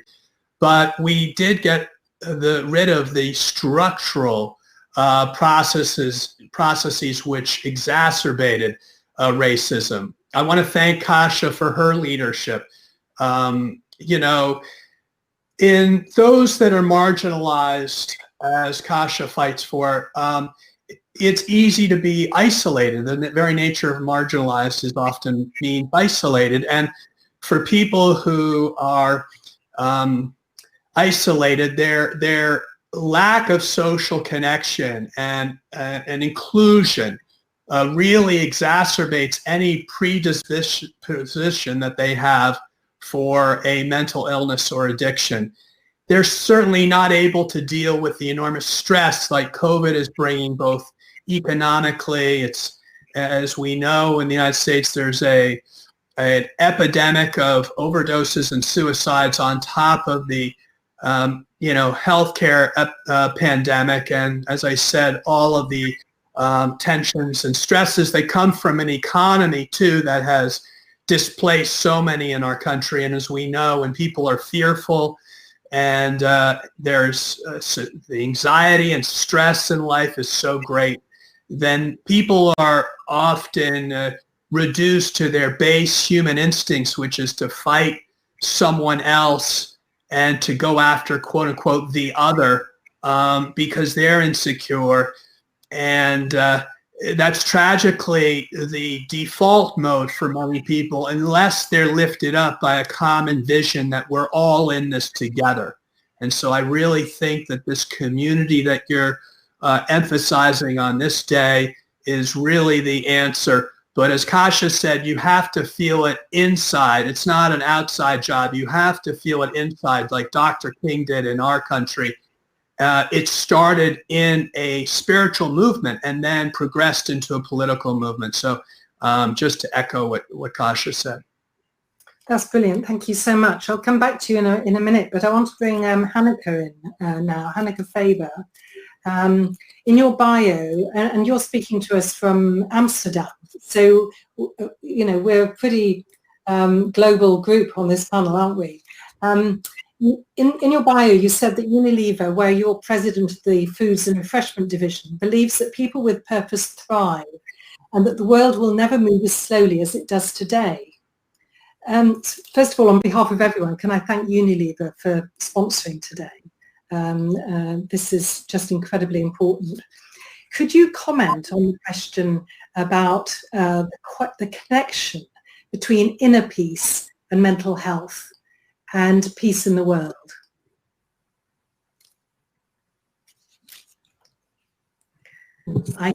Yeah, with pleasure. Sorry, I was on mute there. That's the meme of our times. No, thank you. And we're so excited to actually sponsor Peace One Day today.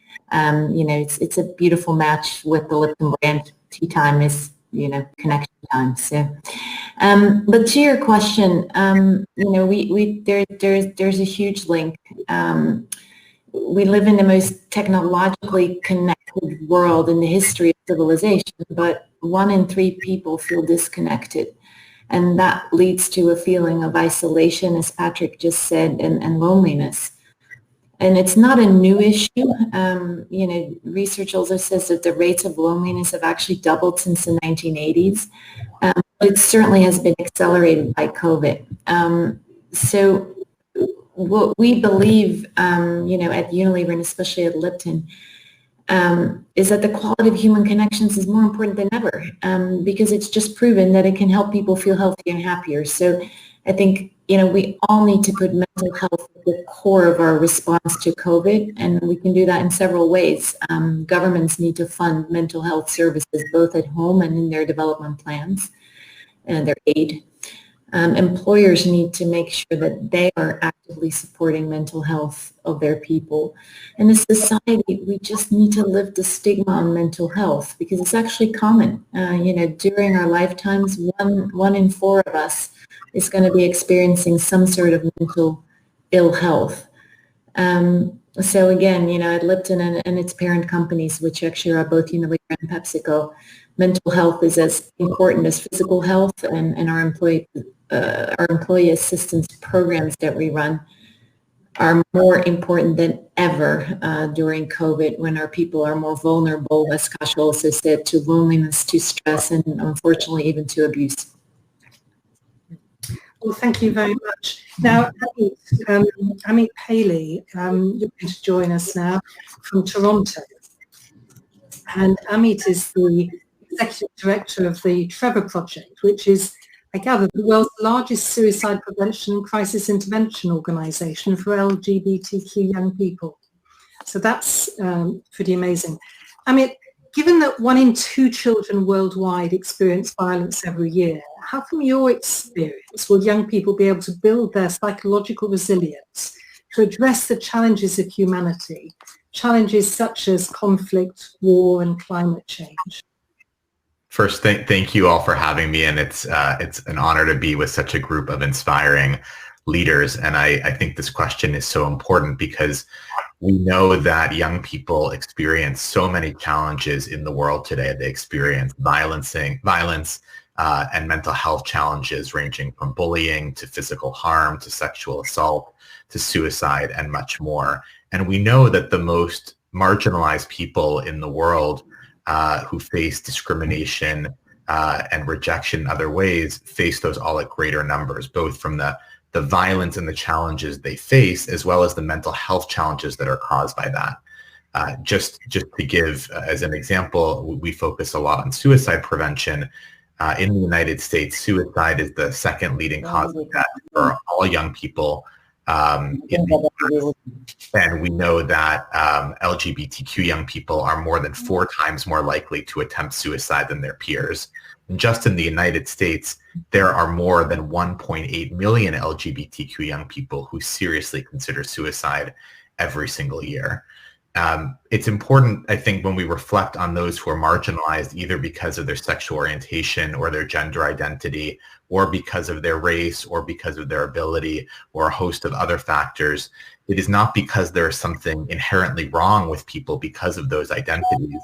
It is because of the rejection and discrimination that they face, what we refer to in the mental health and social research spaces, the minority stress model, that they face these elevated concerns. For LGBTQ young people, a national survey the Trevor Project was conducted found that 40% of LGBTQ young people seriously considered suicide in the past 12 months, and more than half of transgender and non-binary young people seriously considered suicide.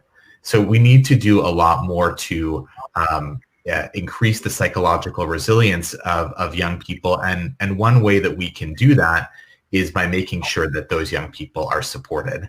We know from research that just having one accepting adult in an LGBTQ young person's life can reduce their risk of suicide by more than 40%. And so I hope everyone listening and watching realizes you can be that one person. You can be that person that can dramatically reduce a young person's risk of suicide just by being accepting and supportive. And that can dramatically increase the resilience of young people, and that can help save more young lives. That's really, really important. Thank you.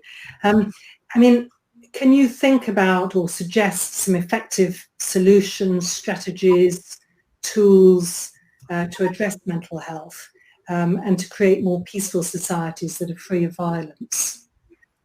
Yes, I mean, there are so many, but I think a few that are important to call out is, first of all, for governments to make sure that they are investing in mental health care, that they are supporting the needed care and support for people, and also making sure that they are helping to change culture by reducing stigma and reducing taboos around mental health so that people feel comfortable to reach out for help when they need it. Another tool and strategy that is very effective is making sure that people have online spaces when they can come together. In a time of COVID and this pandemic, that is more important than ever. You know, a lot of people keep using this term social distancing, but in fact, we are not talking about social distancing. We want to socially bring ourselves closer together. We are talking about physical distancing, and we want to make sure that that physical distancing does not mean social isolation. So we hope that online spaces where people can come together in the cases of LGBTQ youth. There are places like the Trevor Project, which runs a platform called Trevor Space, the world's largest safe space social networking site for LGBTQ youth, where people can support each other and feel less alone. And then I think the last thing I will mention, just in terms of suicide prevention, which is really important, is making sure that there's an investment in lifelines. And I hope anyone watching this who may be feeling alone, might be feeling suicidal or in crisis, or like they just need someone to talk to, can find out if in your part of the world there might be lifelines, crisis lines, either by phone, text, or chat, where people can reach out to for help. In the United States, if you are LGBTQ or questioning whether you might be, the Trevor Project offers that 24/7 support. There's in the US, there's the National Suicide Prevention Lifeline, Crisis Text Line, there's Samaritans, and people can go online and look at the International Association for Suicide Prevention's website to see if there might be crisis centers near you. But I think the final sort of thought that I would leave people with is people often feel lonely. People often feel like they have nowhere to turn to.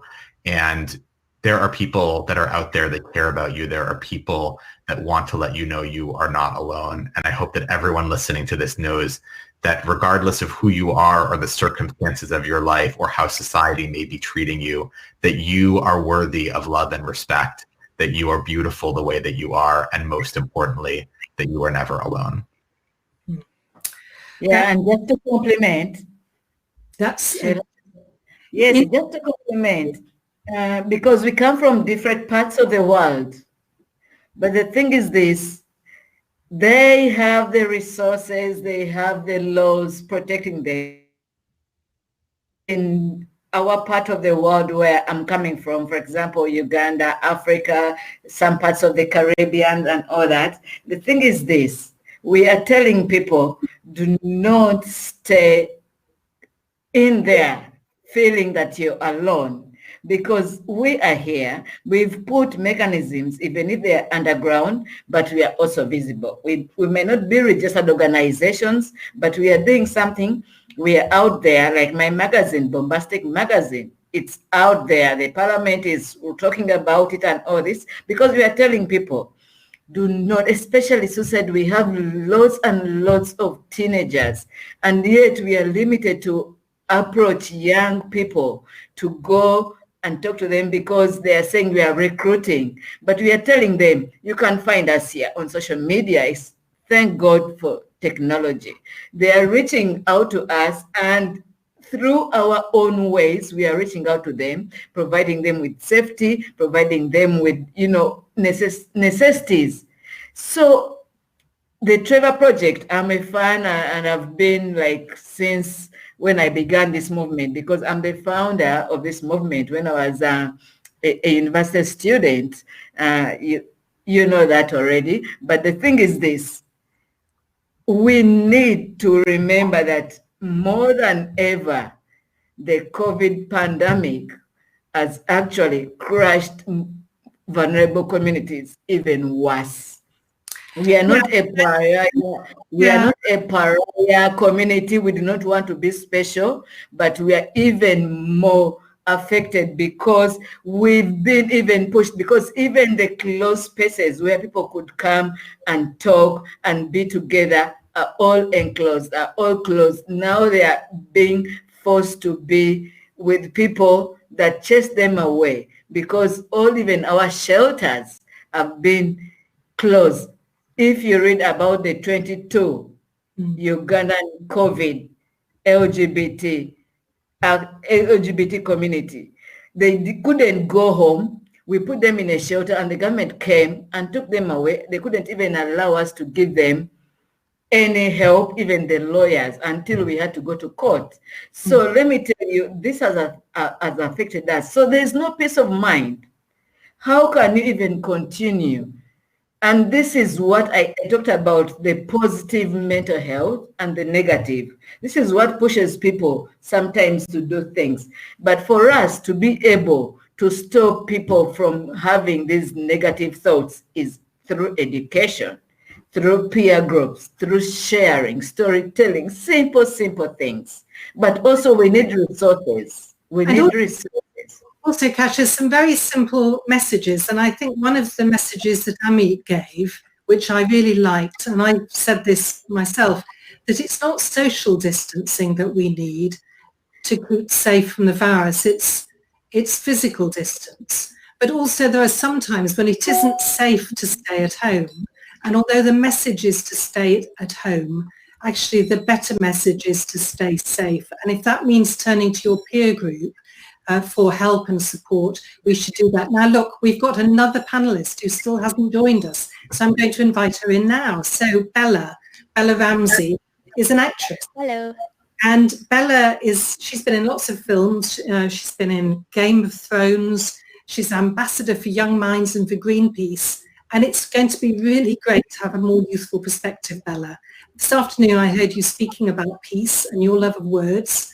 And I especially liked what you said about fragments of hope. Okay, so I've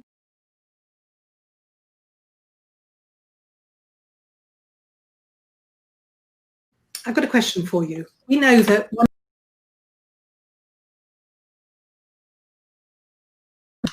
and I want to ask you, how do you think the global community should act to end violence at home, online, and in our society? It's about doing it globally and not trying to take it all upon yourself and do it. Especially as a young person, I've found, and I know other people my sort of age have found, like,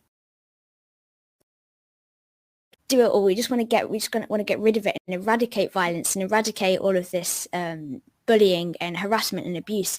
But we feel like it's all on us.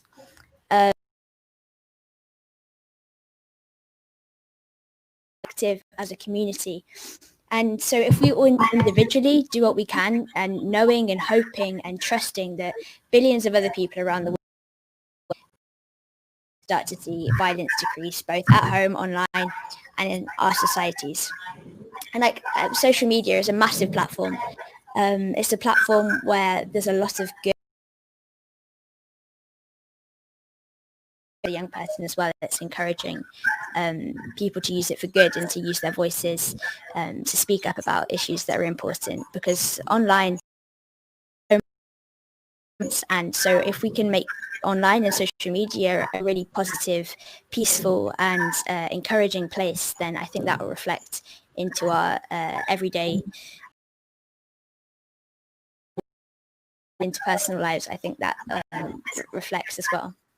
So I think that, and also just making sure that we keep talking, keep asking for help, like everyone said, and that's going to work to break down having the courage, finding the courage from, that fragment of hope that I mentioned earlier inside of you, just to speak up, because you don't know how many people you can help by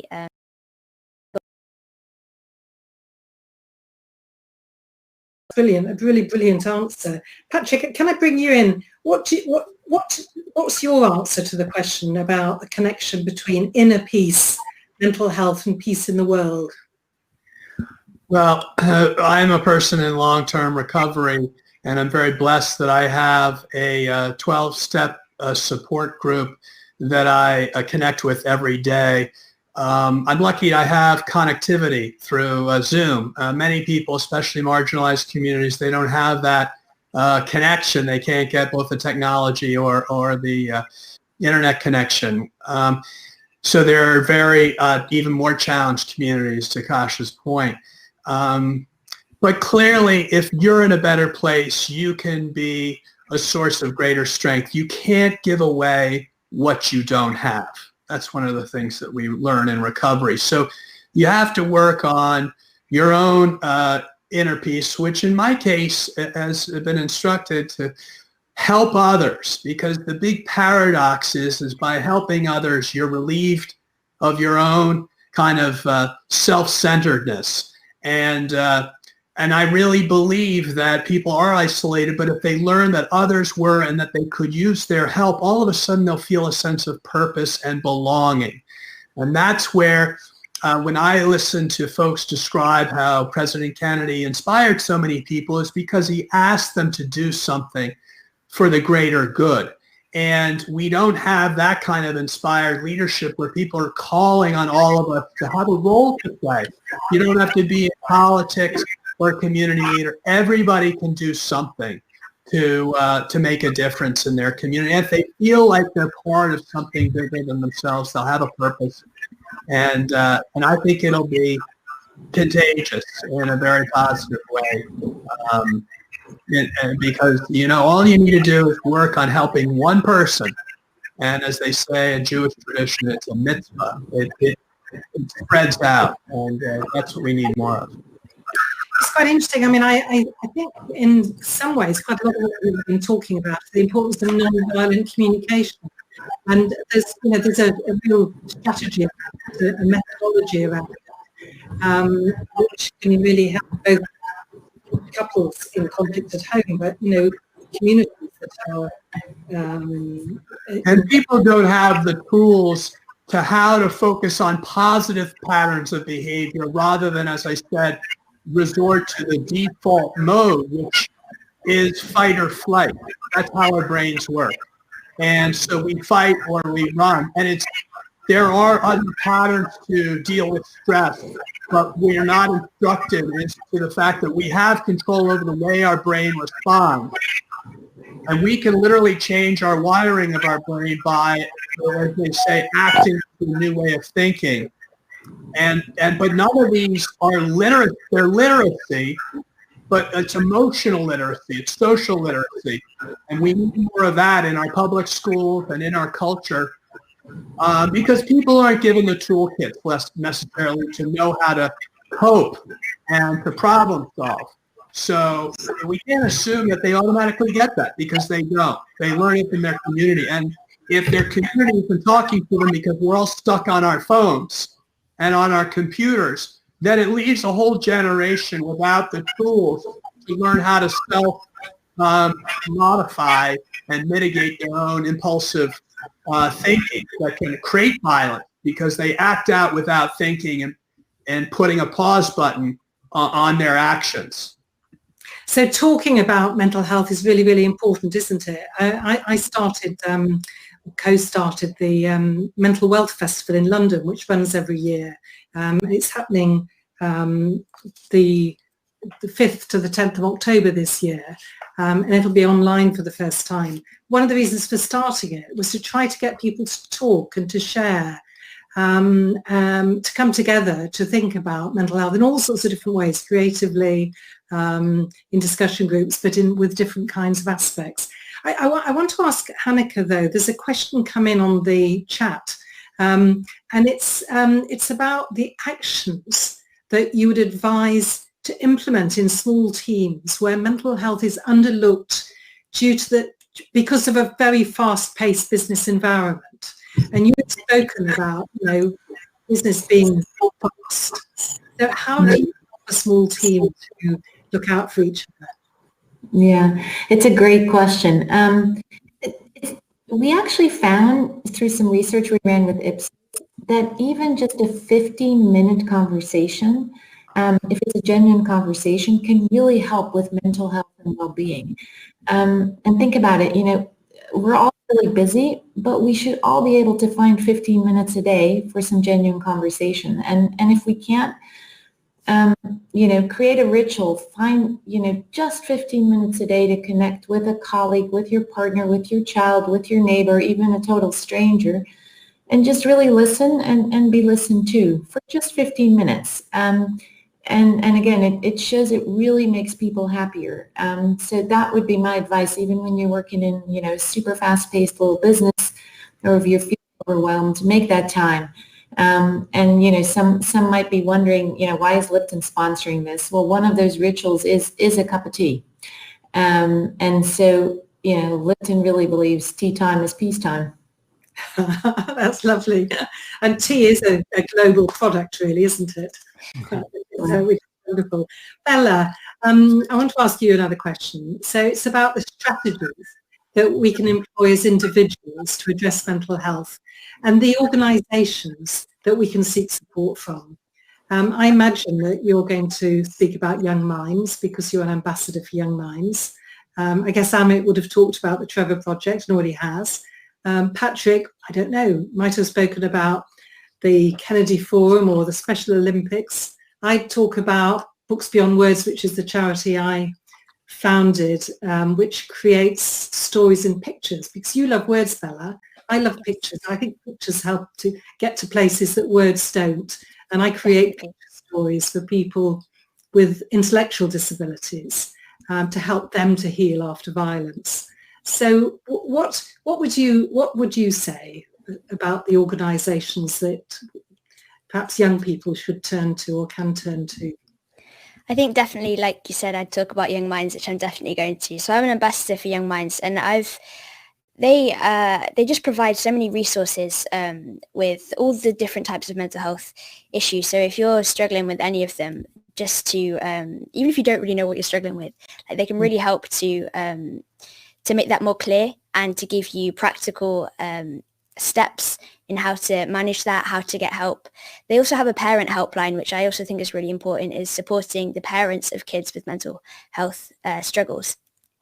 And their mission is just to make sure that the adequate mental health support is provided in schools, in communities, which I also think is really important. I think there's a lack of support still. It's definitely getting better, but there's still definitely a lack. There's so many young people still struggling in silence because of the stigma that still surrounds mental health.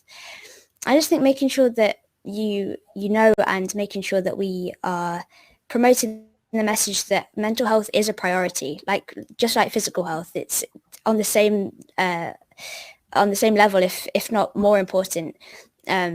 Just the fact that mental health really does matter. And so if you need to step back, if everything's getting overwhelming, making sure that people feel like they can take that step back without feeling any guilt or shame attached, because there shouldn't be any at all. You don't feel guilty for breaking your leg. It's just like a bit of an accident. So again, there shouldn't be that guilt and shame attached to having a mental health struggle, because everybody goes through something and we don't know what everyone's going through. So making sure that we are kind and respectful of everybody is going to make a massive difference.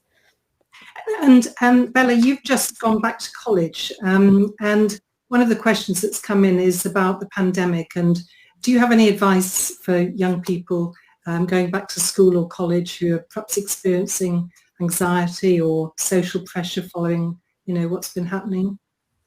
Yeah, I think making sure, like we've been saying, like the common theme has been making sure you're talking, you're not keeping it bottled up inside, because it will only grow and develop and manifest in ways that you don't want it to manifest. I mean, for me personally, I think a year ago, I wouldn't have been ready to go back to college. I've been out of school for 5 years. I've been doing online school because of, for me, school was a place full of anxiety, certainly secondary school. But I've been working on my mental health. Something that specifically helped me is something called the Thrive program by Rob Kelly, which I also try and promote, because that's completely changed my life in regards to mental health. And I've largely put it down to that, to the fact that I can now go back to college and not be anxious and have resilience to be able to deal with the things that come my way. So I'd say to anybody who's struggling with anxiety about going back to school is know that there are other options. Like I did online school for 5 years and I'm perfectly fine. So know that there are other options. Make sure you're talking to people that you trust, your friends, your teachers, your parents, and just seeking help if you need to, because that's the most important, most courageous and most brave thing you can do. That's marvellous. And have you got any final comment you'd like to give to everybody who's listening? Because Bella, we're just finishing, and so perhaps if you've there's anything else that you'd like to say, I'm going to give all the speakers probably 30 seconds to give me their final message. Final message. Go for it, Kasia. Go for it, Kasia. Your final. Bella, you remind me so much of me.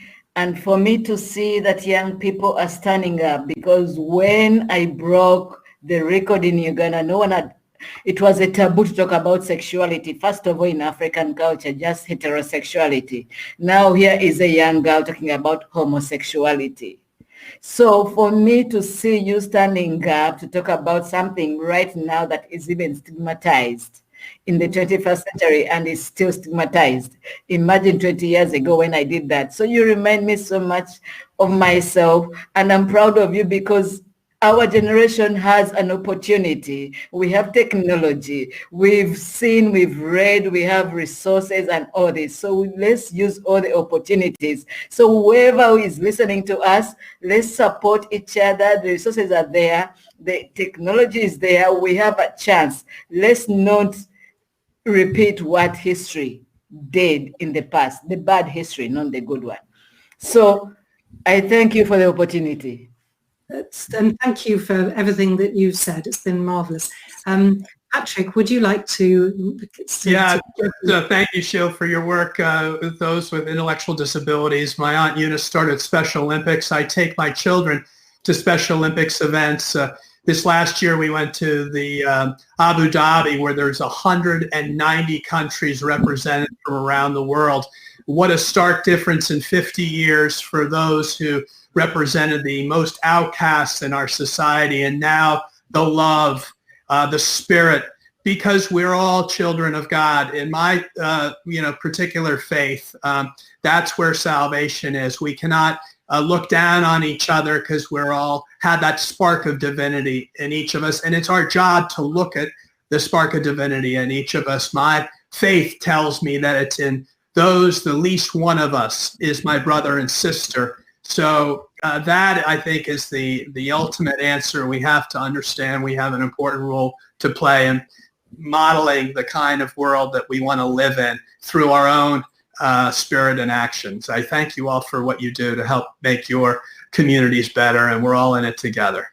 Thank you. Thank you so much. That's marvelous. And Amit, what would you like to say about the discussion and any final thoughts you have? Yeah, a few final thoughts on this. Is such an incredible group of folks, and such a pleasure and honor to spend time with such incredible leaders. I think the first is, which we are doing here but need to continue doing as we go out into the world, is to keep talking about mental health, keep talking about suicide in particular, and make sure that we are destigmatizing the fact that there are so many people around the world who face mental health challenges, who experience suicidal ideation and thoughts, and that by normalizing those thoughts and making clear that so many people have them, we can empower people to reach out and get help. We've said some of the other messages before about making sure that you're supporting people and that folks know that they are not alone. One final thought that I'll leave people with, this is National Suicide Prevention Month. And at the Trevor Project, we use an acronym called CARE. We should care for each other. And CARE stands for connect with people, reach out to them and see how they're doing. Ask them if they're thinking about suicide. The R stands for respond, making sure that you respond by honoring their trust with compassion and empathy. And lastly, the E is for empower people to get information and support so they get the help that they need. You can care for someone and save lives. It's marvelous. Thank you. And Hanneke, a comment from you. Thank you, guys. I think all of us at Lipton are just so honored that we could have a cup of tea with you, a virtual one. Amit, your beautiful and empowering words. Patrick, your role modeling and your faith. Kasha, your incredible bravery. Bella, wow, so young, yet so powerful. And Sheila, your accomplishments are amazing, and I had a bunch of my friends WhatsApp me right now saying, we want to be the Baroness. So thank you. I've really enjoyed meeting all of you, and thank you so much. Remember, the global countdown to halve global violence in 10 years starts today. It's Peace Day. But I talk about mental wealth, and it's about building our resilience, our mental wealth, and looking out for everybody who's around us. And if we all were to just do as Hanneke said, spend 15 minutes, have a cup of tea with somebody every day, just spend some time. That's just beautiful. We share so much common understanding. Thank you. You've been brilliant. And I'm sure everybody has really benefited from listening to the conversation. I hope we get a chance to meet again. Likewise. Thanks a lot. Thank you, Sheila. Thank you, everyone. It's been wonderful. And if the panel want to stay and chat for 5 minutes just to say goodbye to each other.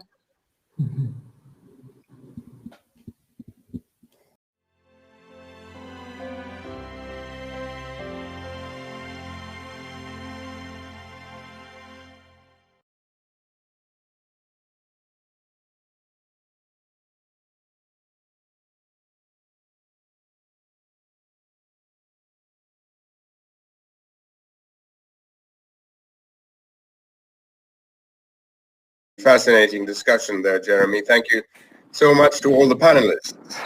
Yes, peace of mind. I mean, if we really want to take on the great challenges humanity faces, Ahmed, then obviously we need to find the peace within ourselves to be strong, to do what's necessary. Yeah, peace within ourselves, our families, our societies, our communities. Otherwise, we will not be able to work on the larger peace. And this mind issue is very important, because mental health is just as important, if not more, than physical health, and of course spiritual health. And the United Nations also deals with some of our colleagues who go to conflict areas and come back traumatized by what they've seen. They need support, they need counseling, they need to mind the mind. Yep. Well, absolutely, Ahmed. Thank you for that. And over to our next link. Well, I am delighted actually to invite back Hanneke Faber, President of Foods and Refreshment at Unilever. Congratulations on a great panel discussion. Yes, Hanneke, thank you so much for what Lipton has done this year. Well, we couldn't have done this show without you. Thank you. Oh, you're welcome. And Lipton is just delighted to be together. I just said on the panel, you know, tea time is peacetime. So that's what we try to do. Great. Well, thank you, Hanneke. I don't know about you, Ahmed, but I love a cup of tea. And of course, it's absolutely true. In fact, it's funny, you know, Hanneke, you know, I've traveled the world. It's probably 130 or so countries, you know, in the last 21 years. And one of the things I look out for is that Lipton sign, you know, where I know I can get a good cup of tea. And we were telling this story with the teams of Lipton. And of course, actually, tea is drunk in all the big negotiations, whether it's in Afghanistan or whether I've been in Africa or wherever you've been. Tea is something that brings us together to have a conversation. Let's sit down, have a cup of tea. I mean, it's so make tea time, peacetime. I mean, it was just a genius stroke by Lipton and Unilever, and thank you very much. So it's been a fantastic experience working with the Lipton team in the build-up to Peace Day this year. What they have done is really extraordinary. Lipton have created Peace Day clock tower projections all over the world in 12 cities. London, Paris, Berlin, Brussels, Amsterdam, Rotterdam, Dubai, Sydney, Kuala Lumpur, Rio de Janeiro, Chichen Itza, Guatemala, Antigua. I mean, your whole business right across markets have got everybody involved to become peace ambassadors and live out the challenge to make tea time, peacetime. What a brilliant idea, Hanneke. Tell us about this amazing initiative for Peace Day. Yeah, so again, we were so excited to be working with you guys, and our fearless leader in Lipton, Frank Harsnup, said, I'm going to do this. And it wasn't just Frank. He got the Lipton community all over the world in more than 100 countries to make tea time, peacetime for themselves. So in the past 2 weeks, they connected with colleagues, with friends, with family to show what peace means to different people all over the world. And I'd really like to recognize them and share a short video that captures some of the efforts. And if I might, I'd love to do a shout out to 3 teams. The Lipton team in Greece, who really sparked a positive movement for peace. Our Lipton market research team, or insights team, who created 500 new connections with their internal activation. And the winner of our challenge has been Team Nigeria, who showed that peace really is a language that's universally spoken and really thrives when people connect. So I think we're going to look at the video real quick.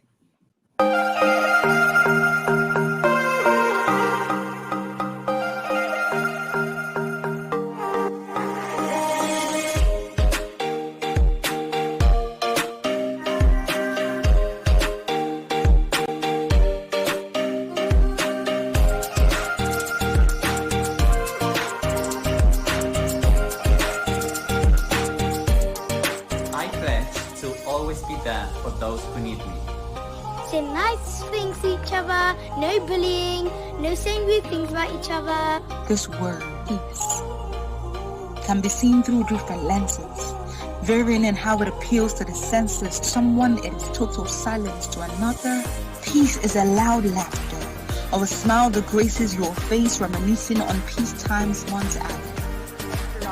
Our resident peacemaker.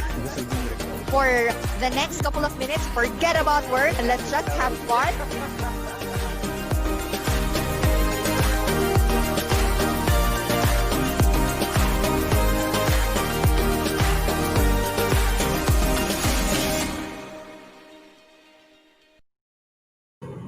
Fantastic. Wow, Hanneke, thank you so much. Wow, Lipton iced tea. I fancy one of those right now. Actually, there's a few behind me.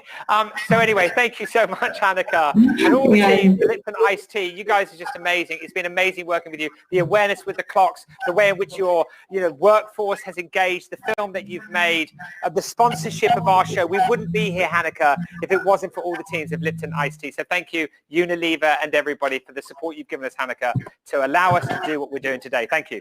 Yeah, no, and we're honored, and congratulations on a great event. Thanks so much. Thank you, Hanneke. Thank you. Okay, a fantastic initiative there from Lipton. Still to come, Ahmed. In a few minutes, we have a special interview with the Secretary General of the Commonwealth of Nations, Baroness Patricia Scotland, QC. Then a powerful live Peace Day moment from Colombia. And at just after 9:40 British Summertime, BST, fabulous actor and Peace One Day ambassador Jude Law will be interviewing none other than the Deputy Secretary General of the United Nations, Madam Amina Mohammed.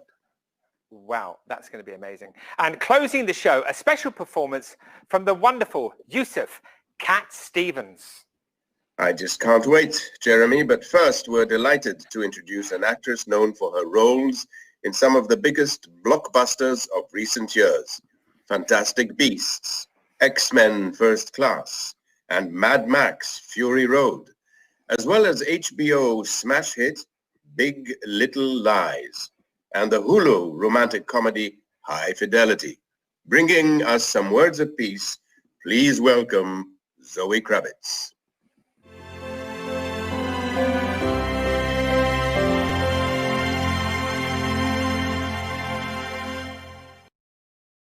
Hi, I'm Zoe, and I will be reading The Peace of Wild Things by Wendell Berry.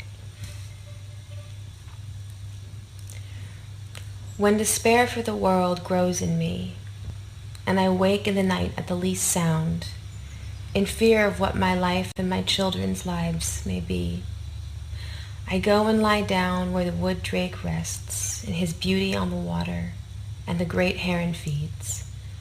I come into the peace of wild things, who do not tax their lives with forethought of grief.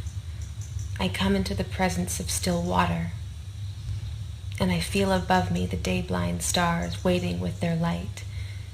For a time, I rest in the grace of the world and am free. Peace.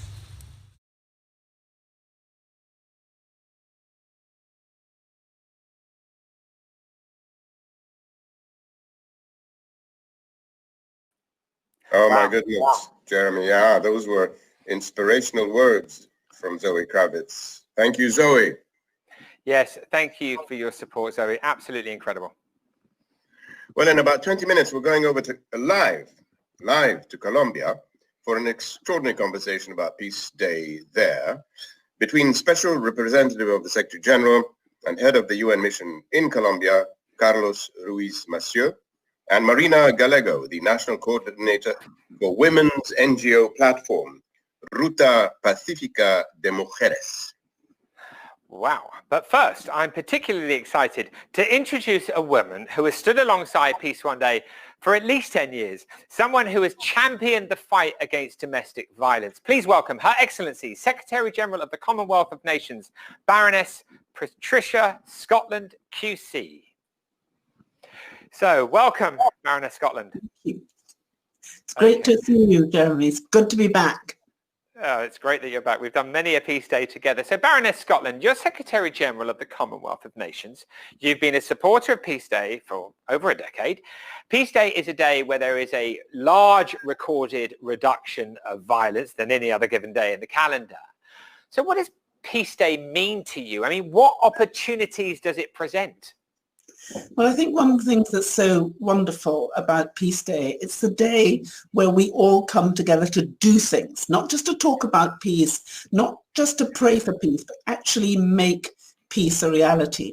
And as the Commonwealth represents 1/3 of the world, it's 2.4 billion people, 60% of whom are under the age of 30, peace is so important. And it's been my privilege and pleasure to stand right beside you through these days, because this isn't a talk shop, this is a doing shop. So Peace Day is an exciting moment for us. It looks at acknowledging the active steps that we have taken to promote and embed and promulgate peace. And it's a moment for us to call out to everybody all around the world to lay down their arms, those who are in the middle of the battle. But it's also a moment for us to build peace. Peace in our homes, which will bring peace in our communities, peace in our countries, peace in our region, so that we will have peace in the world. And this doesn't just happen. We have to make it happen. And I think it's amazing that you managed to get the United Nations to have this Peace Day, because the United Nations themselves was created after the war to bring an end to war and to make sure that we will have peace in the future. So I think this is a day which we need even more in 2020 than we've ever needed before. With COVID and climate change and the crisis, we need those sustainable development goals and we need peace. Absolutely. Thank you so much, Baroness, for those inspiring words. You're a doer as well as Secretary General of the Commonwealth. You've just launched a campaign called Commonwealth Says No More to Domestic Violence and Sexual Assault. Could you please tell us about your efforts to increase peace and decrease violence? Well, as you know, domestic violence affects 1 in 3 women and girls in the world. It's the greatest cause of morbidity, killing and injuring more women and girls than anything else. And we've also been grappling for so long with the whole issue of sexual violence. And when it comes to domestic violence, we know that it's no respecter of people. So it doesn't matter if you're black, you're white, you're male, you're female, whatever your orientation is, this is something which can affect you. And we also know that if we are going to have peace in our world, we need peace in our home. And we know that if all of us don't get involved in this, we're never going to have anything change. And it's like poverty. Someone said to me once, you know, Patricia, you'll never get rid of domestic violence because it's like the poor. Well, the SDGs that we're working on means we want to get rid of poverty, and we can get rid of domestic violence too, but we can't do it on our own.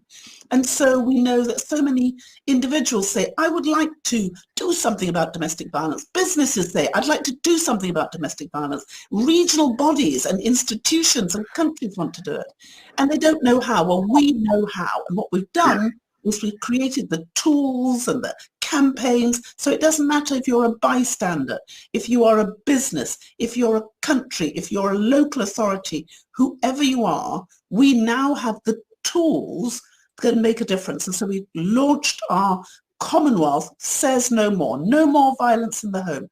We want peace in our home, and we have pulled all the instruments together to enable us to do it. So I want everyone to go online, look at our commonwealthsaysnomore.org, sign up, take the pledge, because I know that we can do this. And if every one of us takes the pledge, if every one of us decides that we'll do whatever we can to look after our friends, our neighbors, our colleagues, our family members, we can be the difference we want to see in the world. And it's fantastic that we've got literally millions of dollars worth of intellectual property in those tools, and they're all for free. So go online, take it, make your own campaign, sign up today. Your organization can end domestic violence and save a life. How good is that? To say to me, what are you going to do today? I think I'll save a life. Not bad. Wow.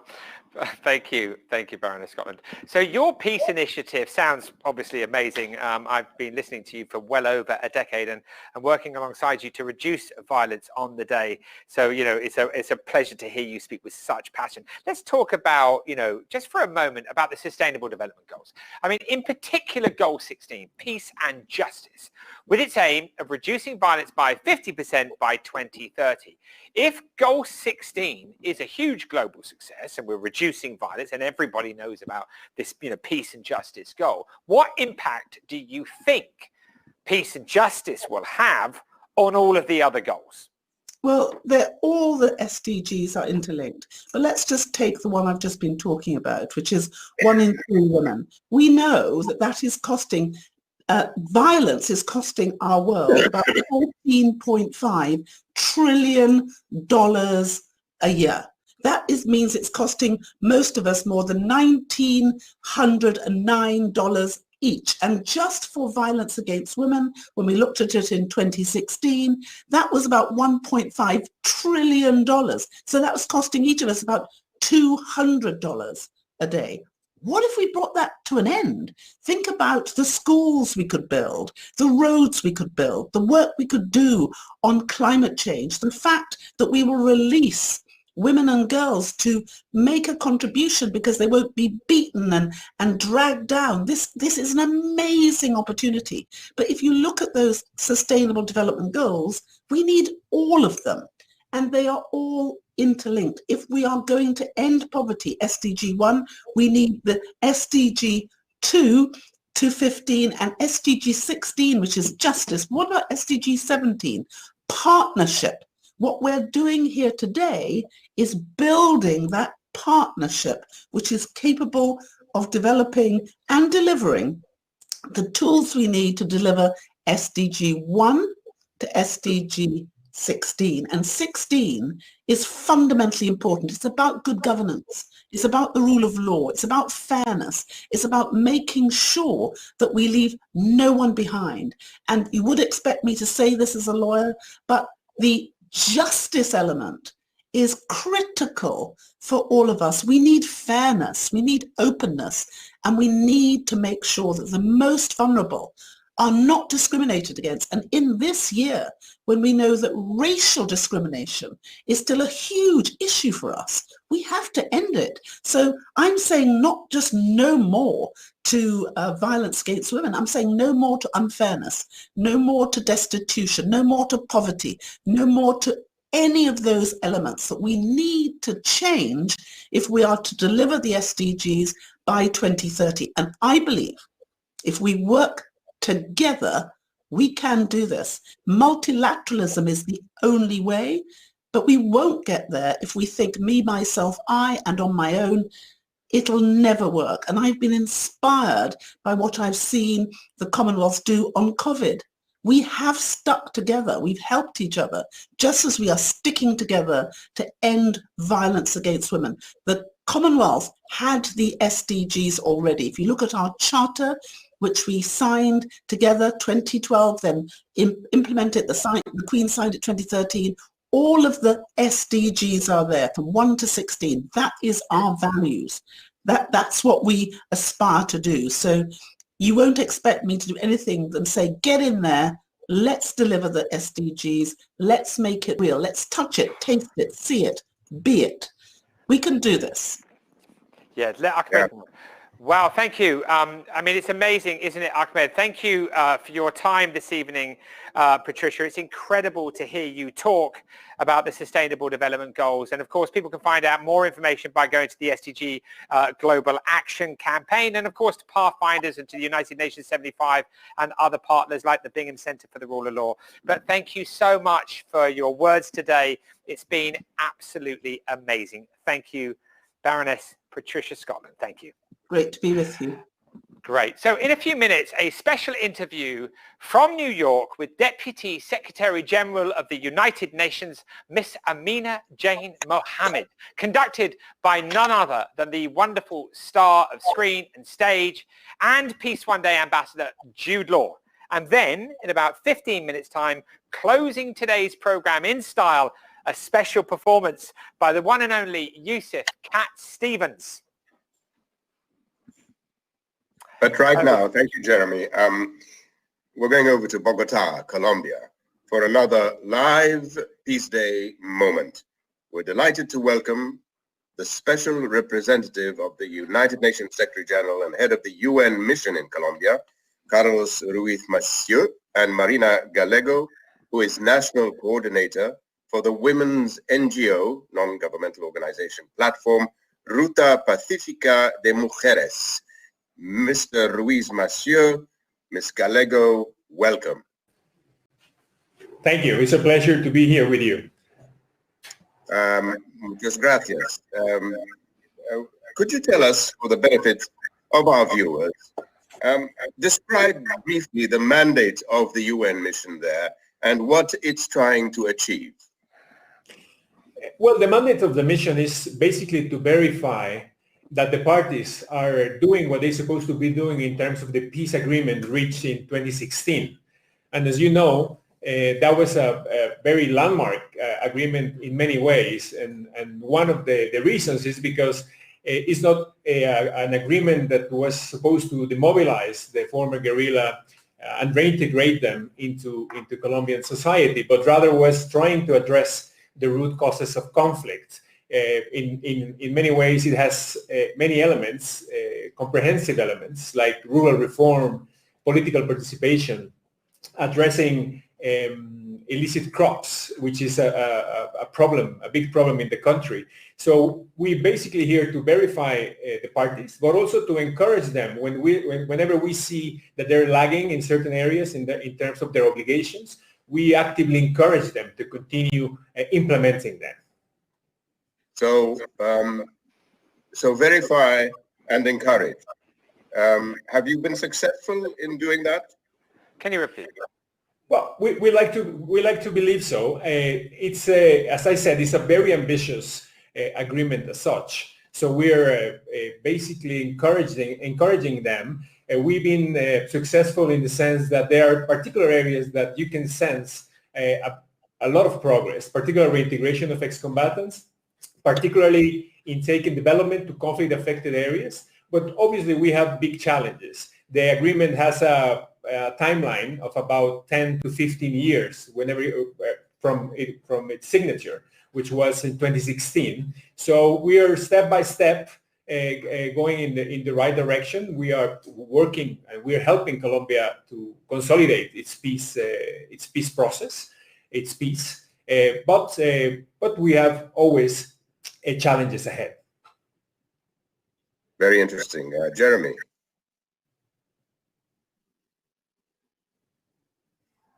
Here for this broadcast. Goal 16 is all about peace and justice. How important is it that individuals become involved in the peace process? And from everything that you've learned, what can you say to inspire people to become involved? I will let Marina address that question, Jeremy, if you're fine with it, because yes, gender has been a very much inclusive element in this agreement.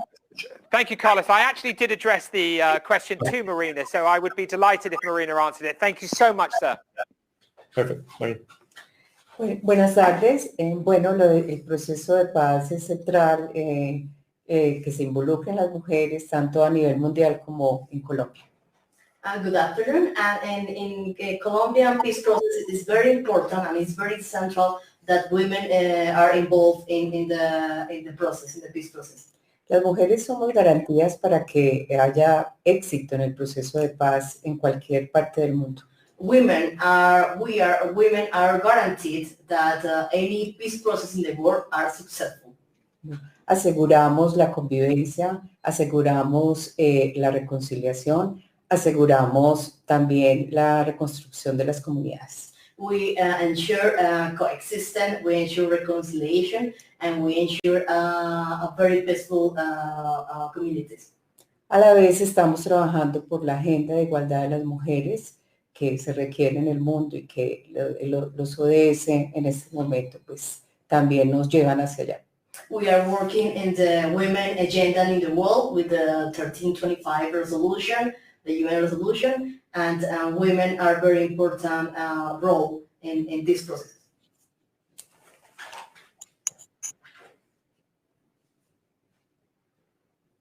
Jeremy.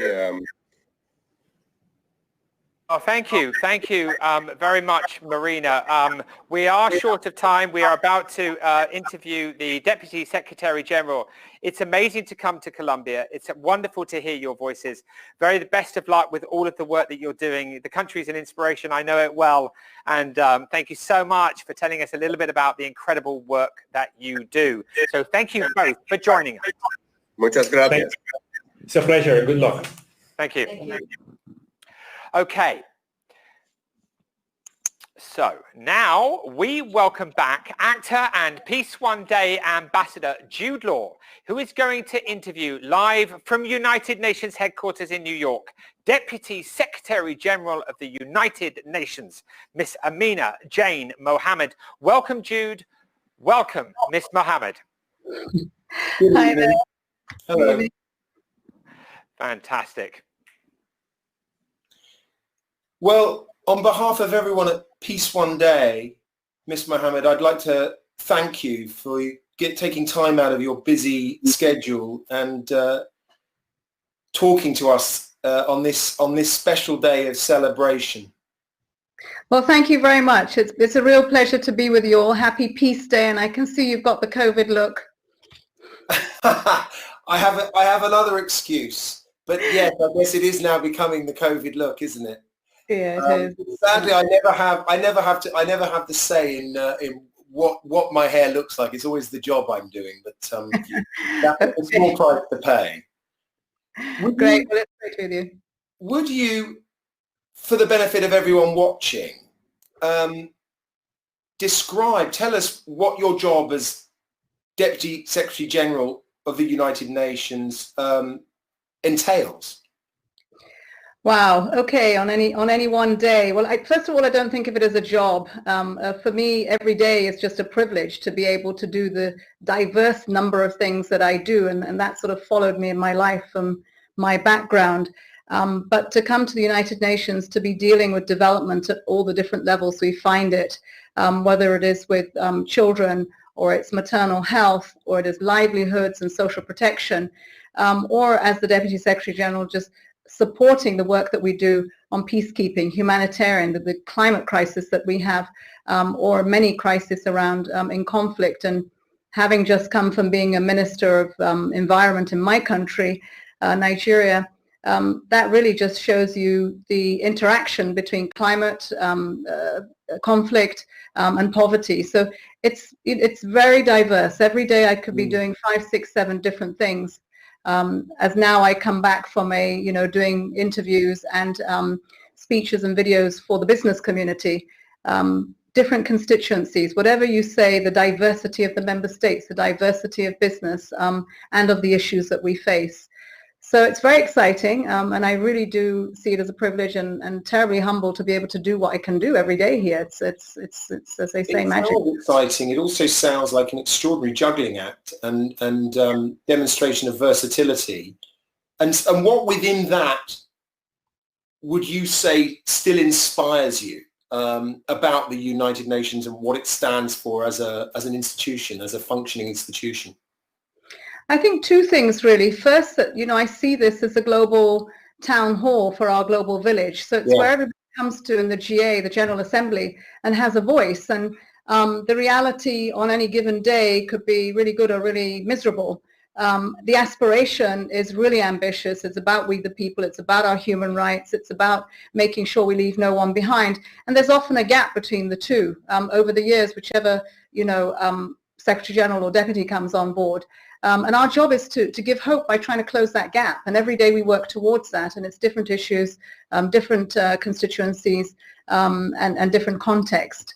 So I would say that, being able to convene and being able always to provide some opportunity to push the needle towards making things better. And obviously one of the key elements of that is peace. There is a goal for peace of the 17 goals, goal 16, peace and justice. And I wondered what you would say, how would you say this goal is fundamental really to the success of all the goals? Well, first of all, knowing how that goal came about, it was the most difficult to negotiate, yet everyone from all sides came together to make that possible. And I remember when we were looking at the logos and what we were going to say that logo represented with Richard Curtis and our Swedish friend, you know, first of all, it just said, it talked about peace, and that was incredibly important. It talked about justice, which is incredibly important, but it didn't talk about strong institutions. And by the time we got all three together, it was really apparent that without strong institutions, you would not have the tools and the wherewithal to get lasting peace, because you'd have to look at the root causes of conflict first before you could embark upon that journey to get peace. And so, as they say, no peace without development, and no development without peace, and all of the two without human rights will go nowhere. So it's core to the 17 goals because it provides us the enabling environment to grow that stability out so that we can include everyone in a life of peace and prosperity, of course. And on a day like today, when there are millions of people celebrating Peace Day, united around the globe, what would you say is the value of people standing together as one in the name of peace? You know, give us a little sense of, because I know people love being involved, they love participating, and coming onto an event like this can give you a sense of hope and connection. I just wondered whether you could give us a sense maybe of what the value is of us doing that, what it symbolizes. Whenever we come together in the General Assembly on Peace Day and we speak about this, we see first the challenges, but actually the stories that we share and the solidarity between nations that have come to peace is extraordinary. And we sometimes forget about it until we come together to share that and remind ourselves that we're so lucky to have got the peace. What have we done with it? Responsibility. And there is so much more peace to be had, and hence the Secretary General's call for the ceasefire, but also peace in the home. And so, I mean, today it's a really great feeling because I'm listening to the speeches of heads of state and government, albeit surreal because it's the first virtual General Assembly that we've had. But those voices are powerful, and I'm looking to how many of them are talking about ending the conflicts and peace and leadership role in that, and community and solidarity. Many of those speeches are carrying those important remarks through them right now. And is there something you would say individuals can do to keep supporting, to create a more peaceful world? Absolutely. Other than their involvement in Peace One Day. Yes, no, I mean, peace. I was just reading through some of the successes of that, and I was, you know, what touched me most was the number of people in a peaceful environment that was conflict, it's still conflict to a certain extent, where you were able to do the vaccine campaign on polio. That matters to me because I just remember being one of those 4 countries in Nigeria, and where we missed was where we had Boko Haram in the northeast, and we didn't have the peace to get that final vaccine across. And so it matters so much. I think individually, you have to create the movements to make the difference. Individually, people part of the teams that will bring peace, not just at the table, but from the table into the communities. And women have a huge role to play here. I wish we would see more of them in the mediation teams. I think peace, right from, you know, for me, peace comes from the home. And for every conflict, there are root causes. And I think that every individual, individually and collectively, can make a difference. But, you know, the mindsets, if you come out there with, I'm going to make a difference. And you know, I think that the whole attitude that you bring to it, you change mindsets, you bring people with you. And as Mandela had often said, it always seems absolutely impossible until it's done. And I think that's what you do. You go for the impossible because it is the right thing. And by God, you know, at the end of it, if you've done well, you know, pushed well enough, brought enough people along with you, you will make it. You certainly will. One step at a time, and one person at a time. That's a wonderful message. So, and every person that you save, every person that you make a difference in their lives matters. I mean, it's huge to think about, oh, I've got, several hundreds of millions to grapple with. But I think if you take satisfaction in that one person's life that is saved, is one person less that suffers. And I think it's really important to remember the people and not to get so hooked up by the figures and the percentages, that there's a face and there's a life and there's an opportunity behind that. And look at Malala. I mean, this is a young girl for education. She thought she was gone, and look at what she has mobilized. Yes. Or the young girl, Greta, that just decides enough is enough. And, against everything, she's up there and she's got this huge movement going. So from your individual conviction, you can pull the world with you. To surmise, could you describe to us why you think the United Nations is such an important institution for today? Well, I think never more have we needed a global response to this crisis that brought us to our knees, tiny little virus that we can't even see, and has brought how connected we are to each other, but it's also bared the fragilities of this family, this human family we have on this planet.